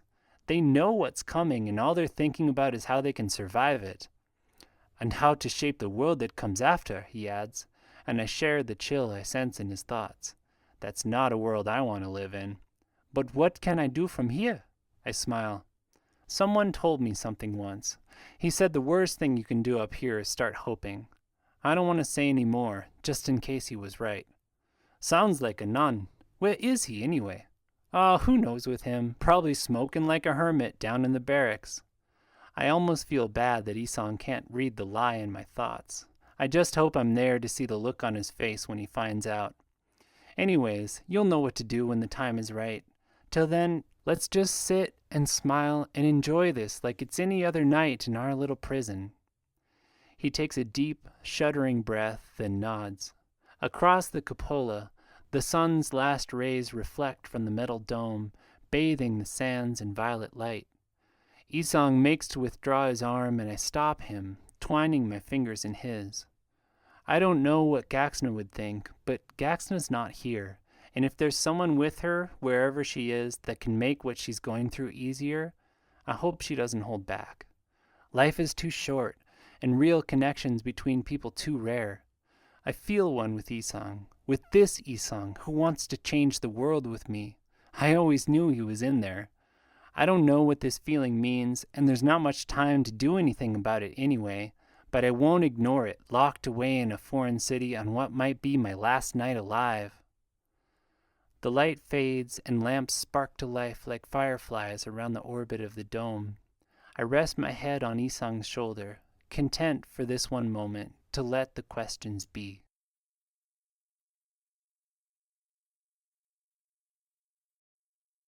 31. It's another day in the Duran Gladiator Arena. The sun blazes off the pale sands, the crowd filters in as morning wears on to noon, and the scents of spice and oil roll from the vending carts. The spectacle starts small, with jugglers and bards and occasional challenges between fighters with ambitions of getting out or grudges to settle. The stands are fuller than usual, even at this early hour, no doubt to see the Witch of Saray finally die. I don't take it personally. I never had illusions I was more than a character to them, an entertainment, even when they loved me risking my life for my friends or showing mercy on my enemies. They see everything in terms of ownership so deeply it distorts how they see me. I am not Hyana's property, not just a fighter to be killed for their sport. I'm a life, a continuation of the sacred water that flows through us all, guilty of theft but worthy of more justice than I have been shown. That's fine. I'm deep in the rhythms of basic tide, preparing myself with the clarity that has been my final refuge since I learned it years ago. I was shocked when Reggiana said Ujay's justice is only a goal, but I think I understand her now. That was one of the flaws in my original plan to depose Narimes. I thought if I only showed the temple the truth, where justice was, that they would flock to my side. But Hyana had the right of it. Hyana, for whom this revelation is no doubt old hat, who perhaps never thought there could be such a thing as justice in the world, when she said I hadn't considered the politics of how I presented my case, and that was my downfall. Maybe politics and persuasive speech will always be weaknesses of mine, but I'm not going to repeat those same mistakes today. If I want justice here, if I want a fair fight rather than the execution Booker has scripted, I'll have to make it myself. And if I get out, when I get out, I will have to solve the bigger problems of Narimes' cabal and the coming flood the same way, the only way I ever have, with a fight. A contender falls, and the gong sounds to signal a victory. I push the iron door of my cell open and step onto the sands. I'm already scripted for a fight today, but there's nothing stopping me from calling a few challenges first. Booker breaks off in what he was beginning to say. And it looks like we have an early appearance by the Witch of Saray, signaling a challenge? Seems like she should be saving her strength for the battle of her life, don't you think? I ignore him, pull Isong's sheet out of my pocket, and pick one of Booker's lower men, Semlaj Manea, 273 ravas. I call out his name and challenge, tucking the sheet into my blacks next to my father's letter. I'm still deep within the stillness of basic tide. A man steps onto the sands. I recognize him vaguely. With maybe 150 fighters in the tower, I know everyone's faces now, if not their names. Booker booms something about my recent loss of coins, but I have eyes only for Semlaj. Warrior Manea, I call as he approaches. I have no wish to fight you, but as you know, I am scripted to die today, and I need your coins. Will you lay them down to me, or must we fight this out? There's fear in his eyes. My reputation precedes me, but he sets his feet. A fight, then. It's swift. I'm not here for theatrics, and the deeper Seven Cairns settles into my instincts, the more effective my fighting style has become. A strike at his ribcage, another into his hip, Eel's kiss to knock him down, and a cairn spine to finish him off. I read him through our skins as he struggles, and see that he's one of those who disagrees with Booker's plans, even though he has no special love for me. I release him the instant he raises a hand in defeat, and offer him a hand up. I am sorry to have done this, I say to him, from deep within the folds of my concentration, but you know Booker's script for me is unjust. Will you aid me at least in consenting control of your vitality? He spits, clearly angry at the quick defeat, but nods. I pull half the coins from his necklace, dropping them in the sands for the guards to give to Hyana, and loop the rest around my neck. 130 ravas is not much, but I feel a lightness in my bones. I smile and crack my knuckles. 130 down, 4,870 to go. Booker starts to call the next scheduled fight, and I hold up an arm, signaling another challenge. He breaks off, and I name the next fighter on the list, a Bamani woman. The crowd stirs some at this, but I know the rules here. Challenges always take precedence, and they can happen at any time. The crowd usually eats them up because they're unscripted and raw, but I'm not aiming to please the crowd today. I'm aiming to win. The woman steps up, and I make the same offer to her, though I see little sympathy in her tattoo-circled eyes. I show her none either. 2 blocks, a 6 cairn adjustment, and she is bucking under my bind as I hold her face first to the sands. The bond of our skins confirms she has neither the respect nor sympathy needed to consider ceding her wealth to me. I take her coins anyway. I'll need them for more than vitality today. Again, Booker tries to call the next fight, and again I signal another challenge. He stares at me from his second-floor suite, expression mild but knuckles white as he calls out the match. I'm too deep in basic Tide to feel much pleasure in that, but I give him a nod nonetheless, before offering this next fighter, a square-built Dharanese man, the same deal I offered the others. There were less vital fighters I could have challenged. He has nearly 400 coins slung across his chest, but I might need those weaker fighters later. To my surprise, he concedes without a fight, giving me the Dara sign of respect, 2 fists pressed together, before laying down in the sands. His coins give me vitality too, though of course half of them go to Kiana. I find her in the stands as I signal my next challenge, watching with a grim expression. With 360-some working coins around my neck, I challenge one of Booker's mid-rank fighters, a man with 540 ravas. The wealth disparity makes the fight more interesting, but as the challenger, I get to choose the weapons, and like most Dharanese, the staff is awkward in his hands. Not so for me, and my staff is true Sarayan ironwood, an inheritance from Brother Olaim, that flexes and snaps just like the ones I trained on. I get him down in 8 moves, dropping the staff to finish him with a bind so I can read his thoughts. He's on the fence about me, his respect for what I've done and dislike of Booker's plans balanced with anger over how quickly I've taken what he spent years building up. So I use a weapon I haven't yet on the battlefield, the forbidden art of the water push. Gently, between his increasingly panicked thoughts as I tighten the bind, I slip ideas into his mind.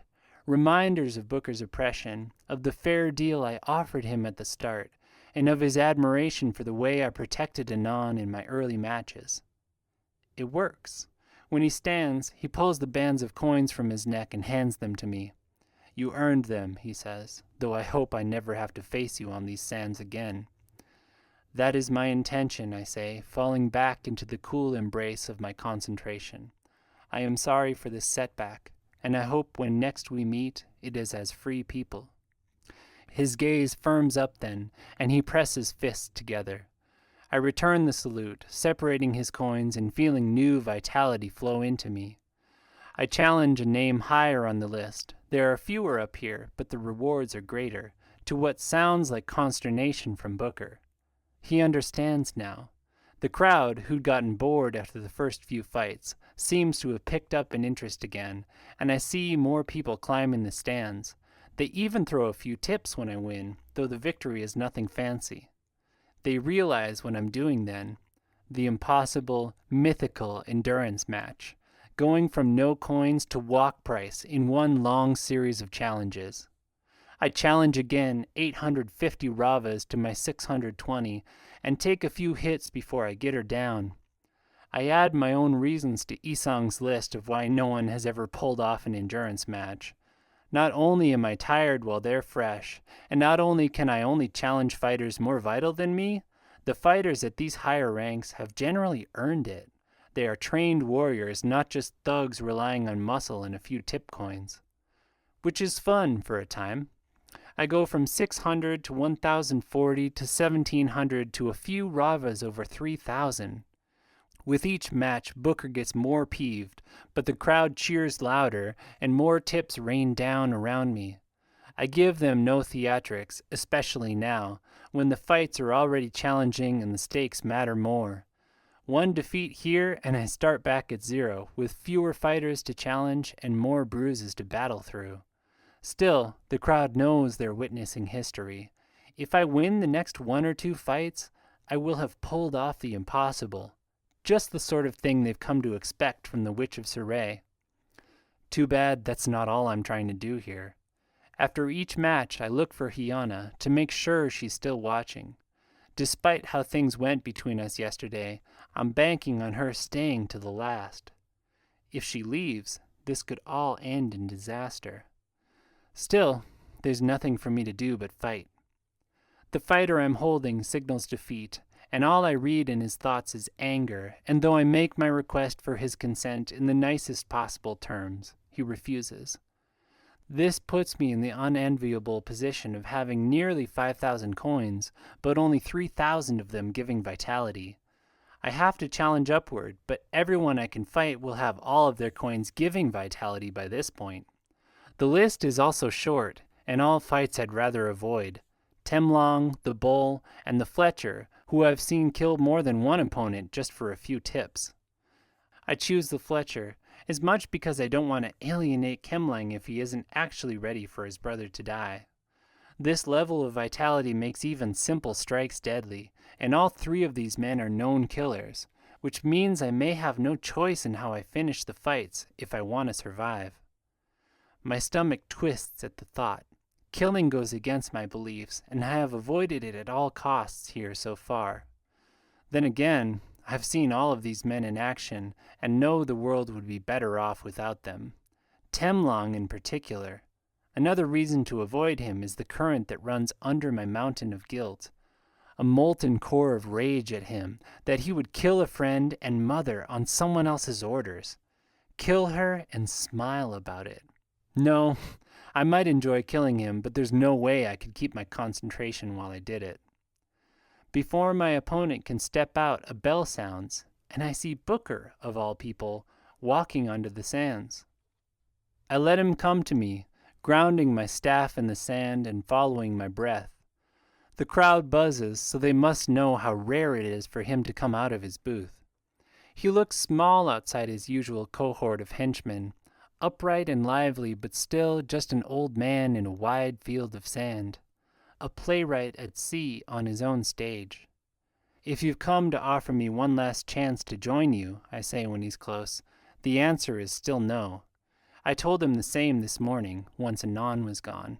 I'm past that, he snaps, voice pitched for my ears alone. We are past that. I was foolish to think you could ever have been turned.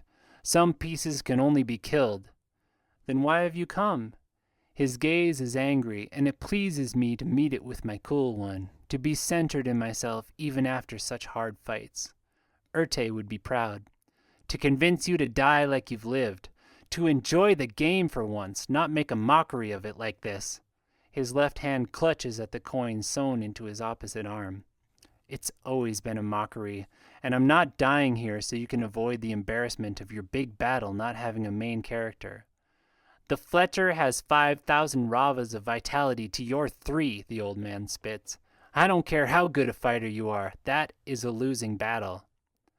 I raise an eyebrow as a bard scurries out and begins performing an impromptu jig to appease the crowds. They nearly fill the seats above, though it is barely afternoon. That sounds awfully like believing too much in the rules of your own game. Just because no one has pulled off an endurance match doesn't mean it can't be done. Besides, you know who I am. I have powers no one else on this battlefield can claim. Not enough to cover a 2,000 Rava gap. And I'm not caught in these rules, girl. I made them. Trust me when I say I'm not letting you walk out of here today. Not after the fool you've made of me in the last 10 days. So this is about ego after all. Still, even as ice slides down my spine, another part of me relaxes. Here are the rules Booker believes in, the ones that will break him. I don't think you can do much now with them watching. I nod to the crowd in the stands, still buzzing with excitement, as Booker's second booms out something about a conference of allies. They love the endurance match legend, that they might witness one today. Change any tiny thing about how they understand that works, and you'll have a revolt on your hands. His smile is confident, if still angry. He tugs at the coin sewn into his skin. I don't need to change a thing, and if I do, they'll get over it. I know how to put on a show. The thought crosses my mind that I could kill him here and now, that Booker might deserve it more than Temlong or his other henchmen, even if he never does any of the actual dirty work. He was the one behind Cephala's death. He's the one behind all these fighters being trapped up here till they die. But killing him goes against my own code, and even if my rules are only in my head, I would be lost without them. Plus, a better idea comes to me. Then I challenge you, Booker Joe. You have the coins for it. It would make for quite a show, don't you think? Not to mention earn my walk price a lot easier than fighting the Fletcher. Booker is a lot of things, but I'm confident he's not a fighter. He stares at me for a moment, then starts chuckling. What? I demand. You think your little throne protects you? I challenge you to a duel for coins under the same rules I've fought all these fighters. I raise a hand to announce my challenge, wondering why I never thought of this before. His hand flickers out, catching my arm fast as lightning. Please, don't make a fool of yourself. Property can't challenge free citizens. You know that. I stare at him. You're not a fighter? Have you ever seen me fight? All his earlier anger seems to be gone in amusement. I always just assumed you kept yourself out of them, though it makes a certain kind of sense. Then what are you doing sleeping up there and spending your days with a bunch of thugs and criminals? He shrugs. Playing the only game that holds any interest for me anymore. I narrow my eyes at him, looking from his eyes to the bulge of coin sewn into his skin, a sudden suspicion dawning on me. How unafraid he is for his own life, how he can amplify his voice to fill the arena, how he always toys with that hidden coin. You're an amaranth. Very good, he cries, and I happen to be one who enjoys putting on a good show. Time to get back at it, don't you think? But you... I trail off, looking at the dome of the Gale Tower rising above the arena. Every amaranth has a tower. The Gale's yours? Alethea, Joe, he says. This arena is mine, and plenty of the city beyond it. I shake my head. So what are you doing here? You could do anything, be anywhere. You're immortal. He sighs. You'll learn, if you live long enough, that there's no joy in a game you cannot lose. I've been alive for 500 years and was ready to die for many of them until I found this, until I found the joy in the game. I know it's a hard lesson to learn when your years are short, but I'd hoped you might see it with me. Will you not reconsider playing out my script? I promise it will be a good death, an interesting death, much better than you'll find out there. He gestures at the arena gates. I think I'll focus on having an interesting life first, Booker Joe, but thank you. I'm amazed to find myself meaning it. What he did with Cephala is still despicable, but in a twisted way, I think he was trying to help me.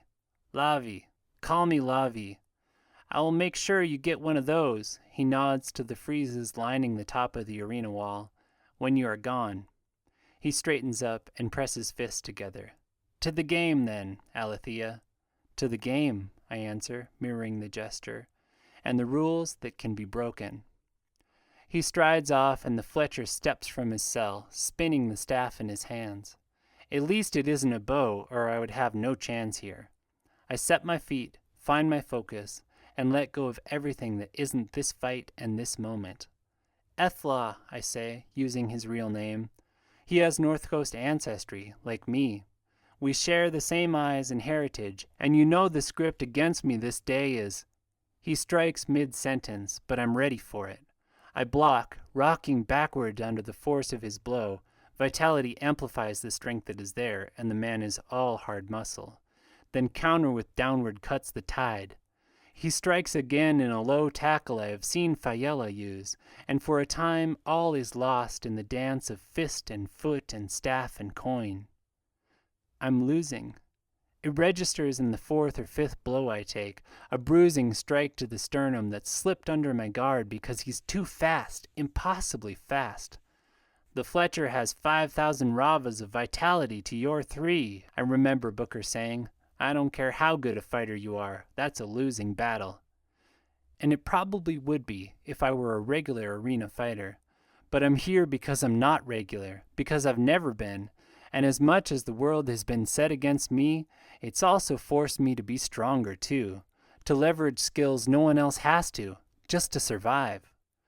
So on his next attack, while I'm still recovering from the sternum blow, I hurl my staff at him. It's an idiot move. While the staff does slam into his face, slowing him, it leaves me weaponless. Or would. if I hadn't been training in the hands-only style of the Salem Dale.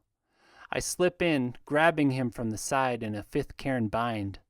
The timing is not perfect, and the man is strong enough I don't expect to be able to hold him here, but it gives me a chance to use my real weapon, water sight. I read his next move through his skin, fast as thought, and shift my weight to counter it, then duck his grab and almost manage to catch his arm in a bind that would break his forearm. It doesn't, and I have to let go to avoid his counter, but there is a new wariness in him as we circle, and a new awareness in mine. I saw more than strategy in his thoughts during our bond.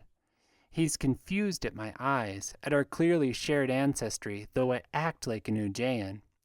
I saw a deep longing in those thoughts for a homeland he was banished from years ago.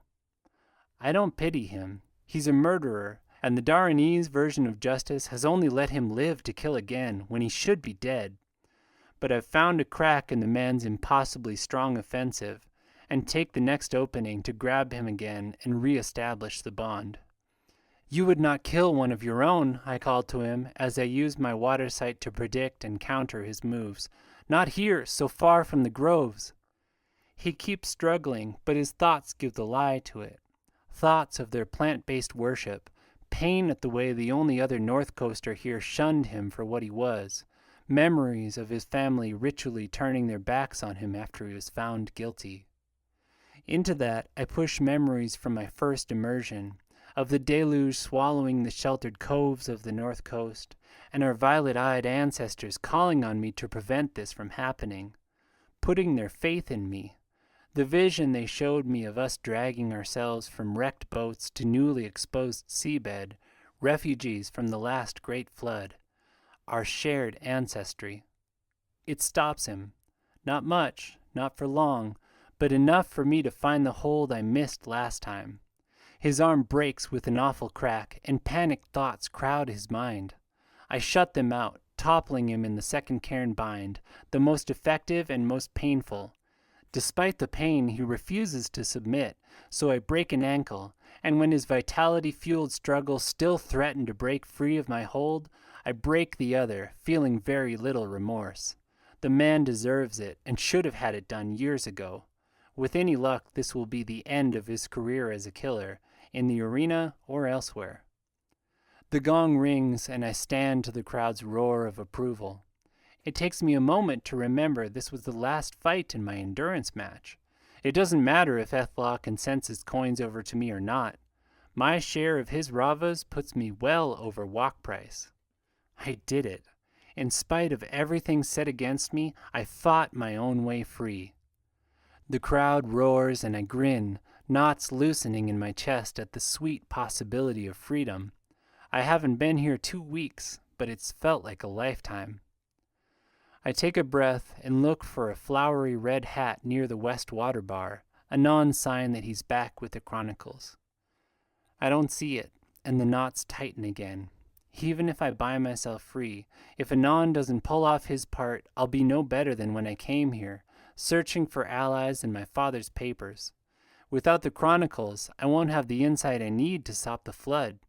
And without the money I asked Anon to steal at the same time, I won't have the allies I need to win this. I can't take Saray back alone, and if it's not going to be with Hiana, then it has to be with the friends here who've proven loyal when they had no reason to. I made a vow to get them free, and I won't abandon it, even with freedom beckoning. So I need Anon to come back with that money. Which means I need to keep Hiana up there watching. The guards come, stripping the coins from Ethla and hauling him away, unconscious now from the pain. I'm sure Anon knows how to handle guards like the one I met in the Tower of Many Names, but Hiana's powers are something different entirely. And if she sees me get free, then leaves to find him burgling her money and Chronicles, this will all fall apart. I have to keep her here, watching. Which means I won my endurance match, but I'm not done. A guard hands me my half of Ethla's coins, offering congratulations and 2 fists pressed together. I take them, but his respect and the roar of the crowd bounce off the new heaviness in my chest. I pull Isong's paper and search for the next name to fight. The crowd drops into a pregnant hum, and I look up to see someone new approaching me across the sands. He's more beautiful than handsome in flowing lavender robes, face radiant with vitality. I know before I see the jet-black coin hanging from his neck. Amaranth. I'm meeting half the city's royalty today, apparently. Our beloved witch, he says, voice rich, though he projects it from my ears alone. You have made history here today. Are you ready? I am not. His perfect brows wrinkle. What more can there be to do? You won the matches and you have the coins. These, I say, pulling the ravas from my neck, are for a friend of mine, Isong Ajuja. I will use them to purchase his freedom. The amaranth just stares a moment, then breaks into a smile. You are a wonder, Witch of Saray. Long will this day be remembered in Duran. He turns and booms the news out to the crowd, as casually as if he was still chatting with me, holding the coins out in one hand. His voice is so loud I have to clap hands to my ears. The crowd's roar is just as deafening when they understand. Coins fly from the stands in a glittering rain. If I thought they loved me before, I have no doubt of it now. I suppose this does make a good show, being the first fighter ever to win her freedom in a day, then refusing it.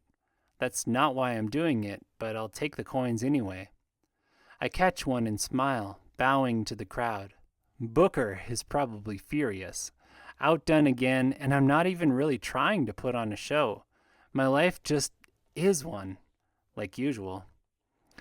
Isong stares from his cell as the guards come and unlock the inner door. He clings to the bars, actually, shouting as they pull him free, his words lost in the rolling roar of the crowd. Of course he doesn't like it. He's always wanted to save everyone but himself. If I don't get out, maybe this will push him to reconsider that.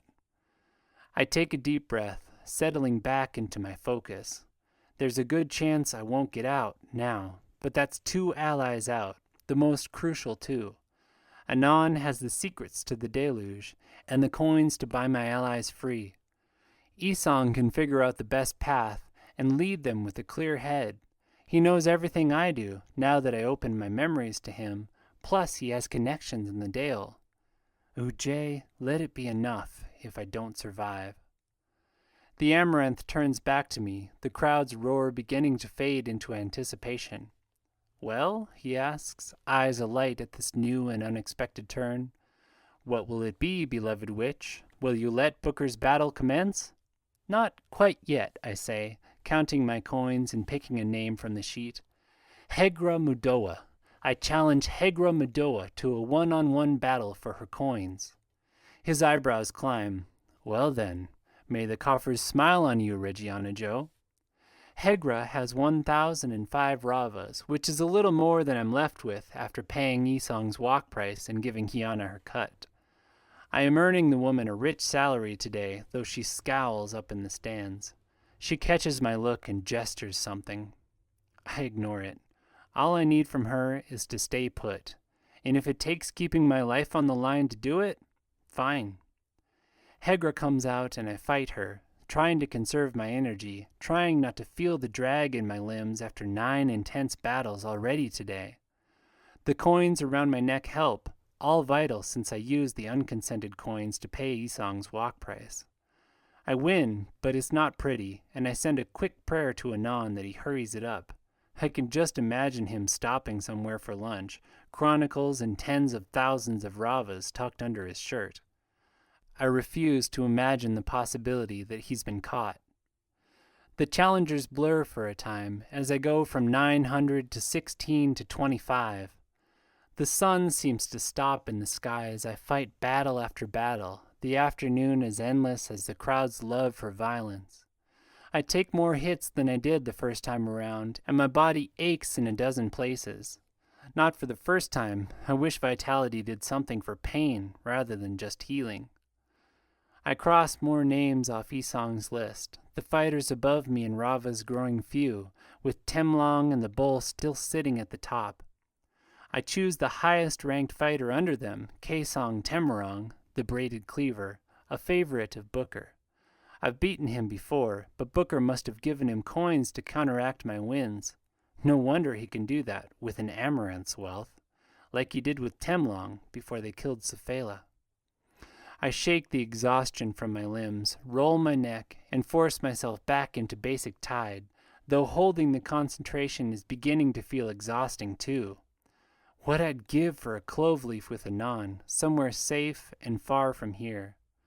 The idea crystallizes in my mind, a goal more tangible than saving Gaxnor or stopping the flood, and I chase it like a silverfin through a school of goatfish. If I get out of here, I can have a lazy clove leaf with Anon. Hooray, that sounds good. I fight again. Where my body lags, the forms drilled into me fill in gaps, and the unexpected moves of the 7 cairns cover my slower responses. In the brief moments of skin contact with my opponent, I shove thoughts into him like a fish merchant packing salt barrels. He surprises me with a few tactics he must have picked up from foreign fighters, but in the end, strategy wins out over speed and strength. I knock the staff from his hands and put him in the 2nd cairn hold. Then send a prayer to Ajay. If this man can sense his vitality to me, I should be able to win the next match. If not, I will lose more than just my coins against Temlong or the Bull. But fighting them is still better odds than facing Booker's scripted battle. Come on, Anon, I mutter as I twist the cleaver's ankle close to breaking. I send my thoughts into the jumble of his, where I read very little sympathy for me or my cause.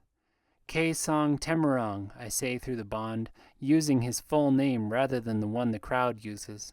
He goes stiff. This is the Witch of Saray. You fought well, and I am honored to have won.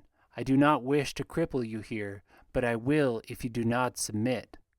Get licked, his reply comes, along with another violent jerk of his body. I twist harder. I have won, and you know this. Consent your coins over to me, and I'll let you walk away whole. Rather see you die, witch. Break 'em then, if you have to. If this was Saray, the threat of broken bones would carry a lot more weight, but Kaesong knows he can just go to Panewa, and with Booker's coins he'll be healed in a matter of days. I break the limb. I can't stomach actual torture, and if I'm here because I refuse to sacrifice my principles to Kiana or Booker, I'm not going to start doing it now. The cleaver screams like a wounded cat, and the guards ring the gong. I stand, seeking my focus again, pulling Isang's sheet and trying to get a handle on the sudden wave of despair rising up in me. There are only 2 names I can challenge now, because of my vitality, written at the very top. Temlong Fadu, 5,640 ravas. Nar Kolhandash, ravas unknown. I have close to 5,000 ravas myself, but because of Kaesong and a few other fighters not consenting to transfer ownership, barely half of them give vitality. All of my opponent's coins will be working. On top of that, I'm exhausted. Not just tired like I was an hour ago before I faced the Fletcher, but truly exhausted, like I just want to lie down on the sands right here and close my eyes. But the second I do that, they'll start the death to witch battle, and then I really will have no chance. So as Booker is booming out more about seeing history and whether the witch will earn a second chance at freedom, I do something I was expressly taught never to do. I turn to my anger for strength. It's there, frozen in blocks deep in my consciousness, but more so in the molten core left after my mountain of guilt passed. I remember the look on Temlong's face as he let Cephala's body drop, spraying blood, the pleasure on his face. I clench my fists as Temlong saunters onto the sands. The injustice of it clears my exhaustion in a heartbeat. I feel that molten core run through my veins, pure rage that Booker would try this, and that Temlong would be soulless enough to carry it out. Here is a man who deserves to die. I don't waste words, don't offer quarter or alliance. I wouldn't give it if he asked. Instead, I attack, put all my strength into an ice-carved stone meant to crush his throat. He dodges, slipping left with the viper-like speed of a knife fighter, amplified by his vitality. His knives flicker out, knives he should not have here, but instead of dodging, I slap them aside with my staff, then kick at his hip, anger driving me. He grunts, but is too fast to take the worst of my attacks. I press in, knowing my only advantage here is in surprise and desperation, that exhaustion will win out over my anger at some point. Temlong needs to be on the ground before then. He's just so flooding fast. The man's scarred, wiry frame always seems to disappear right before I hit it, then reappear somewhere it can't possibly be, thrusting knives at me. I take a cut, make an attack that's a hair too slow, and stumble when the expected connection isn't there. Have to dodge wider than I'd like to keep from getting impaled, and what was a match fought entirely on my terms, with me attacking and him responding, slowly shifts into one fought on equal grounds, then one where he attacks and I respond. As it does, the heat in my blood cools and icicles of fear shoot in. My moves grow uncertain, and the focus I've held so unshakably all day slips through my fingers, a bluegill in a running stream. I've always relied on it in battle, a cool head to see the openings, a calm mind to counter my opponent's fear or panic or desperation. Control. I've always relied on control. Now, without it, I have nothing. His knives flicker in again, scoring a long cut across my ribs. I counter too slowly, opening myself up for another cut on the other side. I'm losing, and Temlong will not stop with taking my coins. I know the look in his eyes, remember it from Cephala's death. He's a killer. In desperation, I hurl my staff at him as I did Ethla, and lunge in for a cairn's bind, though I'm not focused enough to know if I've read his stance right. It doesn't matter. I just need an opening to read his thoughts. They flood through the bond, cold and cunning and grimly pleased. A shark tailing a bleeding mantis, enjoying the kill. Into that cold mind I shove all my knowledge of the impending flood, of Nerimes and his cabal, and how I'm wrongly imprisoned here. He doesn't care. He swings a knife at me with his free hand, and I have to compromise the bind to catch it. He grins as he forces it closer to my chest, our other limbs locked in place. The crowd is a roar, his thoughts are a roar, and my blood is a roar in my ears, pounding out of control. Temlong! I shove thoughts of my opponent's brother through the bond, of his disappointment, his disapproval, of his growl that someone needs to kill Temlong. It makes no more impact than my last thoughts did. I realize with cold certainty, as the knife inches closer to my chest, that nothing will. That the calculating thoughts I read in Temlong's mind are the only ones he has. This is a mind that does not work in terms of right and wrong, or of love. I push back on the knife with everything I have, raking my brain for anything else I can use to counter his superior vitality and strength. I find nothing, no bond to use for a blood push, no thoughts or words that will sway him, no 7 cairns move or Ojayan reversal I can use to get the upper hand here.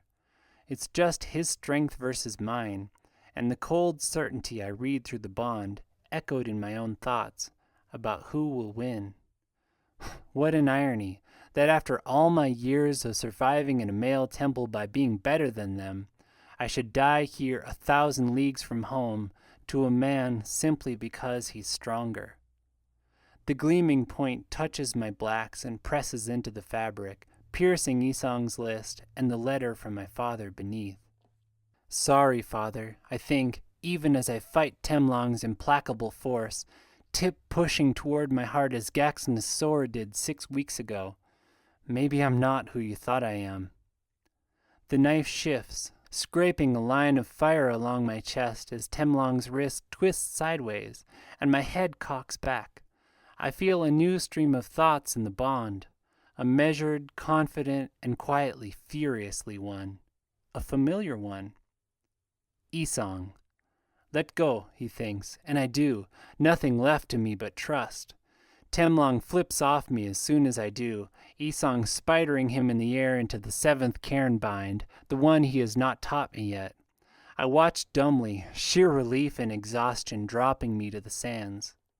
Only for a moment. Then I forced myself to focus, to seek the basic tide that has eluded me this whole fight. I find it, breath and clarity locking together like the gears of a Salem Dale clasp. It all becomes clear. First, that Isong can join me because he's a free man, and he has so few Ravas that together we're still less vital than Temlong. Second, that gap plus Temlong's native ability means Isong has bought me seconds only, seconds in which he's likely to die as Temlong brings his vitality to bear. I don't wait for the third thing. I flip up and drive a two-legged glacial calve at Temlong's skull. It doesn't knock him out, but it knocks him sideways, and Isong reasserts his grip, limbs clutching Temlong like a spider would its kill. A kill much too big for it. Temlong bucks, ripping an arm free. I strike again at his temple as the arm slashes down, landing another calve as Isong dodges the knife. Still Temlong fights, a caged panther, and I begin pounding Ice Fingers Rising into him, stamping on the arm that reaches for me as he again and again stabs at Isong. His last strike does take my friend in the arm, but my blow knocks Temlong out cold. Finally. Isong rolls off of him and I drop to my knees in the sand, clutching my friend, weeping, relief and exhaustion coming out of me in a flood. "You're an idiot," I say into his shoulder, crowd roaring, coins descending in a metal rain around us. I don't care. All I want is the solidity of my ally's body in my arms, the relieved stream of his thoughts through our touch, the rhythm of his blood and breath next to mine. An ally, someone safe in what has been a day of enemies, a lifetime of them. "You got me free," he says into my ear, "when I thought it was impossible." His voice is almost lost in the crowd's roar. "The least I could do was return the favor." I laugh or cry, I don't know which, the emotion too raw to name, melting out of my limbs, flashing into steam, leaving only relief and exhaustion.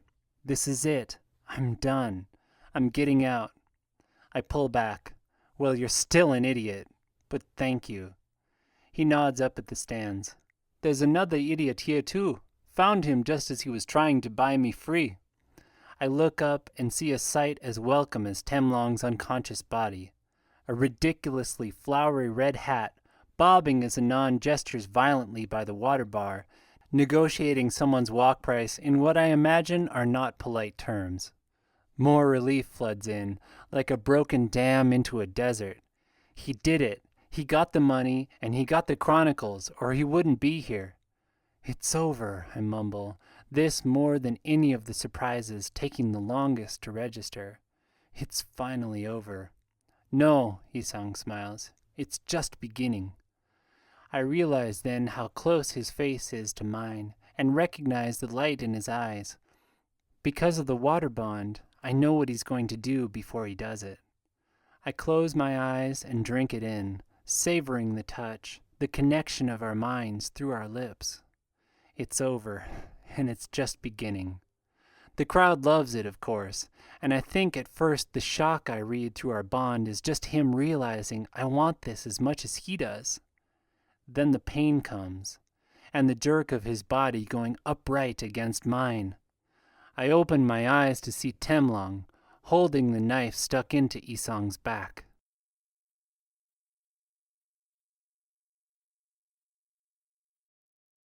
"32. I act before conscious thought, before my anger can even register. The hand hugging Isong rips the knife from his back and slashes it across Temlong's throat. He falls back, a gaping rent opening in his neck. My anger that he would try this, that he would take away another friend, hits just a moment before vengeance pulls the lips back from my teeth in a snarl. He tried to do it, and he got his instead. He drops to the sand, body bucking, lifeblood spraying in time to his heartbeat, in an awful echo of what Sefela did 2 days earlier. Isong's blood runs hot over my other hand, and anger and satisfaction are eclipsed by a flood of concern. He begins gasping and convulsing in my grasp. I freeze. A stab like that had to have hit his lungs or heart, if not both. It's a killing blow, as surely as the one I dealt Temlong. My heart locks up. Isang just got free. He came back here for me. And now he's dying for me, like Sefela did, and Regiana, and Urte, and my father. I shake my head, seeking focus, remembering my father's words about guilt. Isang's not dead yet, and there is something I can do. 3,000 things. They're hanging around my neck. I rip the coins from my body and lay them on him as guards approach, unhurried. Deaths like this are nothing new to them, are to be expected in matches like these. I start tearing bandages from my clothes as coins again rain down, like this is all some flooding show. Anger threatens to eclipse my thoughts, and I freeze it in giant blocks. I will not give in to it again, nor to the fear coming right behind it. Isang will live. I will make him live. The guards arrive just as my vitality starts to take effect. Isang's breath eases somewhat, and I begin stuffing bandages against his bleeding back. Still, he needs real medical attention. Panewa, I snap at the first one I see. Get the medic. Can't, he says almost apologetically. She's for arena fighters, and he's a free man. I ice more rage. Get her anyway. She knows me. He shrugs and saunters off. I toss away soaked bandages, tearing more from Temlong's shirt. I cannot lose him just as I win this. I will not. Booker booms in. Witness the witch's mercy, that even in her moment of greatest triumph she cares for her own. In what has been a day for the history books, she faces an even more historic decision. I ignore the words, snapping at the next guard to go and get the tip coins, all of them, now. They, at least, will be fully consented. And if Panewa can't work on Isang, he's going to need every scrap of vitality he can get. I'm still trying to slow the flow of blood when I catch a brilliant streak of color from the corner of my eye. A radiant woman is picking her way across the sands, azure wrap flowing in the breeze. Another amaranth? No, Hiana. What does she want? Could I get her to consent her coins over to save Isang's life? But no, her coins are dull, the woman's vitality a sham. What then? I turn back to Isang. The bandages under him are soaked, but he's breathing normally, and the bleeding seems to have slowed. I don't see Panewa, but I haven't given up hope on the woman. She is someone who would bend the rules for a friend. Hiana pulls a gleaming vial from her wrap as she gets close. It's time, Alethea. You've made your show. Save my friend first, I say. They won't treat him here. Use your money. Get him to someone who can help. Your friend? She lifts an eyebrow, all lazy arrogance. I would think you'd be more concerned about your own flesh right now. I frown. I'm not the one. Take those coins off him, she overrides me, and he will die. Leave them on, and you have only one option to survive. This, she says, extending the vial. Understanding hits me like a fist to the gut. If I want Isang to live, I can't use those coins to buy my way free.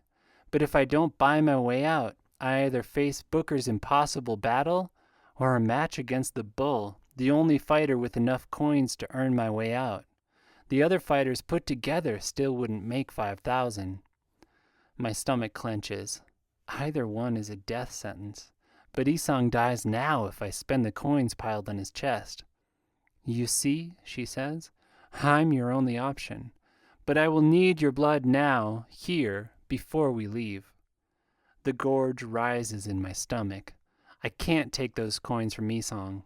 I won't. But I know with equal certainty that giving Hiana control over me will only lead to more deaths, including mine and Gaxna's. This woman cares nothing for me or my friends or the world, only for herself and her power.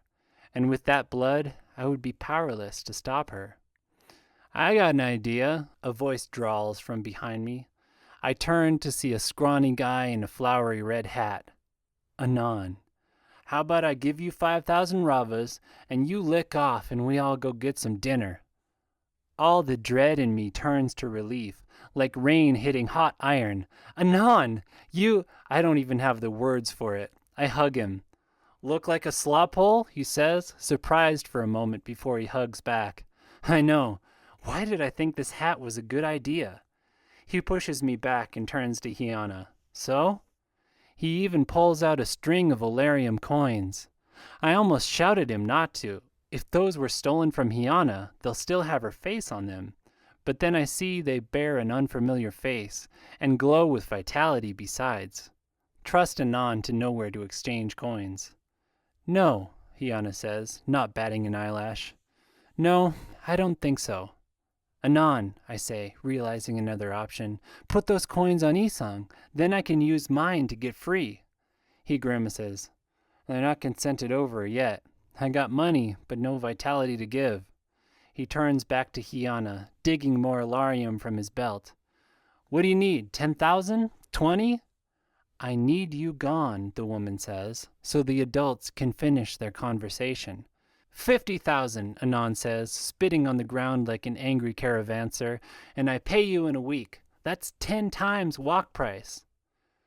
Alethea's walk price is whatever I say it is. Coins she earns will get her out at 5,000, but outside rules of indenture, property is traded on the open market, and I can assure you, you do not have enough to sway me. Now go. Anon doesn't go. Instead, I see an emotion on his face I've never seen before. Anger. You know who I am? You don't want to make an enemy of the Scourge, woman. I'll rob you right back to your slipway whorehouses. Hiana's confident smile slips for a moment, then returns. Every minute you spend here shortens the time your friend has to make her decision before Booker calls his fight. Or was it the heights, Anon presses? Alethea told me about your tattoos. You're no oligarch. You're Eight Fingers clan, or used to be. Street trash like me, dressed up in the robes of a woman you'll never be. A pretender, jiweke? The words worm under Hiana's skin, and for the second time I see that perfect mask drop to reveal a much uglier woman beneath. Want fire then, small ke? She spits. Test me here. She rattles off more in a Dara tongue too fast to follow. Anon hits back in the same low dialect, bristling like an alley cat. I force myself to focus, to think past my gratitude for Anon and worry for Isang. If Anon can't goad Hiana into selling me, and I don't think he will, no matter how much he upsets her, I'm still faced with the same choice. Take Isang's coins, or face Booker's fight, or the bull. Isang's life, or mine. It's no choice at all. Stop, I say, the two's shoulders up like they're about to trade blows. Anon, thank you, but time is short and she's not going to sell. I'll see you on the outside.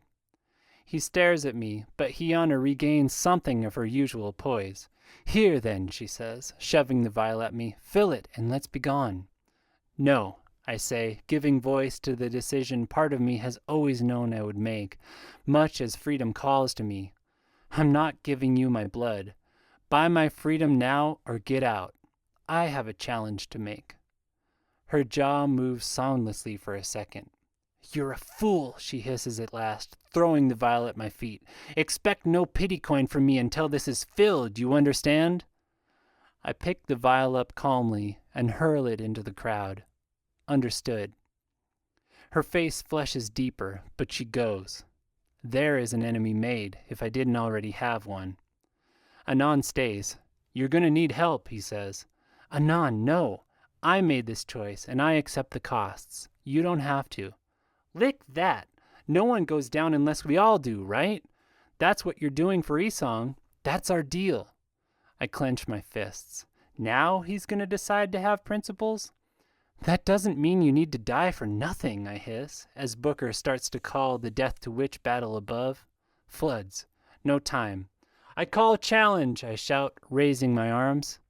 The crowd silences, likely cognizant by now of who I have to fight to get out. Booker rolls on, likely trying to ignore me, but the crowd knows and starts booing at his words. I call a challenge again, and he acknowledges it. We can run, Anon says. Throw ravas at anyone who tries to stop us. We could make it. I didn't buy you out to have you die in here, Anon. Go. In a louder voice I call, I challenge Nar Kolhandash, the bull of Duran. My voice echoes from the arena's high walls, and the crowd falls silent when Booker echoes my words. Then the words sink in and the crowd explodes into talk, drowning out even Booker's booming voice. I smile. Booker might have made the rules here, but now that the crowd knows them, he can't break them without losing his audience. Here are the rules he can't break, because people believe in them. Now if I can just beat the bull, he won't be able to stop me getting free. If. Challenge me, Anon says, a desperate light in his eyes. Challenge me and win all these coins. Then you can buy your own way out. I can't challenge a free man. Guards load Isang onto a litter, and I send a prayer to Ujay for his safekeeping. For Pinewa. Then I'll challenge you, he cries over the roar of the crowd. Same difference. Except you can't challenge down in coins. Anon, go. Take care of Isang when he gets better. He knows what to do. Work with him. Take my city back. Rescue my lover. Stop the flood. That's what you can do for me if I don't make it. I eye him. You might like Gaxna, actually, though you're probably not her type. My friend just sets his feet, as the crowd's shout turn into a rhythmic chant. I'm a free man now, and you literally can't stop me. Both of us together still don't have the coins the bull does. I grit my teeth. Behind him, the bull leaps from Booker's second-story balcony, glowing with vitality. He lands with a thud I feel through my soles, the crowd roaring approval. I feel for him in my chest, and the connection is still there. Was he just bluffing about having a way to stop my blood push? If he wasn't, this is going to be a short fight. The crowd takes up his name too, the witch, witch, witch chant clashing against bull, bull, bull, his supporters stomping their feet in time. It echoes from the walls like human thunder.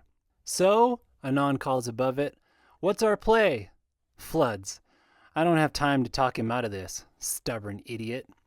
Same as last fight, I shout back, as the bull saunters across the field. I distract, you steal. I've got his blood, so it might work. And if it doesn't, he shouts, pulling me into a hug, coffers kiss 'em all. We'll go down in style. There is more than a little madness in his grin, and I find myself sharing it. Is this what Booker meant about enjoying the game? Coffers kiss 'em, I say. The Naranese slang feels right on my tongue. Ready? Anon steps back and smirks. I've wanted to kick his hole since the first day I got here. Let's do this.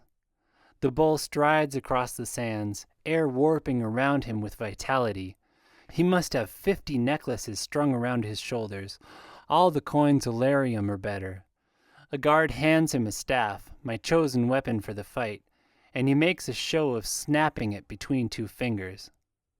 I exhale, clear my head of madness and desperation both, and settle my awareness down into my bones, in the trained reflexes I will need to survive this fight. Focused, I check the knot of sensations that is the bull, hoping to find at least a little fear there, an indication his threat was a bluff. There is only confidence and anticipation. Floods.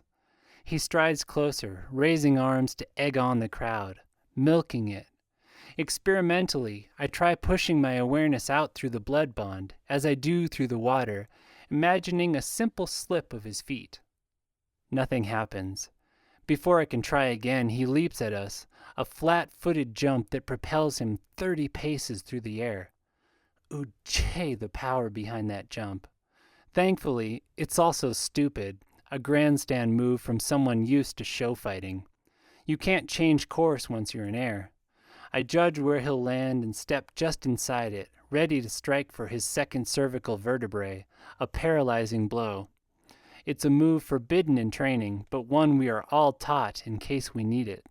Gut the fish.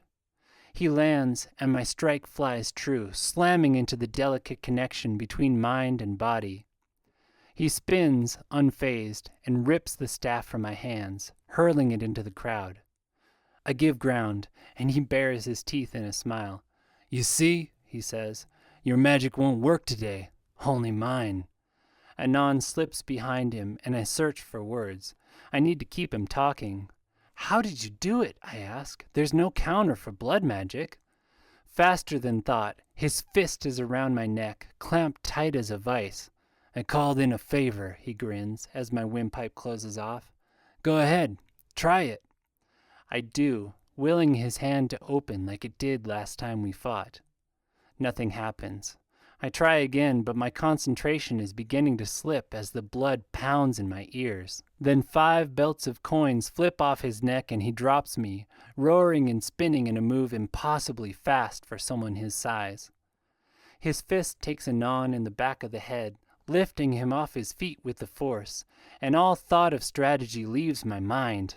I leap on the bull and rake at his eyes. See if vitality can heal this. He flings me off like a stray kitten, and the arena spins as I tumble through the air, still gasping for breath. So much for a last, unexpected victory, and so much for saving my friends. I have no doubt now how this will end. The bull is too strong and fast, and he's not going to let a pity coin stop him from getting his revenge. But when I get up from the sands, determined to fight it out anyway, I don't see the bull stomping Anon to death, as I did so many days ago from one of the cells that line this death trap. Instead, I see Tewo facing off against the bull while Anon picks himself up, unsteady on his feet. Tewo and Ueo circling on opposite sides of the bull. Joy and terror spring simultaneously from my heart. Anon must have bought their freedom before the fight, and they decided to join as free men. But it will only be to their death, unless we can figure something else out. Something better than 4-on-1. I try one more time with the blood push, but the bull really must have some way to block it. I'll have to do this the old-fashioned way then.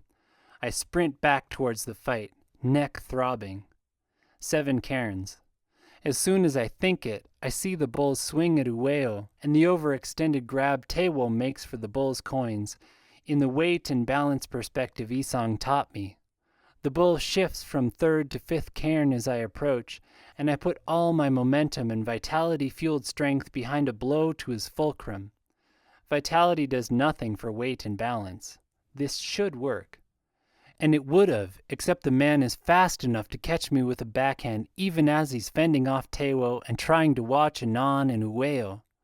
My head snaps back, and stars explode against the clear blue sky. I keep hold of my concentration with an effort. I land on my feet just in time to see Akifte and Hegdon running from the Challenger's Gate. How many did Anon buy free? The fight shifts with 6-on-1, closer to the temple spars I remember from my training. The bull cannot watch all of us at once, and gradually, painfully, we land blows and lift coins, and the bull begins to slow, wounds bleeding before his vitality heals him. More fighters run to us, Fayella and Kemlong and Ashek, their own signets around their necks, free people now who've chosen of their own will to join me in this impossible fight. I love them for it, even as I'm terrified they'll die here. It makes me fight even harder. Maybe this is what Father meant about accepting the responsibility without the guilt. Guilt does nothing, and I won't disrespect their choices by trying to keep them from the fight. But their lives are still my responsibility, and the knowledge drives me to fight even harder. The bull begins to falter. Fayella joins Anon in pulling money belts off, Hegdon hurling them from the ring, and around the time they pull one off that is pure gold, the angry knot that is the bull inside me starts to shift, to feel uncertainty and fear. The crowd roars, competing chants still clashing in the air above us as we wear the bull down. Akifte takes a hit that drops him, and more than one of us fights with limp arms, but the bull is slowing down, taking cuts that don't stop bleeding. And then, before I can land another spinal strike or knockout blow, the bull drops to the sand, begins pulling coins from his neck and throwing them at us. Pity coins, I realize. He hasn't even signaled surrender yet, and he's already paying us not to beat him bloody. A few of my friends slap his coins away, moving in to do just that. "No," I call, wheezing, ribs broken and a line down my side. "Beating is what he would do. We will be better, and anyways, this is defeat enough for him." I don't need his blood to know this. I can see it in his eyes. The bull will never be the same. Booker booms in with something mocking about the cow of Duran, and the crowd's competing chants settle into one monolith roar. "Witch! Witch! Witch!" Not that I notice. Fayella rips the rest of the coins from the bull's neck, and I pull my friends into a massive hug right there on the sands. The bond through our skins is a lightning strike, 100 times what it was that night after the overseer battle in the tower. "To freedom!" I shout, letting go to thrust one fist in the air. "Freedom!" they all shout back, in a roar loud enough to drown out, if just for a moment, the bloodthirsty crowd in the stands, chanting my name.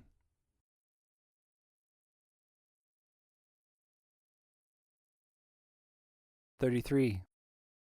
The next few minutes pass in a haze of elation and exhaustion. The roar of the crowd and the rain of money. The defeated slouch of the bull leaving the field.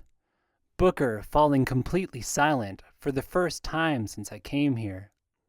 The south gate to the sands opening, the Freeman's Gate, and my friends carrying me through it on their shoulders, the lightning of our connection still flowing through the bond. Part of me still can't believe I'm free, that we're all free. Akifte and Kemlong had to go to Panewa, but they should be fine. The ex-theracant is caring for Isong too, using my coins. We climb the wide sandstone stairs to the stands, the public stairs, and something about seeing the fighting pit from above makes it all real.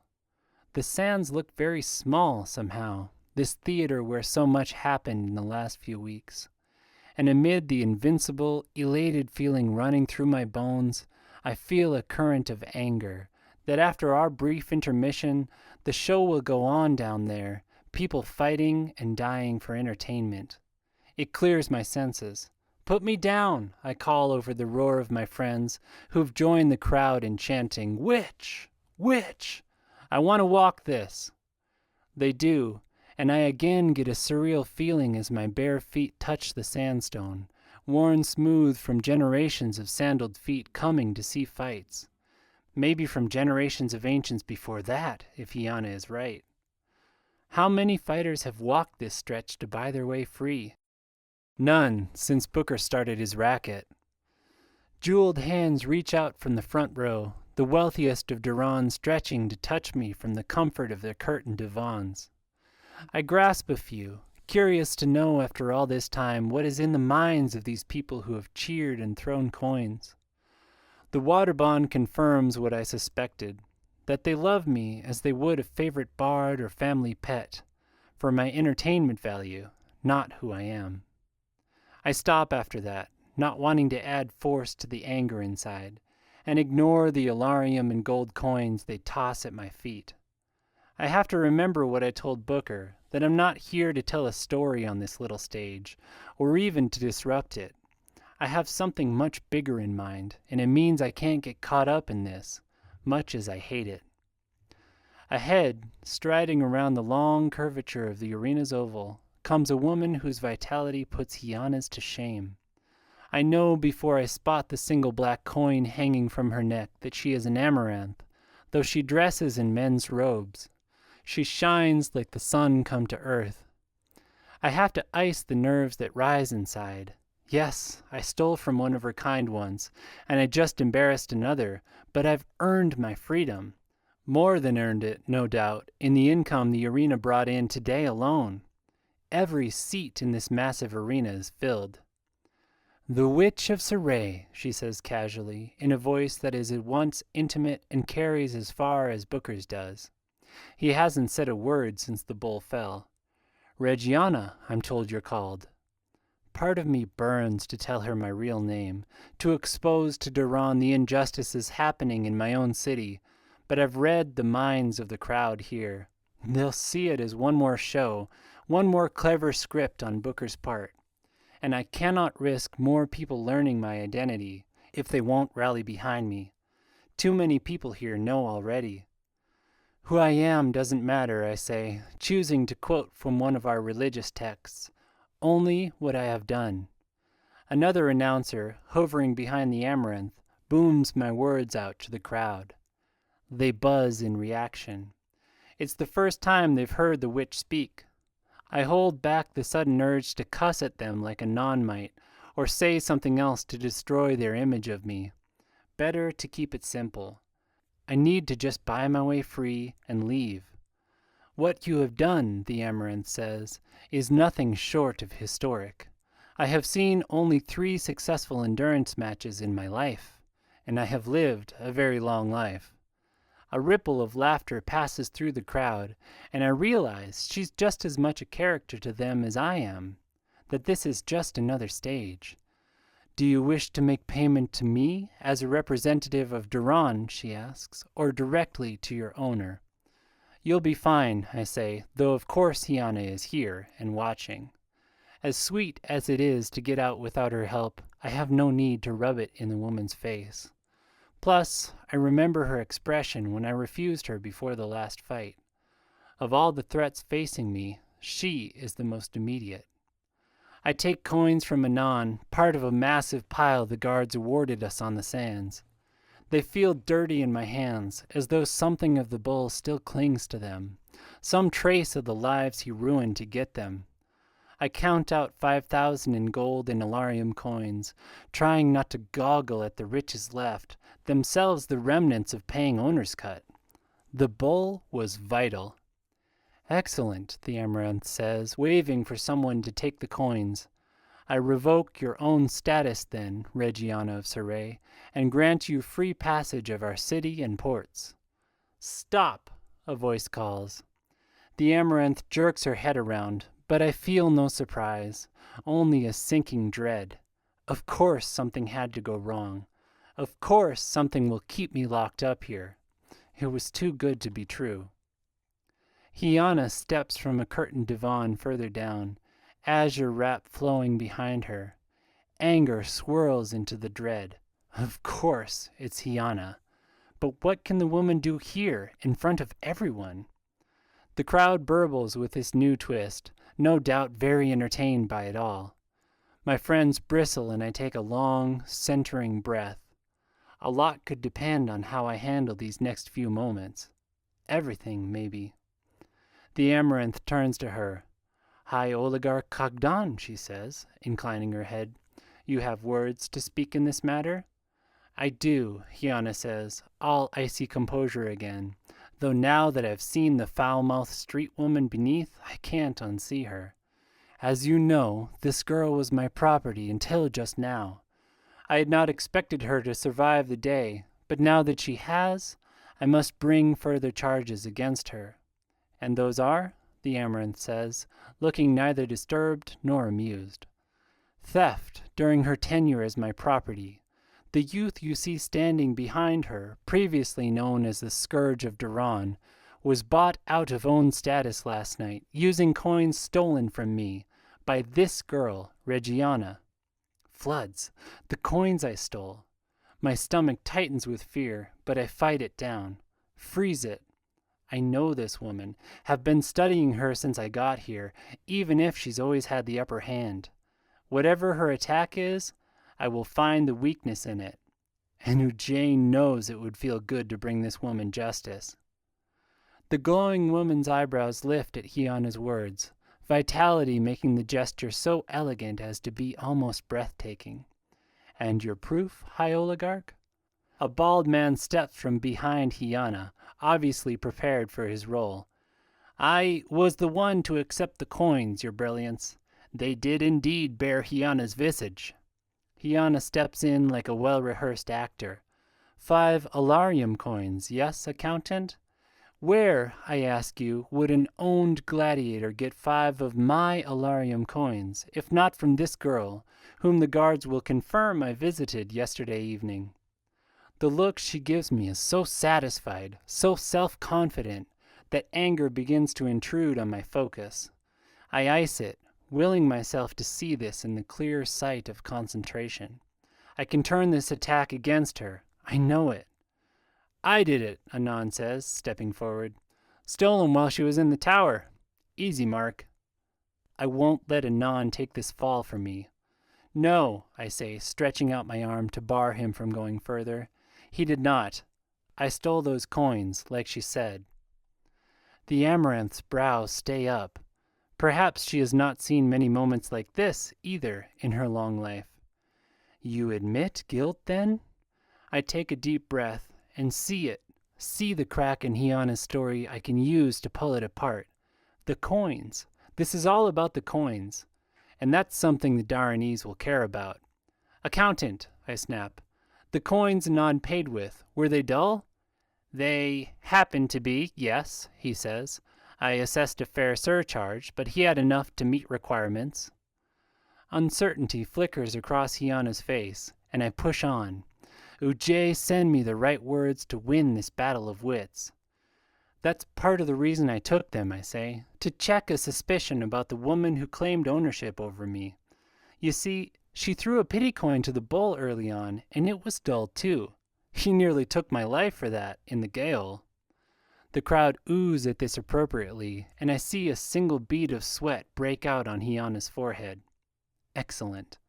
I didn't think much of it, until a necklace of her wealth happened to fall into my hands during one of our meetings. Hiana makes a strangled sound at this, and I noticed that every single coin on it was dull. That seemed strange. So I did some asking and found that the high oligarch's rise to wealth was unusual in how rapid it was. Almost unbelievably so. You're all familiar with this, I assume. More beads of sweat on her brow. Hiana opens her mouth, and it's a measure of how well I'm doing that the Amaranth holds up a hand to her. I imagine ancient elites like her don't look kindly on sudden upstarts. Continue, she says. I began to suspect she was a counterfeiter, I go on, making the connections a moment before I speak them, that none of her coins were true Daranese mint, since she— Whence my vitality, then, child? Hiana cuts in, but the ice in her voice breaks. She's had to have been afraid of this discovery ever since she started the deception. I don't know, I answer. Witchcraft, perhaps, though not of my healing arts. What I do know is your necklaces hide tattoos from a local gang, and if they're removed, they will be shown to be without exception dull. Hiana opens her mouth and closes it again. The Amaranth looks between us, a twinkle in her eyes. You can't, my accuser says at last. It isn't decent. You wouldn't just— Remove her wealth, the Amaranth overrides her, and the crowd gasps. Apparently, this is not commonly done in public. A guard does so with trembling hands. Hiana's vitality fades with it. You see, Hiana snaps, without them I have no vitality. That stops me, but only for a moment. The coins themselves, I say, gesturing at the stacks of necklaces in the guard's hands. Everyone can see they're dull. So how were they ever giving you vitality, unless your source is something else entirely, and these are just props for your secret? Counterfeits to trick the good people of Duran. The crowd boils at the news. The Amaranth's brows pull down, and Hiana, icy, cool, composed Hiana, turns and runs. She's fast, too, no doubt a product of her strange powers. But this is a city of vitality, and the guards have her in only a few moments. They haul her away, kicking and screaming. The Amaranth turns back to me, grinning of all things. Well, an historic day indeed, Miss Reggiana. For your services to Duran in uncovering this dissembler in our midst, consider your indiscretions in discovering the truth pardoned. Just do not repeat them again. I won't, I say, a sudden weakness in my knees. It worked. Ujjayi be praised, it worked. I'm not going back. But I suddenly feel how thin the ice is beneath my feet. The Amaranth just pardoned me of the highest crime in this city. She could easily change her mind. I'll be going then. It's customary, she says, in such cases, for the criminal's owner to decide their fate. Owner? Well, technically as a counterfeiter, Hiana stole from the polity of Duran rather than any one individual person, the Amaranth says. But I have little doubt there were further perfidies involved in your initial misunderstanding with the woman, and coffers know you have proven yourself an upright character on the sands. So as a favor, if you wish, you may decide how she works off her indenture. On the sands, I want to say. Send her up to the gale and make her fight for her life, as I did. I don't. That is ego talking, the part of me that suffered wanting to take it out on someone. The clarity born of my concentration sees a different opportunity here. A crack in the walls of belief that hold Duran back as surely as the walls of gender hold back my own people. Here is a chance to be a bit of ice in that crack. Maybe not to split it wide, but to call attention to the hole at least. Get them to look at what lies beyond it. I thank you for the opportunity, Amaranth Joe, I say, drawing myself up, and all the people of Duran for supporting me during my time on the sands. It is an honor to be offered power over the life of another, but I must decline. Justice in this situation is difficult to determine, and I do not trust myself to make decisions on this woman's fate, as my own emotions may cloud my judgment. If I can make a request, it would be that she is seen as property of the city, and her fate decided by her fellow oligarchs as a whole. The crowd goes quiet, and the Amaranth's mouth twists. Did I go too far? I am basically calling the justice system slop. Then again, it's only the truth. We will take it under advisement, she says after a moment. Go in peace, Witch of Saray. I do, not wanting to press my luck any further. I turn to see half my friends staring at me, open-mouthed. The other half look ready to pull swords and fight their way out. Beyond them, through one of the arched gaps in the arena's walls, I catch a glint of sunlight on open water, and my heart surges. Finally, it's time to go home.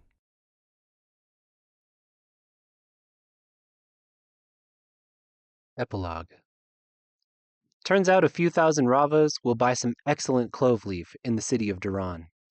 I take a deep breath and exhale smoke, reclining in the muted shade of a flapping burlap awning, a light breeze easing the noonday heat. We are 8 days out of the city, traveling overland to throw off anyone on our trail, stopped at a small trading post to let the animals rest. I waited a long time for this, I say, watching my smoke drift toward the road. Me too, Anon says. The clothes they sold in the tower were slop. I chuckle. A friend of mine, Gaxna, used to say, your lover, Anon cuts in, right? I glance at Esong, reclining with the others a few paces away on loose sacks of barley. There's been a tension between us since our kiss and his recovery, something I don't know how to deal with. Right. She used to say if you were going to smoke, you should smoke the best, no matter what the cost. And I thought we were, but this? I draw more smoke in. Anon smirks. All the best leaf gets sent to Duran. Rich people, you know? I'm going to miss that city. I smile, savoring the rich play of flavors on my tongue. Rich people like the bull. Bet this isn't how he planned to spend his coins. Between Anon's heist and our victory in the arena, we left Duran with almost 40,000 ravas, even after the wagons and supplies. Or Hiana, Anon grins. Bet she wishes she had it now. What do you think they'll do to her? Put her in the gale, probably, he says. Nothing Duran loves more than seeing the high brought low and beaten for what they did. Trust me. Part of me hopes he's right, even as another part hopes what I said to the Amaranth gets the city to reconsider how they dispense justice. But that's not a conversation I'm having with Anon. I draw in another lungful of sweet clove. What took you so long anyway? I had this crazy idea in the middle of the fight that you'd stop somewhere for lunch. Anon chuckles out smoke. I wouldn't do that to you. Nah, there was plenty of money in the tower, but no chronicles, so I had to go break into Hiana's place too. I goggle at him. You pulled off 2 heists that morning? Sure, he shrugs. It was kinda nice to get back into the old routine. Plus, it took some time to fence the coins. Would have been kinda ironic to get put back in for stealing the coins I was using to buy my friends free. I exhale. And you did all that at the drop of a hat? No wonder it took so long. Yaxna and I used to plan our hits for days. Well, I did stop for a quick lick at one of my favorite houses. None. What? A man has needs. I shake my head. I don't even have words for it, and it doesn't matter, so I smoke some more clove leaf. So what now? Anon asks. You really think those papers have the secret to beggaring up Narimes? I purse my lips, watching my smoke drift. Yes, but I wouldn't be surprised if we need some help to do it. You mean your overseer friends? Haven't liked what I've seen so far. Overseers, yeah, and regular seers and students. Kind of a whole second temple, if what I hear is right. The Iron Way hugs the coast here, and I've been down to the water to talk with my friends and ancestors, though it's still hurt to see Safela. They as good at fighting as you are? Better, some of them. Though none of them know the Seven Cairn style, and they'll be crippled fighting on dry land, like I was. He breathes out smoke. I suppose we could use some help if we're supposed to kill a city full of overseers and witches. Not kill, I say, maybe sharper than I should. Most of them are just misguided. Misguided people can still kill you. I know, I say, pulling again on my clove leaf and gazing toward the ocean, hazy in the noonday heat. I'll figure it out. Well, he shifts on his sack of barley. If stealing's part of the plan, you know I got you covered. I smile, exhaling smoke. Thanks, Anon. Someone whistles. My eyes snap to Akifte, who's perched on the edge of the far wagon, watching the road. The massive, tattooed man is looking at me. I'm on my feet before I really think about it, clove fog burning off. I've been expecting something ever since we left. Some trick of Hiana's despite how we left her, or some new contingent of overseers. Thought you would want to see this, Akifte says when I reach him. Looks like one of yours. I squint against the sun, heat sending ripples off the iron rails, distorting a solitary figure walking there. They do wear the flowing, open-bottom blouse of women in my home city, out of place here in the Darnese hinterlands. I squint harder. There's something familiar about that gait, too, that self-confident swagger. Everything okay? He asks, but I barely hear him, my mouth dropping open in shock. Yaxna?